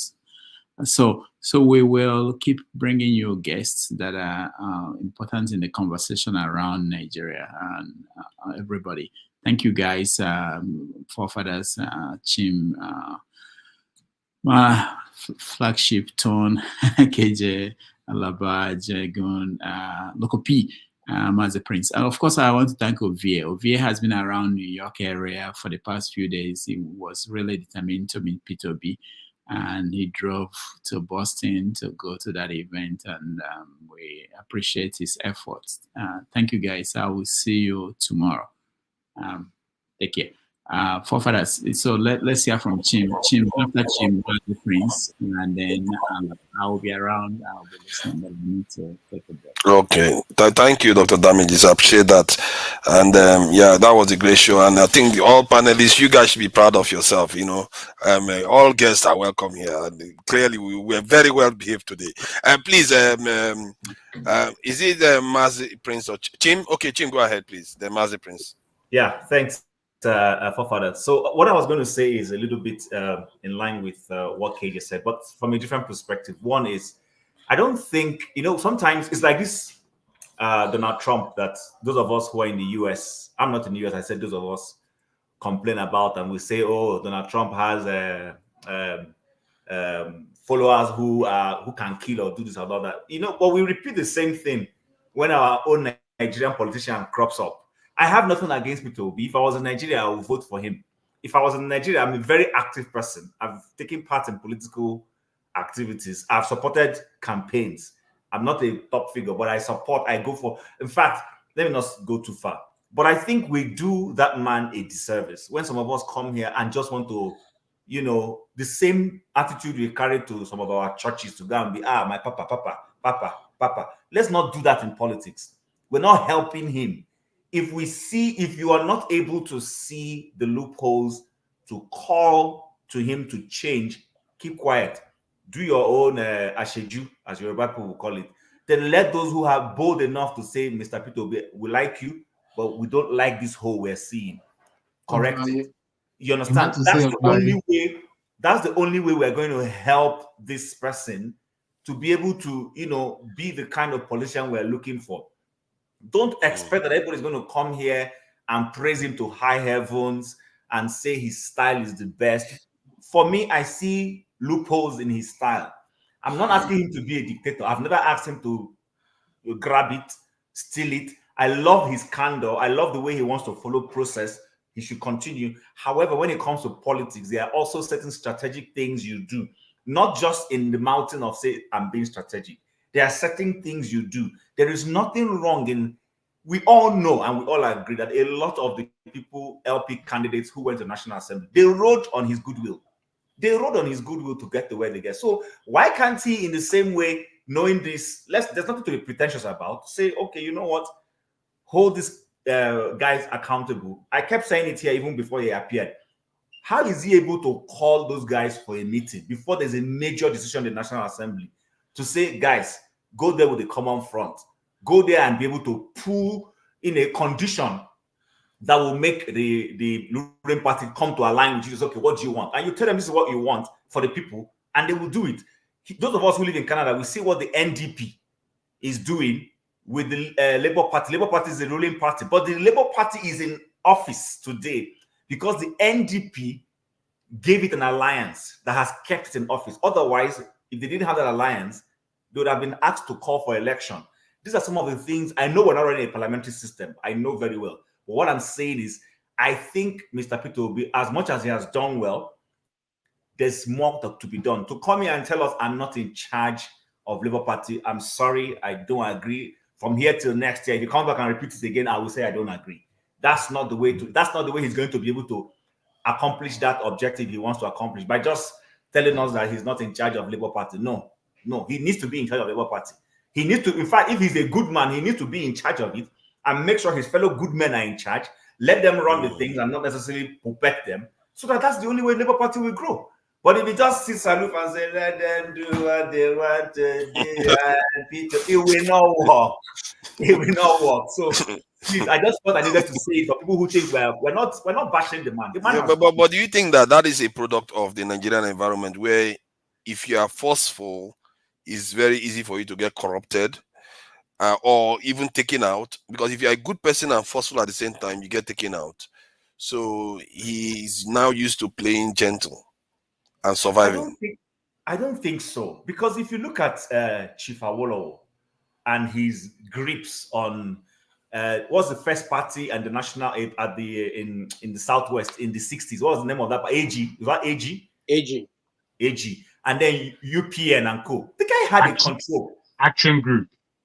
He had a control, but the only thing is this: Awolowo was a good man for his people. I mean, we may have our little difference about him here and there, because look at the people he had around him: Ajasi, Bolaige, Bisi Onabanjo. Let's name all those guys were not pushovers, though. They were not there licking Mr. Chief Awolowo's ass. Sorry to use that word. They were not. But guess what? He was comfortable having them as his henchmen in the different states. I know for sure, I've had people who had told me things of how Bolaige was one of the toughest people who gave him a tough time in the party. But he allowed it. You understand? But again, there was a system he used to be able to hold the party and to push his policies. Because guess what, forefathers, if you remember, this free education that we had in the Southwest, I can bet you some of those governors would not have implemented it if Awolowo was not firm and sold it to the way that they all carried it to their states and they did it. Just so I think we don't do this man a good service when we come here and say, leave him, he's the way he is. No, Nigeria is not going to change. The guy, the opposition, the ruling guy, you saw his confidence when he tells you grab it, do it. You see the way he has manipulated things, but for a wrong reason. You understand? I, for one, would have loved a Tinubu if his control was that he gets those good candidates, he lets them run, he's on the policy side. When they are going wrong on the policy side, he said, no, this is not what our party stands for. But we know that the man is doing all those things for his selfish reason. That's where he feeds from. You understand? So nothing wrong in being in charge, but for the good. And we have examples of people who have done these things. We come here, we talk about Lekwan. So, but what if he's not like that kind of person? What do you do?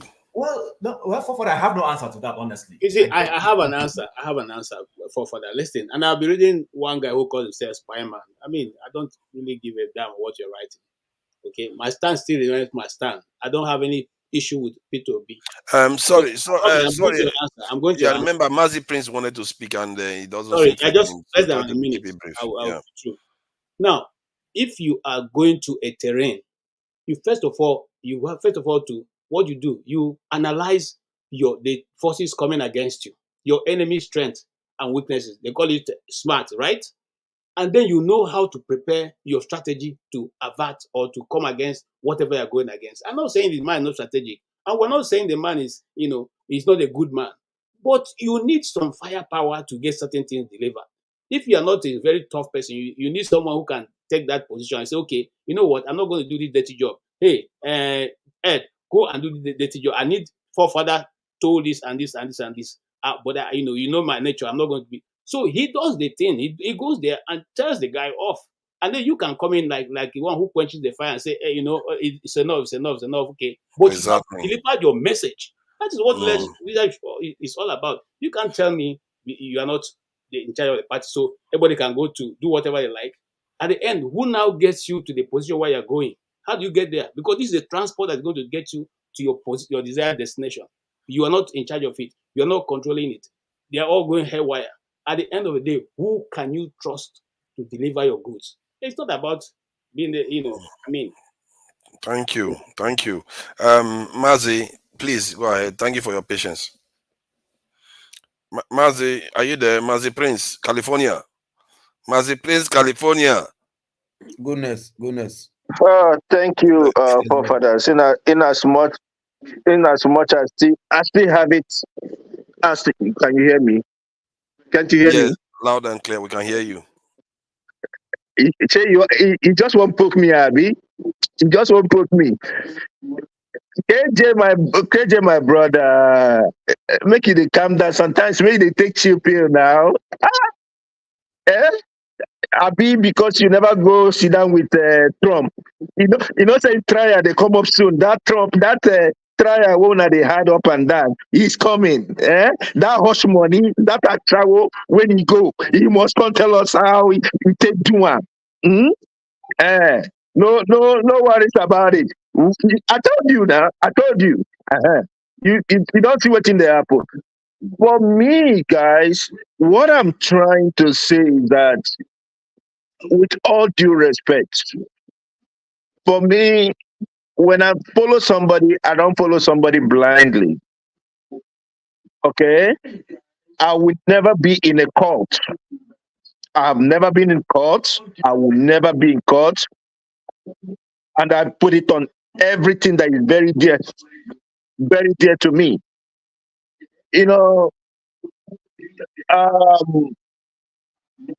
I've looked at it and seen that we all different. There's a way we all handle our things. And Obi is not like that. Believe me, there are discussions going on the background. And when I say this thing, I'm saying because I'm somebody who loves interviews. I've seen Pat Otomi being interviewed. I have seen Kenneth Okonkwo being interviewed. I have seen this guy from Kaduna, the spokesperson that represented him in the labor meeting the other day. I've seen him speak. In all these things, I try to pick one thing. There are discussions going on. The only person that is not listening is Abure. And to tell you the truth, we all know Nigerian politics. Nigerian politics involves two things. It's either you paint your, you paint your fingers with the red paint, or you go the corruption way, which we already know. Obi is never gonna go with those two sides. He won't do that. And the thing there is, you don't even know who you talk to in Labour Party, because there are a lot of moles in Labour Party now. There are a lot of moles. Even Abure himself, I don't trust him. And if I was opportune to talk to, to advise PO, I would tell him, don't know how you talk to Abure, because whatever you guys say, he might end up, using it against you. Abure wants power. Abure loves that money that he's seeing in that chairmanship. before he became the chairman or whatever it is. He was, he wasn't making that money. He was living in an apartment somewhere in Abuja, but today he has houses. So he's loving it, and he doesn't want to relinquish it. And then at the same time, the guys on the other side are using him, because to them they feel the more there is problem in Labour Party, the better it is for them. Yeah, but hold on, let hold us on, see hold on, things though. Hold play on. This out. this operating is this is the same Let thing us that see happens. things play out. Sorry, The same sorry, way I love sorry, Nigerian, Prince. the Sorry, way I look at Nigerian politics can't is the hear same. you. Yeah, I think you are delayed, Prince. I think there is something about this Abure that I think we should clarify. How is it he has support with people in the I hear same you now. party? Yeah, in the same party that Peter Obi won vastly more vote than Labour Party has ever won. How did he have so much support to be able to do all the things that he's still doing? Why are Peter Obi supporters not there to block some of these things Abure is doing? How did that happen? Forefathers, most of Peter Obi's supporters are not card-carrying members of the party. Okay, forefather is very simple. It's transaction. Understand Nigerian politics. With Arabian B and all that stuff, okay, when the problem started in the beginning of all the problem, Arabian B was interviewed. And what thing he said, that Labour Party was a party where they use, this other guy use them. They just come and give them money just to do one or two things. That was what they were doing. They weren't going there to win. They were not going there to win. They were just going there just to be a force, and then the ones that might win will come to them and sort them out. He even said that the youth leader now, to Kennedy, was an errand boy, that they were sending him to go and buy them rice and beans or whatever it is, lunch. You understand what I mean? That's to show you how corrupt they were. But Peter doesn't want to play into those kind of politics. And to me, I believe that when you believe in democracy, when you're a Democrat, you play by the rules. Don't dictate. Anytime he starts dictating, I will unfollow him. That is me. Let the things play by itself. Okay. Thank you. Yeah. Ferrari, please go ahead. Yeah, thank you all. I just want to be very honest with you all. How much do you guys really know about Nigeria? I mean, current Nigeria in the past, how much do we know? Yes, we come down here, we push this argument, we push that argument. Let me first of all say, yes, I am on Omoye's side on the fact that we are men, and we come here, we talk every time, we're not doing enough. I agree with that. I don't think people like KJ and the rest doing a pushback to that statement should do that. We shouldn't be. That's our problem. Every time there's a general comment, each one of us individualize it. And that's part of the Nigerian problem. Then I want to ask you guys all this question. You come here, how much do you know, apart from people's behavior, our politics, the transactional nature of our politics, how much do you guys really know about Nigeria? Nigerian problem is historical. What do I mean by that? If none of you go back and read in details, we were not born when these things were happening. What is happening now is just a repetition and re-echo of stuff that had happened in the past from 1950 something to now. Before independence, then during independence, the first 6 years of independence, then the Civil War.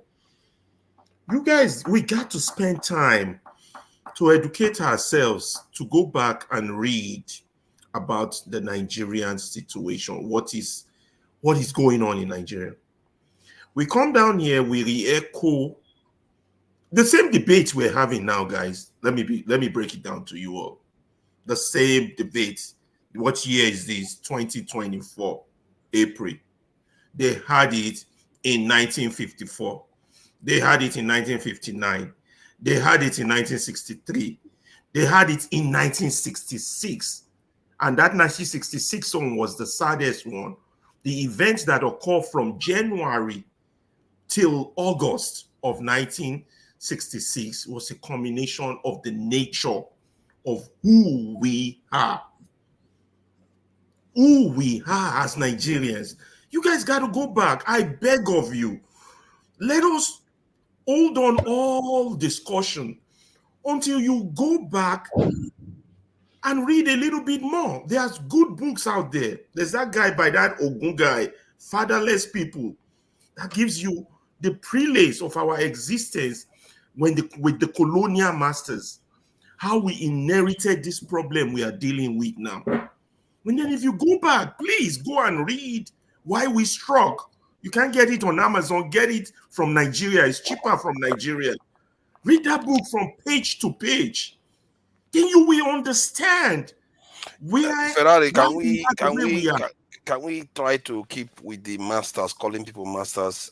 Young people are watching. Okay, yeah. The colonial masters. So the way I describe it is that the masters. Masters. I got you. Let me go on because I'll lose my thought. The problem is that our generation, all of us here talking, we are the Mongo Park generation. Mongo Park discovered the Niger generation. That needs to go. We need to open up our head, our brain, take that garbage out and fill it with the right stuff. That's number one. Number two, I swear to God, everything they've told you about our Nigerian leaders from 1960 to the present are nothing but lies. Lies. And so when you grow up on lies, defending lies and defending these leaders as being there for you, you continue to make the same mistake. And that's why we are so ethno-religious. That means the issue of tribe, we overdo it. The issue of religion, we overdo it because we just never understood that past history.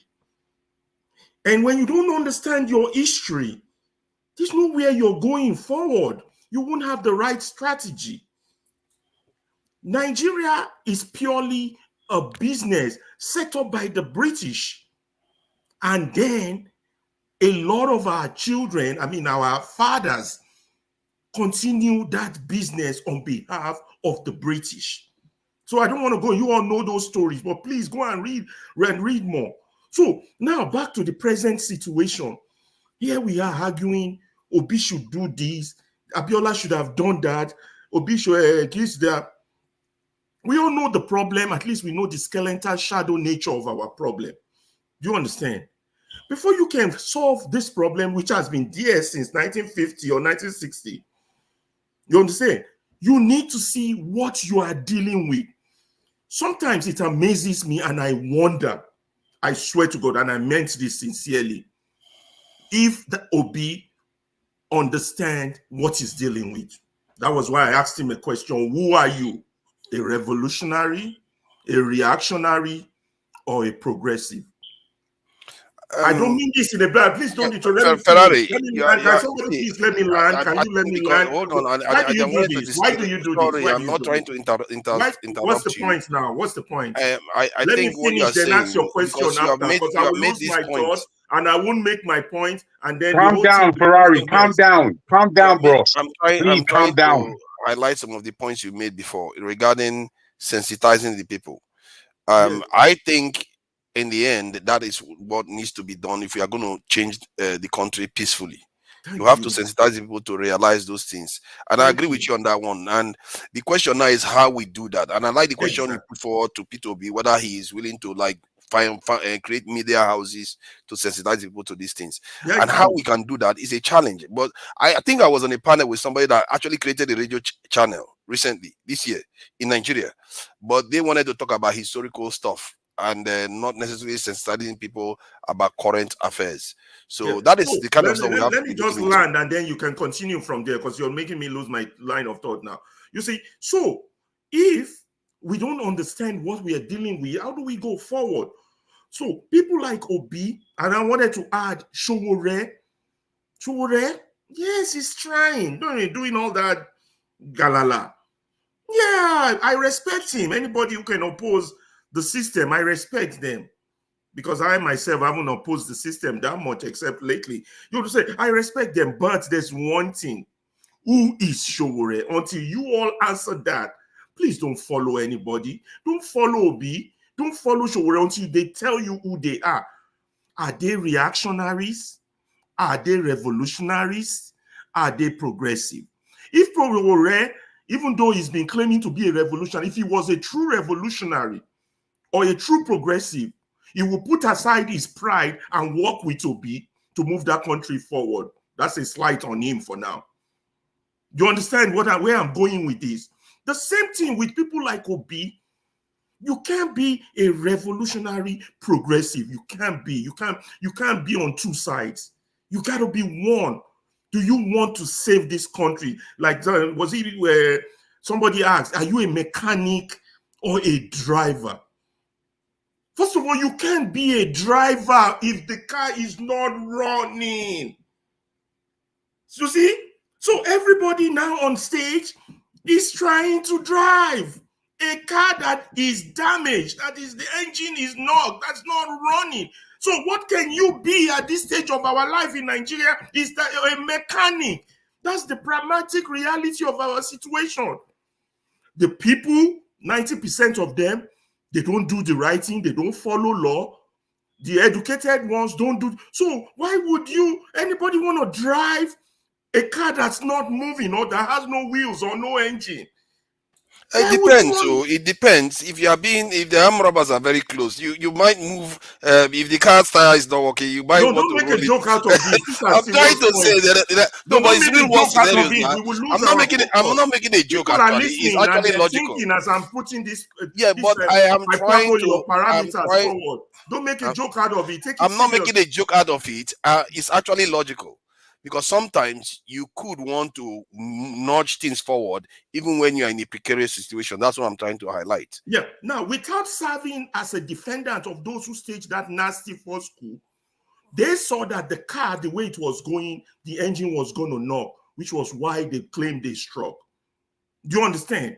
So the question is, who were they? But when they did that, there were a lot of reactionaries who stopped them.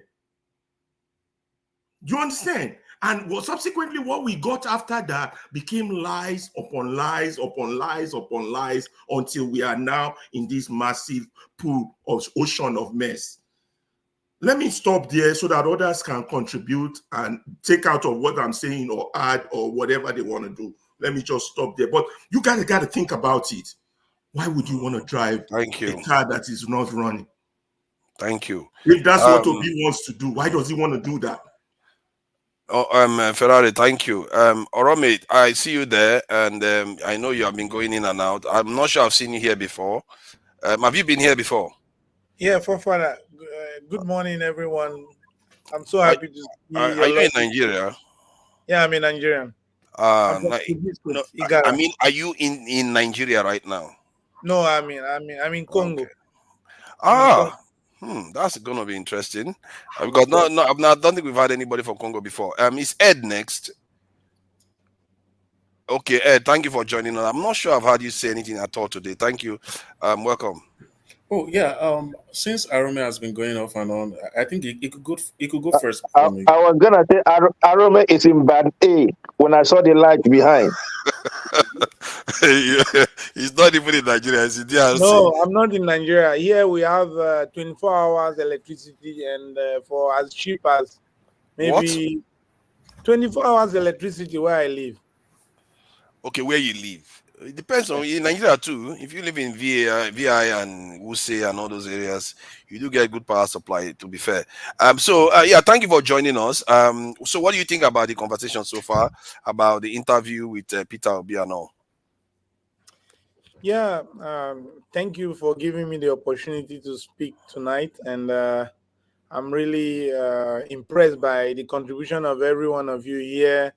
I've heard our first lady who just left. I've heard Ferreira. I've heard Mazi, California, and some of you very brilliant ideas, and I must really commend all of you.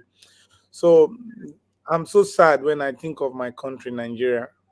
No matter all the effort we are making abroad, we always feel like we are attached to where we come from. And if Nigeria does not work and I leave this earth, I will never be happy with myself. That means I've lost it all.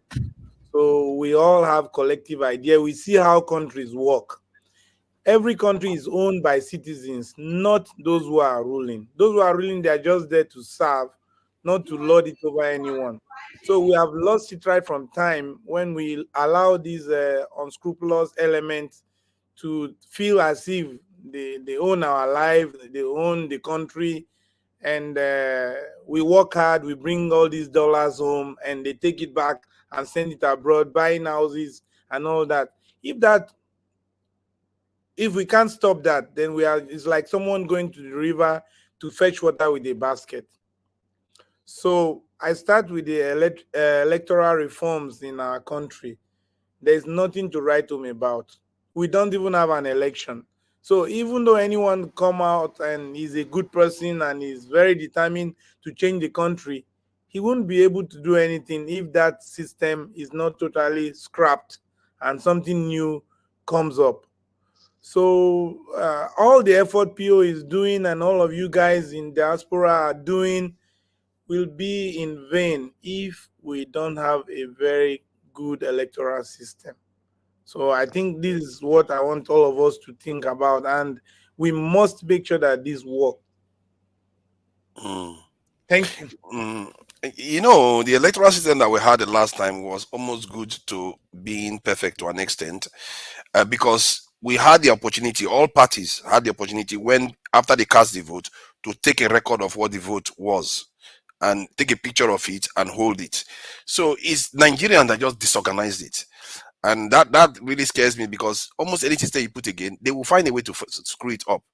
Because how can you, even opposition parties that were surrounding it, how can they not say, okay, let's band together and all take a picture of this, so that it's proof of what just happened in every single polling unit, so that no matter what they go and do elsewhere, the proof is there. Because there was always that moment where everybody's present, they take that picture, but somehow we find a way to screw it up. So thank you for your this, and I really wish when you get a chance, come in, because DRC is something that a lot of people talk about, and people want to understand what is going on there. You now saying that you are living in 24 hours power supply. You know, in most people's mind, they think DRC is on Father, fire. you don't receive beating before. You don't receive they're not beating before. They don't ever beat you before. Why? Beating. Now they for beat you, eh? What do you think? I'm taking a lot of beating here, not to mention in real life. What do you think is happening? I'm taking beating every day now. So I really appreciate your coming in, and please try to be joining us, because we really want to know a lot about the country you are in. So I think, is it Ed or Paul? Yeah, it's me now. Okay, Ed, please go ahead. Yeah, thank you. Well, I think everybody has kind of said things that, I mean, if you were to weigh them, everybody has made sense, you know. But I mean, when I come on this panel, I just try to analyze what everybody's saying. You know, it's very much a learning experience to me, just as much as it's also an opportunity for me to make my opinion heard.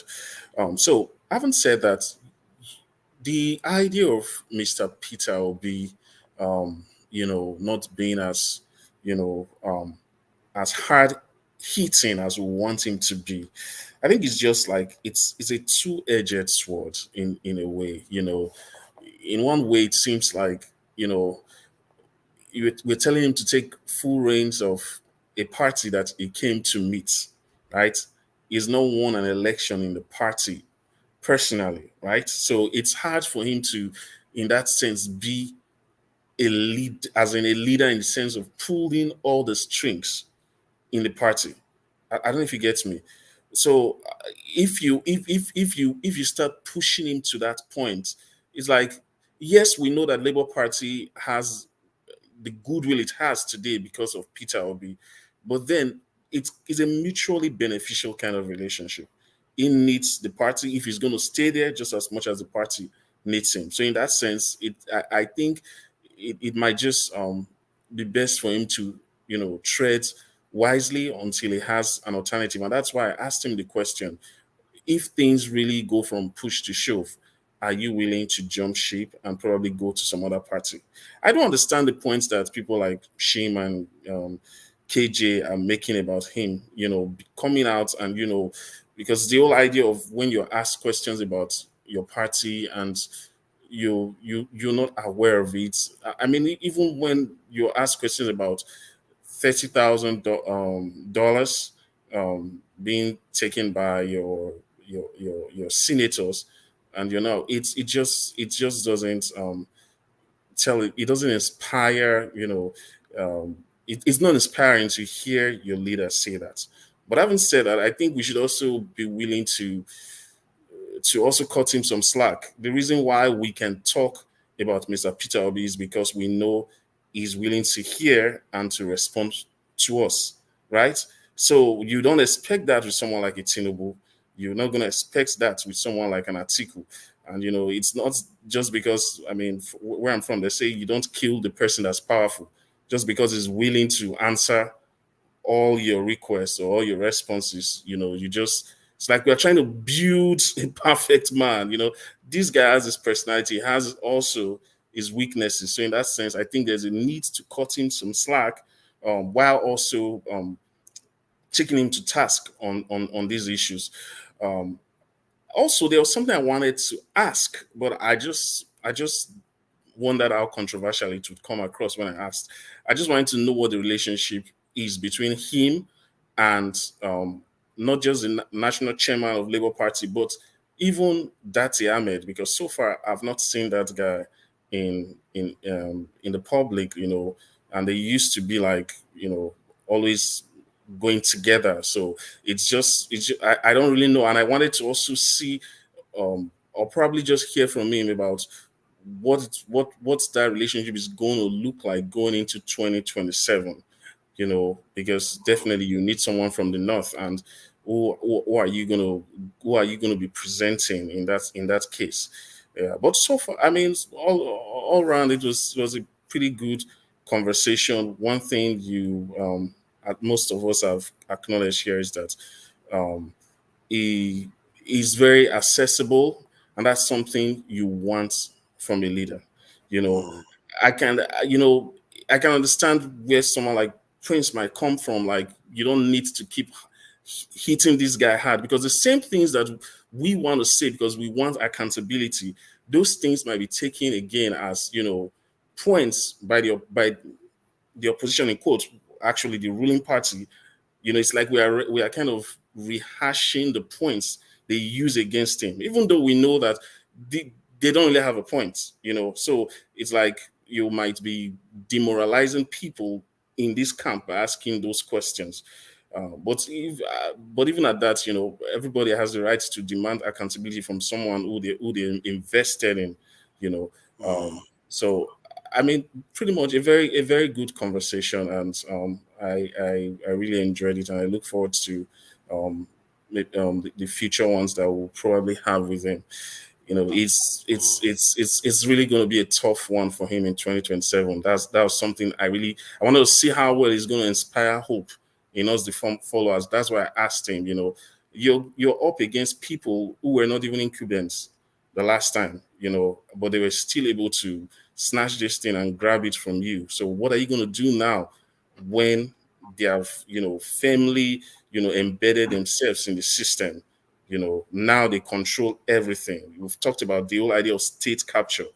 So for me, I wanted to know, this is your opportunity to kind of give us an elevator pitch, something to encourage us, something to inspire us as we wait for 2027, because it's like, if you yourself, you're agreeing that there's state capture, would this be worth our emotional investment as we go into 2027?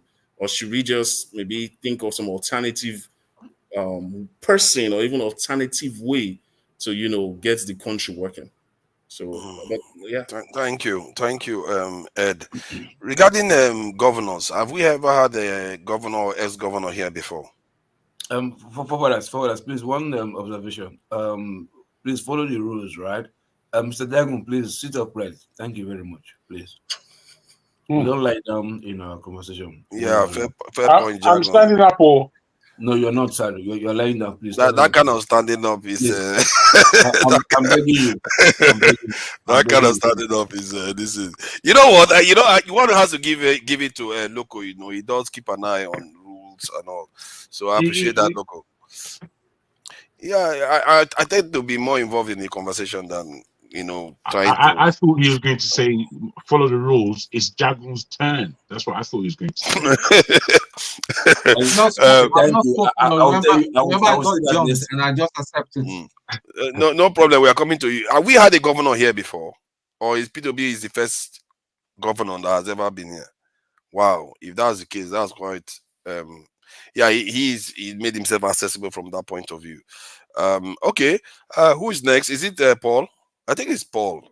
Or is it? No, I have not spoken. But what happened with Pereira? Pereira jumped over me. No, about 4 people jumped over me. You were spoken. Typical Ferrari. Time after you, I got jumped over. No, I didn't speak. I didn't speak since I've come back. But technically, all of you have spoken. In terms of review of Peter Obi, every one of you have spoken. When did I speak, Paul? Everybody has spoken many times. I said no. Me? No, I didn't even interview Obi, so I didn't. Let's follow Father. Paul, go ahead, bro. Paul, go ahead. Tone, we are going to come to you. Tone doesn't talk for long anyway, so Paul, please go ahead. Then we'll speak to. We'll go to Tone. Okay, so I want to say two things. When we talk about opposition, we talk about incumbents. What Ed is saying. Sometimes when you take power, it works against you. It's not only when you are in the ruling party. Because if you are in the ruling party, you have advantage. Yeah, you may have advantages in terms of raising more money to do more aggressive campaigning and the likes. But if you don't use your term very well, it works against you tremendously. Since I became citizen in America, I'm an independent. But in as much as I'm an independent, if they pick Biden and Trump, I will vote for Biden. But I can tell you for now, if this next election will be only Biden and Trump, I will vote for Trump. Not because I like Trump, because Biden failed me. You understand how it works. So because now I've seen so many things that will have reasons not to vote for Biden. Paul. I love that. I've seen so many reasons not to vote for Biden. But I will not vote for Trump. Sorry to interject you, Paul. Nigerian election is not just about money, and Nigerian election is not about really performance. It's really about power, struggle. I know, power and struggle and the likes. Remember all the Yoruba people that are crying today. You understand? They are very aggressive people. You take it, you leave it. Yoruba people, you give it to them. They play politics very well. They are the ones that comes out to fight government from the. You want to make sure the Nicola Pokuti family. You want to make sure Gani Fauyemi. You want to make sure Femi Falana. You countlessly will count so many of them. Even when they are own, they'll stay opposition. They will fight and the likes. So you give it to them. So think all these things that Tinubu is doing. Think an average Yoruba man. Paul, could it be proximity that Lagos was the capital and they were, that's basically Yoruba area, so it makes it easier for them? It's not like that. Remember Atiku won in Osun State. So the South did oppose. Tinubu didn't lose only Lagos. Tinubu also lose Osun State to Atiku. You understand? Then remember PDP again. Also, so it varies. That's what I'm saying. I understand we are not there. But with the way things are going in Nigeria, things is so tough that somebody will just look himself very well and said, oh, let me just play the tribal politics with what Tinubu has, deal with them. And if Tinubu keep continuing to deal with them, I don't think it will work to some extent. But let's leave that part alone. Then another part with Peter will be Osita answer one of my questions that I want to ask Obi, like I argued before the interview started, in terms of follow-up questions and other things. I think to some extent, Obi is not economical with the truth. You understand? He tried to play around it, but he is not saying the truth. Look, maybe so many people don't really understand.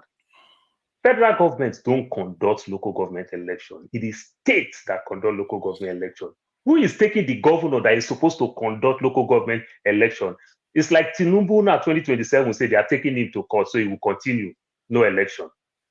I would have followed up and asked Obi that question. That's exactly what he's saying. So he is not being truthful. He saw a very rotten system and he himself benefited from it. He might take the proceed and said, oh, I helped this local government, I built their local government secretariat, I built this other local government secretariat. Well, it might be like the story of the Piccadilly cycle. But that doesn't seem fair, though. He said something that I didn't know was true. He said local governments get money directly. I didn't know that. Local government, see, let me explain the law to you. The law is clear. The law is that every local government get their own money from Abuja. Remember, every local government allocation is different according to your size and everything. The biggest local government in Nigeria is Alimosho local government. According to your size, some local government can get as low as 12 million, and some local government is getting as high as 120 million. That's why states like Kano could get 44 local governments just to rack more money and the likes. But what we are saying is that the way the constitution spell it clearly. Every local government get their money. The governor oversee. They don't say control. Yeah, but why people have been saying that the governors are blocking local governments from getting money all this while? No, the governor muzzle the money when the money comes. And every chairman is so scared of saying anything. You say anything, you are not winning. Because it is governor that conduct election. And also remember another funny thing in this. No. Sorry. Let's not go past that one. The money is in the local government account. How does the governor get a hold of it again? It's a joint account. But the local government already knows his own money clearly as the money is coming. It's a joint account. You understand? That's why the governor can oversee what you are doing with the money. But while your money is coming from Abuja, Ajerobi local government know that my money is 65 million. Apapa local government know my money is 72 million. Alimosho know my money is 90 million. So they already know their money. Governor just oversees so that they won't abuse it. But governor is the one that conducts state election. And state election is 3 years, not 4 years. So governor have the opportunity or that leeway in between any time. Governor will always conduct an election. So if you don't fall in line with the governor will kick you out. This is how they started it and everything. It is governor. The local government election has nothing to do with INEC at all. It is state governor that conducts election. It is state governor that will elect state NEC chairman, like as you have Mahmoud. It is the state governor that will elect state NEC chairman that will take to the State House of Assembly. That you all know that the State House of Assembly is also rubber stamp. So you already know clearly and that the governor is putting his own person there. So when Obi is saying that Obi is not being truthful, he may use the money very well, but he still break the law. What did the law say? He also break the law. He is also what we call an accomplice. He also benefited from the rotten system. You understand? Whichever way you want. Look, people suffer in Europe. But when you say benefited, though, I don't understand. How did he benefit him? Benefited in the sense that now Obi will campaign to you now that I build 7 secretariats, 7 local government secretariats. It's not your duty to build. If they have their money, let them do whatever they want to do with their money. It's like Obasanjo seized Lagos State money, and Obasanjo said, I did all the old road in Lagos State, and you seize Lagos State allocation that is coming. Not what Obasanjo withholds Tinubu's money during Tinubu's time. That is wrong. It's not your place to do that. So if we want to talk about the constitution and the law, Obi also did the wrong thing. Like every one of them is doing the wrong thing. Benefited seems to imply that he personally benefited from it, but it was for the people. Benefited is that, forefather, because of my father sent me to school, my father cannot earn my salary. Now, I'm the one that will still earn my salary. Yes, my father may send me to school. He may suffer. He may wear 1 pair of shoes and send me to school. That does not give him the impetus to earn my salary. What the Constitution said is clear. You, the governor, who is taking you, governor, to court to conduct election? If you also appoint a state electoral chairman, the State House of Assembly ratify it, and for them to conduct an election. Who will take you to court that there should not be any election? You understand? So if you said so, like I said, if you said so, let me Tinubu ask can do again the then. same thing. What has You Peter Obi understand? said was his reason for not allowing the local governments to do what they did? He said they were taking him to court. They were going to court. They were going to court. Did you conduct state electoral chairman? You understand? Did you conduct that they have the state electoral chairman? Did you conduct that? And they say they want to go for election. Did they conduct any election that people will say we contest this election, we go to court that the election was rigged, the election was flawed, the election was this? Did you do that? Because then all why did they go to court caretaker then? committee. No. What I'm saying is that if you had already do it, that is when people can even go to court. Like Obi himself went to court. Guess what? Which means they even conduct the election, and he is contesting the result, and he said, "I'm going to court." But did you even get to that level that these people said, "Oh no, they rigged my election, I'm going to court"? Did you do so, or you just simply follow what everybody is doing today? Appoint caretaker committee. That's my take. You understand? He didn't do that. You understand? He follows suit like everybody is doing. Caretaker committee, even Lagos State, that will cost Tinubu so much. Lagos State is one state that don't even do that caretaker committee. In as much as we know the local government chairman is more or less like an appointment. You understand? But I agree with you that the fact is that they still follow the constitution. They still conduct an election, and somebody still won an election. It may be rigged, but they still follow. But we did not even do that. Like many of them didn't do that. You understand? So he cannot play around and say, "Oh, they go to court." No, you're in charge. If you say so, like I said again, then Tinubu can also say, "Oh, Mahmoud has problem here and there. People are taking Mahmoud to court. So let's postpone the election," like what the president in Senegal almost did. And the court said, "No, it won't work." So Obi did that. You're accusing Peter Obi of violating the constitution somehow. But fair point. You're allowed to have your say, but people that know better, I don't know too much about the in-depth details about this. Tone, please go ahead. I think it's quite compelling. I've learned quite a bit from your submission about local government structures. Yeah, hi everybody again.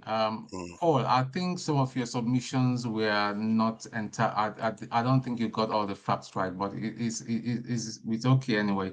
But what I'm trying to say, what I said to Obi, and that was what I was. So I would love to learn. I would like you to educate me on that. Tell me anywhere that I did wrong. I would love to learn.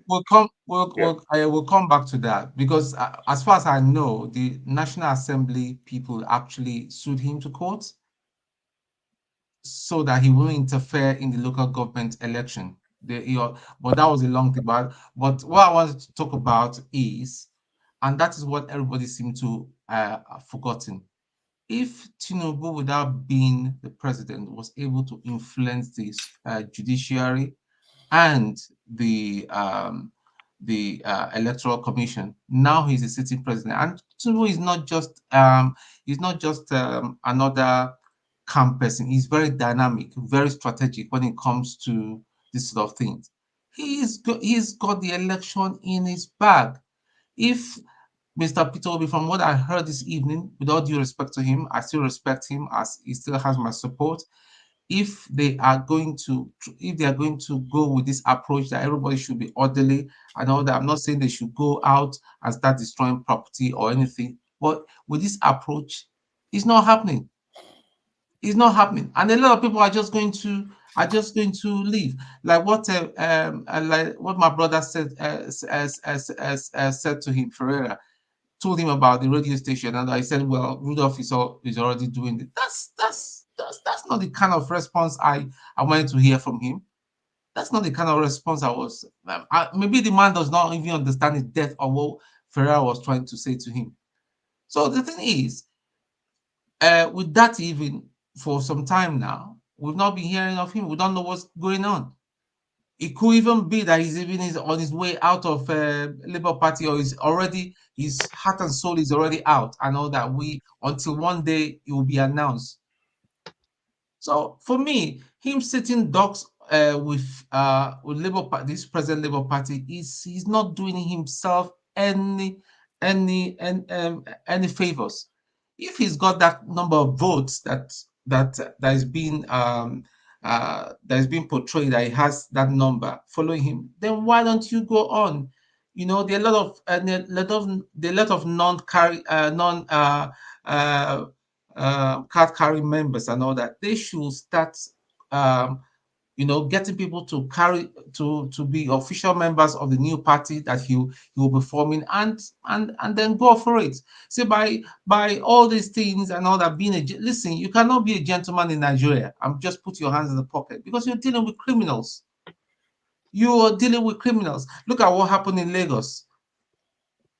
If another election happens again, see, the last one that happened will be a child's play.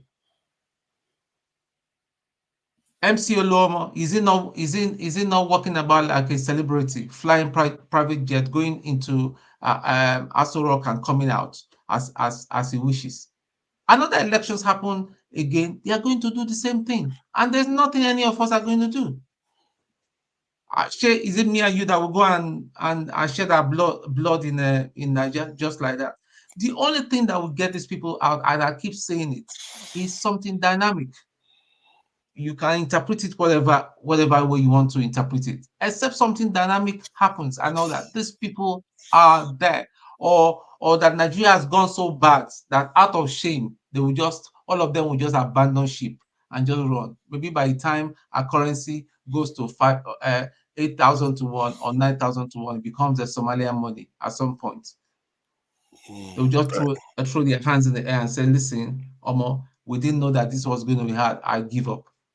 Is it then that Obi wants to take over an economy that is already not even comatose, is already dead? Man, I just don't know. I just don't know. The Labour Party, I believe Abure is one of the dodgy ones we know. I know there are a lot of people. If Abure is there and he was voted for, then that means there are a lot of people of Abure's character and share the same sentiment with him that are still in Labour Party. But the vast majority of the people that voted for Peter Obi, there are many of them are not even registered in Labour Party. Maybe what they need to be doing, or what we need to be doing, is registering for the Labour Party, because in the end, Labour Party is owned by the members, not by the leadership. And then you can remove it. I agree with you. The vast majority of the people that voted for Peter Obi are not comfortable with the likes of Abure and other people that we don't even know their faces.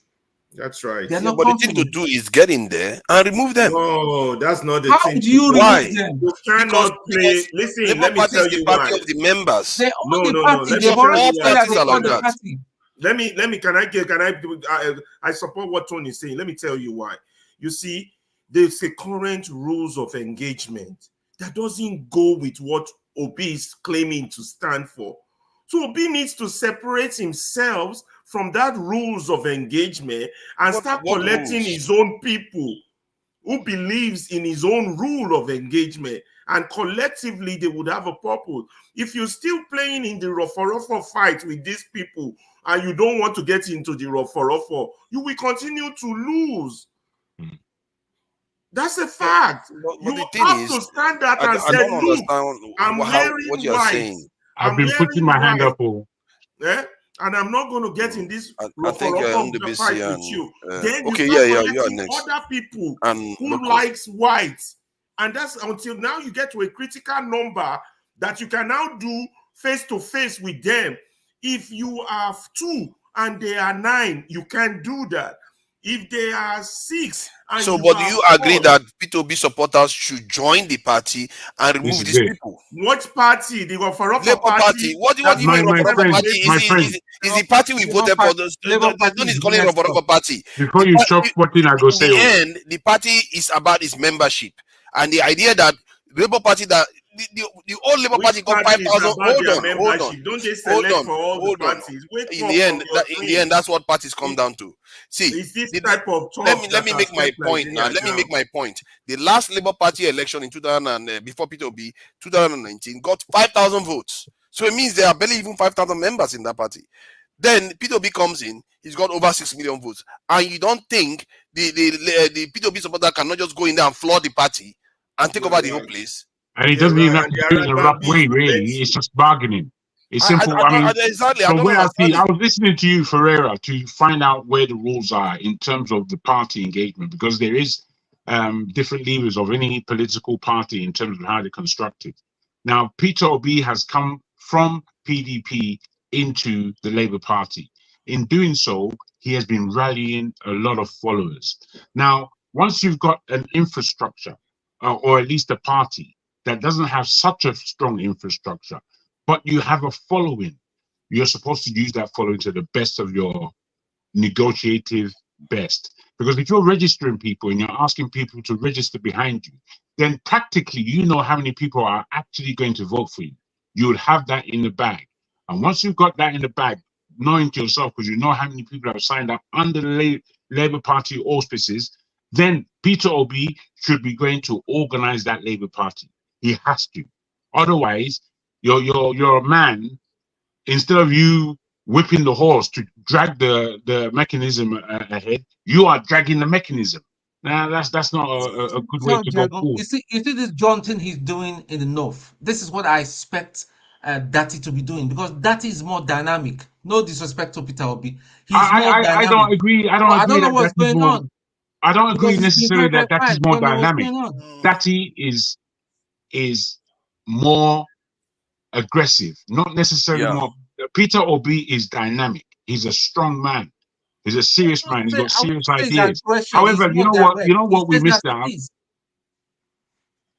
You know what we missed out.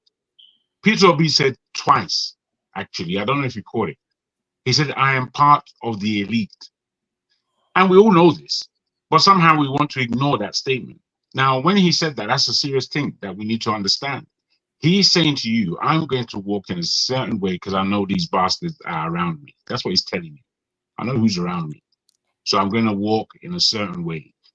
Really and truly, and I've seen it for a long time. When I looked at Peter Obi, I felt that this is a man I can actually work with as somebody within a nation. This is a president that I can work with. And that's what we have in someone like Peter Obi. But At the I same don't know time, we still need necessarily Dati, though. two Without things. Dati, Wait, bros. I don't know necessarily two things. One, if Peter Obi is confident of bringing the rally cry, the real rally cry of his people. And when I say his people, I mean the so-called obedience, and bringing these numbers to a swelling mass. One. Two, the important thing is for him, what he has to do, what he's telling you he's ready to do. He's ready to go into the mire of leadership in that country. And from when he starts, he's going to start breaking things down so we can go forward. Now, we would like him to go backwards and pick up some of the dirty bastards that have been playing stupid games. But it's not worth his time. What's worth his time is going forward, knowing that all this crap is behind, but you're forging a political, economic, and social strategies to bring the company out of the mire, because that the country has to work economically. It has to. If Nigeria doesn't work economically over the next 5 years, Nigeria is over. And I keep saying this. The reason why I asked him the question I asked him is because we don't have a lot of time. We don't seem to realize that we don't really have a lot of time to gird ourselves, to guard ourselves, to protect ourselves. We don't. The whole world right now is shaking because of so many imbalances that are going on globally. The only areas that really have money is the Middle East, China, a little bit of Russia. These are the only places that really have an economy in the world. America's economy is gone. Europe's economy is gone. It's not here. We're just printing money. We're printing money, which is what the Nigerians have learned to do from these Western people. So whilst there's no economy in the West, Africa that has all of its economy under the ground, we better hurry up and forgive ourselves for all the bullshit that we do to each other on a day-to-day basis and get ourselves organized. Because all the squabbles that we're doing, they pale into insignificance in terms of what's really in front of us. And what's in front of us is it's like winner takes all. If we don't carve out our slice, we are going to starve, literally. So I want to say a lot more than what I said as regards Peter Obi, but I feel we the people, especially in the diaspora, as tough as it is in the diaspora, I take nothing away from anybody in the diaspora because I know how tough it is. Even if you're comfortable, it's still tough. However, given that if we don't organize Nigeria, to organize Africa, we're lost. Nigeria has. Dragon, you listen to Obi very well. What have you got to say on what he said about, you know, setting up a media house, like Tone was just saying? Does that sound serious? Like somebody who's ready for a change? He said Rudolph is already doing it. But that's a good answer. How is that a good answer? Yes. Let me help you. Bros, I tell you what happens to Nigerians. I tell you what happens to us. A lot of us have plans in our heads, good plans, and we don't really know to whom we pitch this particular plan. Obi can't do what you're asking him to do, bro. He just cannot. And he can't, largely because that's not necessarily how he's thinking about his game. I like what Osita has said before he left, that I don't think Obi, what I see Obi, he has now pushed this fight as far as it would go, as far as his presidency. So that is behind him now, and he is comfortably looking at 2027. What engagements or plans he's making, we don't know. All I'm saying is that 2027 for Obi to come in at that time, I reckon it's too late. I think if we don't take this government out of power this year, I think time is gone. It's going to be 2025, 2026, 2027. But do you think that do you think what is going to remove this government from power may be something as simple as kind of pissing the nut off with one of his policies that he loses quite a lot of I'm so sad for to tell you the truth, in that I really do not believe Nigerians have it in them to protest to the end. I don't think we have it in us, man. I don't think we're organized in that way. We're not structured in that way. We can be pushed to the wall. We're not going to react. Nigeria should react. Nigeria should some people are not happy with him making but we also forget something. FCC chair. The North is making a lot of noise that they don't like now. So they may come at him. You see, what we haven't seen, what we haven't recognized is that when Nigeria is concerned, the power base that was there in Obasanjo's time has gone. The power base that was in Obasanjo's time that kind of disturbed Jonathan's time. Jonathan was trying his best to create his own. Unfortunately, he wasn't strong enough to take it to the end. By the time Buhari came in now, he was being bullied and jolted all over the place, but he sat down on his laurels. Now, Tinubu's government has locked into power. They're locked in. There is their power base. But rightly, as you speak about his age and his frailty, you also spoke about the fact that Tinubu is a strategist, and he's strategically locking himself in for 8 years. Now, if we don't ease him out, because he can be eased out, you know, we talk about the cabal and those people are involved, but they're all in a mess. If you look at this, the situation carefully, you can see they're all in a mess. Jagun, I don't understand. People say Tinubu is a strategist. Except he was the one that planned the demise of PDP, the way PDP imploded. Otherwise, if he wasn't the one that planned it, it's the other parties that completely imploded. They are so inept that they couldn't even hold themselves together. And even when they imploded, I think we couldn't even hold the side that has been split. I think you're correct. I think you're correct. I think the massive thing that happened with PDP, for them to collapse in the way they did, was strictly Peter Obi moving. If Peter Obi was there, they would have remained quite a strong evidential candidate for presidency. If even when Atiku wasn't Obi, so, even when if Obi left, Atiku was, Atiku did not manage himself. Yeah, the with even G5 with I absolutely, managed that he didn't that manage again. his, if he didn't Atiku manage it. wasn't so egotistical, he would have known that Peter Obi was carrying the sway. He would have known But it. also, this is the He power could of he media couldn't that say they it are to himself. talking. If you look all the time from the time of Zeke, he had his own media house. Awolowo has his own media house. Tinubu has his own media house. Trump today, as we are talking, they all have their own media that they control. Jonathan quickly tried to use Arise that we are quoting today in his own time, and Which one is everybody. Atiku's one now? That's where you get. That's where you don't have Is he anything. You don't Arise? sell yourself very Well, well. Atiku doesn't have anyone. No, Atiku that's has why Atiku Atiku is has not a the media house. strategist. Atiku just have full bag of money to dish out. You understand? He just Atiku have has money to dish out. Atiku has a media house. Which one? No, which one? He started a media house at the center with Tinubu, but his own What is we are not successful. what we are saying is that if you don't need to have, even though to some extent, you take one mainstream But I'm media telling you, he and has. you take good control of it.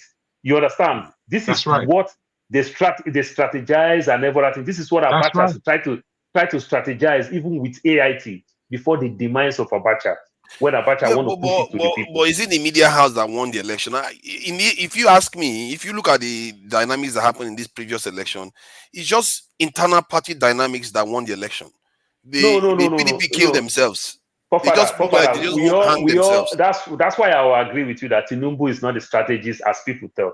But whenever you win election, you understand every winning team is smart. That's how people want to see it. There's some No, understand? I'm not Until looking you at it like lose. that. The way I look at it, Yeah, the way I look at it is that Arome, what I'm trying to put Yeah, you know, in from the terms of onset. Pete Okay, Jago, finish. Jago, please let's allow Arome say something. Don't worry, you're gonna go next. You know, when Tinubu went to Ogun State and said that it is his turn, I heard the former APC chairman was saying, "Oh, we'll discipline him. Why must he downgrade or speak ill of the president?" But at the end, what happened? He went there, he cleaned the ticket. Everybody was silent. Everybody bowed to him. Yes, sir. So you can see from then, when I see that, I know this is the next president of Nigeria, no matter what we do. Yes, sir. And that happened. Yeah, he almost lost though. Whoa! He almost lost. He got 12 states. The thing is, he lost, but unfortunately, yeah. because of the corrupt system that we had, and that's why we are where we are. That's his system. He strategized to make sure he won. Firstly, of APC, he should never have been the candidate, but he put himself in a candidate and nobody disturbed him. Really and truly, they should have found an Igbo candidate somehow, if not this other guy. What's his name? I think it's the Southwestern that's governors probably what they should have done. That Tinubu won. The Southwestern governors really lined up behind Tinubu, and they made sure that he won this thing. And besides, he did this thing. What's his name? Buhari a favor that Aero 5 felt they needed to pay back. He said it publicly that they needed to pay Tinubu back for what he did. Who is that? Yeah, go ahead. I think Augustine has to speak, but let me just quickly chip this in. When we try to compare Tinubu and Peter Obi, I think we're not considering all the factors. Tinubu had a lot of time to prepare in terms of, developing his war chest, in terms of his information management, which is through the media he came up with, which Peter Obi does not really have that luxury of time. So that's where probably we need to do more community organization that builds into that on our own, not to just, I think we're putting all of these on him as if he can chest everything. So maybe there's a place where we as a people need to come together and say, well, we will need media to prosecute this issue, right? Because every government or every political party has to go with a system of propaganda too. So just putting everything at his feet. Of course, I was not really enamored with his response as to, and that's where someone like Dr. Damages comes in, I feel like there's a better way he would have put it, in such a way that it brings all of us into doing it with him, as opposed to Ed, funny enough, that's exactly what I accused Dr. Damage of doing to other people last week. Whenever anybody says to say Dr. Damage would like, you know, you can do it. You can do it. You can go ahead and do it. That's exactly what Peter Obi did to him today. But it came across as a little bit too it was too, what's the word? But it didn't inspire the kind of confidence that it's too quick. But there, you're going next. Sorry, Augusto, you can Okay, speak. please, can I weigh in on that area of media? Yeah, please we go all ahead. know how the government has a stranglehold on the media in Nigeria. That question is not what you expect him to just give you a clear-cut answer. He can't do that. He might have some strategy he intends to use if he's running for the next election, if there's going to be an election. You can't expect him to start saying, oh, we plan to set up a media, oh, I have some men or group that I'm working on in putting up a robust media strategy to counter the government or to enlighten Nigerians more. He can't do that. If he does that, these people, they are looking for every little way to go after him. See what he told us when he came, that even people he was with in his private life before he got into politics, because of how Nigeria's system is wired, they don't even pick his call sometimes. They don't invite him for their family get-together or birthday, but they later call him even through another person's phone line. That thing, I was expecting one of you to even weigh in on those areas. Didn't you see how deep the rot is in the country? That these people, once they grab power, they are trying to cage everywhere. They can concoct all kinds of allegations against somebody. Okay, he has been a businessman all this while. Probably they've been going after his books and they've seen that the way he does his business has been very clean. If they notice anything against that he has done that is not proper, they will blow it up. Have you observed recently now, Daniel Brolia comes to Arise or Channels almost every week, and other spokesperson they send, all just after him. So it's not an easy thing like that. That's why for me, I said, the question I asked him was about the bitterness and hatred that is deep in the country, and he explained that it's the elitist problem. But yes, we know, but it has caught up with the ordinary man. If you go to the east or go to the north or even the southwest, you see divergent opinion. Some of them speak from bigot angles, and it's a problem. It didn't start today. Ferrari, I was with Mayego as well when he was reading some parts of that Why We Struck. I've had some of these things before. You can see that our problem is very deep. It didn't start today. You can see how these people who are in power, they want to twist every opinion to themselves, to favor them and use it against their opponent. This man is probably the man that has been playing politics different from the way it used to be, and all of them are amazed, and they are all almost in agreement, finding a way to pull him down. If we are talking about next election, is it under the same system that we know that this man that is in power now, we know how he likes to have his way. He did it even as a candidate, although a candidate of the ruling party. Now that he's in charge, it is under his dead body that the INEC man will not do his bidding. Whoever is the INEC man, except if there is a total overhaul. Except there's a total overhaul of the system. But the problem we are facing now is nothing will happen. So my concern when we keep blaming INEC for everything is that we are not holding the parties accountable too, because they too should have their own number, they should have their own documentation and everything. And from what I'm gathering, that each of the party had very, very corrupt people amongst them. Clearly, we can see that in Abuja and all the House of Assembly members that are there taking 30,000 and all the rest. They have corrupt people amongst them that didn't do their job. Even many corrupt party agents too. That's the problem. It is the system. So it will take a it may not even be in the next election. It will take a long time to reorientate our people. if it will even come to that. But see how they're using poverty to weaponize the system. Okay, see how expensive see, things are. it's not about reorienting them. Let me finish. No, I'm just adding. You are going to carry. I mean, you're definitely going to carry on. The thing is, why are we not punishing election malpractice? We are a democracy. The election process should be sacrosanct. Shouldn't be messed with. You keep assuming we have a decent system. No, it's gone beyond. Wait. It's gone beyond all that. It's gone beyond all that. What NDBC is saying is accurate, in that this thing is rotten. Completely. Nothing to look for in it, really and truly. If we get to 2007, clean it up, you have to clean up the rot. If we get to 2007 with the same government, the whole country is in the pocket of. Yeah, but don't you think we should clean out the rot? And one of the ways to clean out the rot is to make it very, very severe punishment to mess with the electoral process. Who is going to make that punishment? When are we going to do that? No, but we have not even passed the laws. We are supposed to push for these things. That's the whole point. This is what we're saying. There's nobody there to do that kind of bidding.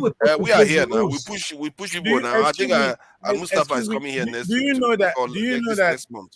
Do you know that this is the first time ever in Nigerian history that people are now recognizing that they have power, that the country belongs to them? There's never been a time. So it takes like since 1999 up to this moment.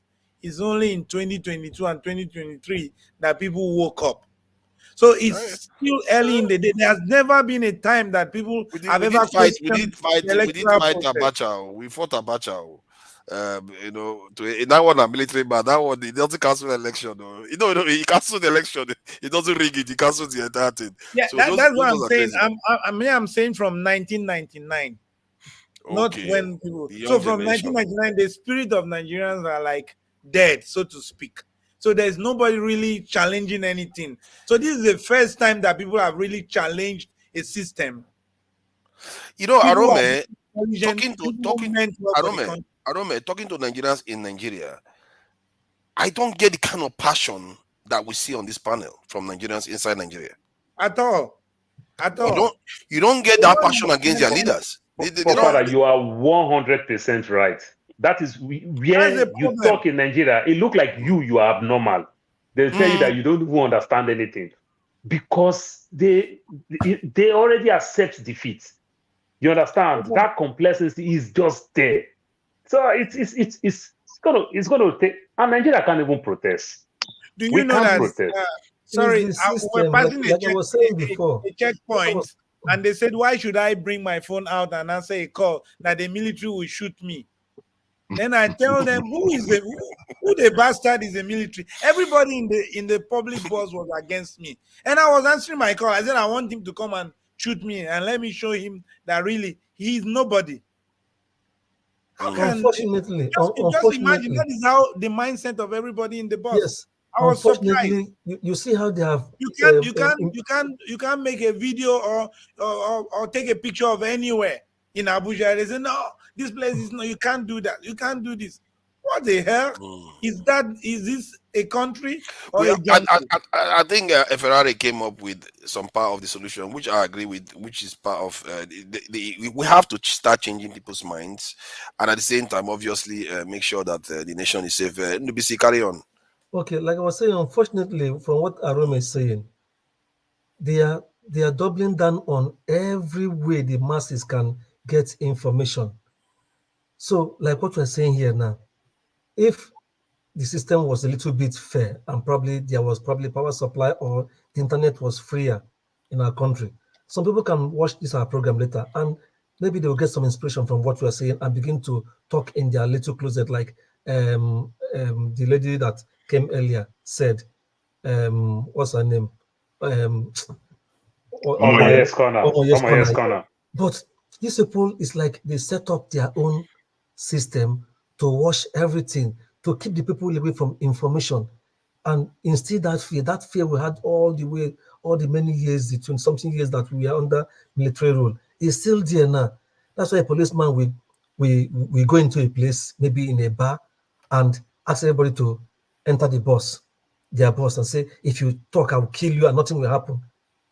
Sometimes it's not as bad as you think, but it is the people that have set the feet without the fight. What do I mean by that? Look at the level of the way somebody like Rufai criticized the APC people. The APC people, they still go to Arise because they still want their voice to be heard. You understand? And everyone it's not as bad. So no, what I mean is that if you think like that, the way you're saying it or the way people want to presume it to be, by now Arise would have been shut down. That Tinubu has come to power. They would have come up with one excuse and shut Arise down. But Arise is still up and running. APC is still finding themselves there to go make their voice heard. And guess what? Somebody like Rufai, some of them, they still scrutinize them toughly. Not like, APC is in power, let's celebrate them. No, it's not like that. But it's just about the people. I'm telling you, my brother, some of us in this program choose not to come to this program because of threatening from our own friends. That's against the law. Hey, don't talk. No come Nigeria again. No. That's a good catch there. You understand? Let me say something to you. See, there's a way the media works. There's a way. See the boy, they lie down there. To the media. See this local. People who come to the media. Can you all hear me? People who use get some coffee, man. Yeah. People who come to the media, there's a way they do their survey. There's a way they do their survey before they choose the media to come to. Arise that Paul is talking about, that you're talking about, they have come to realize that many people, many Nigerians have taken Arise probably as their number one media where they listen to events. Despite that Arise have personalities or people who criticize government, but they use it, it's like a balancing act for them, that if they want people to listen to them, that is those in government, they come to Arise and say whatever they want to say. Even though people like Rufai, we ask them questions, they still tolerate it. Unlike others who are just all the way for government. So that is why they cannot shut down Arise for now. That is why they are sticking, because Arise is Arise has that national or global appeal for Nigerians. That is why it's still, that is why they still tolerate Arise and come to any day they feel that Arise is now tilting more towards opposition or always against government. You see, they will start doing, not that they are going to ban them, they can't do that. They will look for one way to want to cow them down. But in general, what I'm trying to say is that these people, they have captured the system.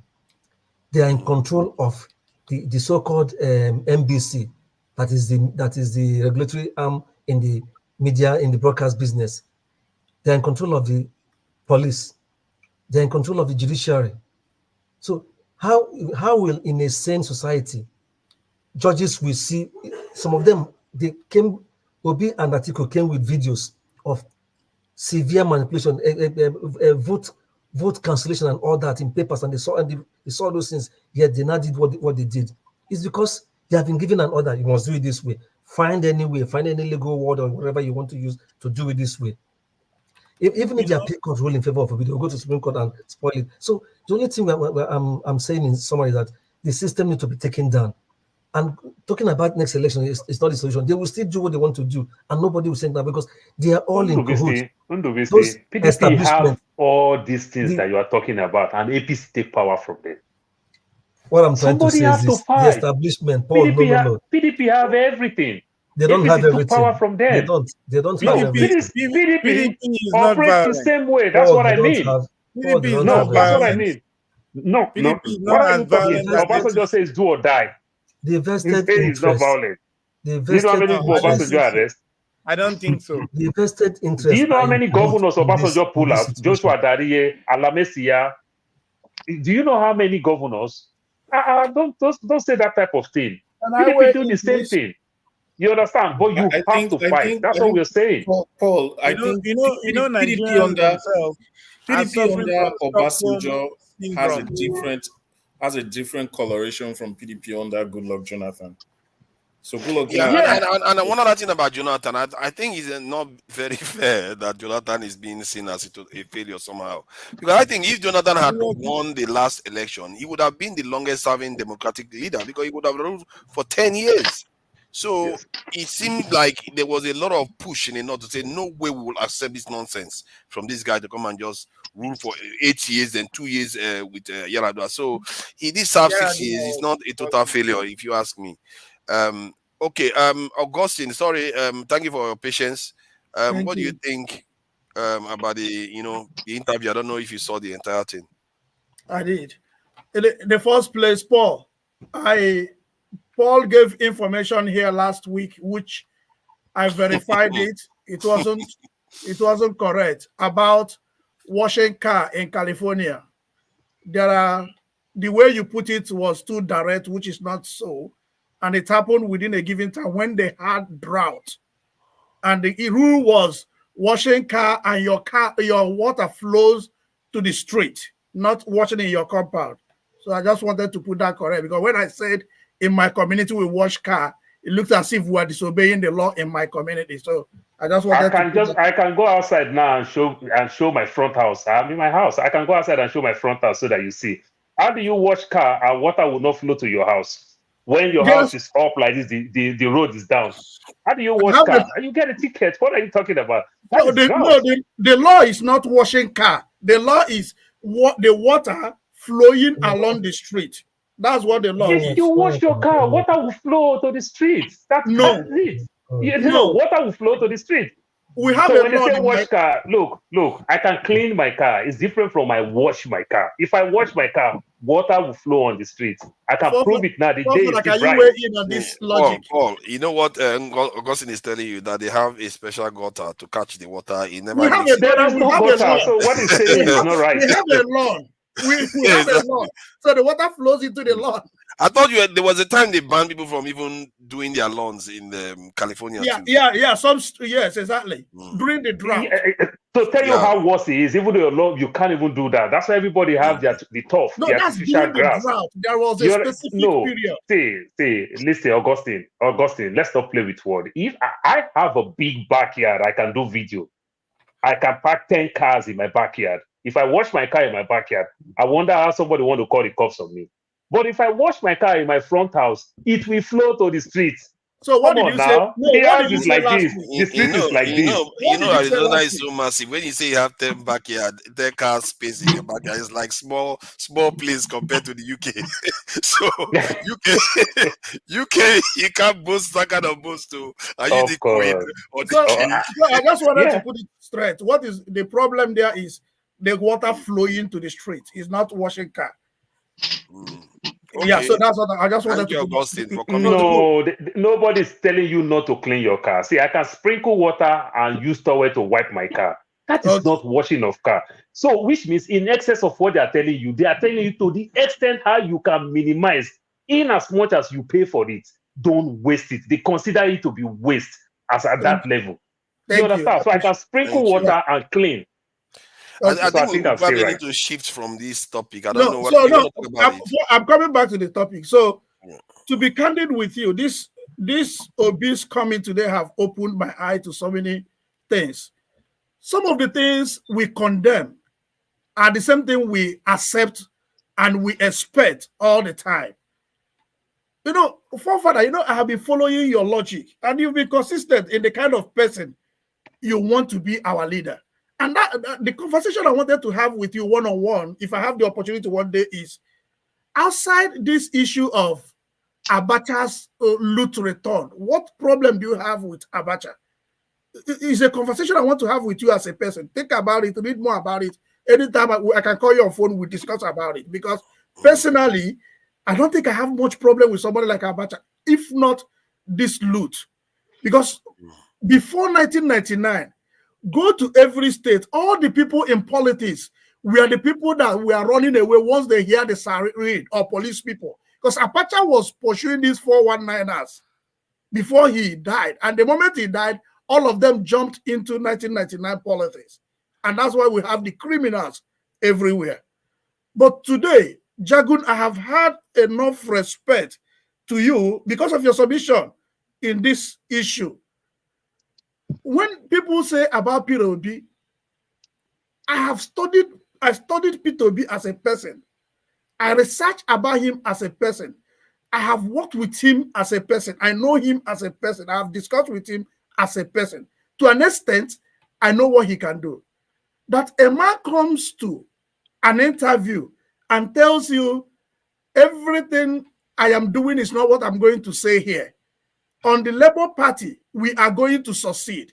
And somebody is crucifying him that is not frontal. He's not confrontational. He's not picking it and running with it. For Christ's sake, this guy formed ABGA, that even when he left ABGA, he couldn't succeed. Peter Obi couldn't succeed in winning a vote, in winning an election in Anambra State with another party.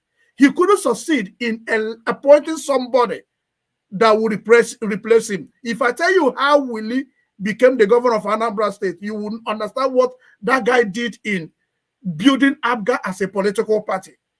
And he has given all of us opportunity to rally around him. He has given all of us opportunity to take our country. Go and check his net worth before he started politics and his net worth today. That man is becoming poorer every day. He opened his mouth to tell you that if you know what these guys are doing to my business, and somebody is also telling him to go and I want to laugh for. What's funny? No, because it's the opposite now. Politicians get richer when they get into office, but he's exactly. Exactly. Go back and check his net worth. His net worth has dropped. He is becoming poorer because he refused to compromise, and they are dealing with him. During the election, somebody offered Augustine, he made a lot of money when he was also governor because he literally put all the states, 70% of the state money in his own bank. So he made a lot of money too when he was governor. Oh, please stop this thing you're saying. Even I didn't say he stole, but he take advantage of the system. It's a different thing. Which one is his bank? Election? It's not how it happened. You don't have the full. Let's continue, Joe, please. Ask people in the states. Ask people who live in the state. They will tell you how the local government thing happened. It's not what you're saying. So don't drag the man's name in the mud, please. So don't tell me. I stand to be corrected. Did he conduct local government election? He said no. And Peter Obi keeps 70% of the state funds in Fidelity Bank, and he is the chairman of the bank. I didn't say he steal, but he also take advantage and benefit from it. How? It's a different thing. Okay. How did he benefit by putting? How did he benefit by putting the money in the bank? Did he take You're supposed to be an objective person. How do you mean he benefited? I'm asking, how did he benefit? Father, if they deposit the state money in one bank, 70% of the state coffers in one bank, don't you think it's good for the bank? Who told you 70%? Where is the bank? But is that a crime? It's not a crime. So it's not a crime. Marketer to market people to bring funds into their bank. And one bank just literally comfortable with getting a whole state funds in their coffer. What are you talking about? Can you wait? To make an argument to invite somebody. Let me ask him clarifying questions. Who was there? Come and explain what happened there. How do you want to invite somebody? Did he put money in Fidelity Bank or not? Well, this is part of the narrative by the opposition. He cannot be a governor at the same time. Let me ask he resigned as the chairman of Fidelity Bank, but he's a majority shareholder. When he became governor, he resigned, but he is a majority chairman of the bank. He became governor. As he became governor, that's when he resigned. So he is the chairman he won his election. Hold on now. Can we ask now?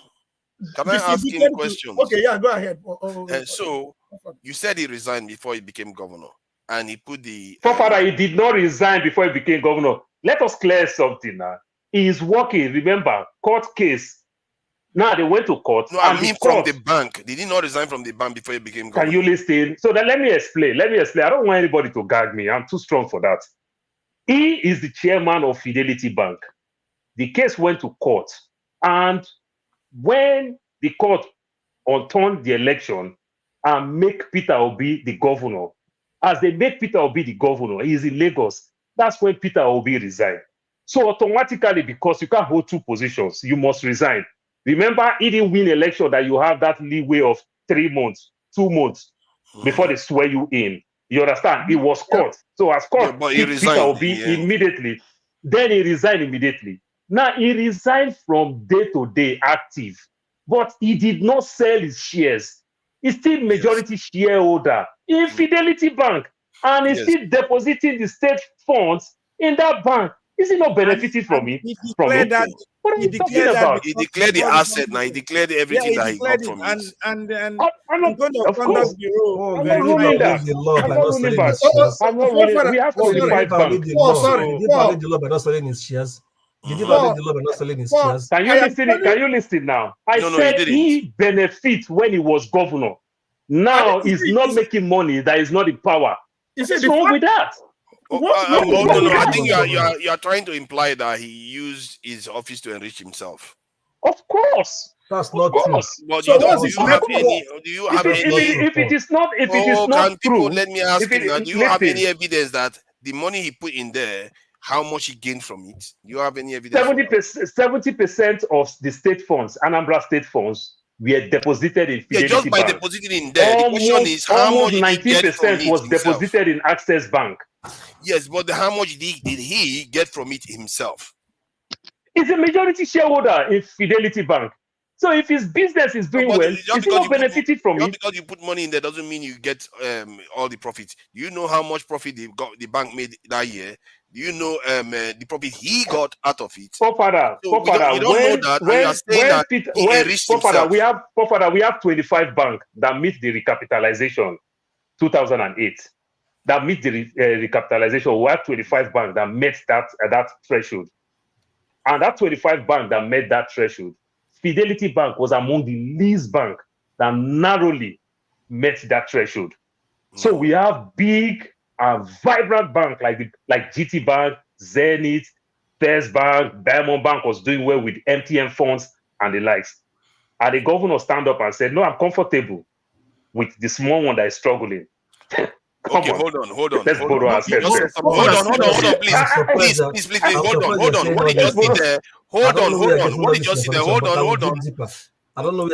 Paul, it's not fair. What you just did there. Hold on. You read out all these other banks, and for Fidelity Bank, if you are saying that Peter Obi has the majority share, it's one of the few Southeast banks in that region and in the same state. So you want him to just hands off when he could preserve the bank that is owned by Southeastern and not support it at all. And then again, I still go back to the question. You didn't still tell me what profit he actually made to say that he enriched himself. Father, what are you talking about? Are you expecting me to give you numbers like to be fair, I went to use freedom, like I can investigate and go get Peter Obi shares in Fidelity Bank from SEC, Security and Exchange Commission? Do you think I can have that access? What you said, the bank could have been distressed.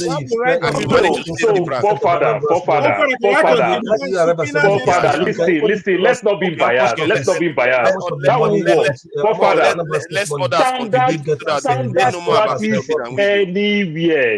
You don't give your own business. Why are we questioning the Minister of Interior today?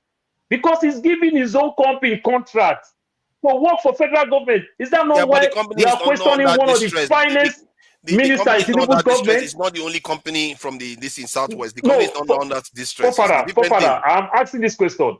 Tinubu's finest minister so far, number one, is the Minister of Interior. Private company. You understand? And is giving, as a minister, is giving his own company contract.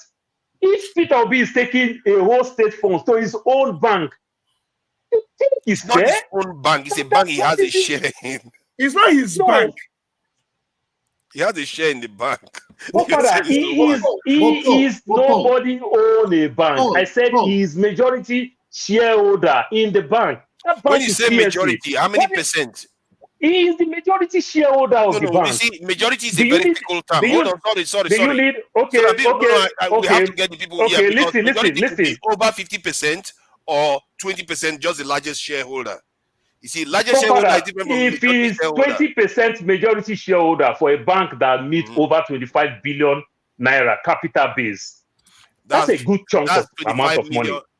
Are you taking profit or? No, I'm just talking about capital base. But that is not his money. It's for the bank. It's not his money. He's majority shareholder.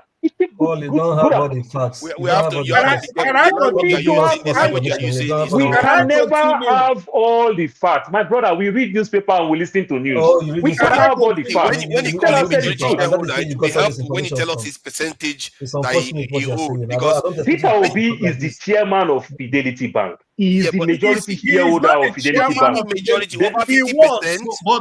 He was. Paul, I said prior to before he left, and when he left, can you give us evidence of the things you're saying? Because you're putting it's not. It doesn't seem fair. Can you give us Paul, why are you people? Paul, you not gonna get arguing with me? contractor when No, Peter just give Obi us- coming to power. Hold on. They gonna scrap your name, oh. Why are you people arguing with me? Where is Google? You people go online and see yourself. Googled, we didn't What see are it. you like to prove? You I go online and Googled, I see didn't these things see it. yourself. I Googled. I actually was Googling. So maybe you should actually give us this fact. And the only information I had about him saving money in Fidelity Bank was his letter that he gave when he was handing over. And he split the money equally across Fidelity, Access Bank, and Diamond Bank. Oh my God, Paul! And That's what I said saw. the same So thing. I didn't see any other. And I said the same thing. I said 70% No, of if the you split funds it was equally, deposited. that's about 33% each, not even 70%. No, that's a lie. That's a lie. That's a No, lie. I put a link there. And I put a link there. Access Bank, that he keep the money. I said this is. I will find the I video. put a link that there. Access. Listen I'm not listen disputing now. your point. Access Bank was where he even deposited more of the dollar. Because I watched the interview in Arise News. I watched the interview where Obi said it with his own mouth. You understand? Access Bank is where he deposited more of the dollar. So where is the 70? You understand? So 70% is which other percentage will be more than 70? No percentage. Because No percentage. Because if he says 70 in his own bank and you're saying more in Access Bank, it I said dollar. He deposited. You said Anambra State money. I said Anambra State money. Remember when Obi left power? Obi left Naira and Obi left dollar. So Obi, the forex, the foreign, the dollar, Obi left them in Access Bank. I'm saying it again. You can't roll back this thing and watch. Paul, wait. No, wait. You said he left Anambra State money, 70% of Anambra State money. So when you say Anambra State money, the dollar is not part of Anambra State money. Anambra State money, yes. So if you say 70%, which other percentage out of 170 it is left with 30? So and you're saying more dollar to Access Bank. I said, can you listen? Thank God everybody's quiet.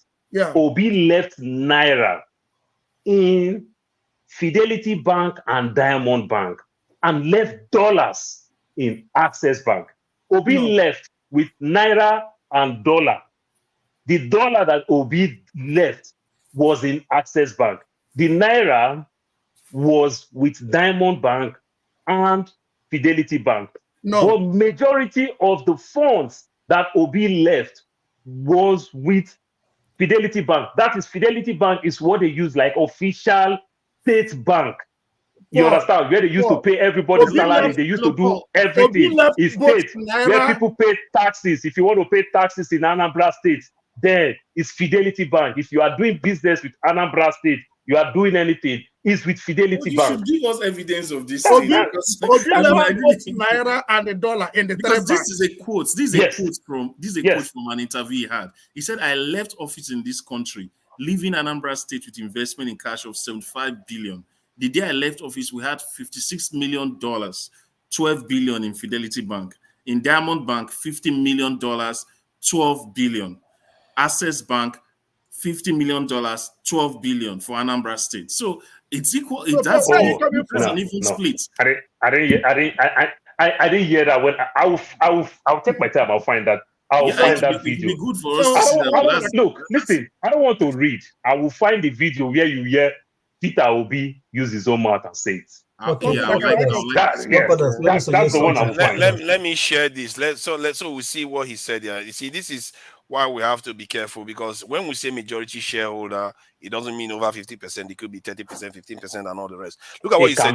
It can be 5%. Yeah, he said, I brought international breweries into Nigeria, and as a governor of a state, they built a greenfield facility in the state, and they came to me and said, as our partner, we want you to own 15% of this company. And I said to them, no, right now, not right now. I am a governor of a state. I know the future of this brewery, and I want the state to own 10%. And since I am no longer involved in the company, they can own 5%. I put in $30 million of state money there. It is now worth $100 million and it is still there. No other state in the country has such an investment. So you can see most of the things he is doing that seems to be corrupt. If you go deeper into it, you start finding that it's not as corrupt. If otherwise, they will be using it against him all the time. That is good.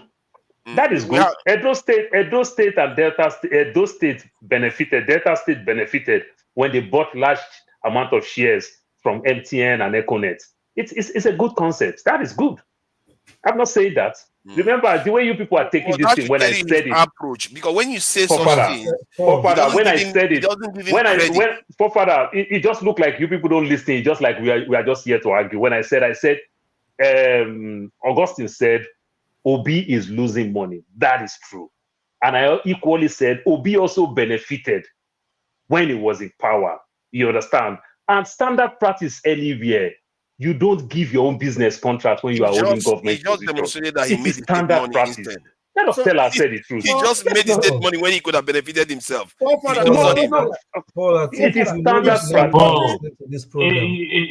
You know what you said, Paul. To be honest, what you said, it was heard by everybody, but I don't know why everybody latched onto it, because it was, for me, without being rude, Paul, it was a point, but it was pointless.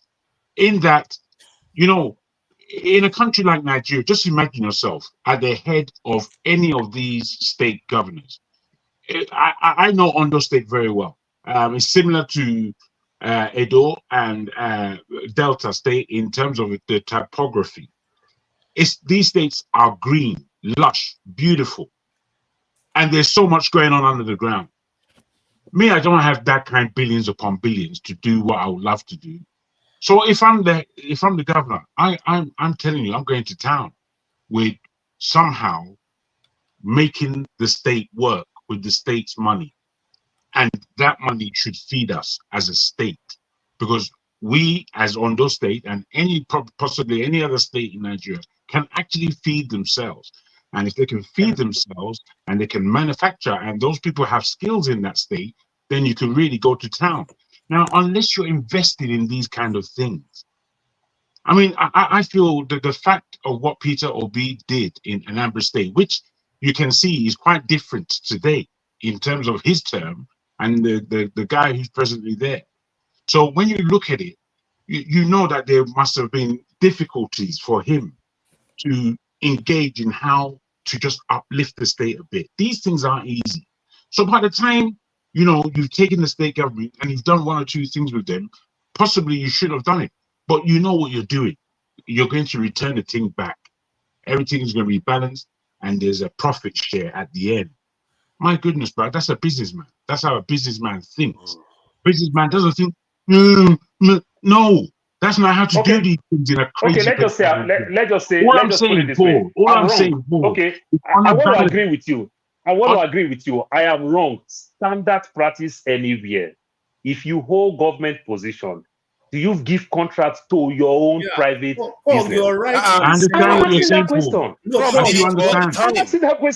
Trump put government state in his own property in the New York. And he's being criticized for that. Yeah, but it's not illegal.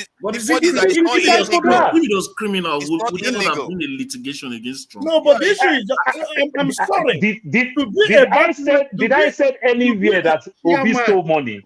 I said benefit. No, that's exactly what Trump did. Criminal does not mean that it's stole. Criminal is that it's a crime. It does not mean it's stole. You get what I'm saying? See, Fidelity Bank he didn't do it for his own narrow self-interest. It's not strategic reasons. Bank.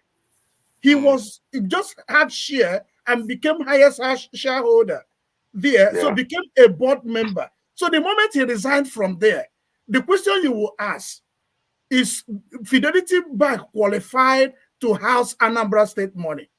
And he didn't put the whole money there. Augustine, let's use reverse psychology on this case now. We me, have somebody called Allen Oyema, the But he chairman put of money. FP. You want him to put If money in Allen, every other if bank Allen other than Oyema, the if Allen Islamic Oyema bank. today, No, that if doesn't sound right. Allen Oyema today become president of Nigeria today, and every one of us know that Allen Oyema owns Epis or majority shareholder. No. Listen. You can use it. Of course. It's a private company. Fidelity is not his private company. Use another analogy.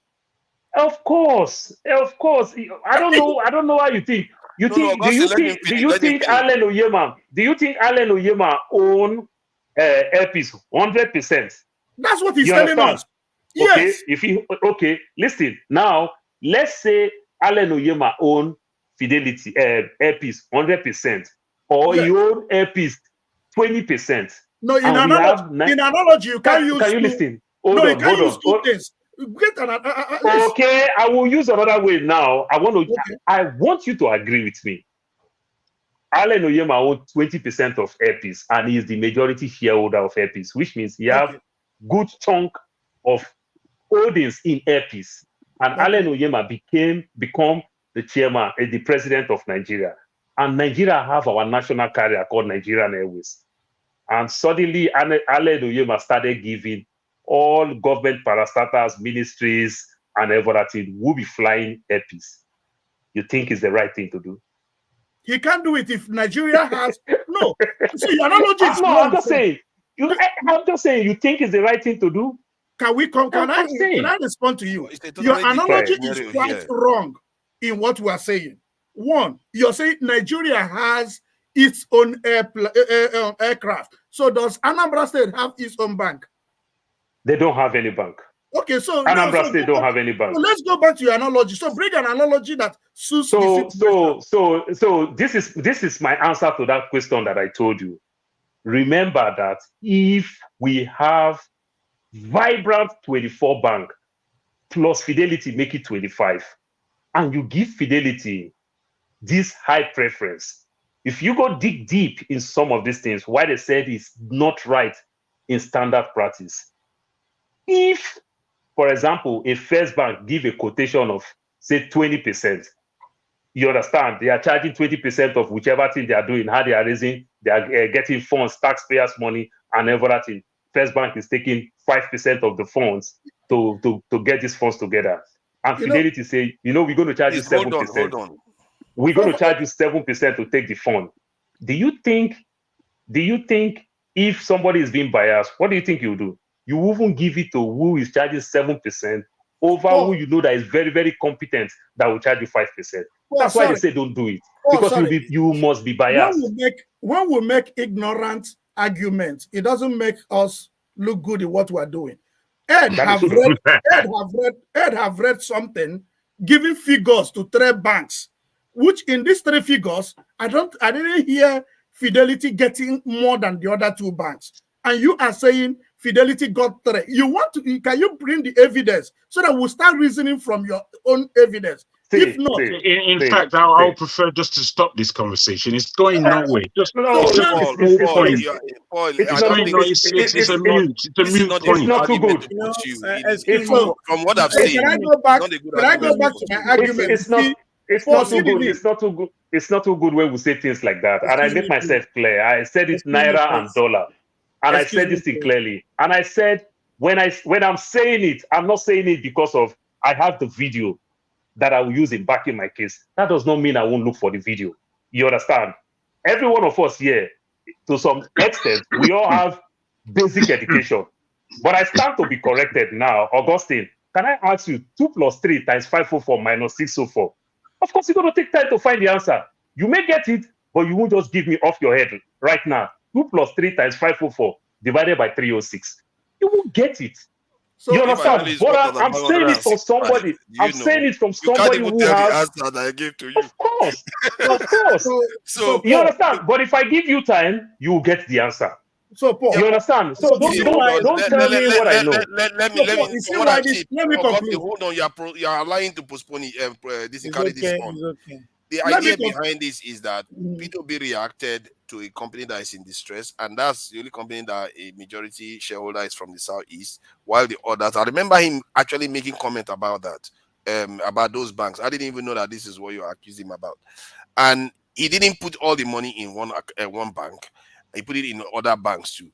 And to be implying that he put it in that bank only to benefit himself, when he just even saw a statement that he even did something not to benefit himself, but to benefit his state.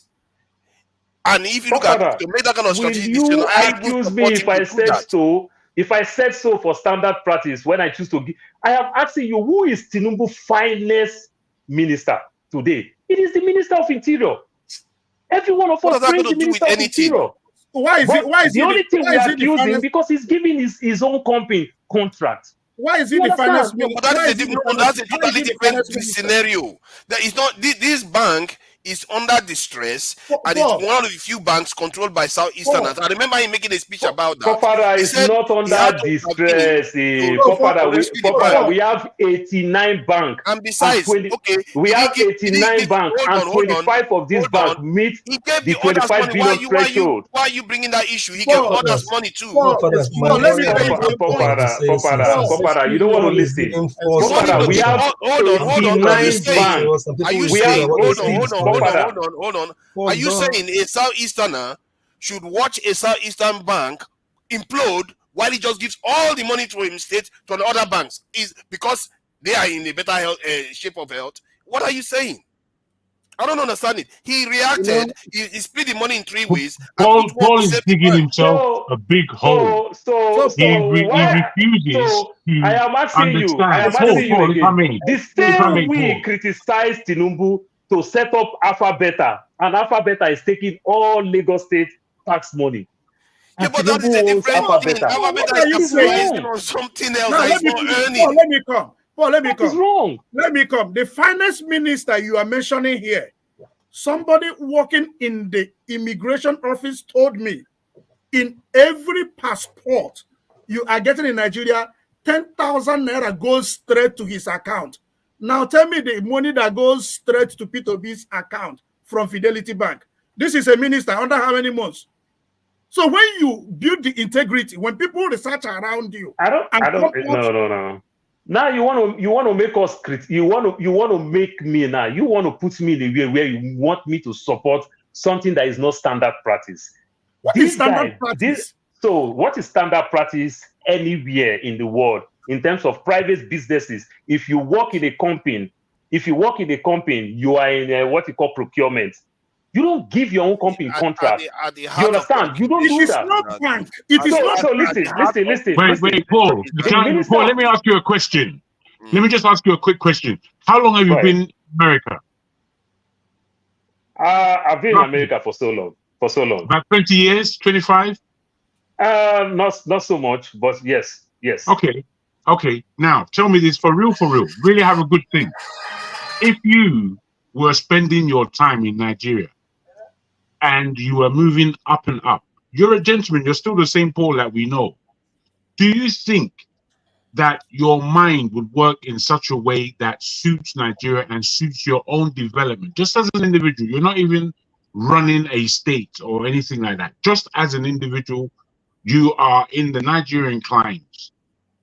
Are you going to get engaged in slightly unscrupulous dealings in order just to move forward? Do you think so? So I will tell you it another way around. I may not give you the answer that you're looking for, but when humans are born, there's only two things that will happen to humans: to either die or to grow. Just like me, and I'm growing. That's why I'm having gray hair. So in the course of growth, it brings change. We evolve, we change. You understand? We change to good people, we change to bad people. We transform to become something else. That's how humans are. I'm very aware, and that's why I put the question to you, because what I'm trying to get you to... I'm not sure where we are going with this. Is that please, guys, please. In balance, what you are putting forward against what transpired in the end, what you are putting forward, if we understand Nigeria for real, it becomes a mute point, because what was achieved was far greater. And there are people like myself who, in their minds, like me, I'm an honest, straightforward guy. However, me, I go put my hand inside shit if something will come out of it golden. You understand? And that's how people think. So a man like Peter Obi, who is a businessman, he came into the whole primes of politics through his business dealings. Now he sees opportunity for where he can make a turnaround. His focus is a turnaround for my state. We are going to become the top in education. I'm going to leave this place with money in the bank. That's what I meant it. This was his focus. So now he did something which I'm speaking in his defense, because I understand the mind of such an individual. Jago, there is a man called Olusegun Obasanjo. Obasanjo created Operation Feed the Nation. Okay, Obasanjo didn't achieve it 76, 79. Guess what? Obasanjo came back. When Obasanjo came back, when he got out from prison in 1998, Obasanjo farm was Obasanjo was almost bankrupt. He was left with less than 500,000 naira. He even had to send his wife out and every other thing. Before Obasanjo left power, Obasanjo farm worth 30 billion then. And when KFC came to Nigeria, KFC couldn't see people that they can partner with. KFC partnered with Obasanjo, and they are buying all their chickens and every other thing from Obasanjo farm. Mm-hmm. What did we all do in standard practice? We criticize Obasanjo because that's not how things work. You understand? You don't take these things for your own benefit. Standard practice. That's all I'm saying. That's not how things work. I don't think Forefather, if I may, forefather. Did you hear the story? Did you just hear that story? Sorry. I'm not the forefather. Sorry, if I may. Sorry, yeah. I'm listening to your story, and I remember the time in terms of what was happening to Obasanjo's farm when it was going down. Now, you've said the story before as to the KFC deal. And I'm thinking, do you hear what you're saying? There's no other supplier in the country. What should he do?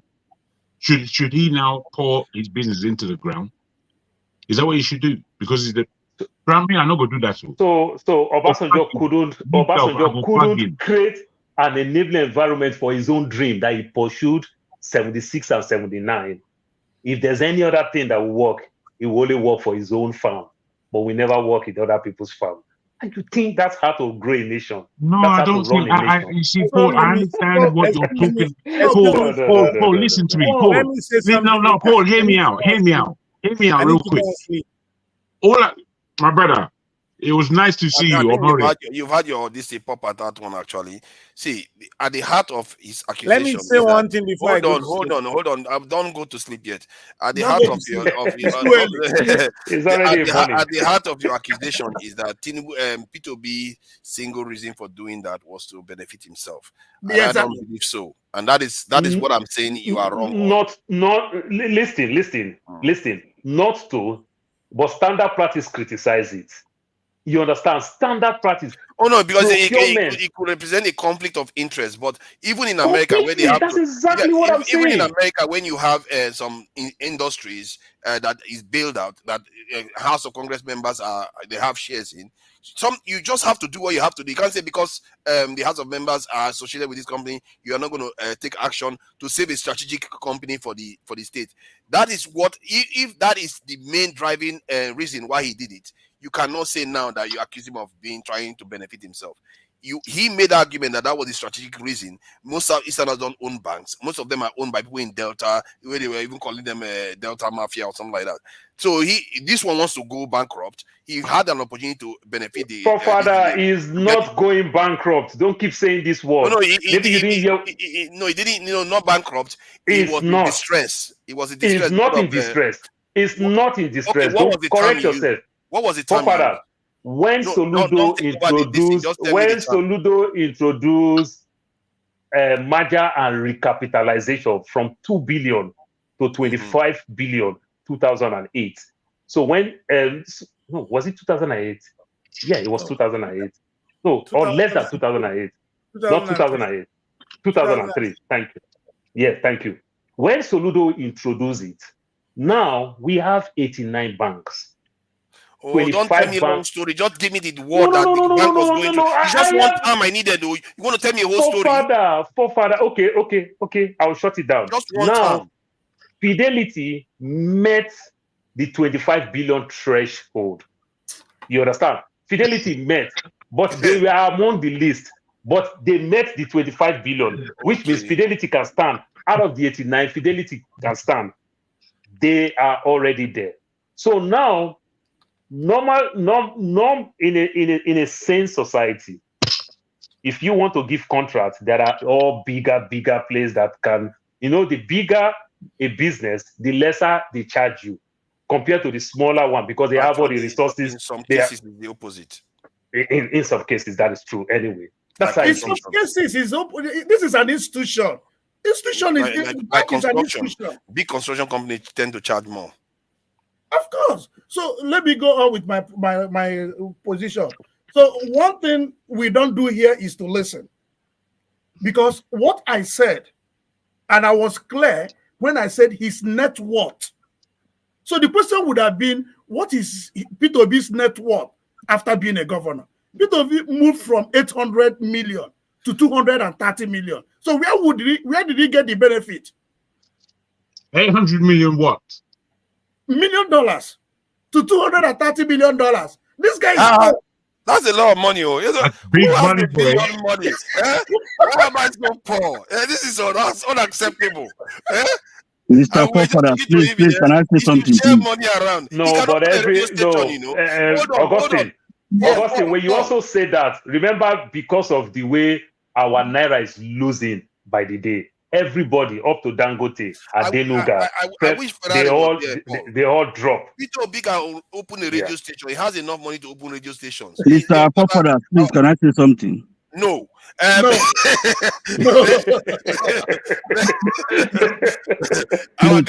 guy from DRC. See, let's change this topic now. Let's change the topic. I really wanted to know more about DRC. Mr. Fofadas, let me just say something here for this. I beg you. Please. Where are you coming? Which vine are you coming from? Are you coming from a divine vine? What do you mean? Oh my, okay, divine, of course. So yeah, I was so pleased with Mr. Peter Obi, and I was so pleased also with Mr. Fofadas. Your question was very apt, and he answered it very well. I'm on your side now because you really behaved yourself today. So what I just want to say, I'm so proud, of you guys and what we all are doing. Like Mr. Paul just came one kind of argument. That's what brought me. You see, sometimes when you come with this kind of argument, it's like we are not even serious as a people. Because if you want to put yourself now, as you are, Mr. Paul, if we want to x-ray you, do you really think you can measure up to all these things you are throwing around? So basically, it's reasonability. If in the history of Nigeria, for me, from recent history, this Mr. Peter Obi is kind of very different from what we have. The man is reasonable enough. Let us support him. Let's not just, because we are going to lose him, and down the road we'll say we had wished a president we never had. Just like Awolowo and the rest of them. That is how people were antagonizing them too. People that were close to them now, because the man has made himself so simple. Now we want to take him for granted sometimes because he comes to our programs, he mixes with us, he's part of us, he's one of us. So let's leave all this, this thing you're talking about the bank issue. You don't even have the concrete evidence. Imagine if you're accusing somebody who is innocent. Have you thought about it that way? So that is irrelevant. And coming from the context of Nigeria, the man is like a saint compared to what we are used to in Nigeria. So let us pull behind this man, tomorrow it might be you. The man is aging too. Tomorrow it might be you. So we all will run around you and we'll say, okay, let's push it. It might be forefathers. So let's just leave all this. Because if you support him, if you support him, don't throw me into that arena. No, it could be you tomorrow, and we are going to push you. People like me are too lazy. I like to be in the background. So now, for me, I support him, and come 2027, 2007, whatever is the date, I've forgotten. The next election, all things being equal, I'm going to cast my vote for him. If I support him and you come here, you make all this argument, you are exposing, you are giving a lot of ammunition for him, for people that don't like him to attack him and pull him down. We should try and bind together and pursue a common cause. It's just, even if he's going to be president, he won't be there more than 8 years. It can be you, the next time it can be you too.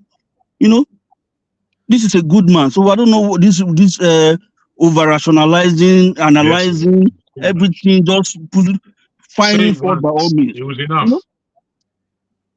You say what? It amazed You're me correct, that though. I think you said that statement because we were in the track of something, and something was said. I heard it, but I didn't latch on. I didn't want to latch on to that. But there's no need to latch on it, because if you latch on every small thing, we won't move forward.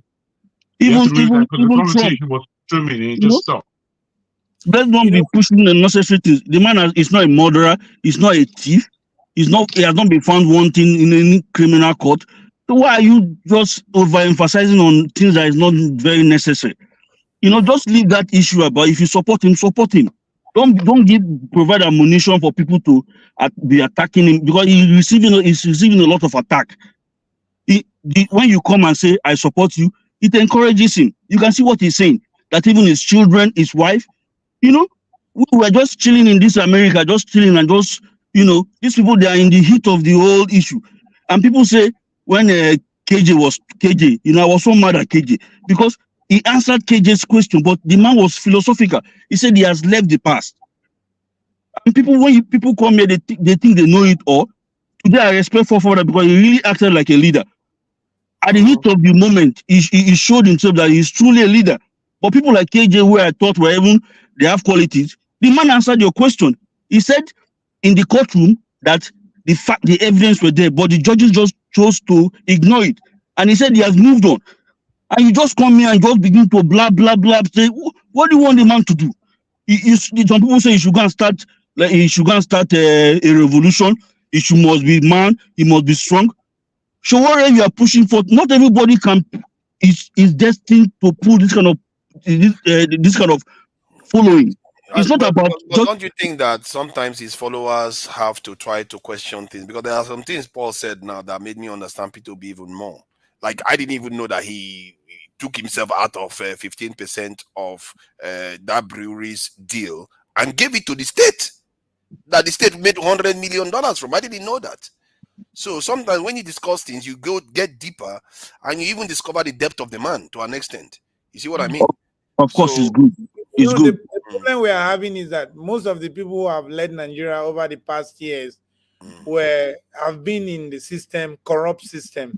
There's no one from outside who has made his money and joined the politics to develop their state or the country. Most of them came. They are just like a parasite on the country. So that's the reason why we are surprised to see somebody who have at least a little dignity like Peter Obi to run for a president. Maybe the last time we have someone like that, maybe Abiola, who never made it, and he was killed, and we never have that opportunity. All the people, Mr. Fokoda, see, wait, all the people that are in government now, they were saying they were pushing Abiola. They were the ones that betrayed him, that betrayed him to the military junta, and they pushed him and they killed him. Once they killed him, they all came out now and they are forming Democrats. You are right. I'm telling you, if they open the can of worms, you will be surprised. They sold him, they pushed him, sold him. Imagine canceling Abacha and canceling Abiola. You know, because both of them were cancelled. Why will you cancel an Abiola rather than saying cancel Abacha, you know, and reinstating Abiola? You cancel the both of them, and that was an agreement that they entered for peace. What kind of a peace is that? That is a peace of the graveyard. They are now masquerading as Democrats, as progressives, now in Nigeria. So let us leave this man to just do what his destiny is. You know, let's not just push him so that he you know. I respect this man. I didn't want to come in to ask him if I had a question, I would have asked him how he made money, because a man, you know, the liberation he had by making genuine money, he was able to use his money to travel around. He's not begging anybody. You know, he's not running around looking for donation. I doff my heart for him. I want to make money to that level whereby I want to do something. I don't need to, you know, run around, you know, seeking help. So let us do our best. For me, he has my support. He has my support 110%. You know, and because of that, I have to join you. I have to join you just in saying if I can. He can take anything from any of us. Whenever people talk, he never like being defensive. He's always eager to learn from He's a anyone. very And nice that's the quality of gentleman. a leader. There was the thing for me, if I may, sorry, Jagon, I want to find out something from Arome. It's just real quick. When we are having this, I was trying to interject before my man. I let him go. Jagon, let me just find out, because Arome is from DRC, and I want to learn. How long have you been in DRC? 18 years. You see, you are local now. So I want to have you give us an idea of what is going on there. Tell him the time tomorrow is by this time. Around this time, just after Omoye Corner is done with our interview. So you can come in anytime after that, so that we can discuss some of the things going on in the DRC with the M3023 and what is going on there, because there's a lot of stuff we hear that I'm not sure how accurate they are. Yeah, of so course. it will be great. Nice one. Yeah, that would be great to see you here. Okay, so should we take the topic? Yeah, good night. Thank you for spending time here with us. I appreciate you staying just a little bit longer. You're welcome. Anytime. Come anytime. Should we take the topic, because we might be heading to a world war here.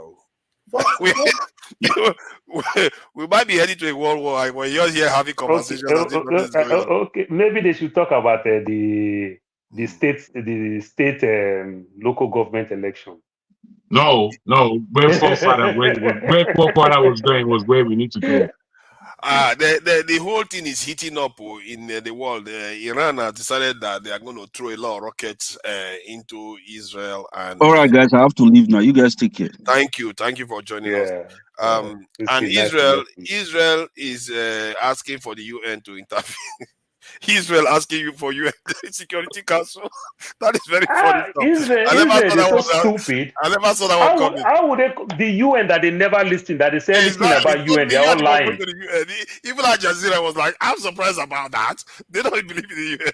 Why are they going to the UN Council now? They want to make UN bad people, so that by the time US will react and everything, they'll say they call for UN. UN didn't do nothing. But guess what? UN will react. That's a diplomatic statement. That's correct. UN will react, and UN will react in the sense that they know how to do peace. That's it. They'll preach peace. So, Forefather, can we pause and ask Loco to share the dream with us? He just finished dreaming. Yeah, let me just share this quickly. So well said, bro. Okay, you don't take onion power. They want the Security Council to issue a condemnation of Iran's retaliatory strikes on Israel. It's unclear if the Security Council will issue any sort of statement or take any action.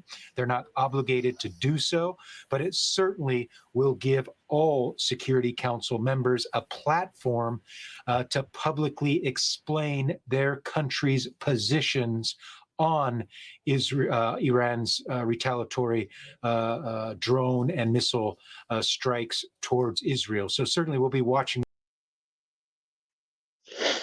You see, very interesting stuff that is going on about this is that after the attack that Israel attacked U.S. Iranian consulate in Damascus, Iran waited for about 13 days or so, or if I'm not mistaken, maybe less, for the UN Security Council to condemn Israel Gentlemen, for doing good that. night. Yeah, thank you for joining Yeah. us, the NWC. I really appreciate your time here. Until next time. So the Iranians waited more than about 13 days for the UN to condemn the act, because that was an attack on Iranian soil. You are not supposed to attack embassies. It's something that is known. So, Yeah. but because they didn't do it, Iran was like, okay, since you don't want to do it, I'm going to do this now. So, and it's going to be hard for Israel to go to UN and expect UN to criticize Iran, because Iran will be like, yeah, you saw them blow our embassy up, killing 13 people, and you didn't do anything about it, and you want us, because Iran said if they had condemned it, they will have a reason not to attack Israel. And for father, that's a good point. Even Israel themselves, they don't even come out to say we did it or we didn't even do it. Exactly. You understand? They didn't even say anything. All they just do, they just follow the rhetoric of America, threatening that if you do, we'll do back. You understand? Yeah. Like, it's just so funny and everything. I don't really know where Israel is going with this. I don't know where Joe Biden is going with this. It just get me tired, you understand? And it's causing a lot of problems. It's causing a lot of problems. Young people now, young people in America now, apart from the extremists, all young people now hate politics in America. That's why you see the Republicans are trying to pushing the young people, and these are the extremists. You understand? And anything extremists come with a whole lot of races. And this is a country where it's like, it's an immigrant country. You understand? So it's just so bad. All we have now in America is just far left, far right. I never knew. In my wildest dream, Joe Biden, that was vice president for Obama, was going to be this terrible and toxic as a leader. The guy is horrible to Africans. He's horrible to black people in America. And at the same time, he's horrible in the Middle East. It's like, what is this man is mad? I don't know if you guys and saw. in Ukraine too. Before this time, looking at Biden when he was vice president, did you not see how he used to treat young girls? Yeah, we're saying that old man. No, it's not funny. This is the depth. This is where these people are. Somebody spoke earlier about to get to know who these people are. We really have to know who these people are. They're not playing on our level at all. We voted, fair enough, but we really have to stand back sometimes and take a look. You see, what you described about America has already more or less happened in Europe. As far as the government and the people are concerned, there are polar opposites. There are those that the metrics of government, and there are those who have kind of come away from the government paradigm. They just know the government is the enemy right now. That's where we are. Whoever comes in. Now they are saying that Biden is looking to have a meeting with the G7 leaders Sunday to coordinate the response. What response? Are you going to attack Iran? If that is an excuse, if they are looking an excuse to attack Iran, they will get into trouble. It's part of the plan. These people are bankrupt, and they still want to have the reign of the world. They know Russia and China are about to eat woefully. They want to make Africa the Armageddon. Africa in itself better be careful about politics and make sure that politics is played outside of the continent. Because once they come too far into our continent and they want to play power to stop them now. That's the mistake. We don't have any power to stop them. I'm telling you. If they want to, they use Africa to shoot all over the place. Whatever they like, they do with us. They say open your leg, we open our leg. They say close it, we close. No, our people we just anyhow. What I just don't know, when you look like APAC now, this lobbyist thing and everything, in the history of America, Joe Biden is the one that collected the highest money, 11.5 million. You understand? Joe Biden is the highest. So he collect money here, collect for these lobbyists and as powerful as America can be, when you see the meat, it's so funny. So you hear Pentagon, but they are buying this weapon from contractors. You understand? The likes of Lockheed Martins and the likes. So to them, it's just business. They give you money for your campaign, for your election, which means you have to do everything possible for them to sell weapons. So because of you want to take money for campaign, you sell weapon, and you don't want to buy weapon and you are not using it. You understand? Instead of you to use weapon the right way, sell weapon to other countries. We don't need to be going to war. Like you said, forefather, This country, they need to go rehab over this. They're fighting thing. It's getting one too many. I said it before now when I was saying you were thinking as a joke. They need counseling, war counseling. I want to ask a question. They calm down with this need for I war. want to ask a question. When we call Africa do we call Europe? Do we have a front Europe? Do we have a front America? Do we have a front Asia? What do you mean? A front? What do you mean? There's EU, there's the United Kingdom. No, when we mean Europe, do we have a coming together of this continent the way we talk about Africa? EU speak like that, even though to their monetary policy, they speak together as one, up to their monetary policy, everything, EU, up to farm, everything. Is that what you mean? I thought you meant a defensive front. Okay. Oh, they have a defensive front, which is NATO. No, I thought you were asking if Africa has a defensive front against these countries. So why? Because if we have alliance with them. If we have this group, can we say that we are not yet a people? Is that so demeaning to say it? We don't. That's the most funniest part of it. It's we sad. Don't. I hope it's sad for us to say it in public, but to be honest, we never start now. We never, we never start, my brother. We speak about Pan-Africanism in Africa. It never really took off. Some governments had it in their mind. Some of our founding fathers had it in their mind, but no one else did. Where we talk about Africa, we have enemies who are Arab or whatever they are in North Africa. Then they don't like us for nothing. And that land that they're holding is not their land. In terms of, it's a long time, but we have it cool. We understand that there's Islam and there's Christianity, and Africans have been split within these arenas. Then there's the Middle East right there. Then there's the Middle East right there, right next to us. So anything that takes place there can easily pour into Africa, easily. So do you know why I say this? The idea that sometimes I feel that what our people think is, because we are Africans, we should think in one direction, believe one thing, and accept one thing. But if you look at this other continent, they get the key things they want to focus on and discuss on those key things and bind themselves around those things, and those things control them and they decide commonly on those things. Aside those key things they brought out, they allow the individual states to do their things the way they want to do it. Correct. Can I tell you what China would have done if China was West Africa?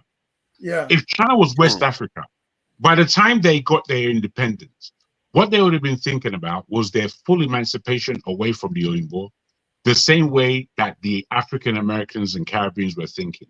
In that, they would have stretched for their people.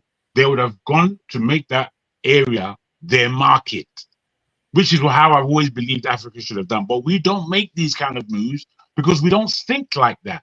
We don't think like that. We've only begun thinking like this over the last 5 to 10 years, where there's been a little bit of growth in that area. It's not been deeper than that.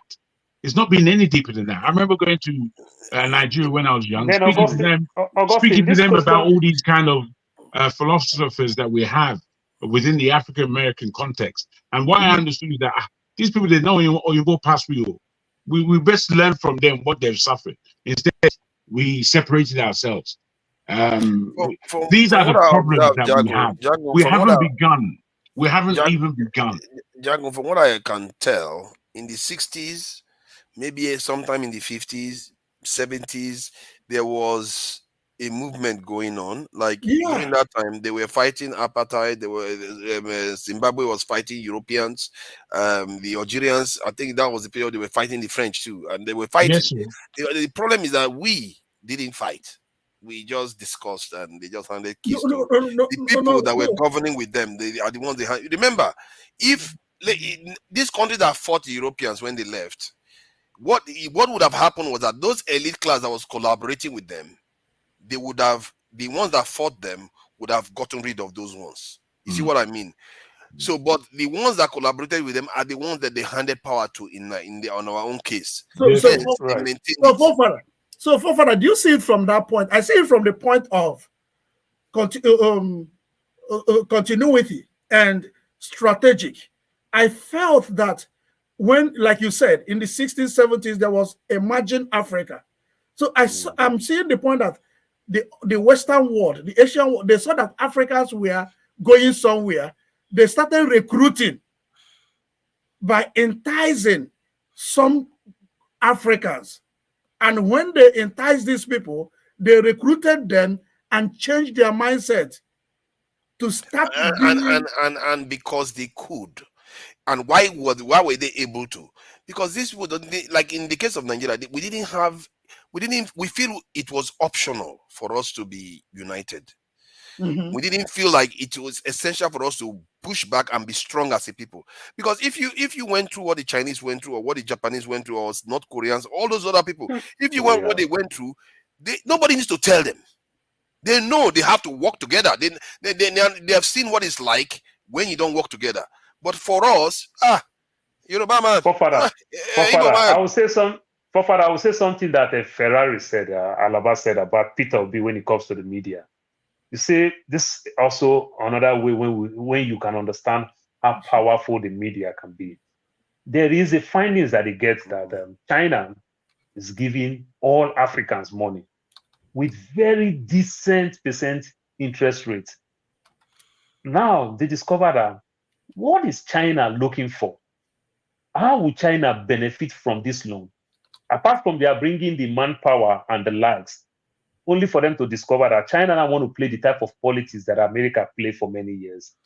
So China is literally giving 54 countries in Africa loan. 2.5% return. All the biggest condition that China is giving them is not the interest rate. China is giving them the condition that when we go to UN, all of you support me. Of course. You understand? All of you support me. But that is a good thing. But you know the funny part of it, the power of the media, the way the West keep weaponizing Russia is the devil, Russia is the devil, China is the devil, China is the devil. It's just hard for us to take stand. So we get confused. Hold on, let me just land with this, please. So hold on, let me just land with this. So we get confused with where we stand in terms of certain things, like Augustine is saying. Strategically, certain things that we want to fight, we want to kick against the West. You must kick against one strong allied. You understand? To form another strong alliance with another strong allied. You understand? Let me see. You must form an alliance with another strong allied. You don't just stay. It's not there. It's okay. Yeah. So you don't just float and every other thing. You must form an alliance with other strong allied and every other thing. So, but when you see we Africans, we want to claim this our funny smartness. 1 minute we want to deal with certain things with Russia. The next minute we want to deal with the US. We want to deal with China. It makes every one of them just look us that, okay, the three of them said even look themselves well and say, let's just fool these people. These people, they are not really ready. America has been promising. They never keep to their promise. You understand? They only keep because to we their are not promise ready. We are not That ready. is it. If our people look them in the eye, like the way Mao Zedong looked at Khrushchev and told him, "We need that nuke, man. We need a nuke." Can you imagine that is the most advanced technology Russians had, and he was asking them for it, and he expected to get it, and he did. But we don't Tucano. We had to beg them for Tucano, and because our leaders don't understand. I said it the other day when I saw the British defense official came to Nigeria. He was nervous and telling Nigerians, "Tell us what you want. Tell us what you want." And our leader, our defense chief of defense staff said, "We need that caterpillar that training. We need training." It's like, why would they take us seriously? That's what we are doing. They will never take us seriously. It's our fault. That's exactly what Indian is doing. Indian is taking advantage of America having all this problem with China. And America want to build a formidable force with India just to take over the West Asia. You understand? And India is asking for a lot. You understand? And then for that thing. And they're going But to we get it. Africa, They are getting if a lot. Japan if got a lot individual, yesterday. so we Africa, if individual country can't get it, come together. For further, if you can see Turkey part of EU, you understand? But My 1 brother. minute they kick Turkey out. They need Turkey when it comes to military strength. That, okay, when it comes to this area, we need you there. That's why they can bring Turkey in. When it comes to EU, Schengen, other things in EU. No, we don't want you. You're too much. You're too much. All these Muslims. The less we bring you to the EU, take over the EU with your Muslim religion. And you saw how Turkey held on to allowing Sweden and the others to join NATO because they wanted F-16 jets or something like that. And America didn't want to sell it to them. While they were selling it to Israel like water, they were giving it to Israel, and America didn't want to give Turkey. Turkey were like, okay, Turkey punish them. It's not happening. Punish them. And that is why it's good to be part of these organizations. If only Africans, like even Western, when I said in the 60s, 70s, Africa was on the move, Nigeria, that was when we created ECOWAS. We were trying to do things, but we just didn't finish the job. If 1976. if Nigeria had... We're like that. We're starters. We're not finishers. That's how we are. Chief We have to understand. If we had just made it a defense pact, most of all this wouldn't be happening. By now, I'm telling you, I've had this picture in my head, geographical picture, where all the Francophone countries and the rest of us are in that pact, an economic pact that we are, is the Naira or the eco, whatever they want to call it, and that is the eco zone, as it were, where that part of Africa is really come together economically. We're close. They just didn't finish the job. We're close. I wonder who stopped it. It will be interesting to find out who slowed the ECOWAS down, because I think it was just after. Well, it's not. You see, Buhari was trying, but Buhari didn't have energy for the job at hand. It seems to me, because between I don't know, they were busy going to Mecca. I think one of them was in Mecca when they took him out of office. When they were busy, you see how it was Tunde Diagbona. Yeah, he went to Mecca. Yeah. We are busy going to Mecca. You have a country to run. You are busy hajjing. Yeah, now you see you're hajjing the whole future of the country. Best be careful. That's another new phrase. Don't let it come for you. I'm telling you, bro. I don't even know whether that's a requirement even. They are just calling, then they come back and it's only Nigeria, or I don't know whether it's Africa that they call people allergy. They don't do that in other parts of the world. I don't know. No, they don't do that now. If you it's very Nigerian. There used to be a professor that they interviewed in Arise TV. He said some people are psychologically down. Some people can even commit suicide. That they save and save and save, and they have almost 25%. So it's for federal government to support them with 75%. And people say federal government should not support them. That they can even commit suicide. They can be depressed and everything. Does these things make any sense? With everything that the country is going through, you say we want to go somewhere. Tell me, where will our Christians go now to go pray in their own time with this war that is going on in Israel and Palestine? You understand? This is not funny. That's not what we need. Let me show something. These are the things that I'm saying here. It a bit confuses me sometimes. That some of our leaders, it's not like they are not hearing the truth, but you don't see as much change on the ground as you should expect. This video is about the Sierra Leonean president's wife saying some of it. Just hear what she said, and I find it possible. One of the most fundamental corruptions of the social contract in human history is colonialism. Yeah. And it's that mechanism that some states have used to extract resources from other places, such as Sierra Leone. That deprives countries of the resources they need for government services, for education, for health. So I was hoping you could reflect a little bit on what those forces have done to Sierra Leone and what kind of accountability we might be able to think about, just to imagine a way forward from where we've begun now.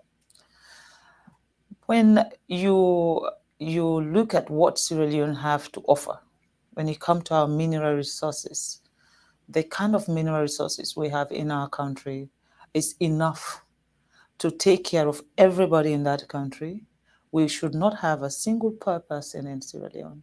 But unfortunately, we are not given the free will to make decisions on our own mineral resources. There's always Big Brother who decides. And when you fight and say, no, we are not going to do this, they use the system to stop you.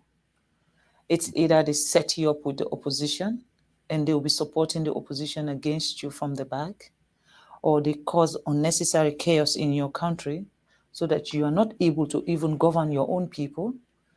They will do things to make you not to be functionable. And of course, any country that don't have peace cannot develop. You have to have peace before you talk about development. I'll give you a simple example about Sierra Leone. Every mining company that is in Sierra Leone today is owned by a foreigner. Every mining company. If it's not the Chinese, it's the American, it's the British. How long I can play this for? I just wanted to share that anybody can find it. Is I think Fatima Bio. Yeah, so what I'm curious about is they know these things. How can they not break out of it? And why are they not saying it more openly? So what is going on?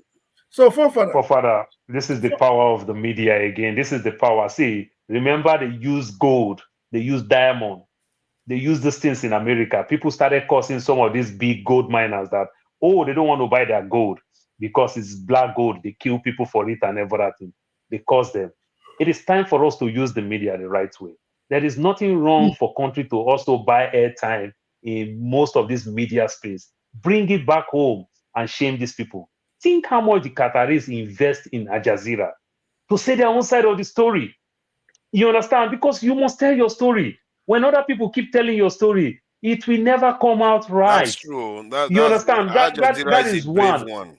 That is one. Then another thing again, when you look things like this again, our so-called African leaders too, in as much as they use opposition, if you are doing the right thing, you make it hard for opposition to survive. But our leaders too, they also make themselves too much of a dictator, too much of this, too much. They threaten you one small threat, you dish out military to go and kill people. Then they start thinking of taking you to the Hague. You don't want to leave power. You don't want to do this. You yourself also respect your own people. You play the American type of politics where we can curse the president for all we care. You understand? But they will do whatever they want to do. Anyway, yeah, maybe like they say, outcome you are seeing is the one they want. Those are the kind of candidates they prefer to be in place. So Forefather, like as you now will support Abacha, that Abacha didn't steal no money. But it's just hard for you to say during Abacha time, the killing was everywhere. Everybody knows that. Do you get my point now? There's killing now. No, during Abacha's time. You understand? Yeah. What is the one? Sergeant Roger. You understand the killing, the MKO's wife? More killing now. You just that the people he was going after were the. So that's exactly. You are still helping my case. What I'm saying is that, in as much as the West is criticizing you, just let the people, because the West use the media. This is how many of us get informed back then. Oh, we hear this news from BBC. We hear this news from VOA. Yes. That's how we grow up.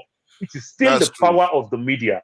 You understand? How are the government using the media? Then when they also use the media for people to protest and everything, just let the people have their say. You know the common phrase, they said, minority, we have their say, but majority, we have their way. So government won't have your way in violence. That is when you become dictator. Play that politics right. But you can accuse Abacha of not waking the people up to the truth. If you look at the way Traore is playing it, Traore is waking people up to the truth. That is the thing I fear our leaders don't do enough of. They don't tell us what our true problems are and how we are going to get out of it. Abacha was too high up. That is true. The dictatorship ideology. Yeah. You know, here we celebrate diaspora remittance. But nobody is talking about the amount of money our politicians are fleeing out of the country. One of the things I know that Indians had as a policy is no matter what you steal from that country, you cannot take their money outside. Is that what they did? Yeah. How did they do that? I don't know. I mean, you can do it because they track on you can steal it, but you must invest it in their country. So imagine a governor will be a governor of a state and go to another country and build a hospital, build an university, and he will move to Senate and be sitting down there and have a world-class hotel in another country. This is somebody that couldn't afford to build nursery school before he became a governor. He became a governor and he has a standard hotel in Dubai. And after that, he moved to, and people, the financial investigators, they know all this. And there is no policy holding these people down. Yeah, the Black Beauty, you're right. You see, when Africans, when I cannot die for my community, if I can betray my community to be powerful, there is no way the white will not be, the Western world. It is about interest. Like no matter what you do between America and Israel, both of them are looking for their interest. Then we have leaders that don't have the interest of their people. Because they don't understand it. And that's my concern. These leaders don't understand it. It's like that elite class were groomed. Like I said, if you fought for your independence, what do you think one of the first things you do is to fight the enemy? Then you fight your collaborators that are fighting, working with the enemy. That's how it tends to happen when you are struggling. But because we didn't fight, those collaborators are the ones ruling us. Can I just add on to that, forefather, which is to say that what is happening in Africa has happened before with Africans outside of Africa, namely in the Americas. When you check the 400-year history, you know quite clearly that this slavery didn't actually need to last that long because of the amount of revolts that were taking place. But many revolts that took place were scuppered by these very same slaves that were trying to emancipate, telling the overseers what was going on. This kept happening. It's our people. We don't even understand this history. You know, Haiti, 1820 something, they emancipated themselves. Yeah, from France.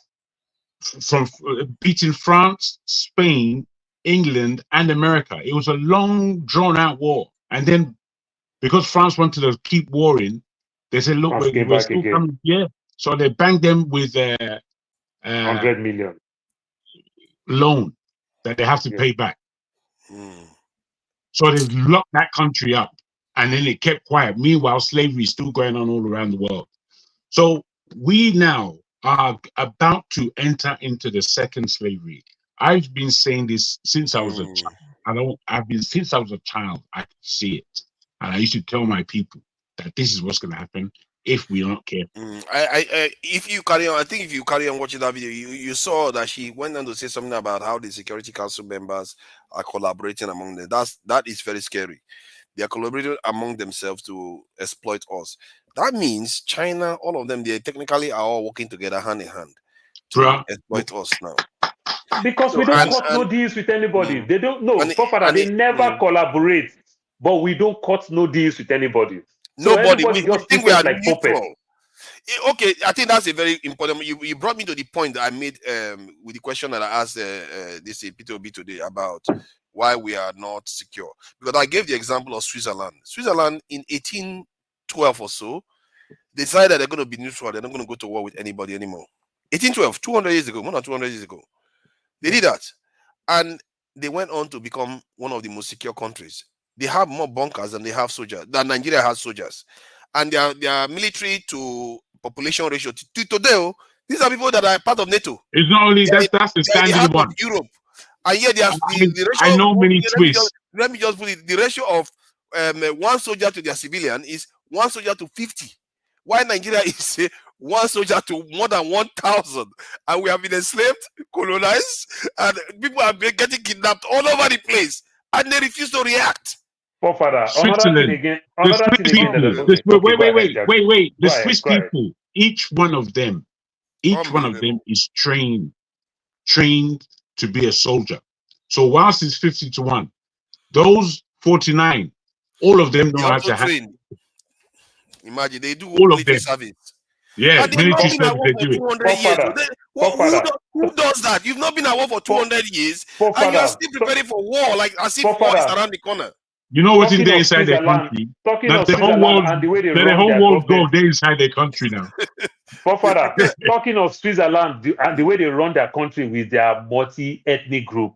Yes. If we want to use the Nigerian I like that system. pattern. And that's one of the Now systems look at Switzerland very well. Do you know if you do a survey now, if you want to ask 100 people, what is the capital of Switzerland?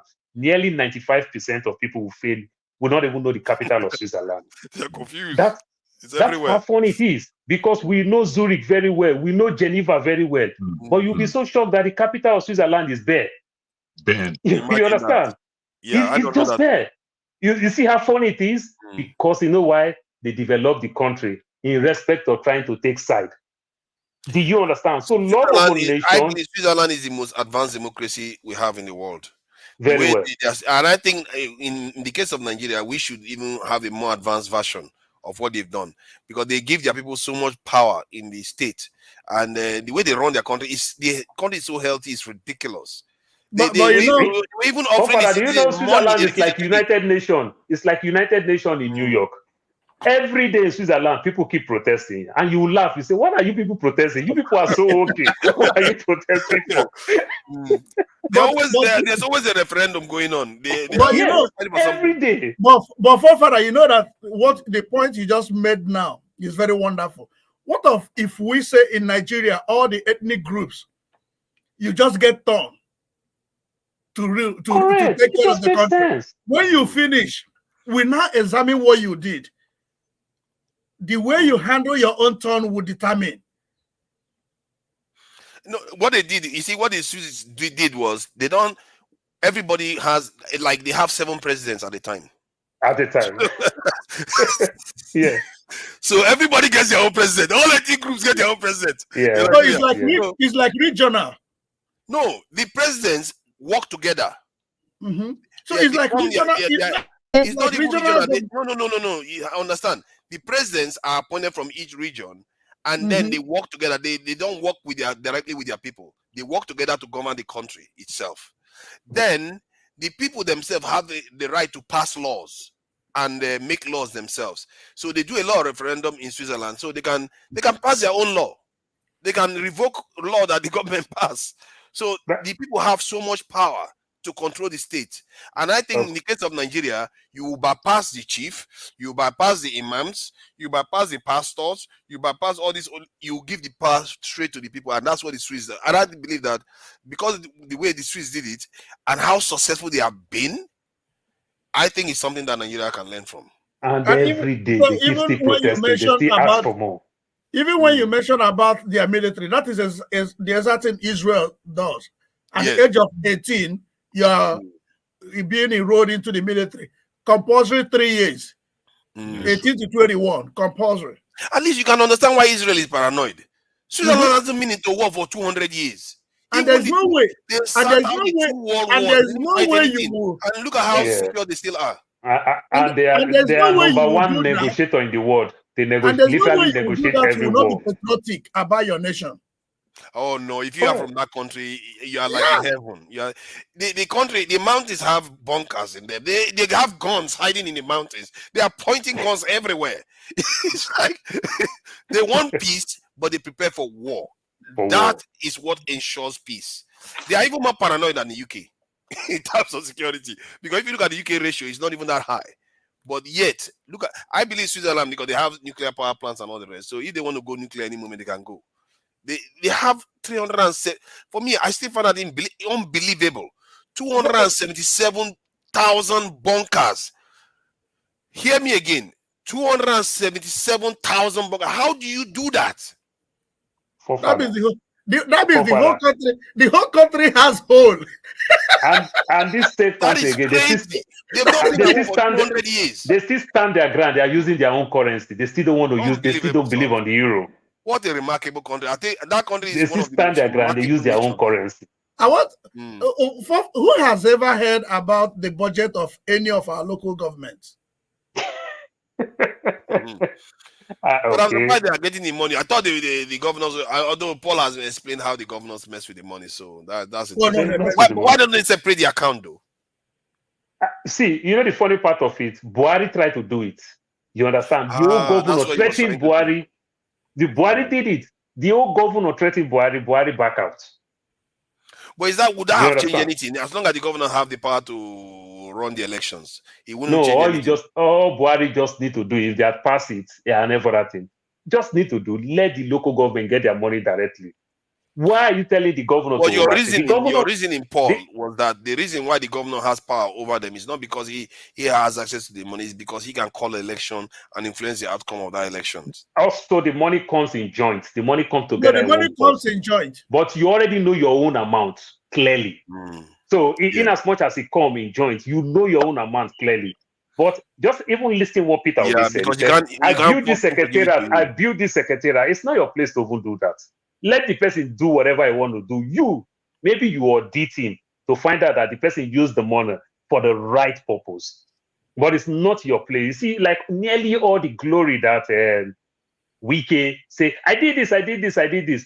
Most of these projects are local government projects. Remember, Rivers State is waterlogged area. So they need bridges everywhere and everything. Most of these are local government projects. But he take all the old glory now. People will say, oh, Wike performed. Ordinarily, if things were to work the way it's supposed to be, those Paul, projects are not supposed to even be the governor's project. Paul, even I hate when people don't consider necessity and for me, if you live alone and you go and build 15 bedrooms, you just remind me, Augustine. Yeah, I don't see it as being strategic. Most of the flyovers Wike built in Port Harcourt were not necessary. Are you sure? Maybe you don't know. They were showing one aerospace of Nigeria. Yeah, sorry, real quick. Yes. I saw one flyover and the road following. The flyover just went straight back into the road. It was completely useless. But did you know what's going on underneath the flyover? Ridiculous. Just for traffic. It's a four-way road, so they put flyover so that just to reduce traffic. Things that don't make any sense. No sense at all. Just to widen the road now. Yeah. That's like I don't know. I've not been there because Rivers State is full of all kinds of weird waterways and all the rest. Just look at this money federal government wants to use to build a new road. What of when they use this money to maintain all their roads? Just Augustine, when you said you grew up in Port Harcourt, you said? Yeah. You didn't say you grew up there. Around what time? Was it like in the 80s, 70s, 60s? Oh, no. 50s